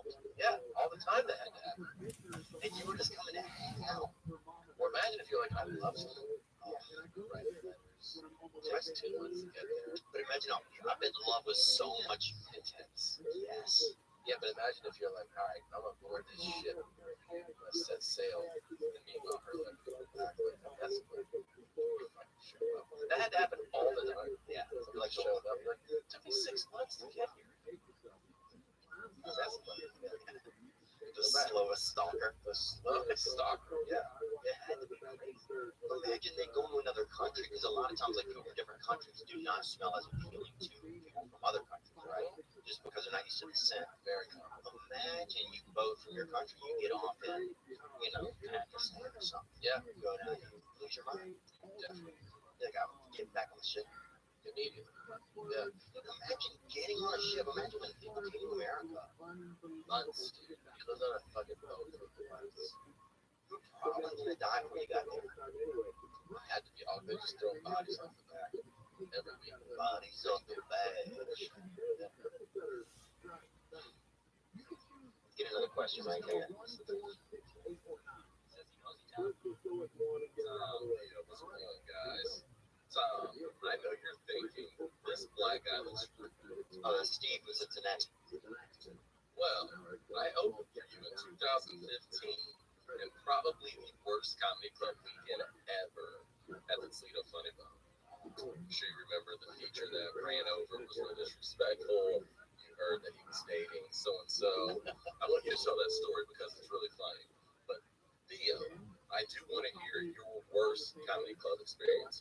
Keep up the funny fellas, gang gang. Steve Mack.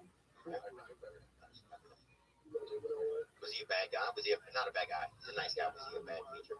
No, he was talking about something else. Oh, there you go. Yeah. So, I remember that dude was dating a nurse. He married her. He married her? So what happened was, This actually happened twice. absolutely, the day of the show, the first time I did it, like, I see the feature. Meeting him for the first time, nice guy. I got a call. Because I'm having my wife. I gotta go home. I gotta leave. Okay. So, the club, I'm like, oh, I have a friend who lives like an hour from here. Who's just happened. They're like, oh, no, we already posted. This just happened. Like, how do you have somebody? I mean, I would prefer my friend to come in there like that. Then I guess I didn't have the juice, or I didn't make it. I wasn't like calling agents. I mean, I really would prefer this now. Yeah, like, okay. So then the guy shows up. They told me he's working. I'm like, okay, nice to meet you. I kind of heard of him. He was nice. And then was he Gary Allen? No, it was not him. But he goes up there, and I'm not kidding. At a certain, I forget to say, like 20 minutes into it. How long has it been? That's how this works. Like, I don't know. Like, he's probably lied up to. He does 45 minutes. And then it's like, for people who know, like these clubs, it basically goes 10 MC, 20 minute, 45 to 60. So the middle act just did like 45 minutes. And he does like a 15-minute merch pitch. Like when it starts, I'm like, all right, and then it continues on. Like he has bits about it, and then wraps up and mentions it again. I was like, Jesus Christ. So it becomes apparent that like he is a big merch guy, and the weekend. Josh Sneak. No, but he does have a really good merch business. He has a good merch business. That's the only reason I say that. It was a nice guy. Yeah, super nice guy. And I wouldn't like. I don't want to like. Right. Okay. But it's not him. Right. But anyways, this guy's whole weekend was about selling his merch. Right. And he was like, they're bringing in like carts with boxes. This is for the middle. Yeah. Baby Rattle, TNT. You're like, what is he selling? And then every show, I'm like, yo, man, right now, like, why don't you cut down your time? I don't need you to do. Does like 30 a show. What are you doing, man? So it becomes this ridiculous thing, and then days into it, you know, we're all kind of talking about it, you know, staff. Oh, it's okay.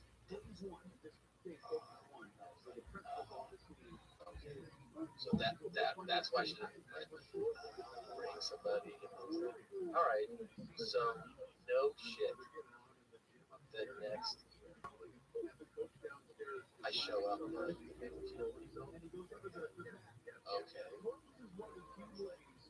Here's what they're like. We already put out an offer to like 6 people. What are you doing? Like why? And I already know that like you know what's going on. I know what's happening here. Okay. I go. You already have your offers out to people. That's fine. Right? Whoever you choose. Can't say. Sorry. Which I do. What I just know that she gets like, yeah. So I was like, yeah, whoever it's history dropped the vision of her children. And same guy shows up. No, what a fucking crazy coincidence. Wearing the same clothes, it's different clothes. But it was like, you know, open around. Oh yeah. He's wearing like 70 shirts. yeah. Like, asking people outside, do you want this? And then I fucking go into the lobby, and his merch is in the club's official. What's going on, Apollo 13? It was one of like most bizarre experiences. Can you hear me? Like, why'd you just come out and say? You know what I mean? Like, you just tell me, like, I want my boyfriend. Yeah, I want my boyfriend. It's important to him. Apollo 13, can you hear me? Or whatever. But like, when you pretend like it's not going on, you know, like you're gonna beat around. I'm not gonna help you. So, God, oh, it made me furious. You know, when you go back, I was like, yeah, I'll go back. Go back from 10%.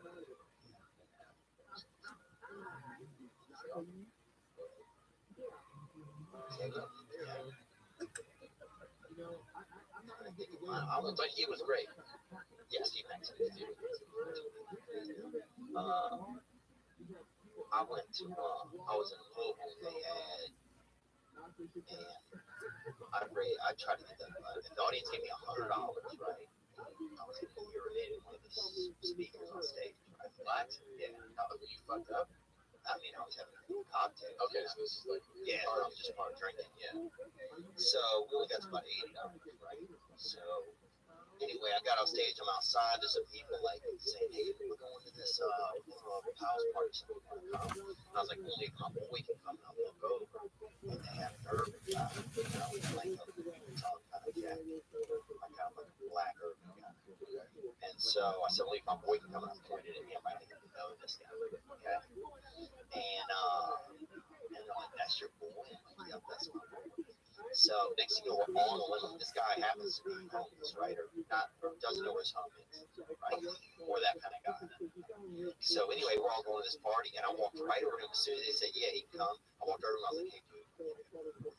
I was like, no, just no matter what, pretend you're my best friend. That's it. And was he good at that? Bro, he was so good at it, right? We get in the car. People that can't take that direction, they don't know what to do. He immediately, dude, was like, oh, yeah, he started naming people. He actually was a little too good. Right. He was like, oh, yeah, you remember Wallace? And I'm like, oh, no, nobody cares. Everybody's just drinking. Or he'd be like, yeah, Yvette died, you know? And I'm like, ah. But anyway, we get to the party, we go in the house, it's like this kind of fancy party, a lot of people are there, they're like maybe at a wedding or something. And we're there like 4 minutes, I hear people scream from upstairs and hear a window break. This guy went into the coat room, stole a bunch of purses, and jumped out the window. I'm like, your boy? Holy shit. That's pretty crazy. And I was like, man, when I did he's changed a lot. You do the club, and like 5 guys all get together. You know, I remember a school downtown that's on the Fluland probably. oh, okay. All right, no, so that was one of Joe's things. There was another club that these dudes together, like friends. And one of the dudes was a recovering addict of mange, which was crack. And he had like a very Double puff. Well, I was fucking sniffing the way. Yeah. He was definitely Hufflepuff, and he was addicted in every sense. So he was like the shirt. The shirt. I got 12 of them. Yeah. Okay, man. So we'd eat somewhere across the street, and we were like, oh, they had this really good dessert there. And he was like, the next day he was like, I tried it, so good. I bought 16 for everybody.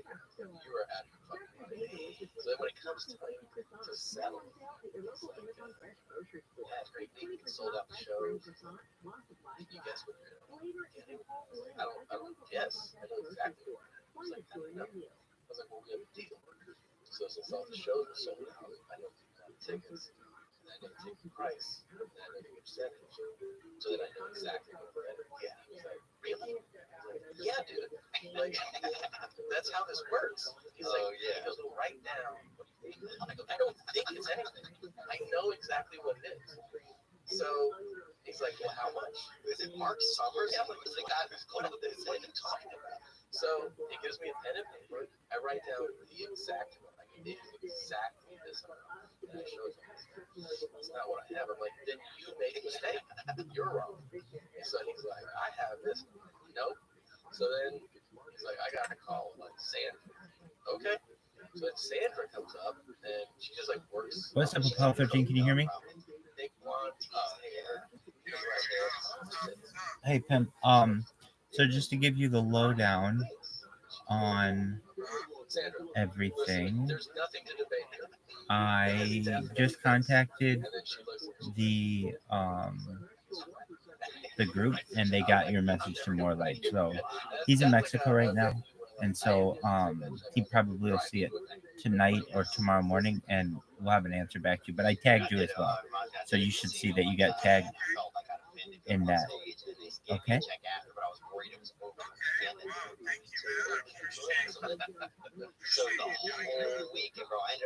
My pleasure, my man.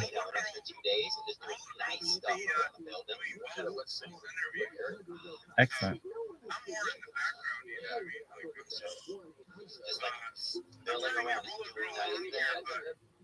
I just think that maybe I can do the right thing. I literally have to see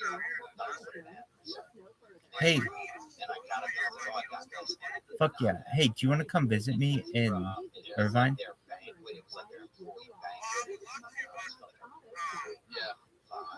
So I got to move my flight and stay there for 2 days. It's nice around town. I got you.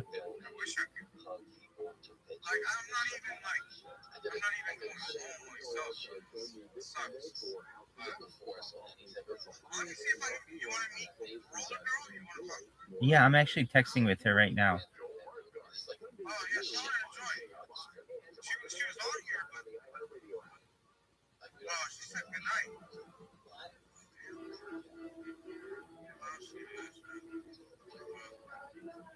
This was like it was gonna disrupt.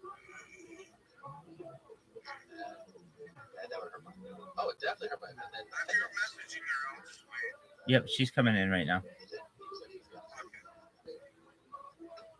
did you not make fun of the fact that like, because I was just doing it. I wasn't doing it for but yeah. Like, we all know what she is. Yeah, right? Hello. Hey, what's going on, Roller Girl? How you living? I am good. I'm so excited to talk to you. Excellent. I'm excited to speak with you as well. I, as you know, stream my life 24/7, and so just for your own disclosure, you should know that you're being recorded on 4 different YouTubes. You're on 5 different Telegrams, and you're also live on Instagram and Twitter and Kick. So I'm basically absolutely. Say hi to everybody. Please do. We're gonna give you a tour. So everyone, this is Roller Girl. Roller Girl. This is everyone. So shout out to you, Roller Girl. Gang, gang. That's so cool. I love when people do like the coolest, weirdest things. This is awesome. Hello, everybody that is watching. Absolutely. Well, you've got the right group of people. So here's what we've done, which is really something really cool. So I have a bunch of different accounts on Telegram, and I'm basically the center wheel of like I have a bunch of spokes that are other Telegram channels. So at any given time, we might have like 5 people in one given Telegram, and like this one has 3 people in it, and we might have another one with 2 people in it, and then there might just be one with 1. So I can tell that person with 1, hey, if you want to talk to someone about cryptocurrency or about whatever your interests are, we're talking about it in here, and it helps that cross pollination, and really I think helps the entire crypto community. So we just started that project tonight. I have over 1,500 Twitter accounts now. Let me show you something. Roller Girl, this is something that's a game changer. If you're like, I talked to somebody tonight, and they really said that they're going to change the world, and that this project is the most important thing in global history, and I believe them.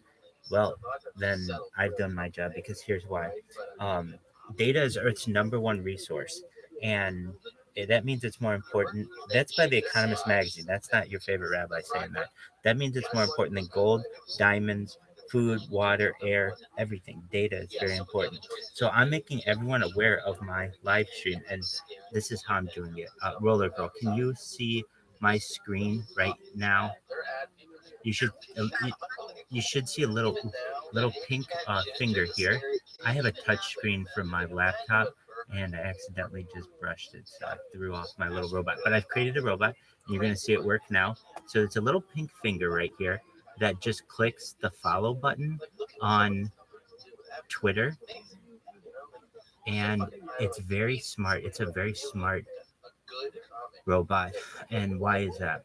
Because it isn't, if you can notice, it's not just picking a spot on the screen, it's actually selecting the follow button, meaning it can actually identify the shape of the button. It has bitmap recognition and also OCR optical character recognition, so it can actually read when to click follow and when to not. And so if you're like, okay, well, Rabbi, what does that do for you? Well, as I said, I have a lot of different Twitter accounts, and so I have 1,400 at this point, more than that, and I use these to just follow people on Twitter. That's it. I don't send them messages. I don't, spam them with anything, but I do follow them.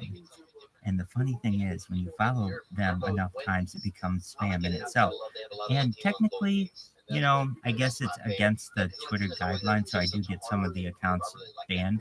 But I've already done my job, which is make people aware of my YouTube stream. And so what they do is they come check out my YouTube stream. Hey, I found out about you from Twitter, because it's so difficult to get your message out just from YouTube alone.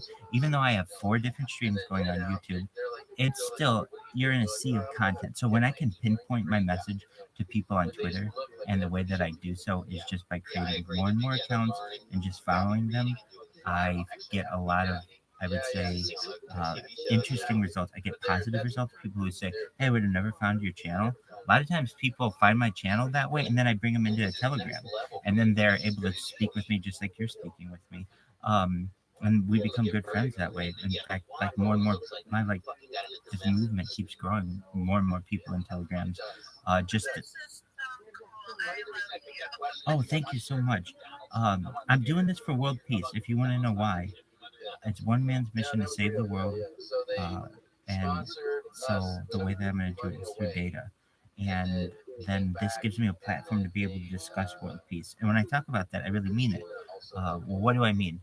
I mean the ending of world hunger and the ending of world thirst. This platform, Roller Girl, gives me the ability to speak on YouTube, on Twitter, on Instagram, all simultaneously. So if I get banned or suspended on one platform, I have backups of my speeches or of my video on the other account. So essentially, I have redundant streams going. If anything ever happens to one stream, it's backed up on another. And it's not just the same accounts on, say, YouTube. I have 100 different YouTube accounts. So if they want to take down, say, 7 of my YouTube accounts, then that's fine if they'd like. I still have another 93 that have my videos up somewhere. And so maybe you'll have, at the end of the day, 3 out of the 4 videos that we really needed. But nevertheless, it covers it in its entirety. Why do I get videos banned? Copyright restrictions, copyright infringement. Why? I mean, like we watched the Super Bowl on live stream on YouTube. The NFL doesn't like that. YouTube doesn't like that. I push the limits. We watched every Oscar winner since 1927. We watched all the Oscar nominees of all the past 3 years. This goes back to the pandemic. We've seen the death of a queen, the birth of AI, the coronation of a king, and everything in between. I, on a daily basis, do my best to capture life in its realist form, from showering to bathing to eating to sleeping. And I feel, going to study this in the future. My behavioral patterns, my emotional, you know, state on a day-to-day basis. Fortunately, it's been very positive. My, the high times, the low times, and everything in between. It's a really great story. Here's the beautiful thing: the longer I do it, the more people find out about it, and then eventually it's going to go viral. And then once it goes viral, we'll be able to watch it in reverse, and it'll be really exciting. Because like right now, I'm not famous, but this time next year, I may be. And everybody may know about me. Roller Girl, have you ever seen the 1990s movie the Truman Show? You got it. Yeah, exactly. Wonderful. Okay, so that's what this is.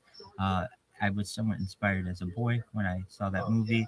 Um, and I remember asking my mom as a kid, like, we had a lot of video of me as a child, but why don't we just have videos going all the time?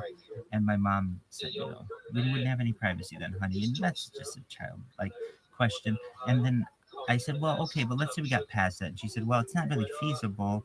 You have to understand that, like, you have to change out the tapes, and the tapes are going to build up, and then you have to store them, and you have to ensure that the tapes don't break down. And so when I was a kid 30 years ago, this wasn't as feasible. But now I can just start up new streams whenever I want, and it's much more easy to archive life, and it's very exciting.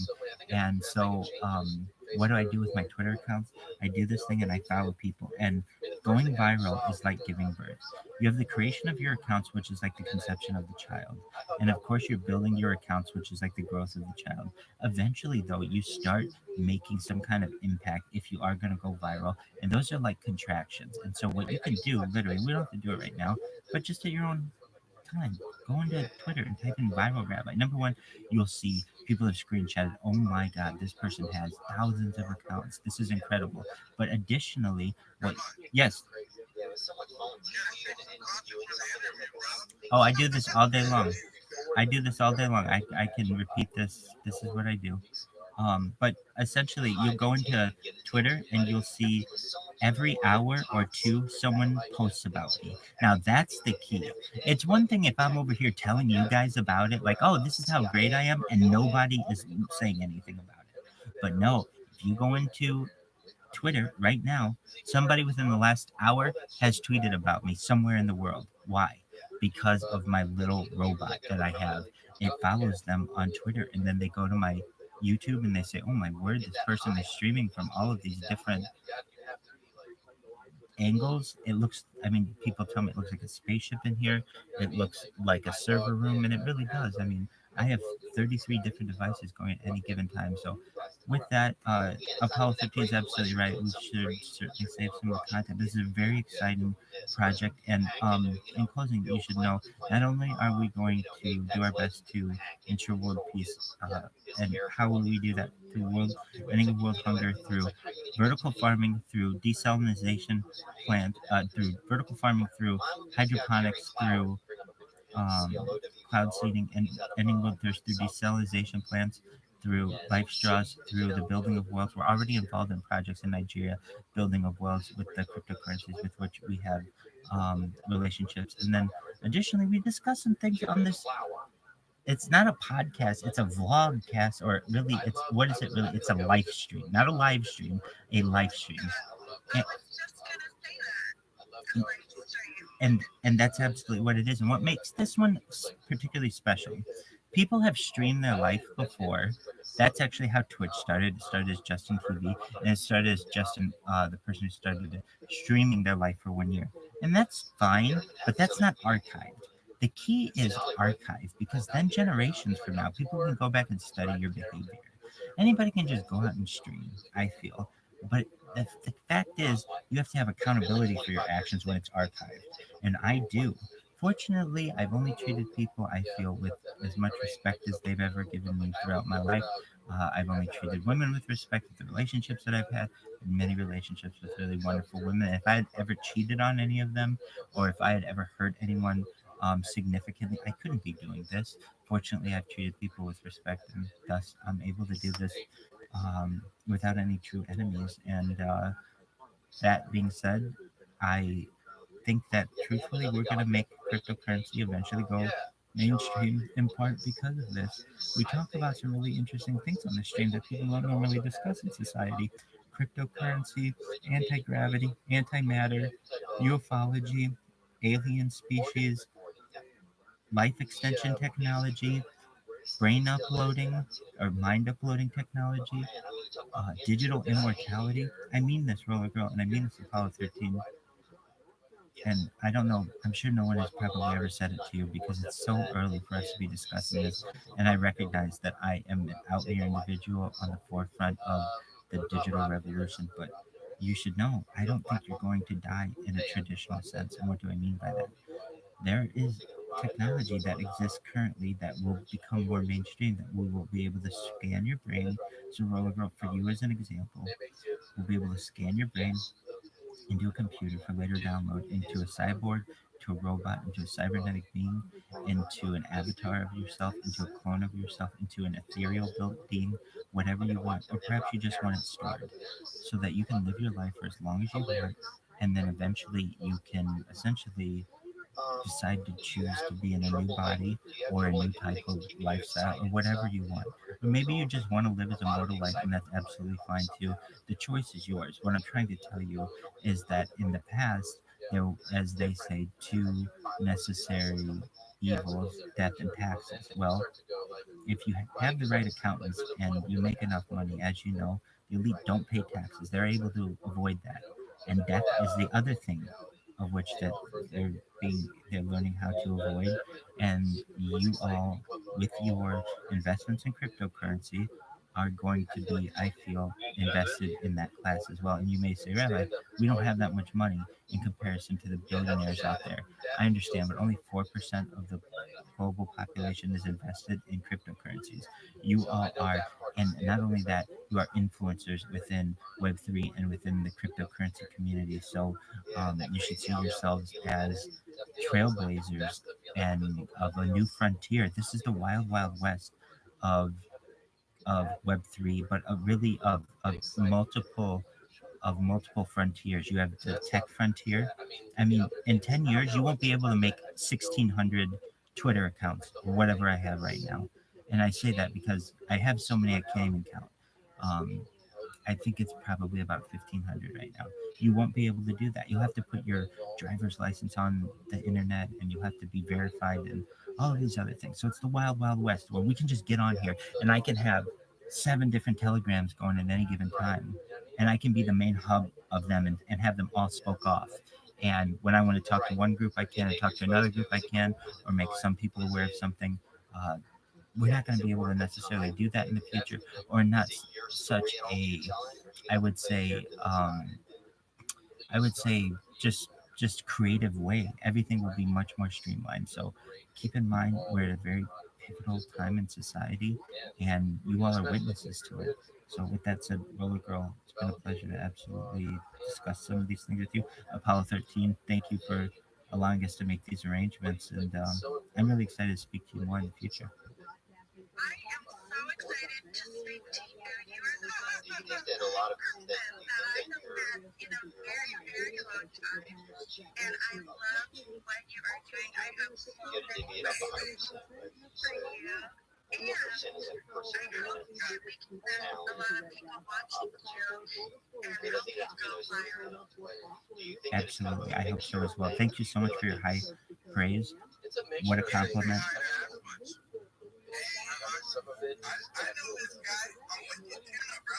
Oh hell yeah, Ass Munch, how you doing, baby?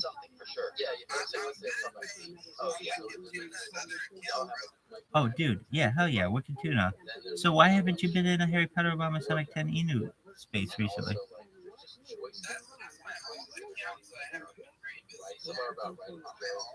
Okay, so you should. Why have you been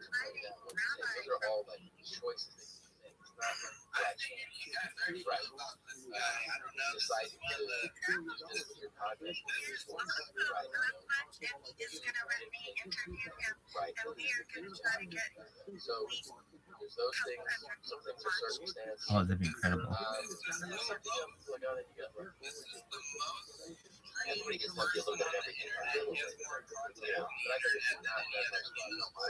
That's correct. How lucky am I? I thought Satoshi was fighting interview. He's like nothing compared to Rabbi.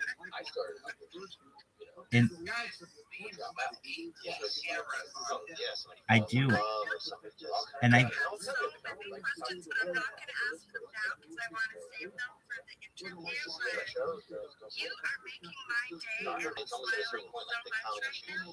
Well, that just makes me feel like $1 million. Thank you so much, Roller Girl. We're gonna make sure that you are able to achieve all of your goals, that your family and your friends are taken care of for the rest of time, that you have intergenerational wealth. And really, once we pay all of your bills and make sure that you have a very comfortable life, if you need to do any of that, we are going to really sit down and find out what your passion is when it comes to a charity that you would like to start, because you're going to have a lot of money. Roller Girl, as you know, you're unique in Web3. It's there aren't many people with who are like you in such roles in as leaders of the community, and so just going to make you a really unique person. And so really, and I mean, you're just you're your star is just beginning to shine. And I see this as a macro view of decades, not a micro view within months.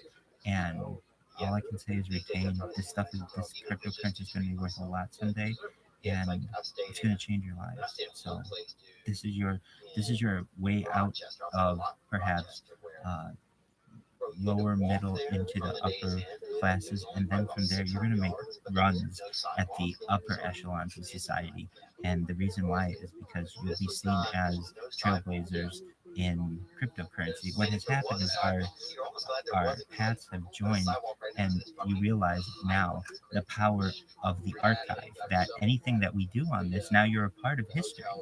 Everyone's going to want to be a part of this because it's essentially the world's longest time capsule. And the rest of the world in the future is going to want to connect themselves to this in one way or another.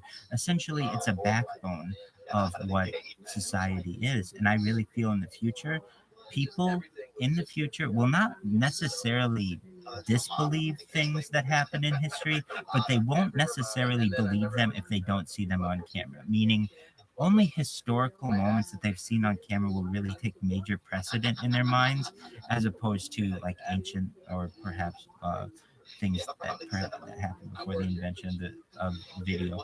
And if we really think about history in today's day and age, those flashbulb moments that really sticking out in our minds aren't so much the battles of yesteryear, but they're more video and more media that has shaped our lives. And so with all of that being said, it's a really exciting time for our paths to meet.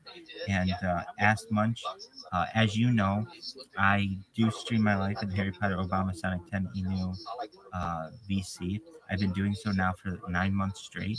And one thing that I've now done, which is really cool, I think is really cool, is I have a bunch of different cameras going in there, so you can watch me from different angles, but also you can watch what I'm watching. So I like podcasts and Roller Girl. I was looking up Jared Siegler, your the the reason why was because they had a podcast, and I was actually streaming in the Whole Smugglers VC for like a little for like a couple hours today, just because I saw in your profile that Jared had like a 24/7 VC. I didn't expect him to be there, but I did recognize that. Cool. Other people recognize that this is a valuable opportunity, making yourself available to other people. And so I think we're on the forefront of something. I think your friend Jared is really on the forefront of something, of really making himself available and getting over that hump of that initial fear that everyone has of being on camera and being so open. We absolutely adore you. Jared is Probably 2 very minutes. good at Actually, probably a giving little longer. 'Cause I got my monologues phone. about And topics, I and didn't you realize it. I'm like, you are so interesting to sit down to. There was a guy that was I would say in it the happens to me if I'm doing like 1800s, a I slow burn believe, something going and he number did two, something or if similar to what you're doing, That's where it's but from. obviously didn't have the same technology yeah, but this that lady we up in have the today, city, but he recorded every I would single say it's moment half of a his month. life. Like if he stood up or sat down or went to the bathroom, anything that he did, Yeah, it he just wrote cut off it the in a book, and he circulation. had It's just just one of those volumes moves. and You never volumes know. and volumes I'm of out there, stories it's of on his it's an unlit area. entire life, A couple of second by second.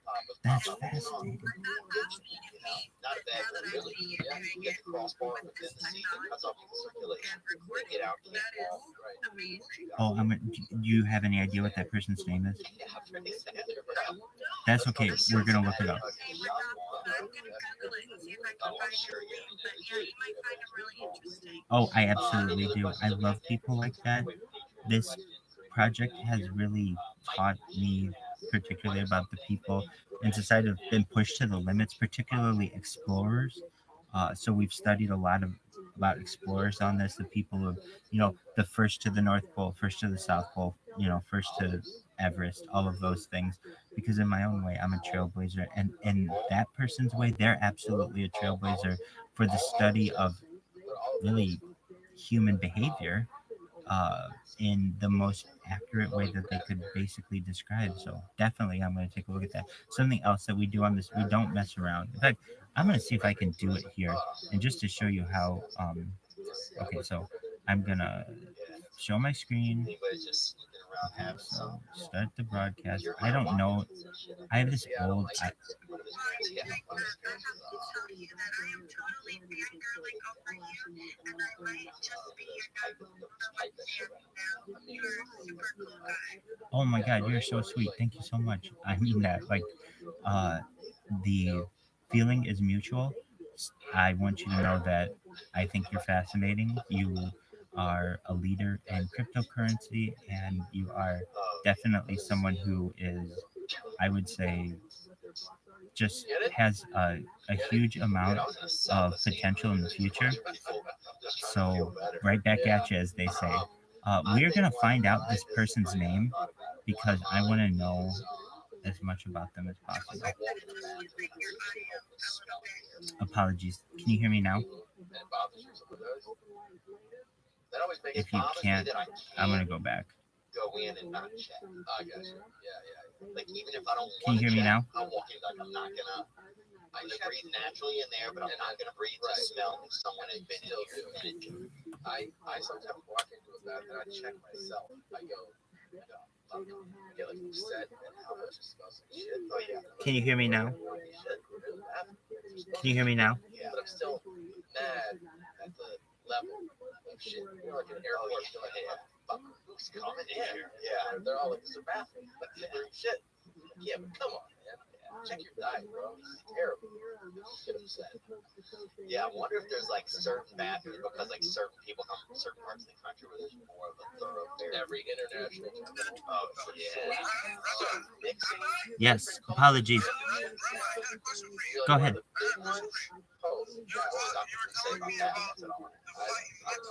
Yeah, it's a week from today. And also, when rich people only make all this fight, More light? like I live in an apartment, but there's some rich people that walk their dogs around. You were telling me something, but The people will argue that not. That's okay. So the person from Harry Potter Obama Sonic 10 Inu who is fighting his name is Morelight, and he's fighting BitBoy. If you know who BitBoy is, they're doing a 2-round match, 2 minutes for each round. It's mixed martial arts, and I'm gonna get you an interview with Morelight. The only question is whether it'll be before the fight or after the fight. I honestly think I could get you one before the fight, but he might give me some bullshit where he's like, "Oh, I'm training or whatever." But he's, I mean, if we just say like, we need like 15, 20 minutes, 30 minutes, whatever, however long you want to do an interview with him, I'm sure he'll do it. And so we got that message to him immediately. And again, I tagged you in it. So did you happen to see Apollo 13 that I tagged you in that Harry Potter Obama Sonic 10 Inu Telegram with more light? Or actually, somebody took my message and connected it to more light. Did you see that you were tagging it? It's okay if you didn't. No big deal. I haven't seen it yet. I think now. Okay. Yeah. Excellent. So he'll get back to us on that. Yeah. I have it. I have it memorized. It's t.me/HPOS 10I. I'll just copy the link here. I'll post it in the lounge. But Roller Girl will be doing that interview as well, Rabbi. So Excellent. And at one time, just to let your legs out a little bit, and fuck it up and but it is still fun. That's like before they're like, just kind of tell them like, hey, you gotta come over here to do the interview. Oh yeah, he'll go wherever you need him to go. That was like first, second grade. So he doesn't have any issues with that. So a few moments ago, I was trying to share my screen at the same time, and it was just overloading my phone. Roller Girl, we are currently Googling who this person was in the 1800s who documented their life. So this is a tough Google. You know what I mean? Because it's like, okay, so I currently typed 1800s man documented life daily. That's still very vague. Any other idea what we could Google to find this person? We got one more good page. That's all I can remember because I remember like Maybe I die. read that so long ago, but it inspired me to do the same thing, and I did it for about a year, and I have maybe 10 diaries full of stuff, and then I stopped. But I'll try to Google too and see if I can just have them to find him, but Oh, that's why I find you so fascinating. hey, I found it, I think. Okay, wait. Roller Girl, I posted the TG I'm up all day. Thank you. I am going to join the Those two guys. I know where my video is. Excellent. So Jared and I tried to stream and talk 24/7, but he just started driving a truck again, so he hasn't been able to for the past week. But Well, you should know I in particular hold a special place in my heart for truck drivers. They're America's backbone, and we're gonna make it so that he eventually gets to enjoy life and just do trucking simulators while counting all his cryptocurrency, because I really think that it's a and he was in right at the beginning. Oh wow. So he did make quite a bit of money from Baby Doge, but there's an interesting story about the intern that you might find interesting. Sure. So we have never met yet. Oh no way. But I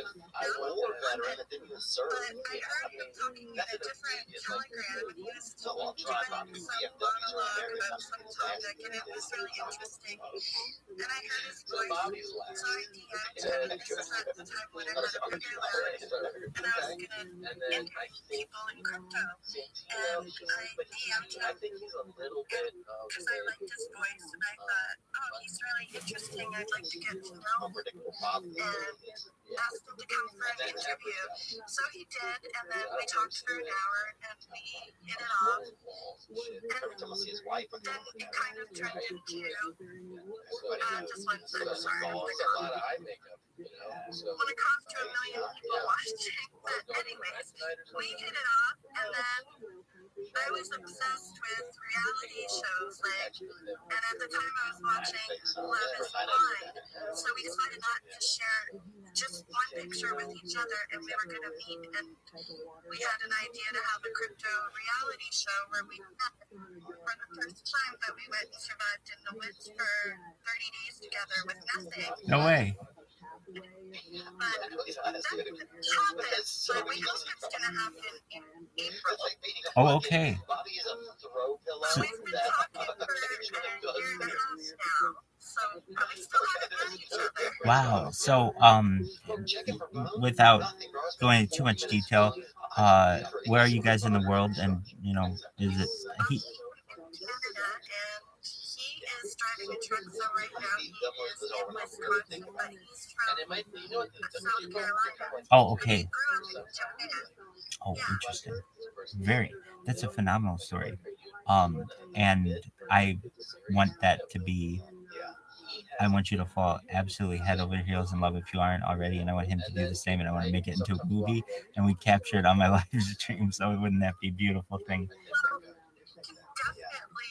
So we're supposed to meet in April, and we still haven't shared pictures after a year and a half. So, but we are very in love. That's phenomenal. As much as you can be on the internet, I guess. Right. Credit emotions on the internet, which I don't know why, because I think when all you can do is talk to somebody, you don't get distracted by other things, like watching a movie and not really talking. So basically, all we can do is talk and get to know each other. So for me, I don't discredit the feelings I have when I meet people or make friends on the internet. Everybody's like, you can make friends on the internet, but you can't fall in love on the internet. But The most common way. Absolutely. Okay, so if this isn't the person about whom you're referencing, we have to talk about it anyway. So this person is named Robert Shields. They are a diarist.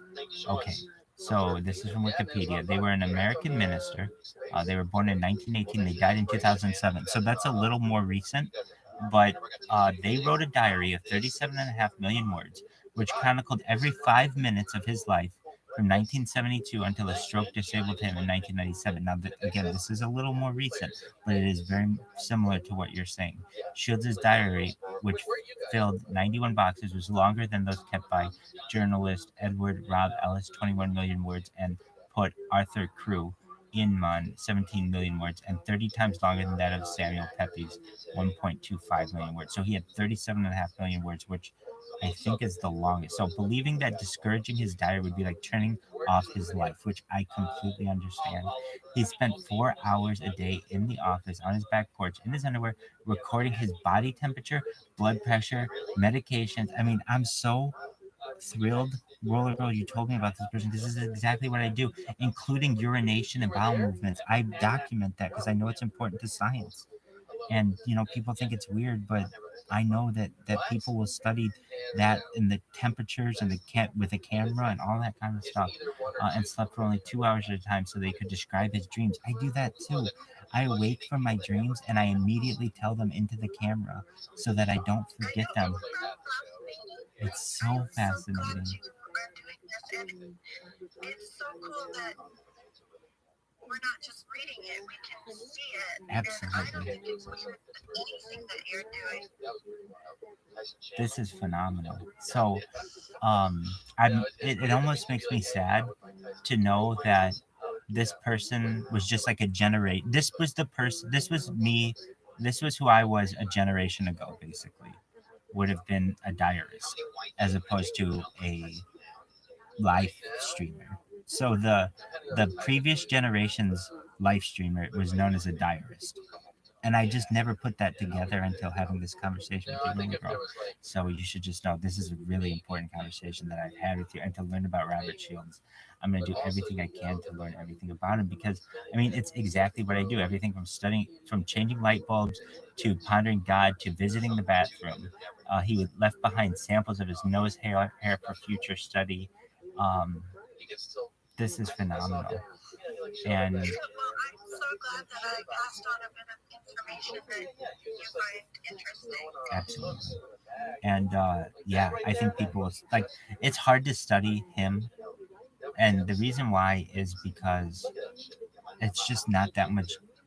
It's data, but 1 hour of human data on video is equivalent to like his 37.5 million words just from what you can tell about a person. I mean, like, words are important, and I'm not saying that like what he didn't do is really important. I want to learn about it a lot, but video, as we know, is where it's at, and it's the future. And I'm thrilled to learn about this. I think he did what he could Yes, during his lifespan because he didn't have the same opportunities. That's why I think it's really interesting. I know there's another one too.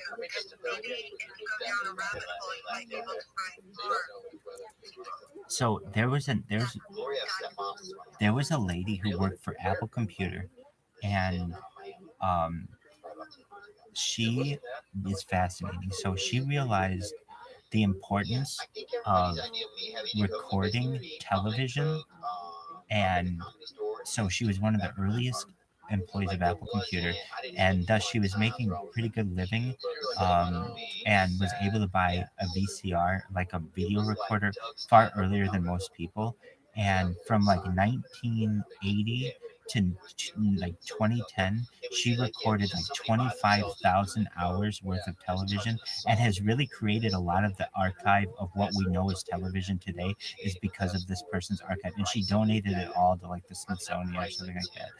Long story short, she was someone who certainly inspired me because of the amount of video that she had. So this is essentially the combination. It's like a diarist and that lady with the combination of the video and the day-to-day activities. I mean, I'm, little girl, if somebody, you get it, you get what I'm doing. Aren't you surprised no one else is doing this? I don't want to spend, 325 cents for a break. It's 7 a.m. I'm not surprised in a way that I think more people should be doing it, but I think people are shy or maybe embarrassed about themselves, or they don't want every single detail about them out there. That's the I thing. do get that vibe, but That's the thing. You have to put your banking out there. you're a brave person to share your entire life. You- And I like that I can get behind it like you want to do with world peace and Absolutely. deep stuff for science. It's just super fascinating and interesting, and I Do you feel bad when you do it? Like, absolutely love this. I cannot even tell you how much I love this. Oh, that's phenomenal. One thing that I like to do is teach people how to do like basic things that I know that necessarily people wouldn't know how to do. Like what? So I've done like tutorials on like how to sign up on Google. I'm literally, I think, the world's foremost expert on sign up process for social media because I have hundreds of Google accounts, hundreds of Twitter accounts. I can tell you the best VPNs to use in order to get into the best countries, to get less captchas to get into Twitter. I mean, like, honestly, Twitter and these companies could very much pay me as a consultant. Did you ever see the movie Catch Me If You Can, starring Leonardo DiCaprio and Tom Hanks? You did? Okay, so um, the movie, and so this isn't a spoiler, but perhaps anyone else, spoiler alert. At the end, Leonardo DiCaprio's character, Frank Abagnale, ends up working for the FBI in their check fraud division. Basically, he used his skills for good. And I think in the same way, my hacking skills, I think perhaps one day will be, um, you know, I think I could certainly help a lot of people as well, but also help these companies and some of the things that they do. But some other things that we do, going to the store. I opened up a bank account at Wells Fargo earlier this week, and all of that is live streamed. That's really exciting stuff. I mean, why? Nobody else is gonna like allow you to know their bank account information, to know, like, I'll just tell you, my ATM pin is 6308. I mean, my passwords are QWE123 $sign $sign. Why? I have no fear. If you want to steal one of my accounts, I have 1,000 different accounts. Go steal it. Honestly, I have so many two-factor authentications. I can barely get into my accounts. Good luck with you getting into my accounts. You tell me. Look at them all. You could be my accountant. But these are the kinds of IRL is what this is known as in real life streaming that will be very exciting to people, not only now, but 20, 30, 40, 100 years from now. This will be historical archive. Wow, this is what it was like. This is what an ATM looked like. This is what it was like to open up a bank account. This is what a store looked like. All of those other things. And it's very much, as raw as possible, and I think that's what makes it very attractive to people as well. It's none of it is edited. Absolutely none of my videos are edited. All of it is raw footage. So that means you get the good and the bad. You get all of what life is. But that's really exciting thing about it. And yeah, I'm very excited about it. And I keep picking up more and more viewers. I keep picking up more and more. More and more, I would say, influence. I got people yelling at me right now in one of these telegrams, trying to get my attention as I talk to you guys in this one. So it's very exciting, and it's just one of those. It's just a matter of time till this goes viral. But as you see, it's like, I don't know. It's like in the middle of the night most places, and we've got a lot going on right now. So it's very exciting.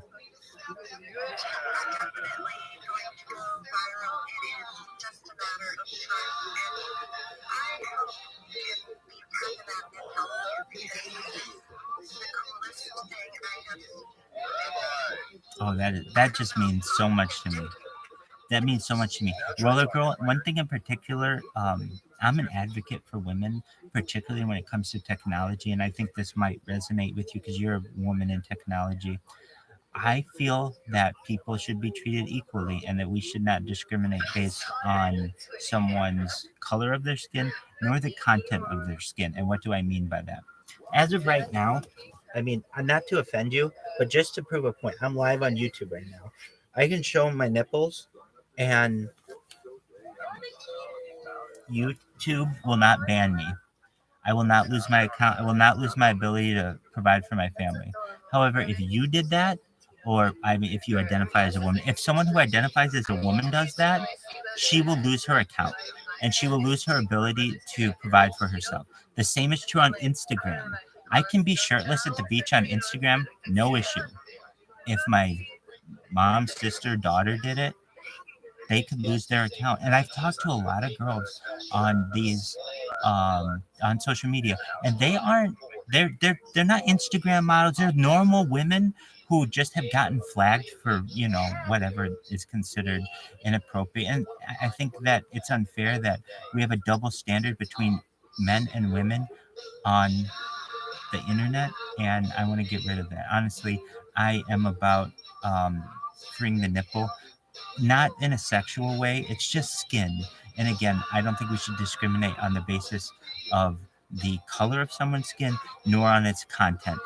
We document people in National Geographic and have for a century, and we consider that like the natural way that people live, and we don't get offended by people when they are like that.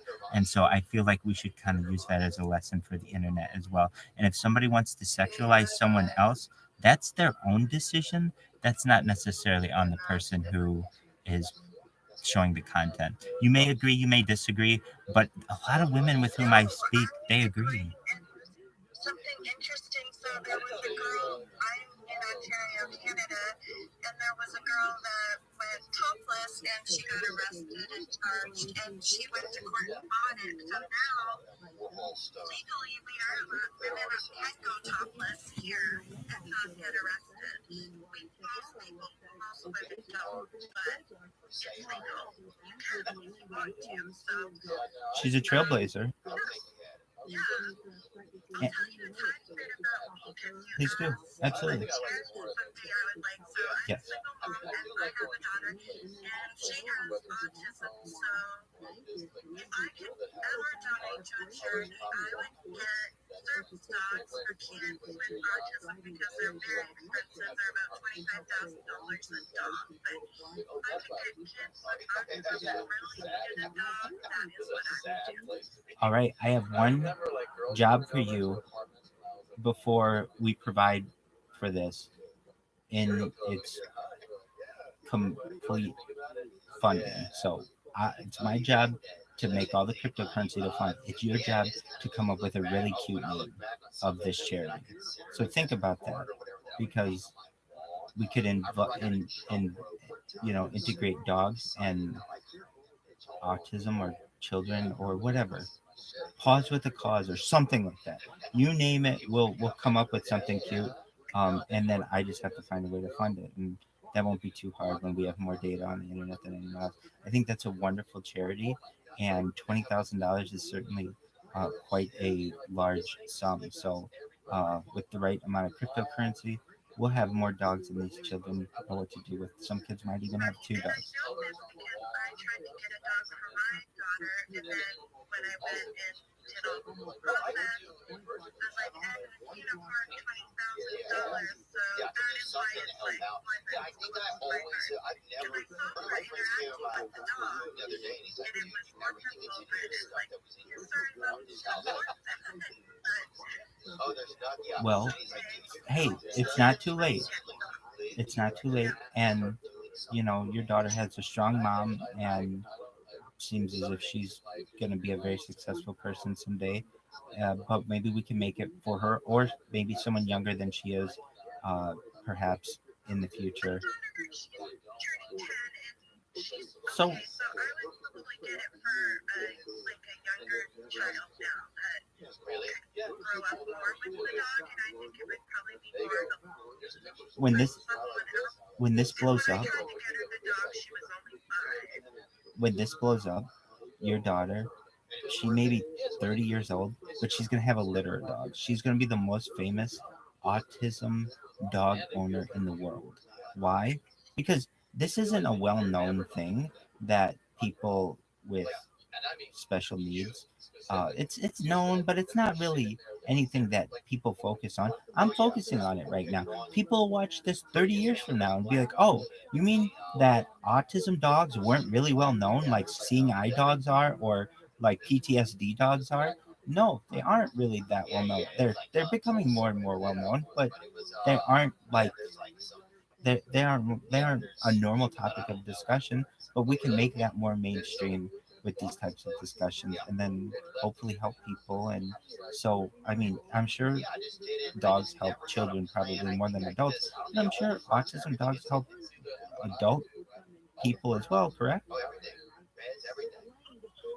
even reports actually. I guess the dog and the skills with the dog, and they have less social anxiety when they have the dog. So it's like, Absolutely. really good. Well, we're gonna make it. My daughter was 8. She was scared to go to school to meet new friends, and I was talking to her about it, and she said to me, and it's funny for an 8-year-old to say, she said, there's this little thing called a social risk, which I cannot do. Wow, that's a big sentence for an 8-year-old. I'm contemplating that right now. I mean, I take them all the time, and I don't even know how to describe them as well as your daughter described them. So your daughter just said there's something called the social risk, and she does not take them.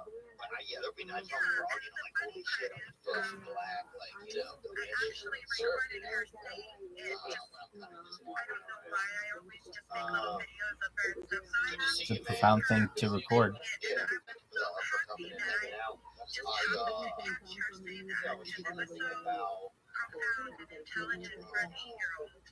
Wow, you're absolutely right. That's profound for an adult. So for an 8-year-old, definitely you have a wise child. And I mean that was 2 years ago, so I'm sure your child has only gotten smarter. Well,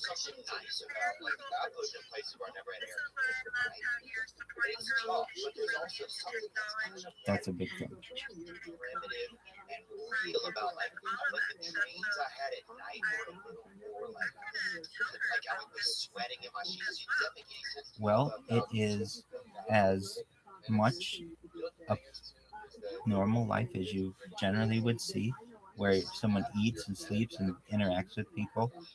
We love podcasts. So when I say we, I love podcasts, but I watch them with other people in the stream. So you name it as a podcast, we will listen to it. And we're going to listen to Whole Smugglers podcast as well. And yeah, definitely.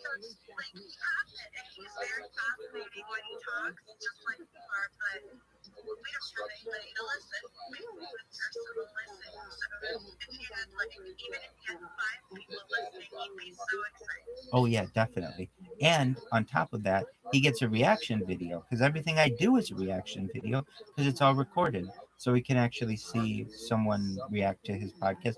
And that's a beautiful thing. Seeing an audience member react to your art live is quite it's almost surreal at points. I know I get into the surrealism of this a lot of times when I talk, or I even think about like, I mean, really, Roller Girl, Apollo 13, S Munch. As funny as that sounds, this is something that I think will likely be archived in the Smithsonian Institution someday on some server, and it is like the start of the world's timeline.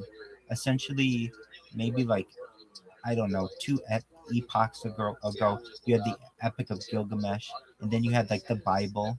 Well, this is like a new Bible almost, where you have a transition of a media from. I mean, I guess the Epic of Gilgamesh. I don't know everything about it. Some elements of it were written. I think some were spoken as well, but certainly with the Bible that gets into being written. But this is now a new development. It's now a new medium that we've created, and I really think this is good. This is the biggest event in global history, and so everything that you do, Roller Girl, you have to understand is what we do in life echoes in eternity. Basically, like people are going to be watching this, and really one thing I want to and hopefully is I hope for and it sounds like it's happening. You and Jared fall in love, and you guys get your own movie. There are going to be a lot of movies that branch off of this because there's nothing more exciting to people than based on a true story. And when they can literally watch the real version and the Hollywood version, people love that more than anything. They love that more than anything when they can take the royal wedding of, let's just say, Princess Diana and Charles, and they have the real footage of that, but then they can play it off in the Hollywood version of it as well. It doesn't get any better than that, and that's what you and Jared are really starting to have. I mean, you've been seeing, or talking for a year and a half, but the most beautiful part of your relationship is you haven't met. So we all hope everything comes naturally there, which pretty sure it will. But it's almost the excitement of it, of your relationship, which is really exciting too. You are very much like me and Jared. Like when we do open our voice chat, everybody gets like really into our relationship. Me and Jared will fall asleep together in the voice chat. People can come in, they can hear Yes, I guess the cold rate. I remember at one time it snowed here on town. anything. So we're really open like you are. That's why I think you're so cool. Well, thank you. Well, you do it in a relationship, and I at least have maintained purposefully, very purposefully. I've had some admirers on here, but really, I don't want to be in a relationship because I don't want to. I don't want to.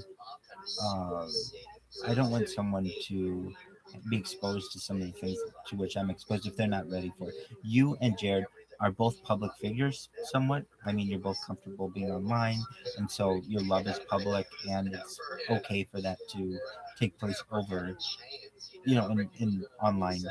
You're comfortable with that. At least in my case, I just wouldn't.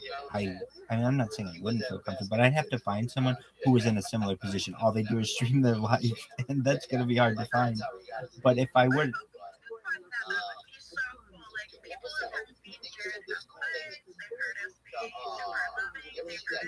Like, and even people over those times. So it's like before time a little bit, but they. Oh, I know that, as they say in Friends, if you ever saw Friends, my lobster's out there, and we just we. I mean, if you've ever heard John Mayer, he has some kind of statement like that. The one for you is out there. You're just learning what to compare them with currently. So basically, the one for you is out there. Definitely find a girl that's interested in doing what you do and streaming. Exactly. So then I would have to, and I think it would. I think okay, honestly, just being like a normal dude, look, I'm your most average guy ever, but I know this is gonna make me perhaps the most eligible bachelor on the history of mankind because I'd literally be the most famous person on earth. That's going to be really attractive to a lot of people. And the thing about, whoever my future Rebbits and Rothschild will be, God willing, would I want her to be comfortable with living the rest of our lives on camera.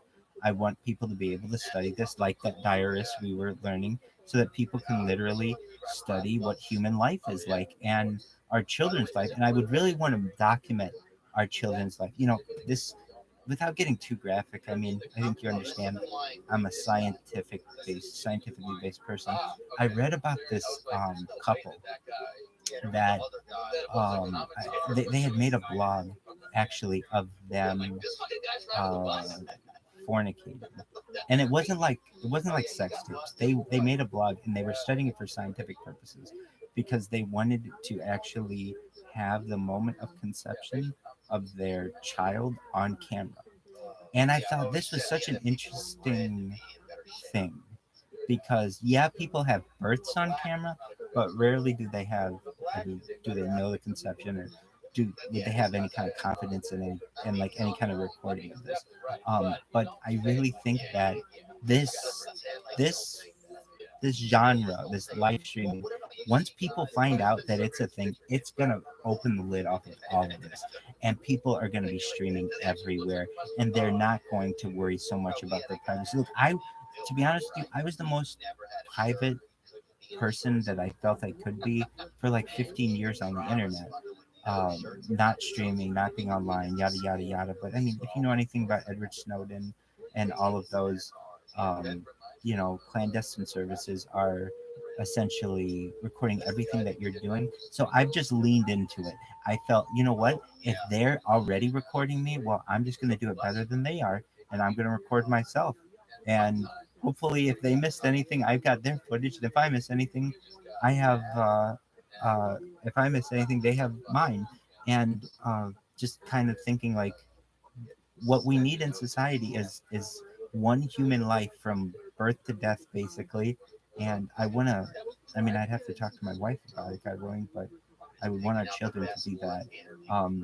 And I talked to someone on Twitter. They were the first person whose birth was live streamed on the internet. This happened in the late 1990s. So we're at this point where people are making these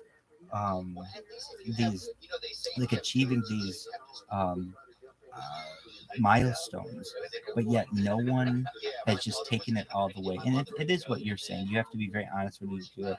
You have to, really exclude yourself. Uh, just remove all your private life. But once you've done it, there's almost no going back because then, just like that person, that diarist we had read, who couldn't imagine their life not recording everything in the same way, it's kind of a nightmare to think like, oh, you would have all this data and then it wouldn't get recorded for one reason or another. So that's why I do my best to ensure that it is recorded in the best way possible. One other thing too, and I know we'll save all the questions for like how did you start this and all this. We'll save those for the podcast. But one other thing you should know, um, I have, in addition to like 2 years of archived footage, 2.5 years of archived footage on YouTube and Instagram. Um, I have created a, well, I also have about another 6 months of hard drive data. So I have terabytes, just terabytes upon terabytes of footage from GoPros. Basically, I'd gotten to the point where the thing that was holding me back was the ability to upload to the internet. And as you know, like your download speeds are generally higher than your upload speeds, and you'll get throttled basically by your ISP if you upload as much as I do. And I'd gotten to the point where I just needed to, I had too much data basically to upload with current speed. So that's how I got into live stream. We'll get into all of that. But I just can't say enough good things. I'm so glad that we met, and that I want you to know that I appreciate your kind words that you've said to me, and I think you're a wonderful individual, and I am excited for really good things for your project, for your podcast, for your life, and for all of us. So this has been wonderful, Roller Girl. But I have to correct you on one thing. Please do. You said you were very average, and I have to say that is a matter of perspective because I don't find you average at all. And everything in life is really perspective. Well, thank you so much, Roller Girl, and I um, take that praise very seriously, and thank you. And you're absolutely right. I saw the smile, so I know you're being genuine. That's absolutely right. You know, what you just said reminds me of a phrase that basically I struggle with every single day in a good way. So, and what is that? So, what you basically said was that one person's average is different than another person's. That it's subjective. The idea of average is subjective, and really the idea. So, there's this phrase that I don't know. I just came up with one day, and I think it's brilliant, but I also struggle with. So, here's what it is. Everything in the world is subjective except that phrase. So, what does that mean? Basically, everything in the world is someone's opinion except the phrase, everything in the world is someone's opinion. The phrase, it doesn't it? Doesn't it? I love it too. So, basically, the only objective statement in the world is the fact that everything on earth is subjective. Yeah, it's like a vice, like a flute. You flip it again in your brain. It absolutely is. I love it too. So it's very paradoxical. We're gonna leave it with that. Well, girl, you take care. I will DM you, Please do. and we'll pick a really good time, and we will maybe do it in a few days from now, so I can make some posts and That get sounds some great. people to come and watch. And I'll post my own different TGs, and hopefully we will get a lot of people because you are super fascinating. And if they don't watch this interview or even get to meet you and watch you, they are missing out. Oh, thank you so much. Absolutely. We will communicate in the DMs. If you ever need me, again, I'm always online. So you can always go into my YouTube and just type to me. You can always go into a Telegram and talk to me. The only time when I'm unavailable is really when I'm asleep. And I'm still online. I'm just asleep. Literally, people will yell to me and I will answer to them. But it's really a unique thing that if for any reason you don't get a hold of me in the DMs, literally you can just go to me and see what's he doing. Like most people, it's like, oh, maybe they'll get back to me, but my life is different. You literally can watch me and be like, oh, now he got my message, he's typing back to me, and you literally can watch me do that. So it's kind of neat. I love reality shows, but the only problem with reality shows is most of them are scripted. You're So absolutely right. you're going to be my new favorite reality show because you're not scripted. You're So absolutely right. I'm going to join the Harry Potter Obama GG. style. Yeah, exactly. A lot. Phenomenal. So whenever you join there, if there's anything you ever want to watch, let me know. Like I don't know if we told you, but we had a Super Bowl party. We're gonna have an Oscars party. We do all kinds of events in there, and then like we just do podcasts, whatever you want to watch. So kind of how it works is at least recently we've had a lot of people in there. So we haven't been watching podcasts and that kind of stuff. So we'll have like 7 or 8 people in there having cryptocurrency discussions, and that's what we want to have. But then when people are kind of coming in and out and there's nothing to do, we just put something on. So basically, whatever it is, what's your favorite TV show, Roller Girl? Oh, you don't watch TV? Okay, that's absolutely fine. For many years, I didn't. I get into it and then I don't. So, but if there, some people really like a certain show, or some people want to share a show with someone, so we do group watches. And so, basically, anything you want in this Telegram, you let me know and we'll make it happen for you. Okay? That is awesome. I'm so glad I met Apollo because through him I met you. And Absolutely. yes, I'm super cool, dude. Excellent. And we're going to get you an interview with More Light. He is one of our devs, and he's also boxing Bit Boy a week from today.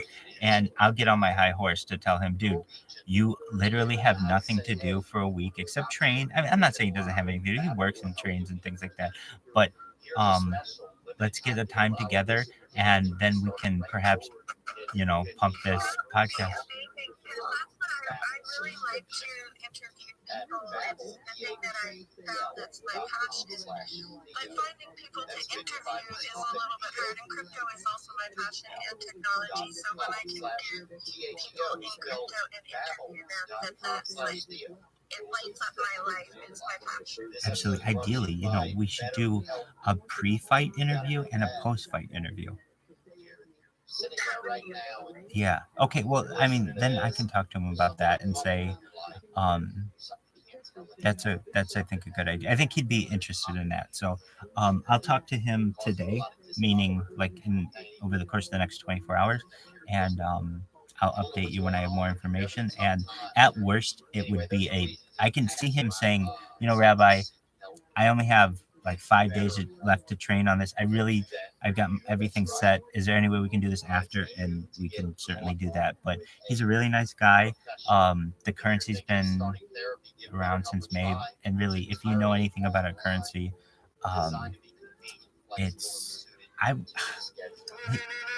here's how I learned of it, and here's why I think it's special.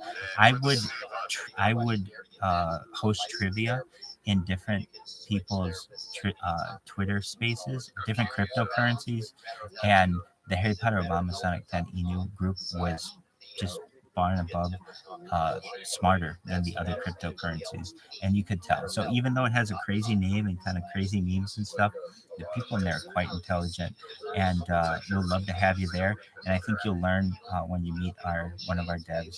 He's a well-spoken individual, and this is part of cross-pollination, so we'd love to see you in that Telegram, and I'll be in this Telegram as well. And I'll also jump into Whole Smugglers Telegram as well. You guys have a big community there, and so just do my best to get more well-known, get more FaceTime with people, and it's just a matter of time. We're gonna go viral, and we're gonna make everybody's dreams come true. That is so cool. Actually, Whole Smugglers, I had a different lounge that had almost 2,000 people, but one day there was a guy who was really down and depressed, and I was like, how would you cheer you for when you feel better? And I gave him my lounge, so if I wanted him to have something positive in his life that he could do and maybe get him out of that, so I just gave my lounge away, and then I started it. Wow, you are. So it's just tiny, but it'll grow. Well, you are quite a generous person for doing that, and I mean, even still, you think the same idea. It's all subjective. What you think is tiny, I think shows a lot of work, and also is a pretty moderately sized group. I know you've had bigger ones, but in comparison to many telegrams, it's pretty big. I didn't know that because I was like, before I had 2,000 members, now I only have 300, but it's okay. I don't mind. I was just happy that I could help the guy, and I was like, I have what it takes to grow another one, so it didn't seem like a big deal to me, but it's cool that you have a different perspective. Absolutely. Well, most telegrams, believe it or not, have like only less than three people because people start them up and don't know what to do with them or they never take off. But you've been able to successfully build two of them, which is quite unique and quite a rare trait. Most people aren't able to even build one. You've been able to successfully build multiple. So hats off to you. That's quite an accomplishment. Thanks. I think it's because, and I think you have the same ability. You can talk and talk, and you're very friendly, and obviously you're very intelligent. So I think that helps when you're trying to build the lounge. Then people want to come and talk to you. Agreement with you. Well, thank you for that, Chris. Yes, go ahead, ask Munch. ABB? Absolutely. We're going to give you a Shema, okay? Here we go. Shema Yisrael, Adonai Eloheinu, Adonai Echad. Baruch Shem Kavod Malchuto Le'olam V'ed. There you go, baby. Excellent. Wonderful. Well, we're going to leave you with that. You take care. Have a wonderful evening, everyone, and we'll talk soon. Excellent. Have a wonderful night. Take care. Bye-bye.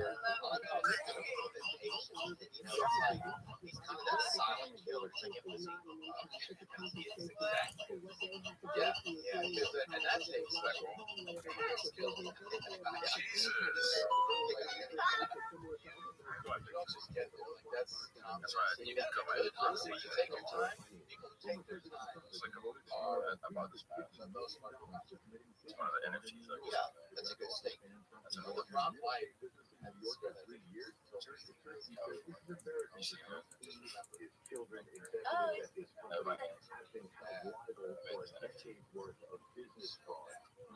used to work Walker Tower. You know where this is actually? So I lived in Dallas downtown a while back. This is the Greek.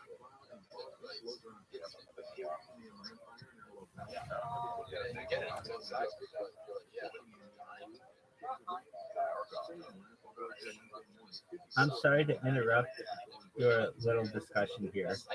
How are you? I've been in another Telegram. People keep making arrangements for another podcast. Do you know Rose? All right. Well, she can see my 6-pack, 8-pack, however many packs she wants, girl. How you living, baby? What's your name? Excellent. Oh, Tempura is in what? He's in here. Boy, he's been following you around. No, you're absolutely right. So I'm in agreement with you on that one. So, yeah, I was just in a Telegram. So I've got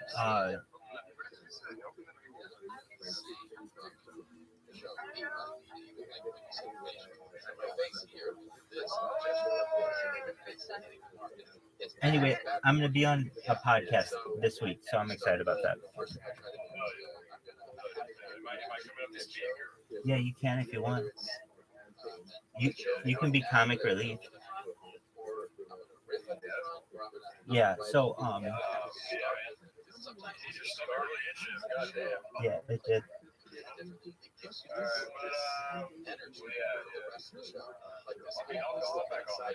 Very well. You know, I'm still in your Telegram. And you know who? No, you're fine. You know who else is in there? Yeah, is he really there?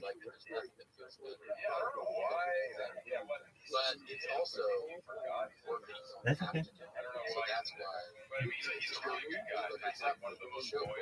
He burned 60 million of his tokens. But it's the only way. Like on the first of, we burned like $50,000. Okay. You know how much of a degen you are? You know how much of a degen you are? That you're literally in a cryptocurrency Telegram talking to me when you have a girl over. Like, go pay attention to her, man. Oh my God. All right.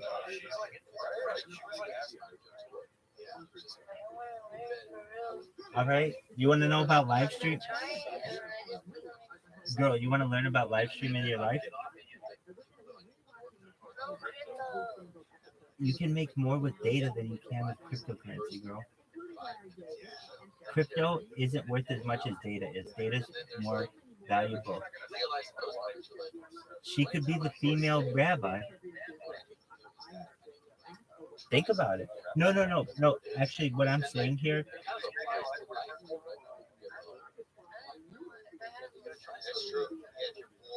So here's the thing. Any girl.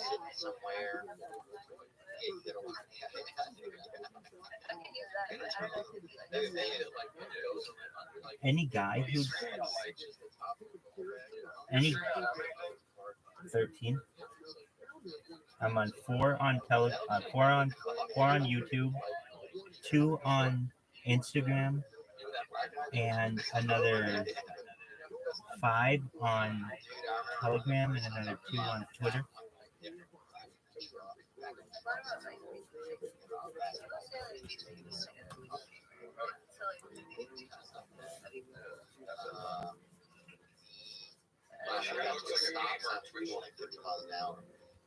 All right. Well, no. What I was saying though. Holy fucking shit! Let me finish my sentence. What I'm trying to say is that a guy who streams their life is interesting. A woman who streams their life is fascinating.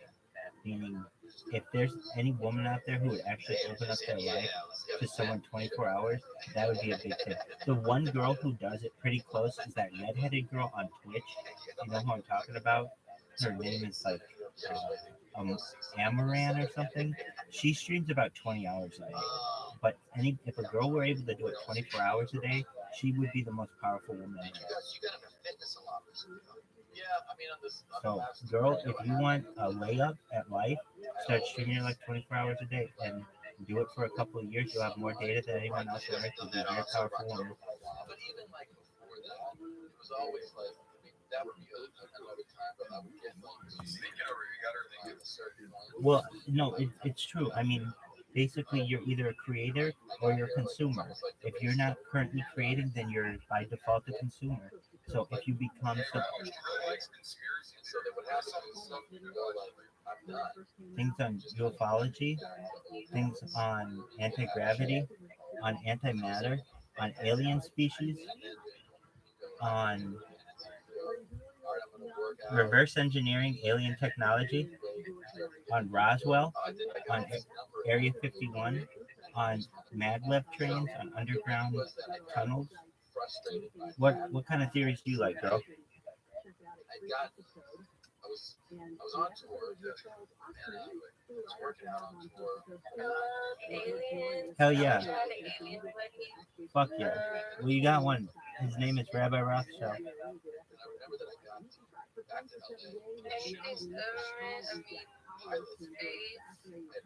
That's tight. So you gotta get Anatoly into all this stuff because he's not too into it.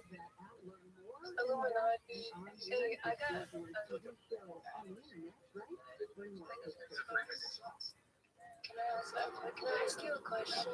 You just did. You can ask me whatever you want. Okay. So I used to live with a guy who had 2 Illuminati tattoos. And I just want to know, like, what does that mean? Like, It means that he probably. it also means really weird to me.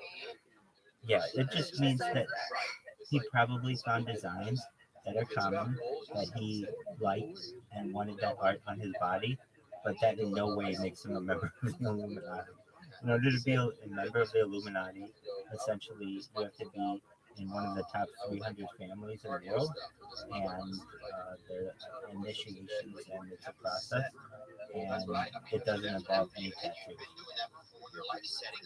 I mean, I know we have sometimes subconscious if we set goals, we don't realize that we have something. Tell her about the Freemasons. Have you ever done it that specifically?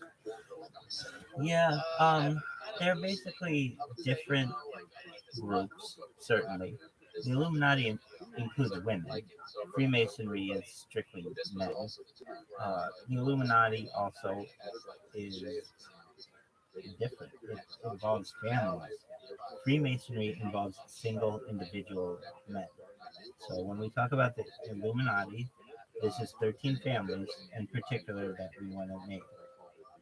So who are they? Do you know who the 13 families of the Illuminati are? Maybe. Okay, well tell me, who are they? You either know them or you don't. I do. I saw it when I saw I don't know what's going on. That's Bill one. Gates. That's right. No, Bill Gates is not. Gates, something with Gates. No, he's low. He's low. He's low. I Okay, so here we go. We're gonna help you. know the Okay, you ready for him? Astor, Astor. If you want to know how all these families got their money, I can tell you. Astor got theirs through the fur industry, generally, and then real estate. Bundy, Carnegie, Collins, DuPont. Then we have the Lee family in China. We have the Merovingian bloodline, which is the European dynasty. We have the Reynolds family. We have the Russell family. We have the Rockefeller family. We have the Rothschild family. We have the Von Dunn / the Vanderbilts. And we have the House of Windsor, which is known as the King and Queen of England. So those are the 13 families that rule the world. Now, under them, there are 300 families. And like you were like Gates is in the top 1,000. So there are a bunch of families in this. And like Bill Gates is only maybe the 1,000th most influential person on earth. When they make it seem like he's much more, he's really not.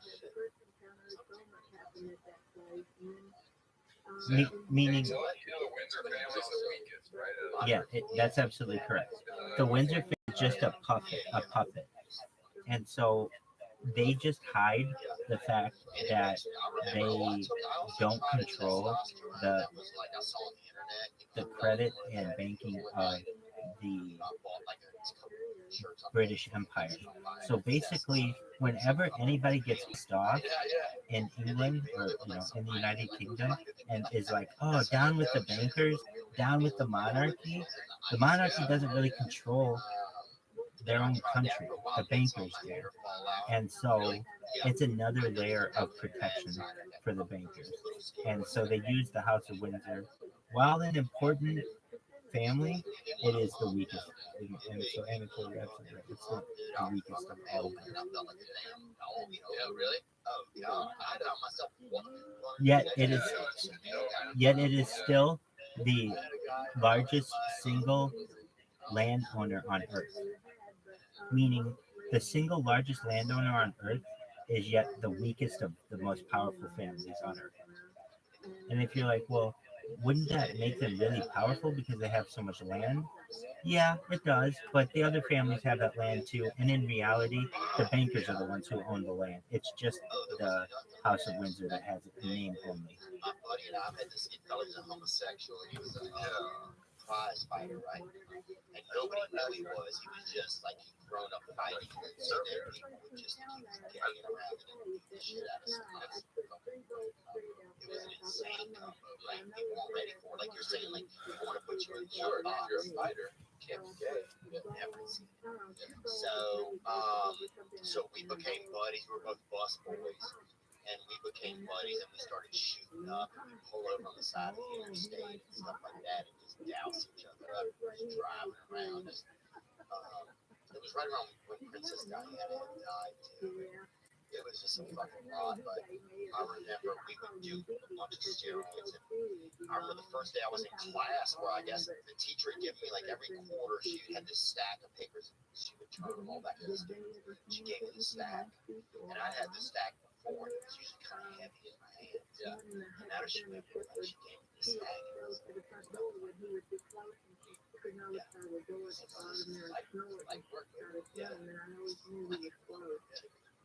so I remember walking on this stack and I was like, oh, motherfucker. And then I was doing all kind of shit. And I would buy shit that wasn't even steroids that people would tell me it was. And I was fucking diet. some, I mean, there's still some stuff. I took some kind of like, I think some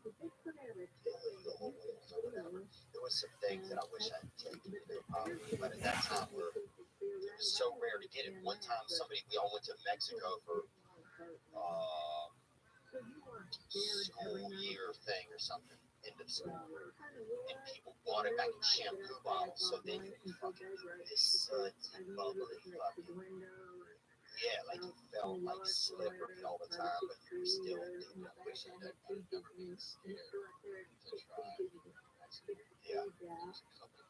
Did you ever say anything to them like, hey, look, I need to get you don't eat them all? Did you talk to them along the way? Yeah, they're giving steroids. I don't know. It comes to food. I really didn't get all in it. But sometimes one guy you've got 4 feet in the spring and it's a gut. You get a cricket, you know, out of these country and all these crickets going at it. Then all of a sudden you hear something break a law or something sort of big and break it. But I still was like, You know, that's what I thought. Because I remember when I was very first learning about the Bigfoot and talking to people in Alabama, and they were telling me all their different stories, and they always said, well, you could hear them. And they all said, well, you can hear them, and then all of a sudden you can hear them. And I said, it well, was you fucking keep so saying you can jacked. hear them. What do you mean? And they said, oh, Yeah, that was that day. Remember they had that thing about Florida State? Yeah. They were doing the drugs. So now that I have like all of our rabbis, it comes in with sexy this morning 3 times. Yeah, like she like, no, baby, So funny. letter or whatever. And you hadn't even thought about it. Oh, Yeah. so funny. Oh, so fucking funny. Yeah, dude, there was a couple times where I fucking snapped. Hi, Jamie. Shocked at some of her behavior. Same for me. No, actually, those are different. Those are the ViralRabbi style. Just able to do something insane. Yeah. Were you doing like traditional lifts? Or were you doing like bench squat? Yeah, a lot of that, some rows where you hit crazy. I probably got to maybe 260, maybe on the bench, 235 or 260, which isn't insane, but for me it was. Squats I did okay, but I definitely remember, and I never thought I looked okay, so I really had some deficiency in my brain. I was always like, do I look happy and embarrassed to take my shirt off in places? So now that I Unlimited. black ViralRabbi, I feel like just Bert should just turn his you know, nibble on his, just like a third tip, you know? that that comes with sexy rabbi. This morning 3 times. Oh, so funny. I would be so fucking pissed. I would be fucking so pissed. I would be like, Jesus fucking Christ, please fucking stop. Don't follow me. Little bastard.